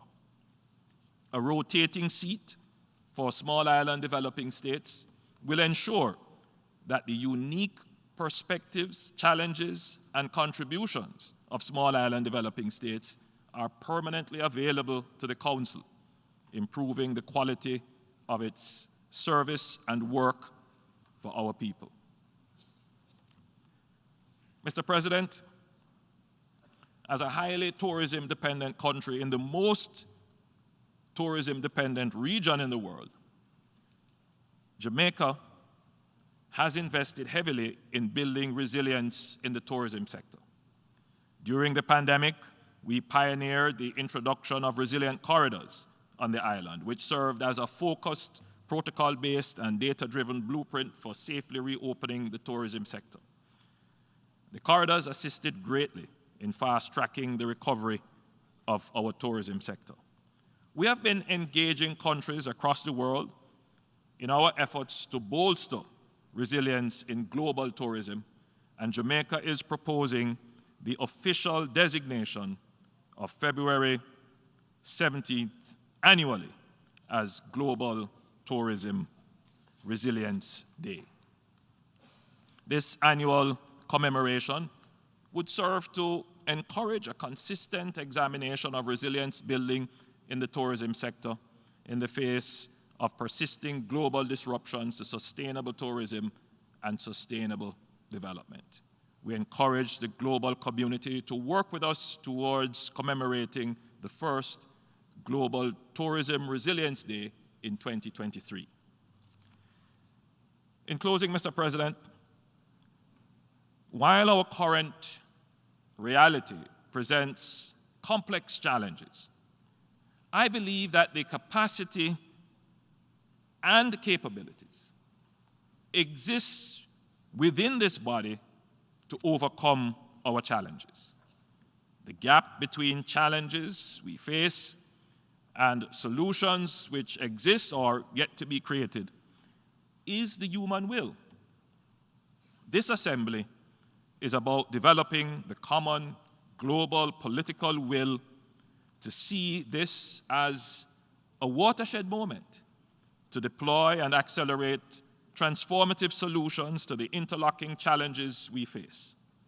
The people of the world are counting on us to lead and work together as one humanity, one love. Jamaica is committed to doing our part. in this, our 60th year of membership, and in the years ahead. I thank you. On behalf of the Assembly, I wish to thank the Prime Minister, Minister of Defense, Economic Growth and Job Creation of Jamaica for the statement just made, and I request protocol to escort His Excellency. Now I give the floor to His Excellency Alexander Schallenberg, Federal Minister of European and International Affairs of Austria.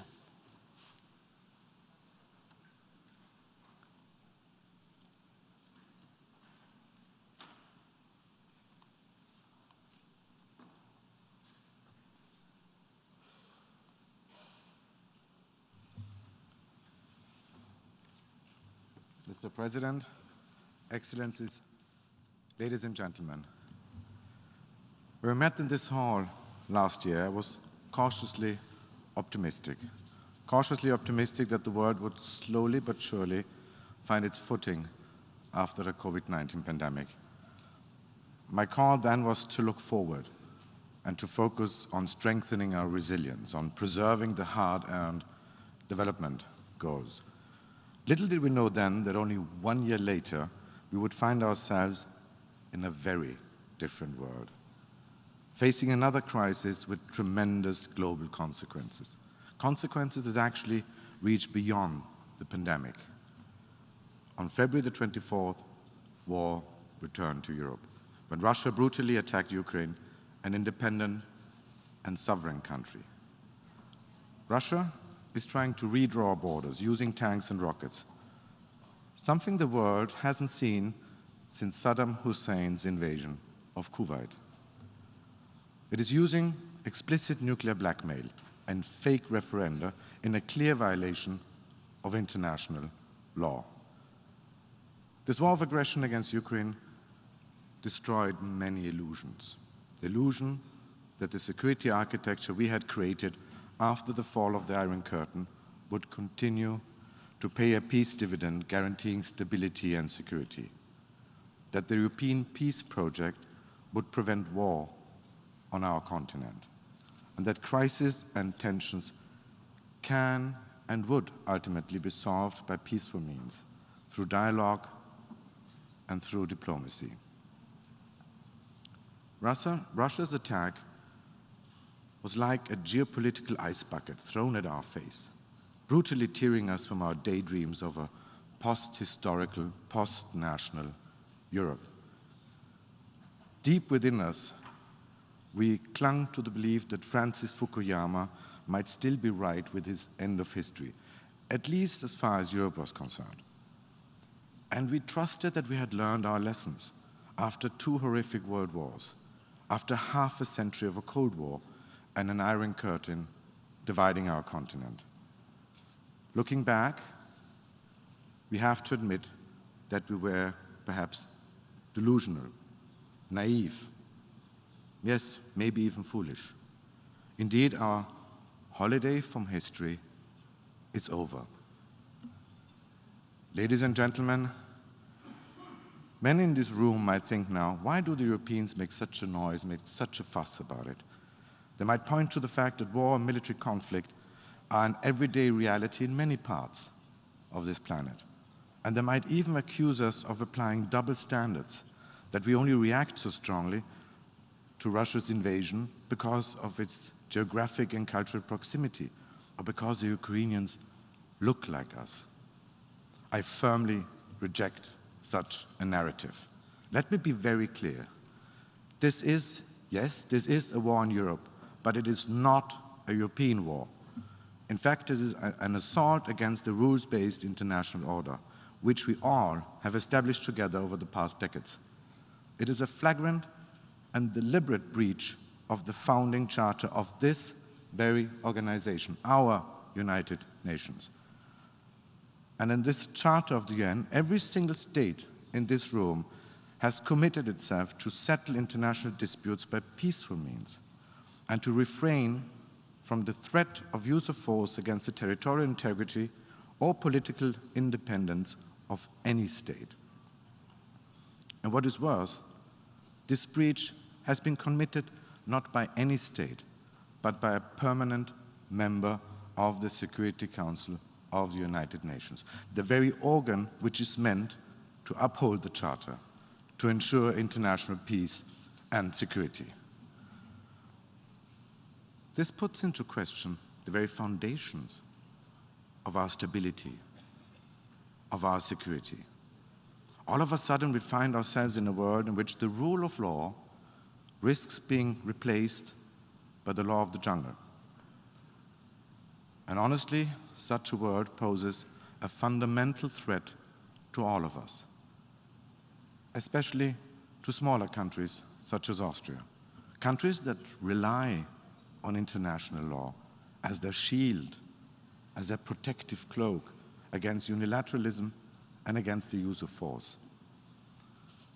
I firmly believe that the ideas and principles laid down in the UN Charter are as valid today as they were 77 years ago. Then, in 1945, in his address to the San Francisco Conference, the former US President permit any nation or group with bombs and bayonets. If we continue to abide by such decisions, we will be forced to accept the fundamental concept of our enemies, namely that might makes right. End of quote. These words, ladies and gentlemen, have not lost their truth and validity. Are we really incapable of learning from history? Because we are again facing a country which is attempting to settle its neo-imperialistic score using bombs and bayonets, and by targeting civilians and committing atrocities which may amount to war crimes under international humanitarian law. And these bombs and bayonets are not only targeting Ukrainians, no, they're also targeting the world's most vulnerable countries, pushing them into a triple crisis, a crisis of shortages of food, energy, and finances. And let me be very clear here. We should not confuse cause and effect. We have to put the responsibility firmly where it belongs. Some try to spread the narrative that this triple crisis of food, energy, and financing is somehow connected to the sanctions imposed by the European Union on the Russian Federation. This, ladies and gentlemen, this is simply wrong. To put it very clearly, there are no sanctions whatsoever on the exports of grain, oilseeds, or any other foodstuff, on the exports of fertilizers or on gas to third countries. Instead, it is actually the Russian Federation which is cynically using food and energy as a weapon, pushing millions of vulnerable people around the planet into poverty, hunger, and debt. According to the United Nations Global Crisis Response Group, the triple crisis of energy, food, and finance now affects 1.7 billion people around the planet. Not even the Soviet Union went that far. Ladies and gentlemen, yes, we are living through an era of transformation with the COVID-19 pandemic, the global food and energy shortages, the soaring cost of living, the rapid technological change, the climate change, and the prospect of a very bumpy road ahead of us as far as the world economy is concerned. These are scary perspectives indeed. No wonder that our citizens feel anxious and feel insecure. A storm is brewing, a storm that would seriously affect millions of people, those most vulnerable. This is a recipe for disaster, potentially leading to mass migration, social and political tensions.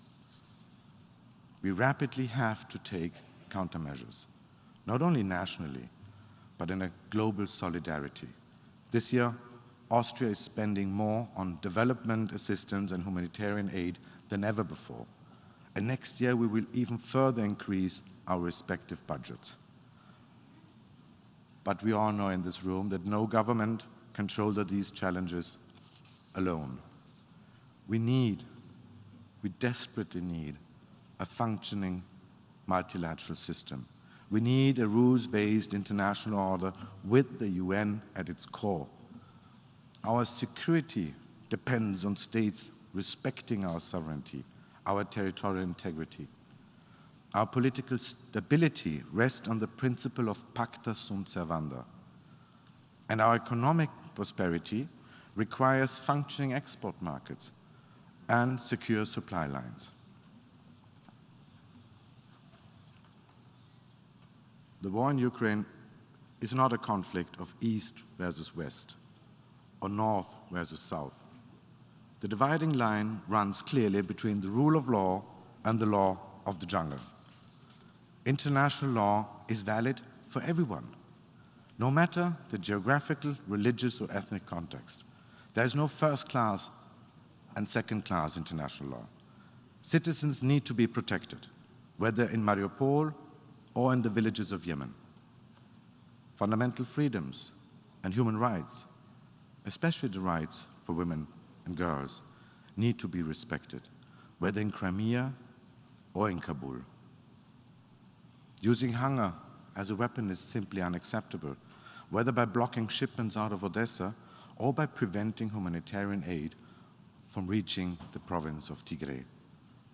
There needs to be accountability for war crimes, whether they happen in Bucha or in Aleppo. I'm proud that Vienna is host to the UN Commission of Inquiry on Ukraine. And we Austrians will continue to actively support the efforts by the International Criminal Court to shed light into the savage acts committed in Ukraine. Effective multilateralism and the respect for the rule of law have been at the core of Austrian foreign policy for decades, symbolized by the UN headquarters in Vienna, and by our willingness to take on even more responsibility as a candidate to the UN Security Council at the elections in 2026. We count on support. Constructive dialogue and pragmatic diplomacy will continue to be our guide. It is what Austria as an open and democratic society simply stands for. Ladies and gentlemen, I truly believe that we are facing the most challenging time of our political generation. Our actions today will shape the future of our international system, a system that rose of the ashes of two horrible world wars and the end of the Cold War. I'm not saying that the system is perfect, far from it, but at least it is a system where we are trying to create a world where the rights of all people and the sovereignty of every nation are respected, where we are trying to create a system where peace, sustainability, and social justice are possible. Obviously, these times are heydays for doomsayers. And yet, I remain confident that we can, yes, that we will prevail. Why? Because I simply deeply believe that our society is based on freedom, based on pluralism, based on individual rights, are remarkably resilient, and they have proven so during the pandemic. Not despite, but because of our vibrant political debates. Not despite, but because of opposing opinions, of critical media and civil society.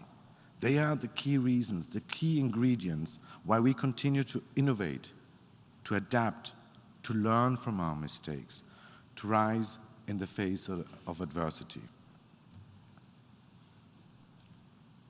I want my children and my grandchildren to be able to grow up in the world where rules are applied and respected, where they can live their lives in freedom and without fear, where might does not make right.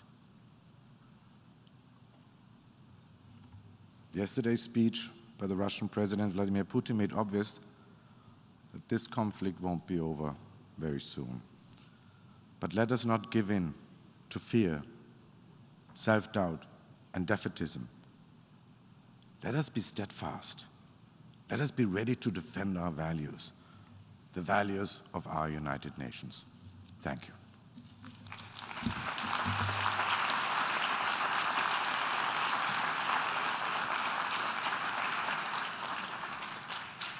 I thank the Federal Minister of European and International Affairs of Austria. Now I give the floor to His Excellency Marcelo Ebrard Casaubon, Minister of Foreign Affairs of Mexico.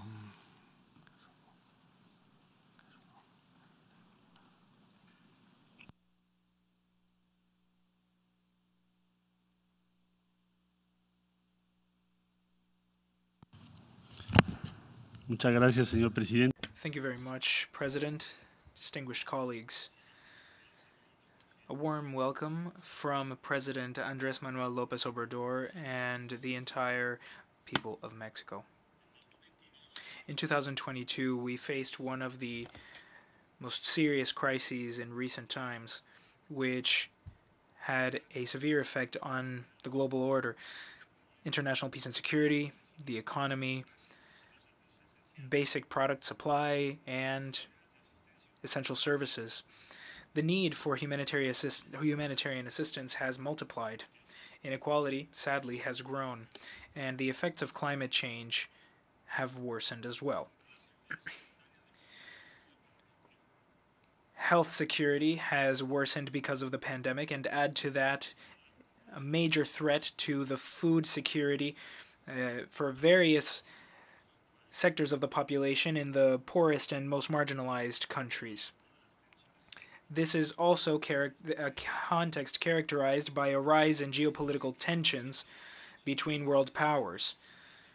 When it seemed like on the horizon was the recovery from the greatest effects that the pandemic had because of COVID-19, we saw the war in Ukraine with a risk of a nuclear incident and catastrophic potential consequences. In addition, beyond just security and stability in Europe, in addition to high costs in human lives and millions of people displaced internally and refugees in other countries, the war in Ukraine has had an effect on the availability of food and fuel all over the world. This is added to many other armed conflicts that have remained without solution, that are a weight on the international harmony and order based on international law. Mexico, as a responsible country and committed to the promotion of a peaceful solution for conflicts, attends this assembly with a proposal of dialogue and peace for Ukraine that we'll explain now. The Security Council has been unable to fulfill the mandate that the UN Charter gives it because it was unable to prevent the war. It wasn't able to implement measures that would halt armed aggression either. Much less has it been able to launch any kind of diplomatic process to seek a solution via dialogue or negotiation. We should say that it has also been unable to make sure that the necessary humanitarian assistance is delivered, and sadly it hasn't been able to openly support the work of the Secretary General either, or other actors, to manage access to grains and fertilizer markets produced by the Russian Federation and Ukraine. Given this paralysis, we've had to take recourse to the General Assembly in a special session, emergency session, in which Mexico, along with France, proposed an adequate framework to channel such humanitarian aid through Resolution E-11/2, which undoubtedly was helpful but was insufficient given the wake of destruction and suffering that the war has left behind it. For those reasons, the President of Mexico believes, aware of the responsibility that each one of us has, proposes a caucus of heads of state and government that would help and support the efforts by the Secretary General to promote measures that would further progress trust-building measures between the Russian Federation and Ukraine, and that would allow us to make use of a peaceful resolution mechanism that would be within the framework of the UN Charter. That said, we must all provide a complementary mechanism so that we can interact with the parties to this conflict, so that we can bring about the necessary mediation. This proposal was circulated to the Secretary General in recent days and involved parties as well as delegations from India and the Holy See. The President believes that the Secretary General should participate in this caucus as well as His Excellency Narendra Modi and His Holiness Pope Francis. We will continue with the necessary consultations with the sole goal of contributing as impartial actors and in good faith to generate the greatest support possible to the management and good offices of the Secretary General Antonio Guterres and the caucus, and we hope that the creation of this caucus will have the support of the UN's member states. In these last 2 years, as an elected member of the Security Council, Mexico has sought to deeply analyze the structural causes of conflicts and to promote preventive diplomacy as central elements for peacekeeping as well as for the maintenance of international security. We've brought up to the Security Council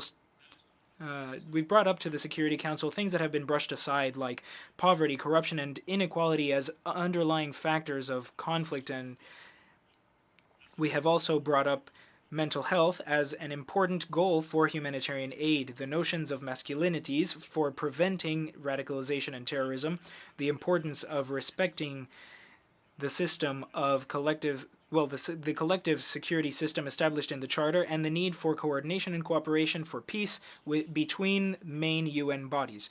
Illicit flows of small arms and light weapons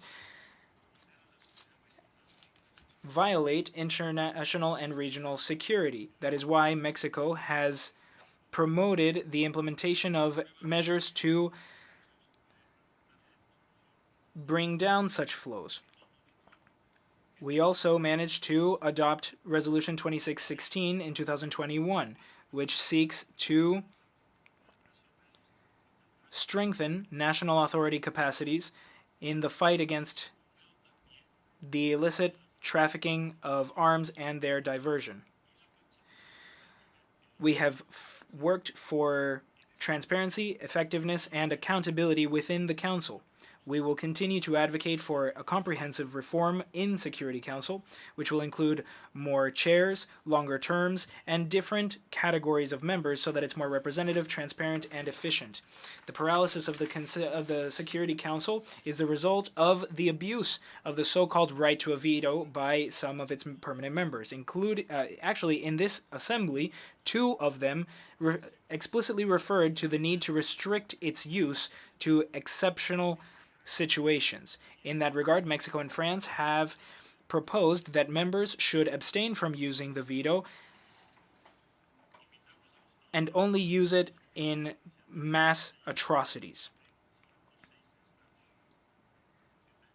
We invite all states who have not done so yet to join this effort, which already has the support of 106 states. In the meantime, Mexico and 83 other states will be promoting a mechanism for accountability, so that when a veto is used, the General Assembly can come together to debate on that and invite the author or authors of the veto to explain their position. This proposal was adopted unanimously through Resolution 76/262 and has been implemented twice and is a step in the right direction. We must now make a decision about whether or not we want to take further steps to avoid this system from suffering greater paralysis when facing mass suffering. Nuclear weapons are still the worst threat to humankind's survival. Mexico laments the lack of political will, particularly by those states who have nuclear weapons, to achieve agreements that would help us to accomplish this goal, something that was confirmed in the recent review conference for the NPT, which did not result in any conclusion, even when the risks of nuclear proliferation grow every single day. My country agrees with the vision of the Secretary General that a world that is safer, a world of peace, must sit squarely within international law, cooperation, and solidarity, and not in an incessant accumulation and modernization of nuclear and conventional arsenals.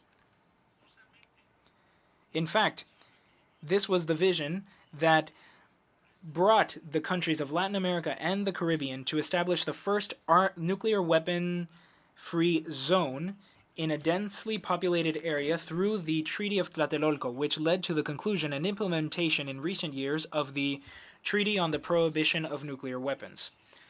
Mr. President, colleagues, Mexico reaffirms that the United Nations remain a unique, a singular tool within the international community for the peaceful resolution of conflicts and for the achievement of the goals of the 2030 Agenda for Sustainable Development.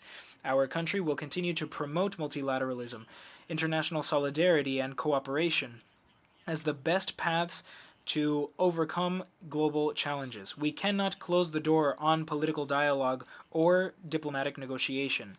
Current international tensions will not be resolved through force. We must guarantee political understanding and mechanisms for trust building. That's right.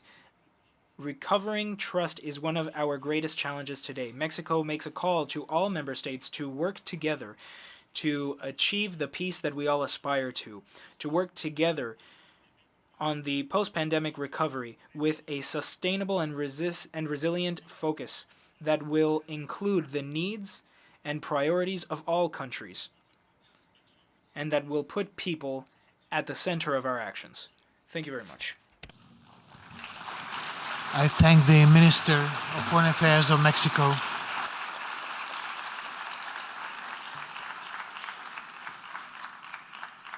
I now give the floor to His Excellency Abdulatif bin Rashid Al Zayani, Minister of Foreign Affairs of Bahrain.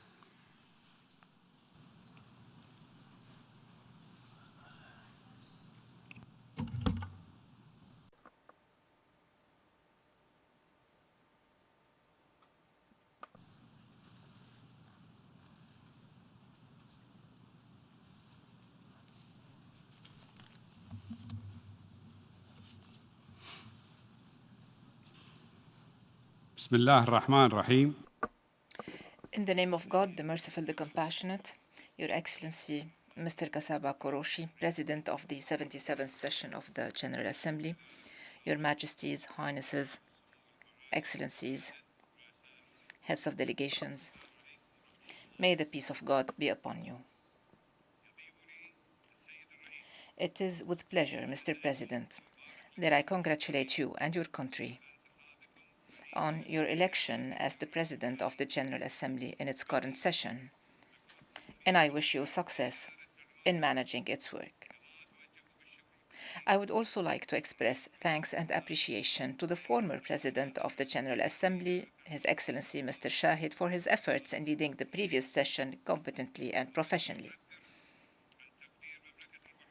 May I also express the Kingdom of Bahrain's appreciation and support to His Excellency Antonio Guterres, Secretary General of the United Nations, for his distinguished efforts in reinforcing the international role of this organization and its contributions to preserving international peace and security, the protection of human rights, coordination of humanitarian relief operations, and support for the Sustainable Development Goals, climate action, and environmental protection.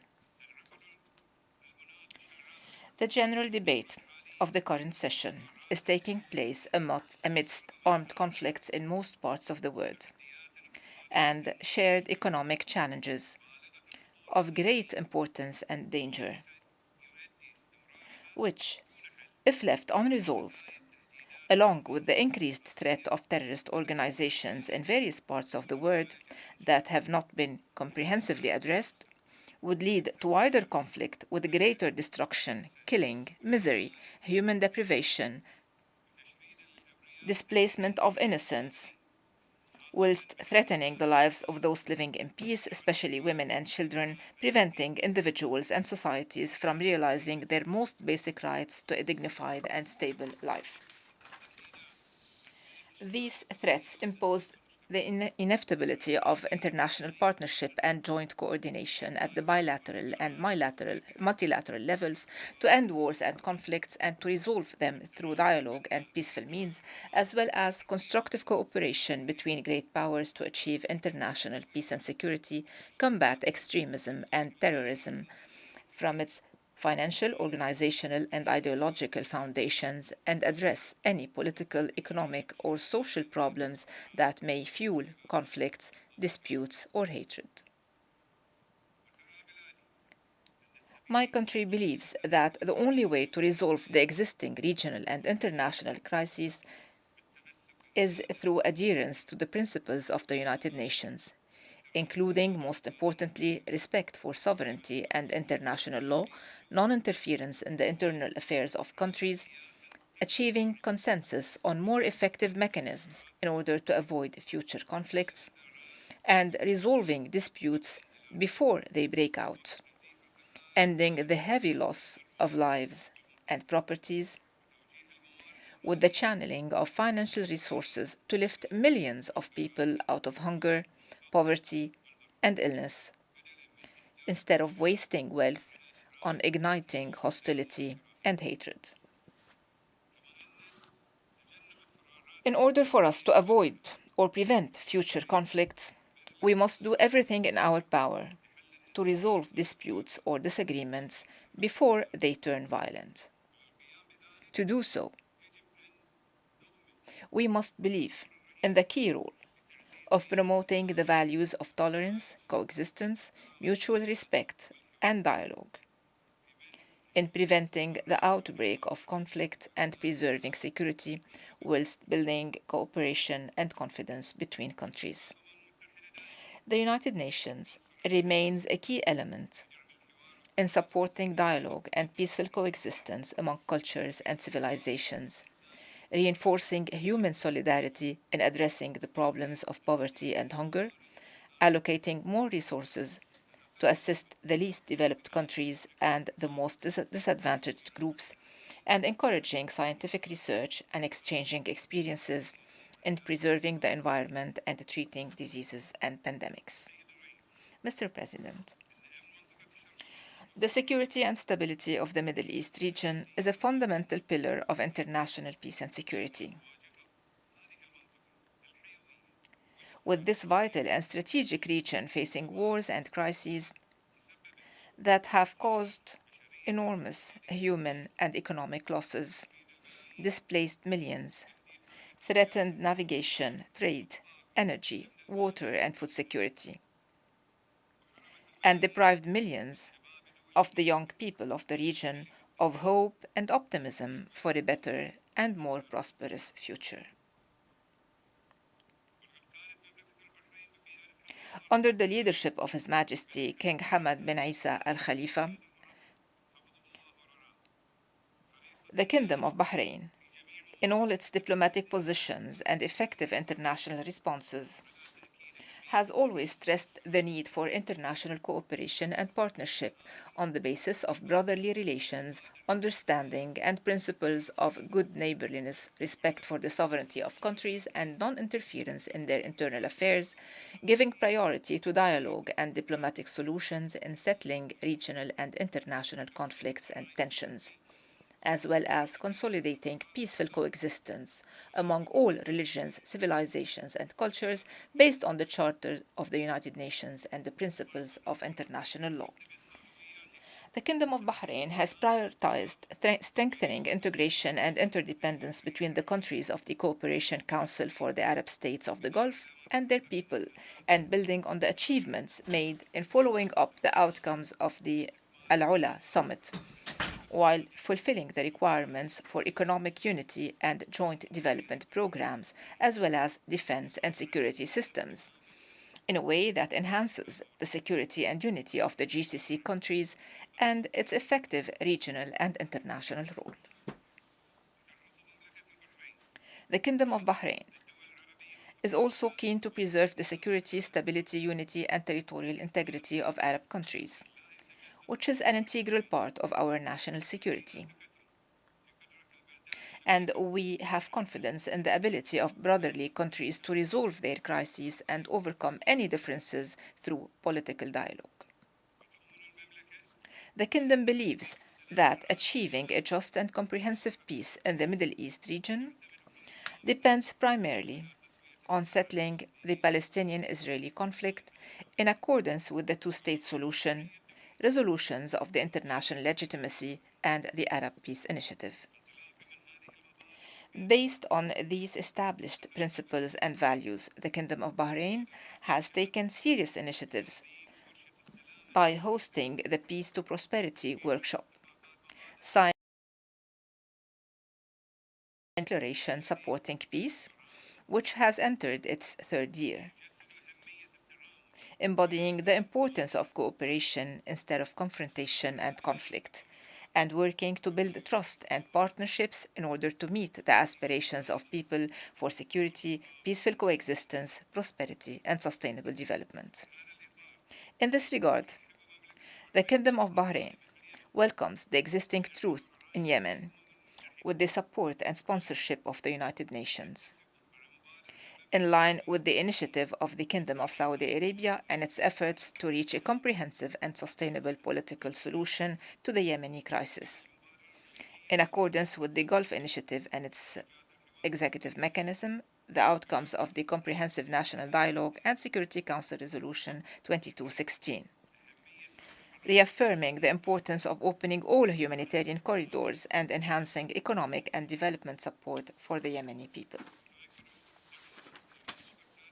We also affirm our support to the legitimate historical rights of the Arab Republic of Egypt and the Republic of Sudan to the waters of the Nile River and for the protection of their water security, while supporting their endeavors to reach a binding legal agreement on filling and operating the Great Ethiopian Renaissance Dam in a way that benefits all parties in accordance with the rules of international law.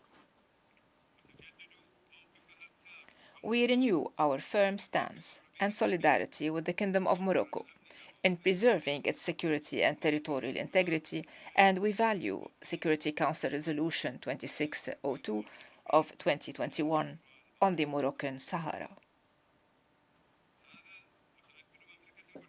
The Kingdom of Bahrain affirms its interest in establishing friendly and balanced relations with all the countries in the Middle East, including the Islamic Republic of Iran, in compliance with the United Nations Charter and international law, the principles of good neighborliness and non-interference in the affairs of other countries, with respect to international law and the sovereignty of states and their religious and cultural values, and refraining from the use or threat of force, calling upon Iran to fully cooperate with the International Atomic Energy Agency and to work to make the Middle East, including the Arabian Gulf, a zone free of weapons of mass destruction.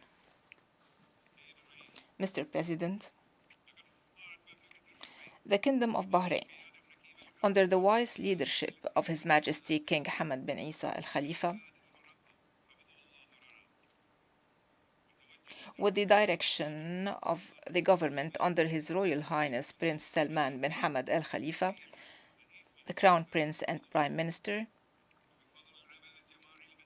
has been able to turn challenges into opportunities and success stories, thanks to the teamwork characterized by its responsibility and united spirit, placing at the forefront of its priorities respect for human rights, dignity, freedoms, welfare, and security, which is the real wealth of the country and the focus of the comprehensive development process and its purpose. Team Bahrain presented a pioneering and civilized model in overcoming the repercussions of COVID-19 pandemic, as the Kingdom provided free health services and examinations to all citizens and residents without discrimination, granting nearly 3.5 million doses of vaccines, representing more than 230% of the total population, 67% of whom have received the booster dose, This is in addition to the launch of a financial and economic package since March 2020 worth $12 billion,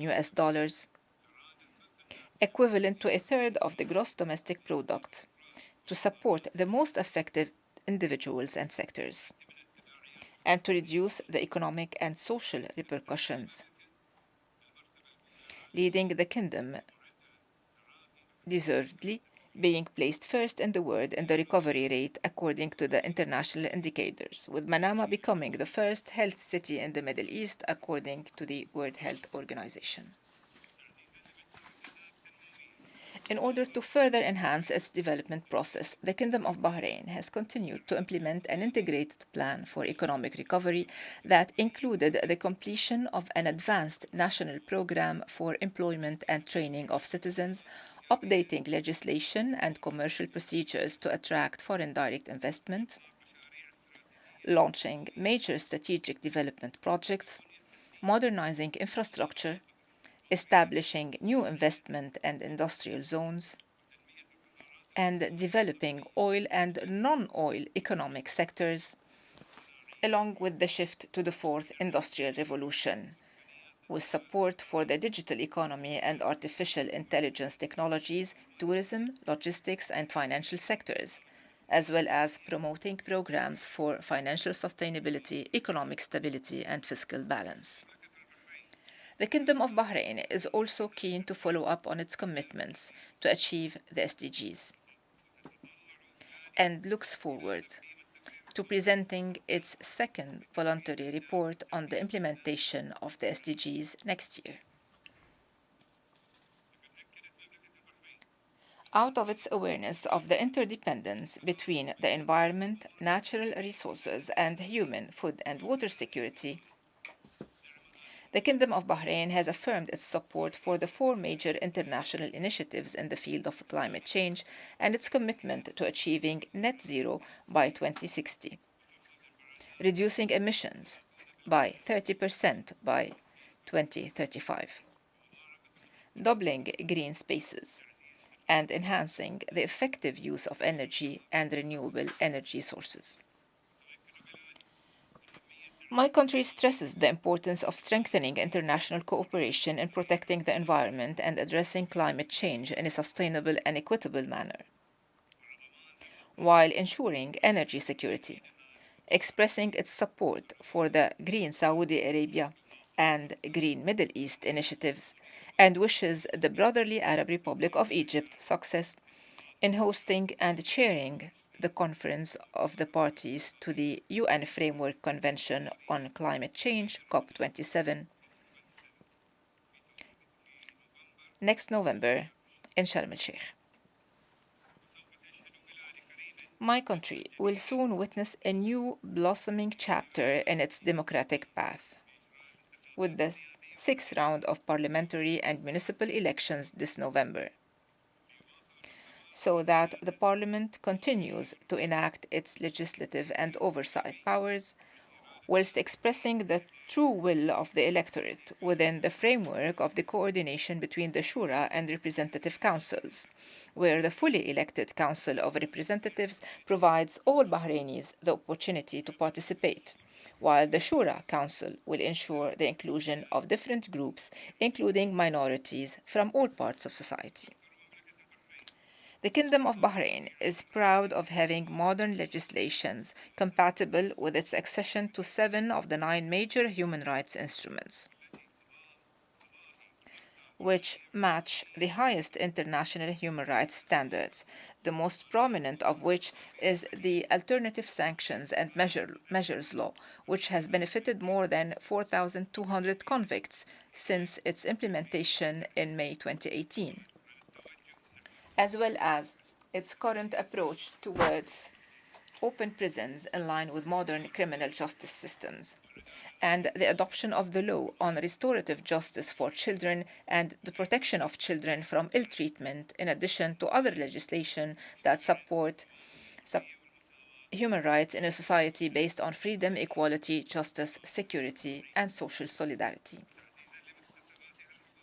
In order to enhance its human rights and developmental gains, my government has this year approved the National Human Rights Plan 2022-2026, which includes 102 projects prepared in cooperation with the Office of the United Nations Resident Coordinator and in consultation with the representatives of the legislative, executive, and judicial authorities, national human rights institutions, and UN organizations, which is currently being implemented through an approach of dialogue, interaction, transparency, and community partnership as firm principles in line with the reform approach of His Majesty the King and the Economic Vision 2030 and its principles based on sustainability, fairness, and competitiveness.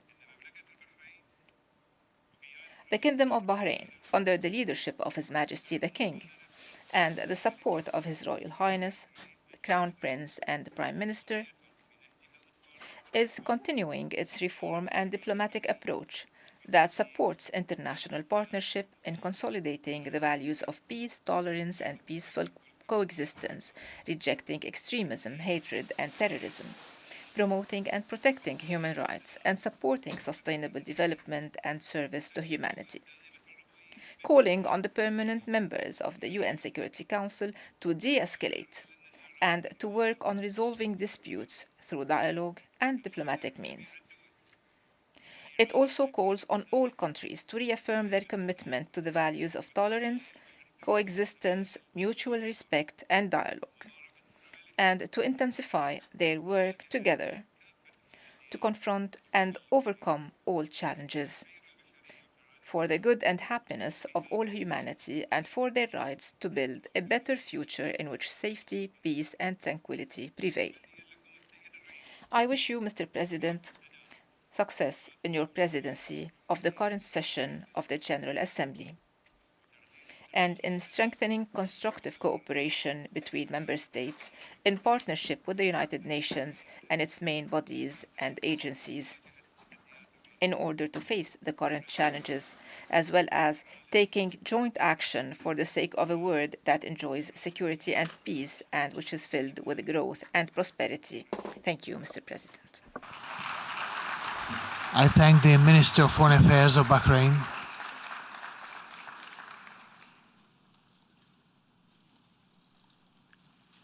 And now I give the floor to His Excellency Jeppe Kofod, Minister of Foreign Affairs of Denmark.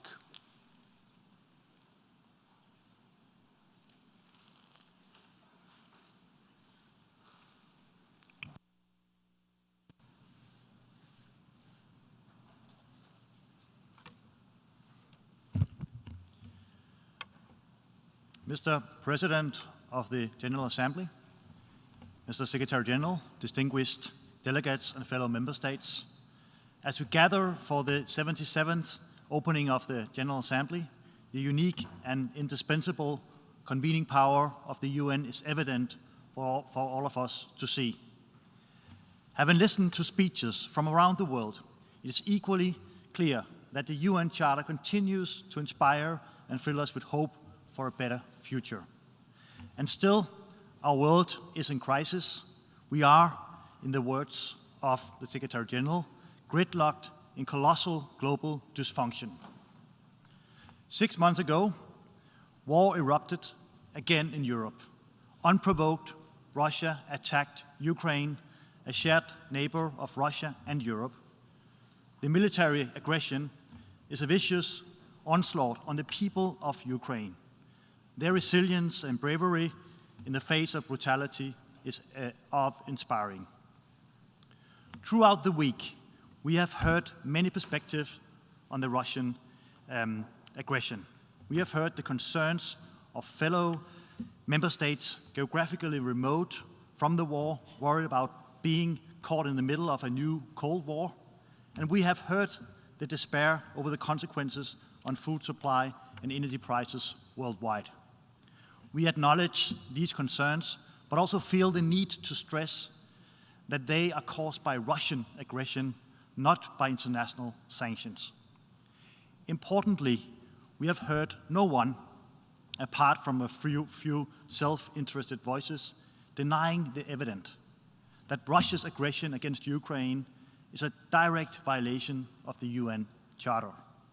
So let me be clear. Russia's invasion of a neighboring state, President Putin's blatant imperial ambitions, his horrifying allusions to using nuclear weapons, these are unprecedented threats against not only Europe, but international peace and security, and we are extremely concerned. So yes, we rally fellow member states to take a stand for the territorial integrity of Ukraine, just as Denmark has stood up in support of the independence and sovereignty of other nations throughout the history of the United Nations, against apartheid and for decolonization. This is an appeal to all member states to stand firmly on the side of the UN Charter, to fight back against an international disorder where might makes right. We appeal to the rest of the world to see Russia's aggression for what it is, an attempt to expand its own territory by force. And this is completely unacceptable. Not just to European neighbors who rightly worry that we could be next in line if Putin has his way in Ukraine, but for all who believes in the sanctuary of the Charter and the principles of territorial integrity and political independence of sovereign states. We appeal for your understanding. A war in our backyard, waged by a permanent member of the Security Council and a nuclear power, the influx of millions of Ukrainian refugees to Europe, this will obviously tap a great deal of our resources and political focus. This is inevitable by the case until the territorial integrity of Ukraine is restored and respected. This being said, we do not neglect other crises and global challenges. We know that our other joint challenges remain and have in many cases been aggravated by Russian acts of aggression. The most pressing crises of our time are all truly global. Climate, pandemic, violent conflict, instability, forced displacement, food insecurity, we feel them everywhere. Regardless of where we live, in our everyday life, as the price of food or energy rises, rising inequality, as extreme weather and climate-induced disaster hits. Yet, even as these events affect us all, there's no doubt that they are all felt mostly and strongly by the most vulnerable, the most fragile, and the poorest among us. Developing countries are unfairly and unjust hit the hardest by the global crisis of our time. This was and is clearly the case with COVID-19. The lingering repercussions of the pandemic continue to inflict human and economic wounds on societies in the global south. Collectively, we must do more to address both the problems at hand and the fundamental imbalances of the world we share. And we must do it now, for the sake of both current and future generations. None of us can steer through pandemics or counter climate crisis alone, or nor should we. In the 21st century, it is, or rather it should be, clear to us all that the future we share depends on solidarity and in our ability to address and overcome the fault lines and divisions that increasingly drive us apart. Solidarity is an investment in prosperity, in security, in peace. And Denmark is one of the very few countries that live up to the UN target of 0.7%. We've done so for more than 40 years. Today, more than anything, we need climate solidarity. The industrialized world must acknowledge our responsibility to deliver on the climate crisis. Climate solidarity means climate financing. As Denmark strives to reduce our own footprint, we have made major global commitments on climate adaptation and climate financing.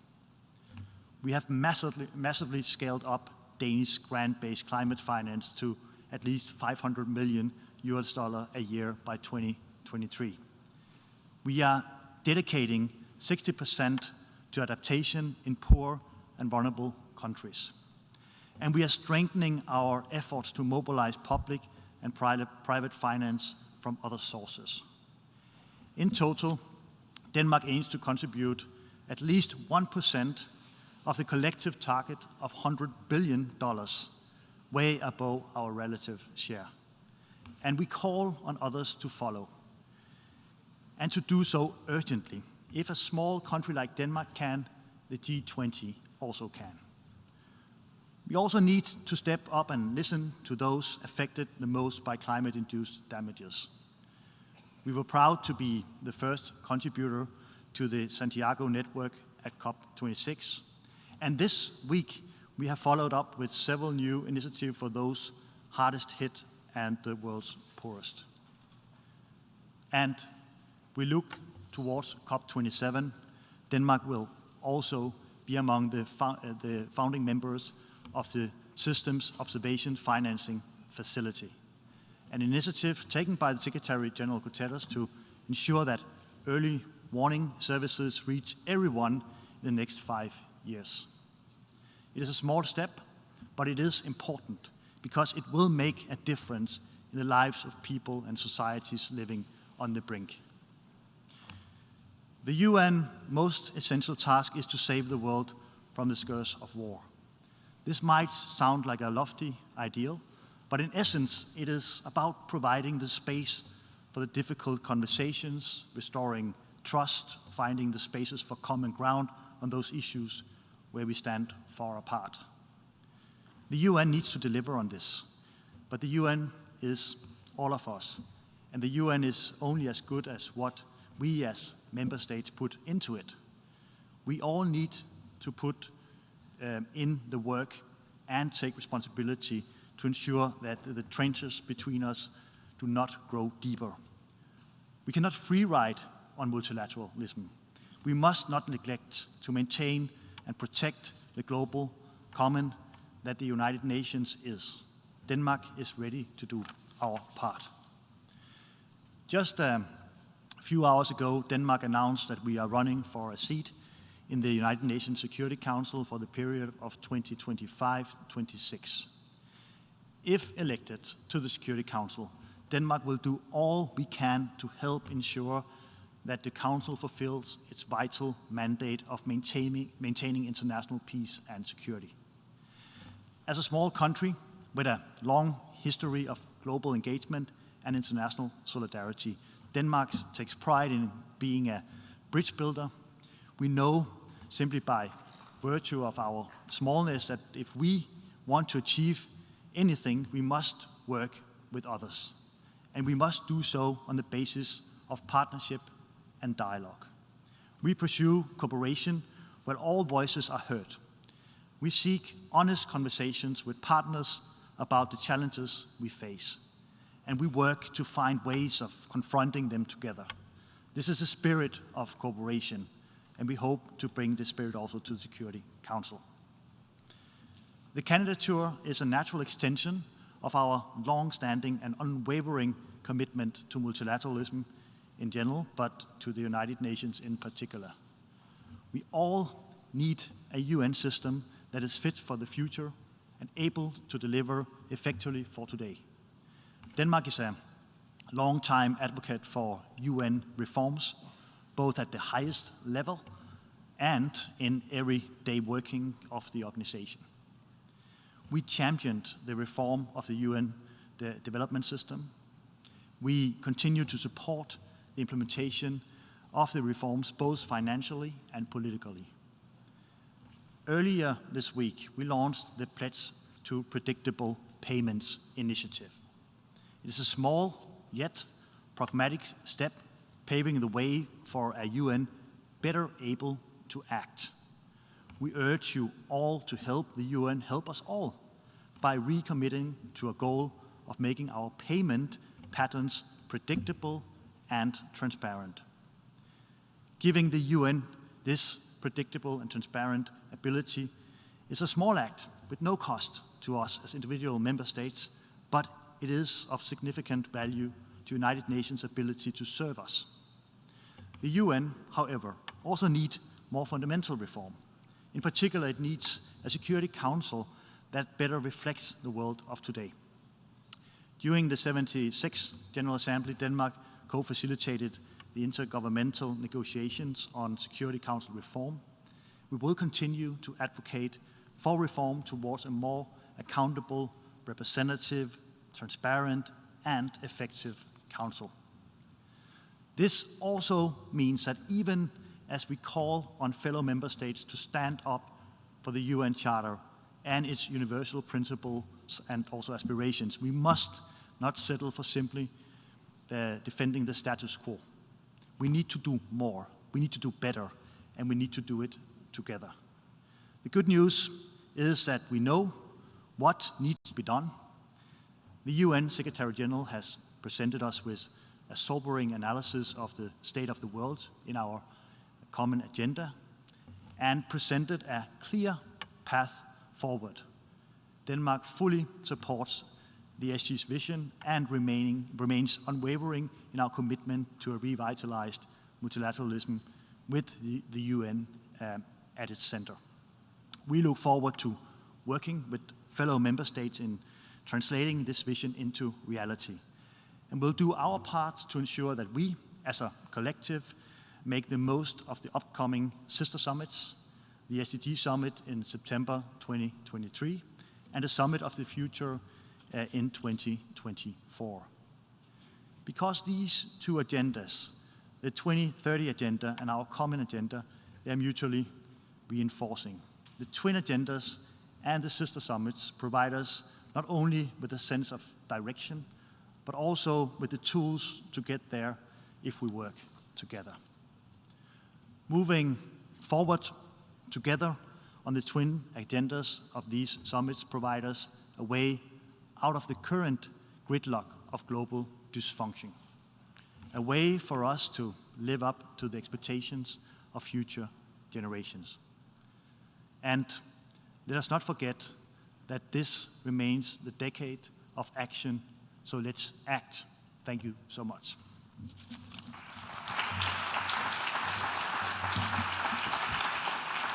I thank the Minister of Foreign Affairs of Denmark. We have heard the last speaker in the general debate for this meeting. We'll continue the general debate tomorrow at 9 a.m. at this hall. Ladies and gentlemen, the exercise of right of reply has been requested. May I remind members that statements in the exercise of right of reply are limited to 10 minutes for the first intervention and 5 minutes for the second intervention, and should be made by the delegations from their seats.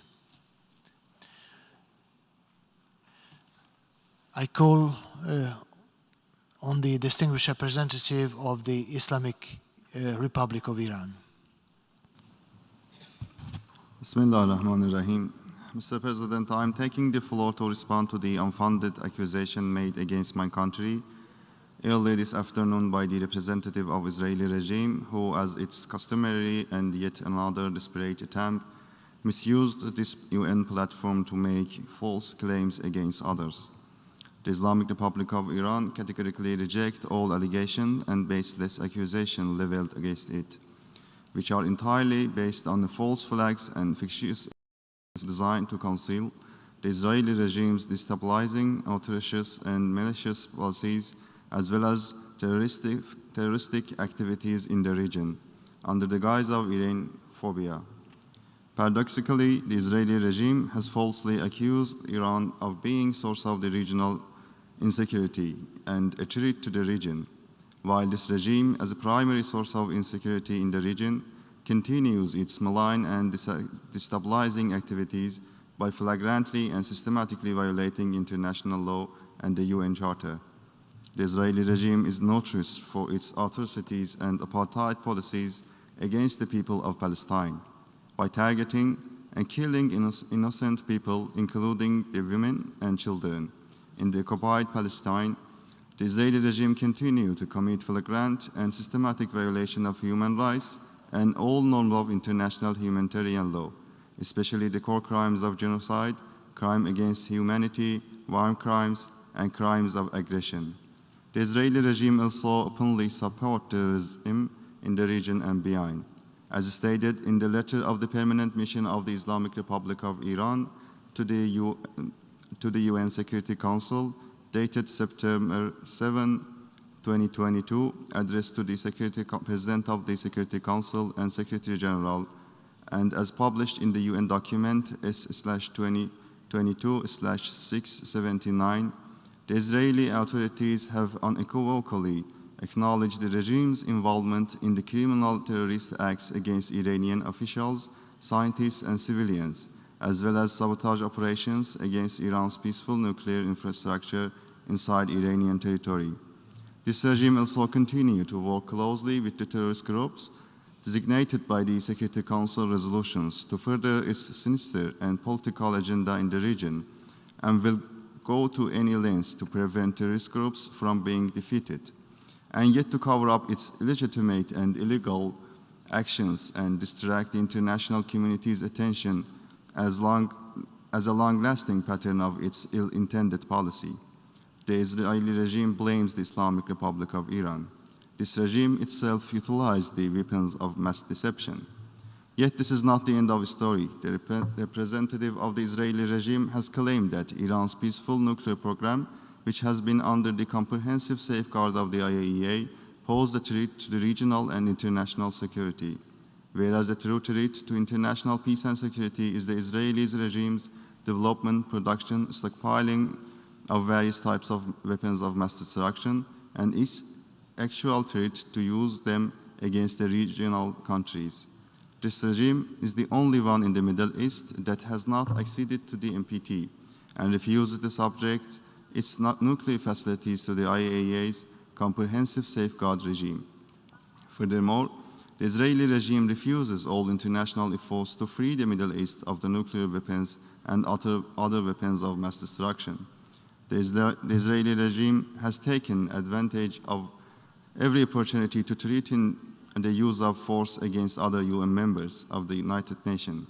And now the representative of this regime abused this high-level meeting in flagrant violation of Article 2 of the UN Charter, threatening to use force against my country by its military capabilities, which include its nuclear weapons.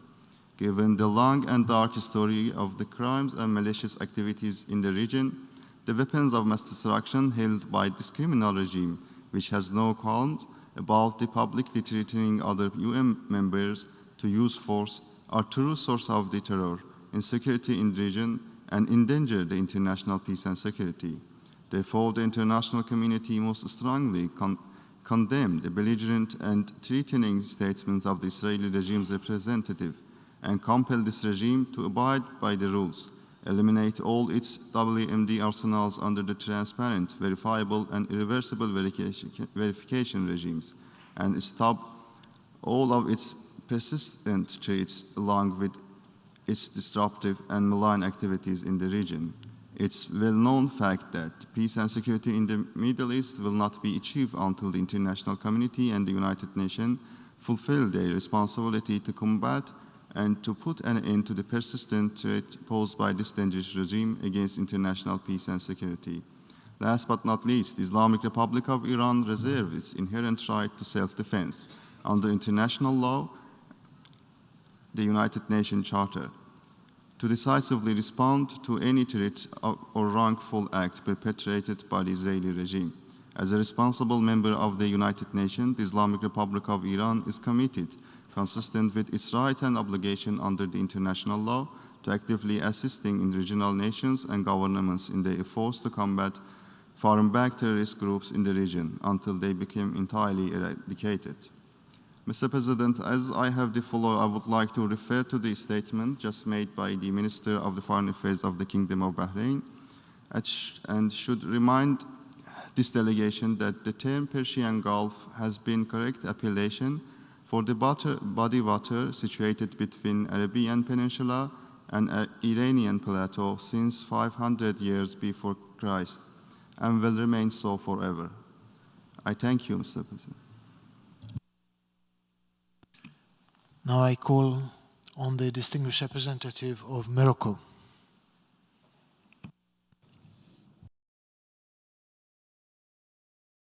The Algerian delegation responded to the statement from the Moroccan delegation at the general debate to reiterate its fallacious words on the question of Moroccan Sahara, to try and shirk its historic, legal and political responsibility in this regional dispute.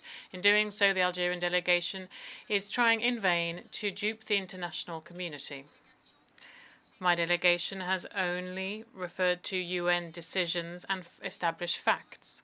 We will see this evening through political decisions, UN decisions and actions by Algeria itself, that Algeria is the main party to the regional dispute on Moroccan Sahara, and this dispute is a question of territorial integrity of the Kingdom of Morocco. In terms of the role of Algeria, 1. Algeria has mentioned 5 times in the most recent resolutions of the Security Council, including 2602 from October. It is mentioned the same number of times as Morocco, and the Security Council makes it a main party to this dispute. 2. Algeria itself says that it is a main party to this regional dispute. In its letter to the Security Council from 1975, the former Algerian ambassador to the United Nations said that it is an interested and concerned party in the affair of the Sahara with Algeria, Morocco and Mauritania. This is in S-Sound 1180 of the Security Council, if anyone wishes to consult it. 3. Algeria has officially responded to all the proposals made both by the UN Secretary-General and his personal envoys and by Morocco. Algeria has not refused the framework proposed by James Baker, the Special Envoy, and his letter to the Secretary-General on this topic is contained in the Secretary-General's report to the Security Council. 4. Algeria is almost breaking its diplomatic relations and taking economic measures against countries supporting the Moroccan initiative. 5. On the 2nd of November, Algeria submitted to Mr. James Baker, the Special Envoy of the Secretary-General, a proposal for partition of the territory of Moroccan Sahara and its people. This is something that Morocco categorically rejected. 6. Algeria created the separatist army Polisario and hosted it on its territory, financing it and providing it with weapons and diplomatic support, providing it with all resources necessary within its diplomatic apparatus. President, unlike the erroneous assertions of Algeria, this issue is an issue of Kingdom of Morocco and territorial unity and is not an issue of decolonization. I would like to recall to the Algerian delegation that it is Morocco that has put the issue of Moroccan Sahara on the UN agenda in 1963 to recuperate its southern provinces definitively. At this time, the separatist armed group of the Polisario linked to terrorism in the Sahel did not exist. It was created more than 10 years later by Algeria to try to counter the territorial integrity of the Kingdom of Morocco. Secondly, Morocco definitively and irreversibly recuperated its Sahara through the signing of the Madrid Accords, which was co-signed by the UN Secretary-General on the 17th of November 1975 and adopted by the UN General Assembly in its resolution 35(2)B from 1975. Finally, the question of Moroccan Sahara is on the Security Council agenda under Chapter 6 of the UN Charter on Peaceful Resolution of Disputes as a regional dispute. President, the delegation of Algeria continues to refer to a claimed referendum. Should we need to remind the Algerian delegation that Secretary-General, after many years of sterile discussions, conclude that this referendum plan solution was not applicable, particularly in a report from 131 from the 23rd of February 2022. The Security Council no longer refers to the referendum, which was contained in none of its resolutions adopted since 2001. The claimed referendum is dead and buried, and despite its initiatives in vain, Algeria will not be able to resuscitate it, because we can't bring the dead back to life. The only solution that the Security Council is called for is a political solution, a realistic and sustainable compromise solution to this regional dispute in line with paragraph 2 of Resolution 2602. as reflected by the Moroccan Autonomy Initiative. Now, in terms of the process for roundtables, and once again, and unlike Algeria, Morocco is fully in line with international law, and indeed the roundtable process was actively reflected by the Security Council in all of its resolutions since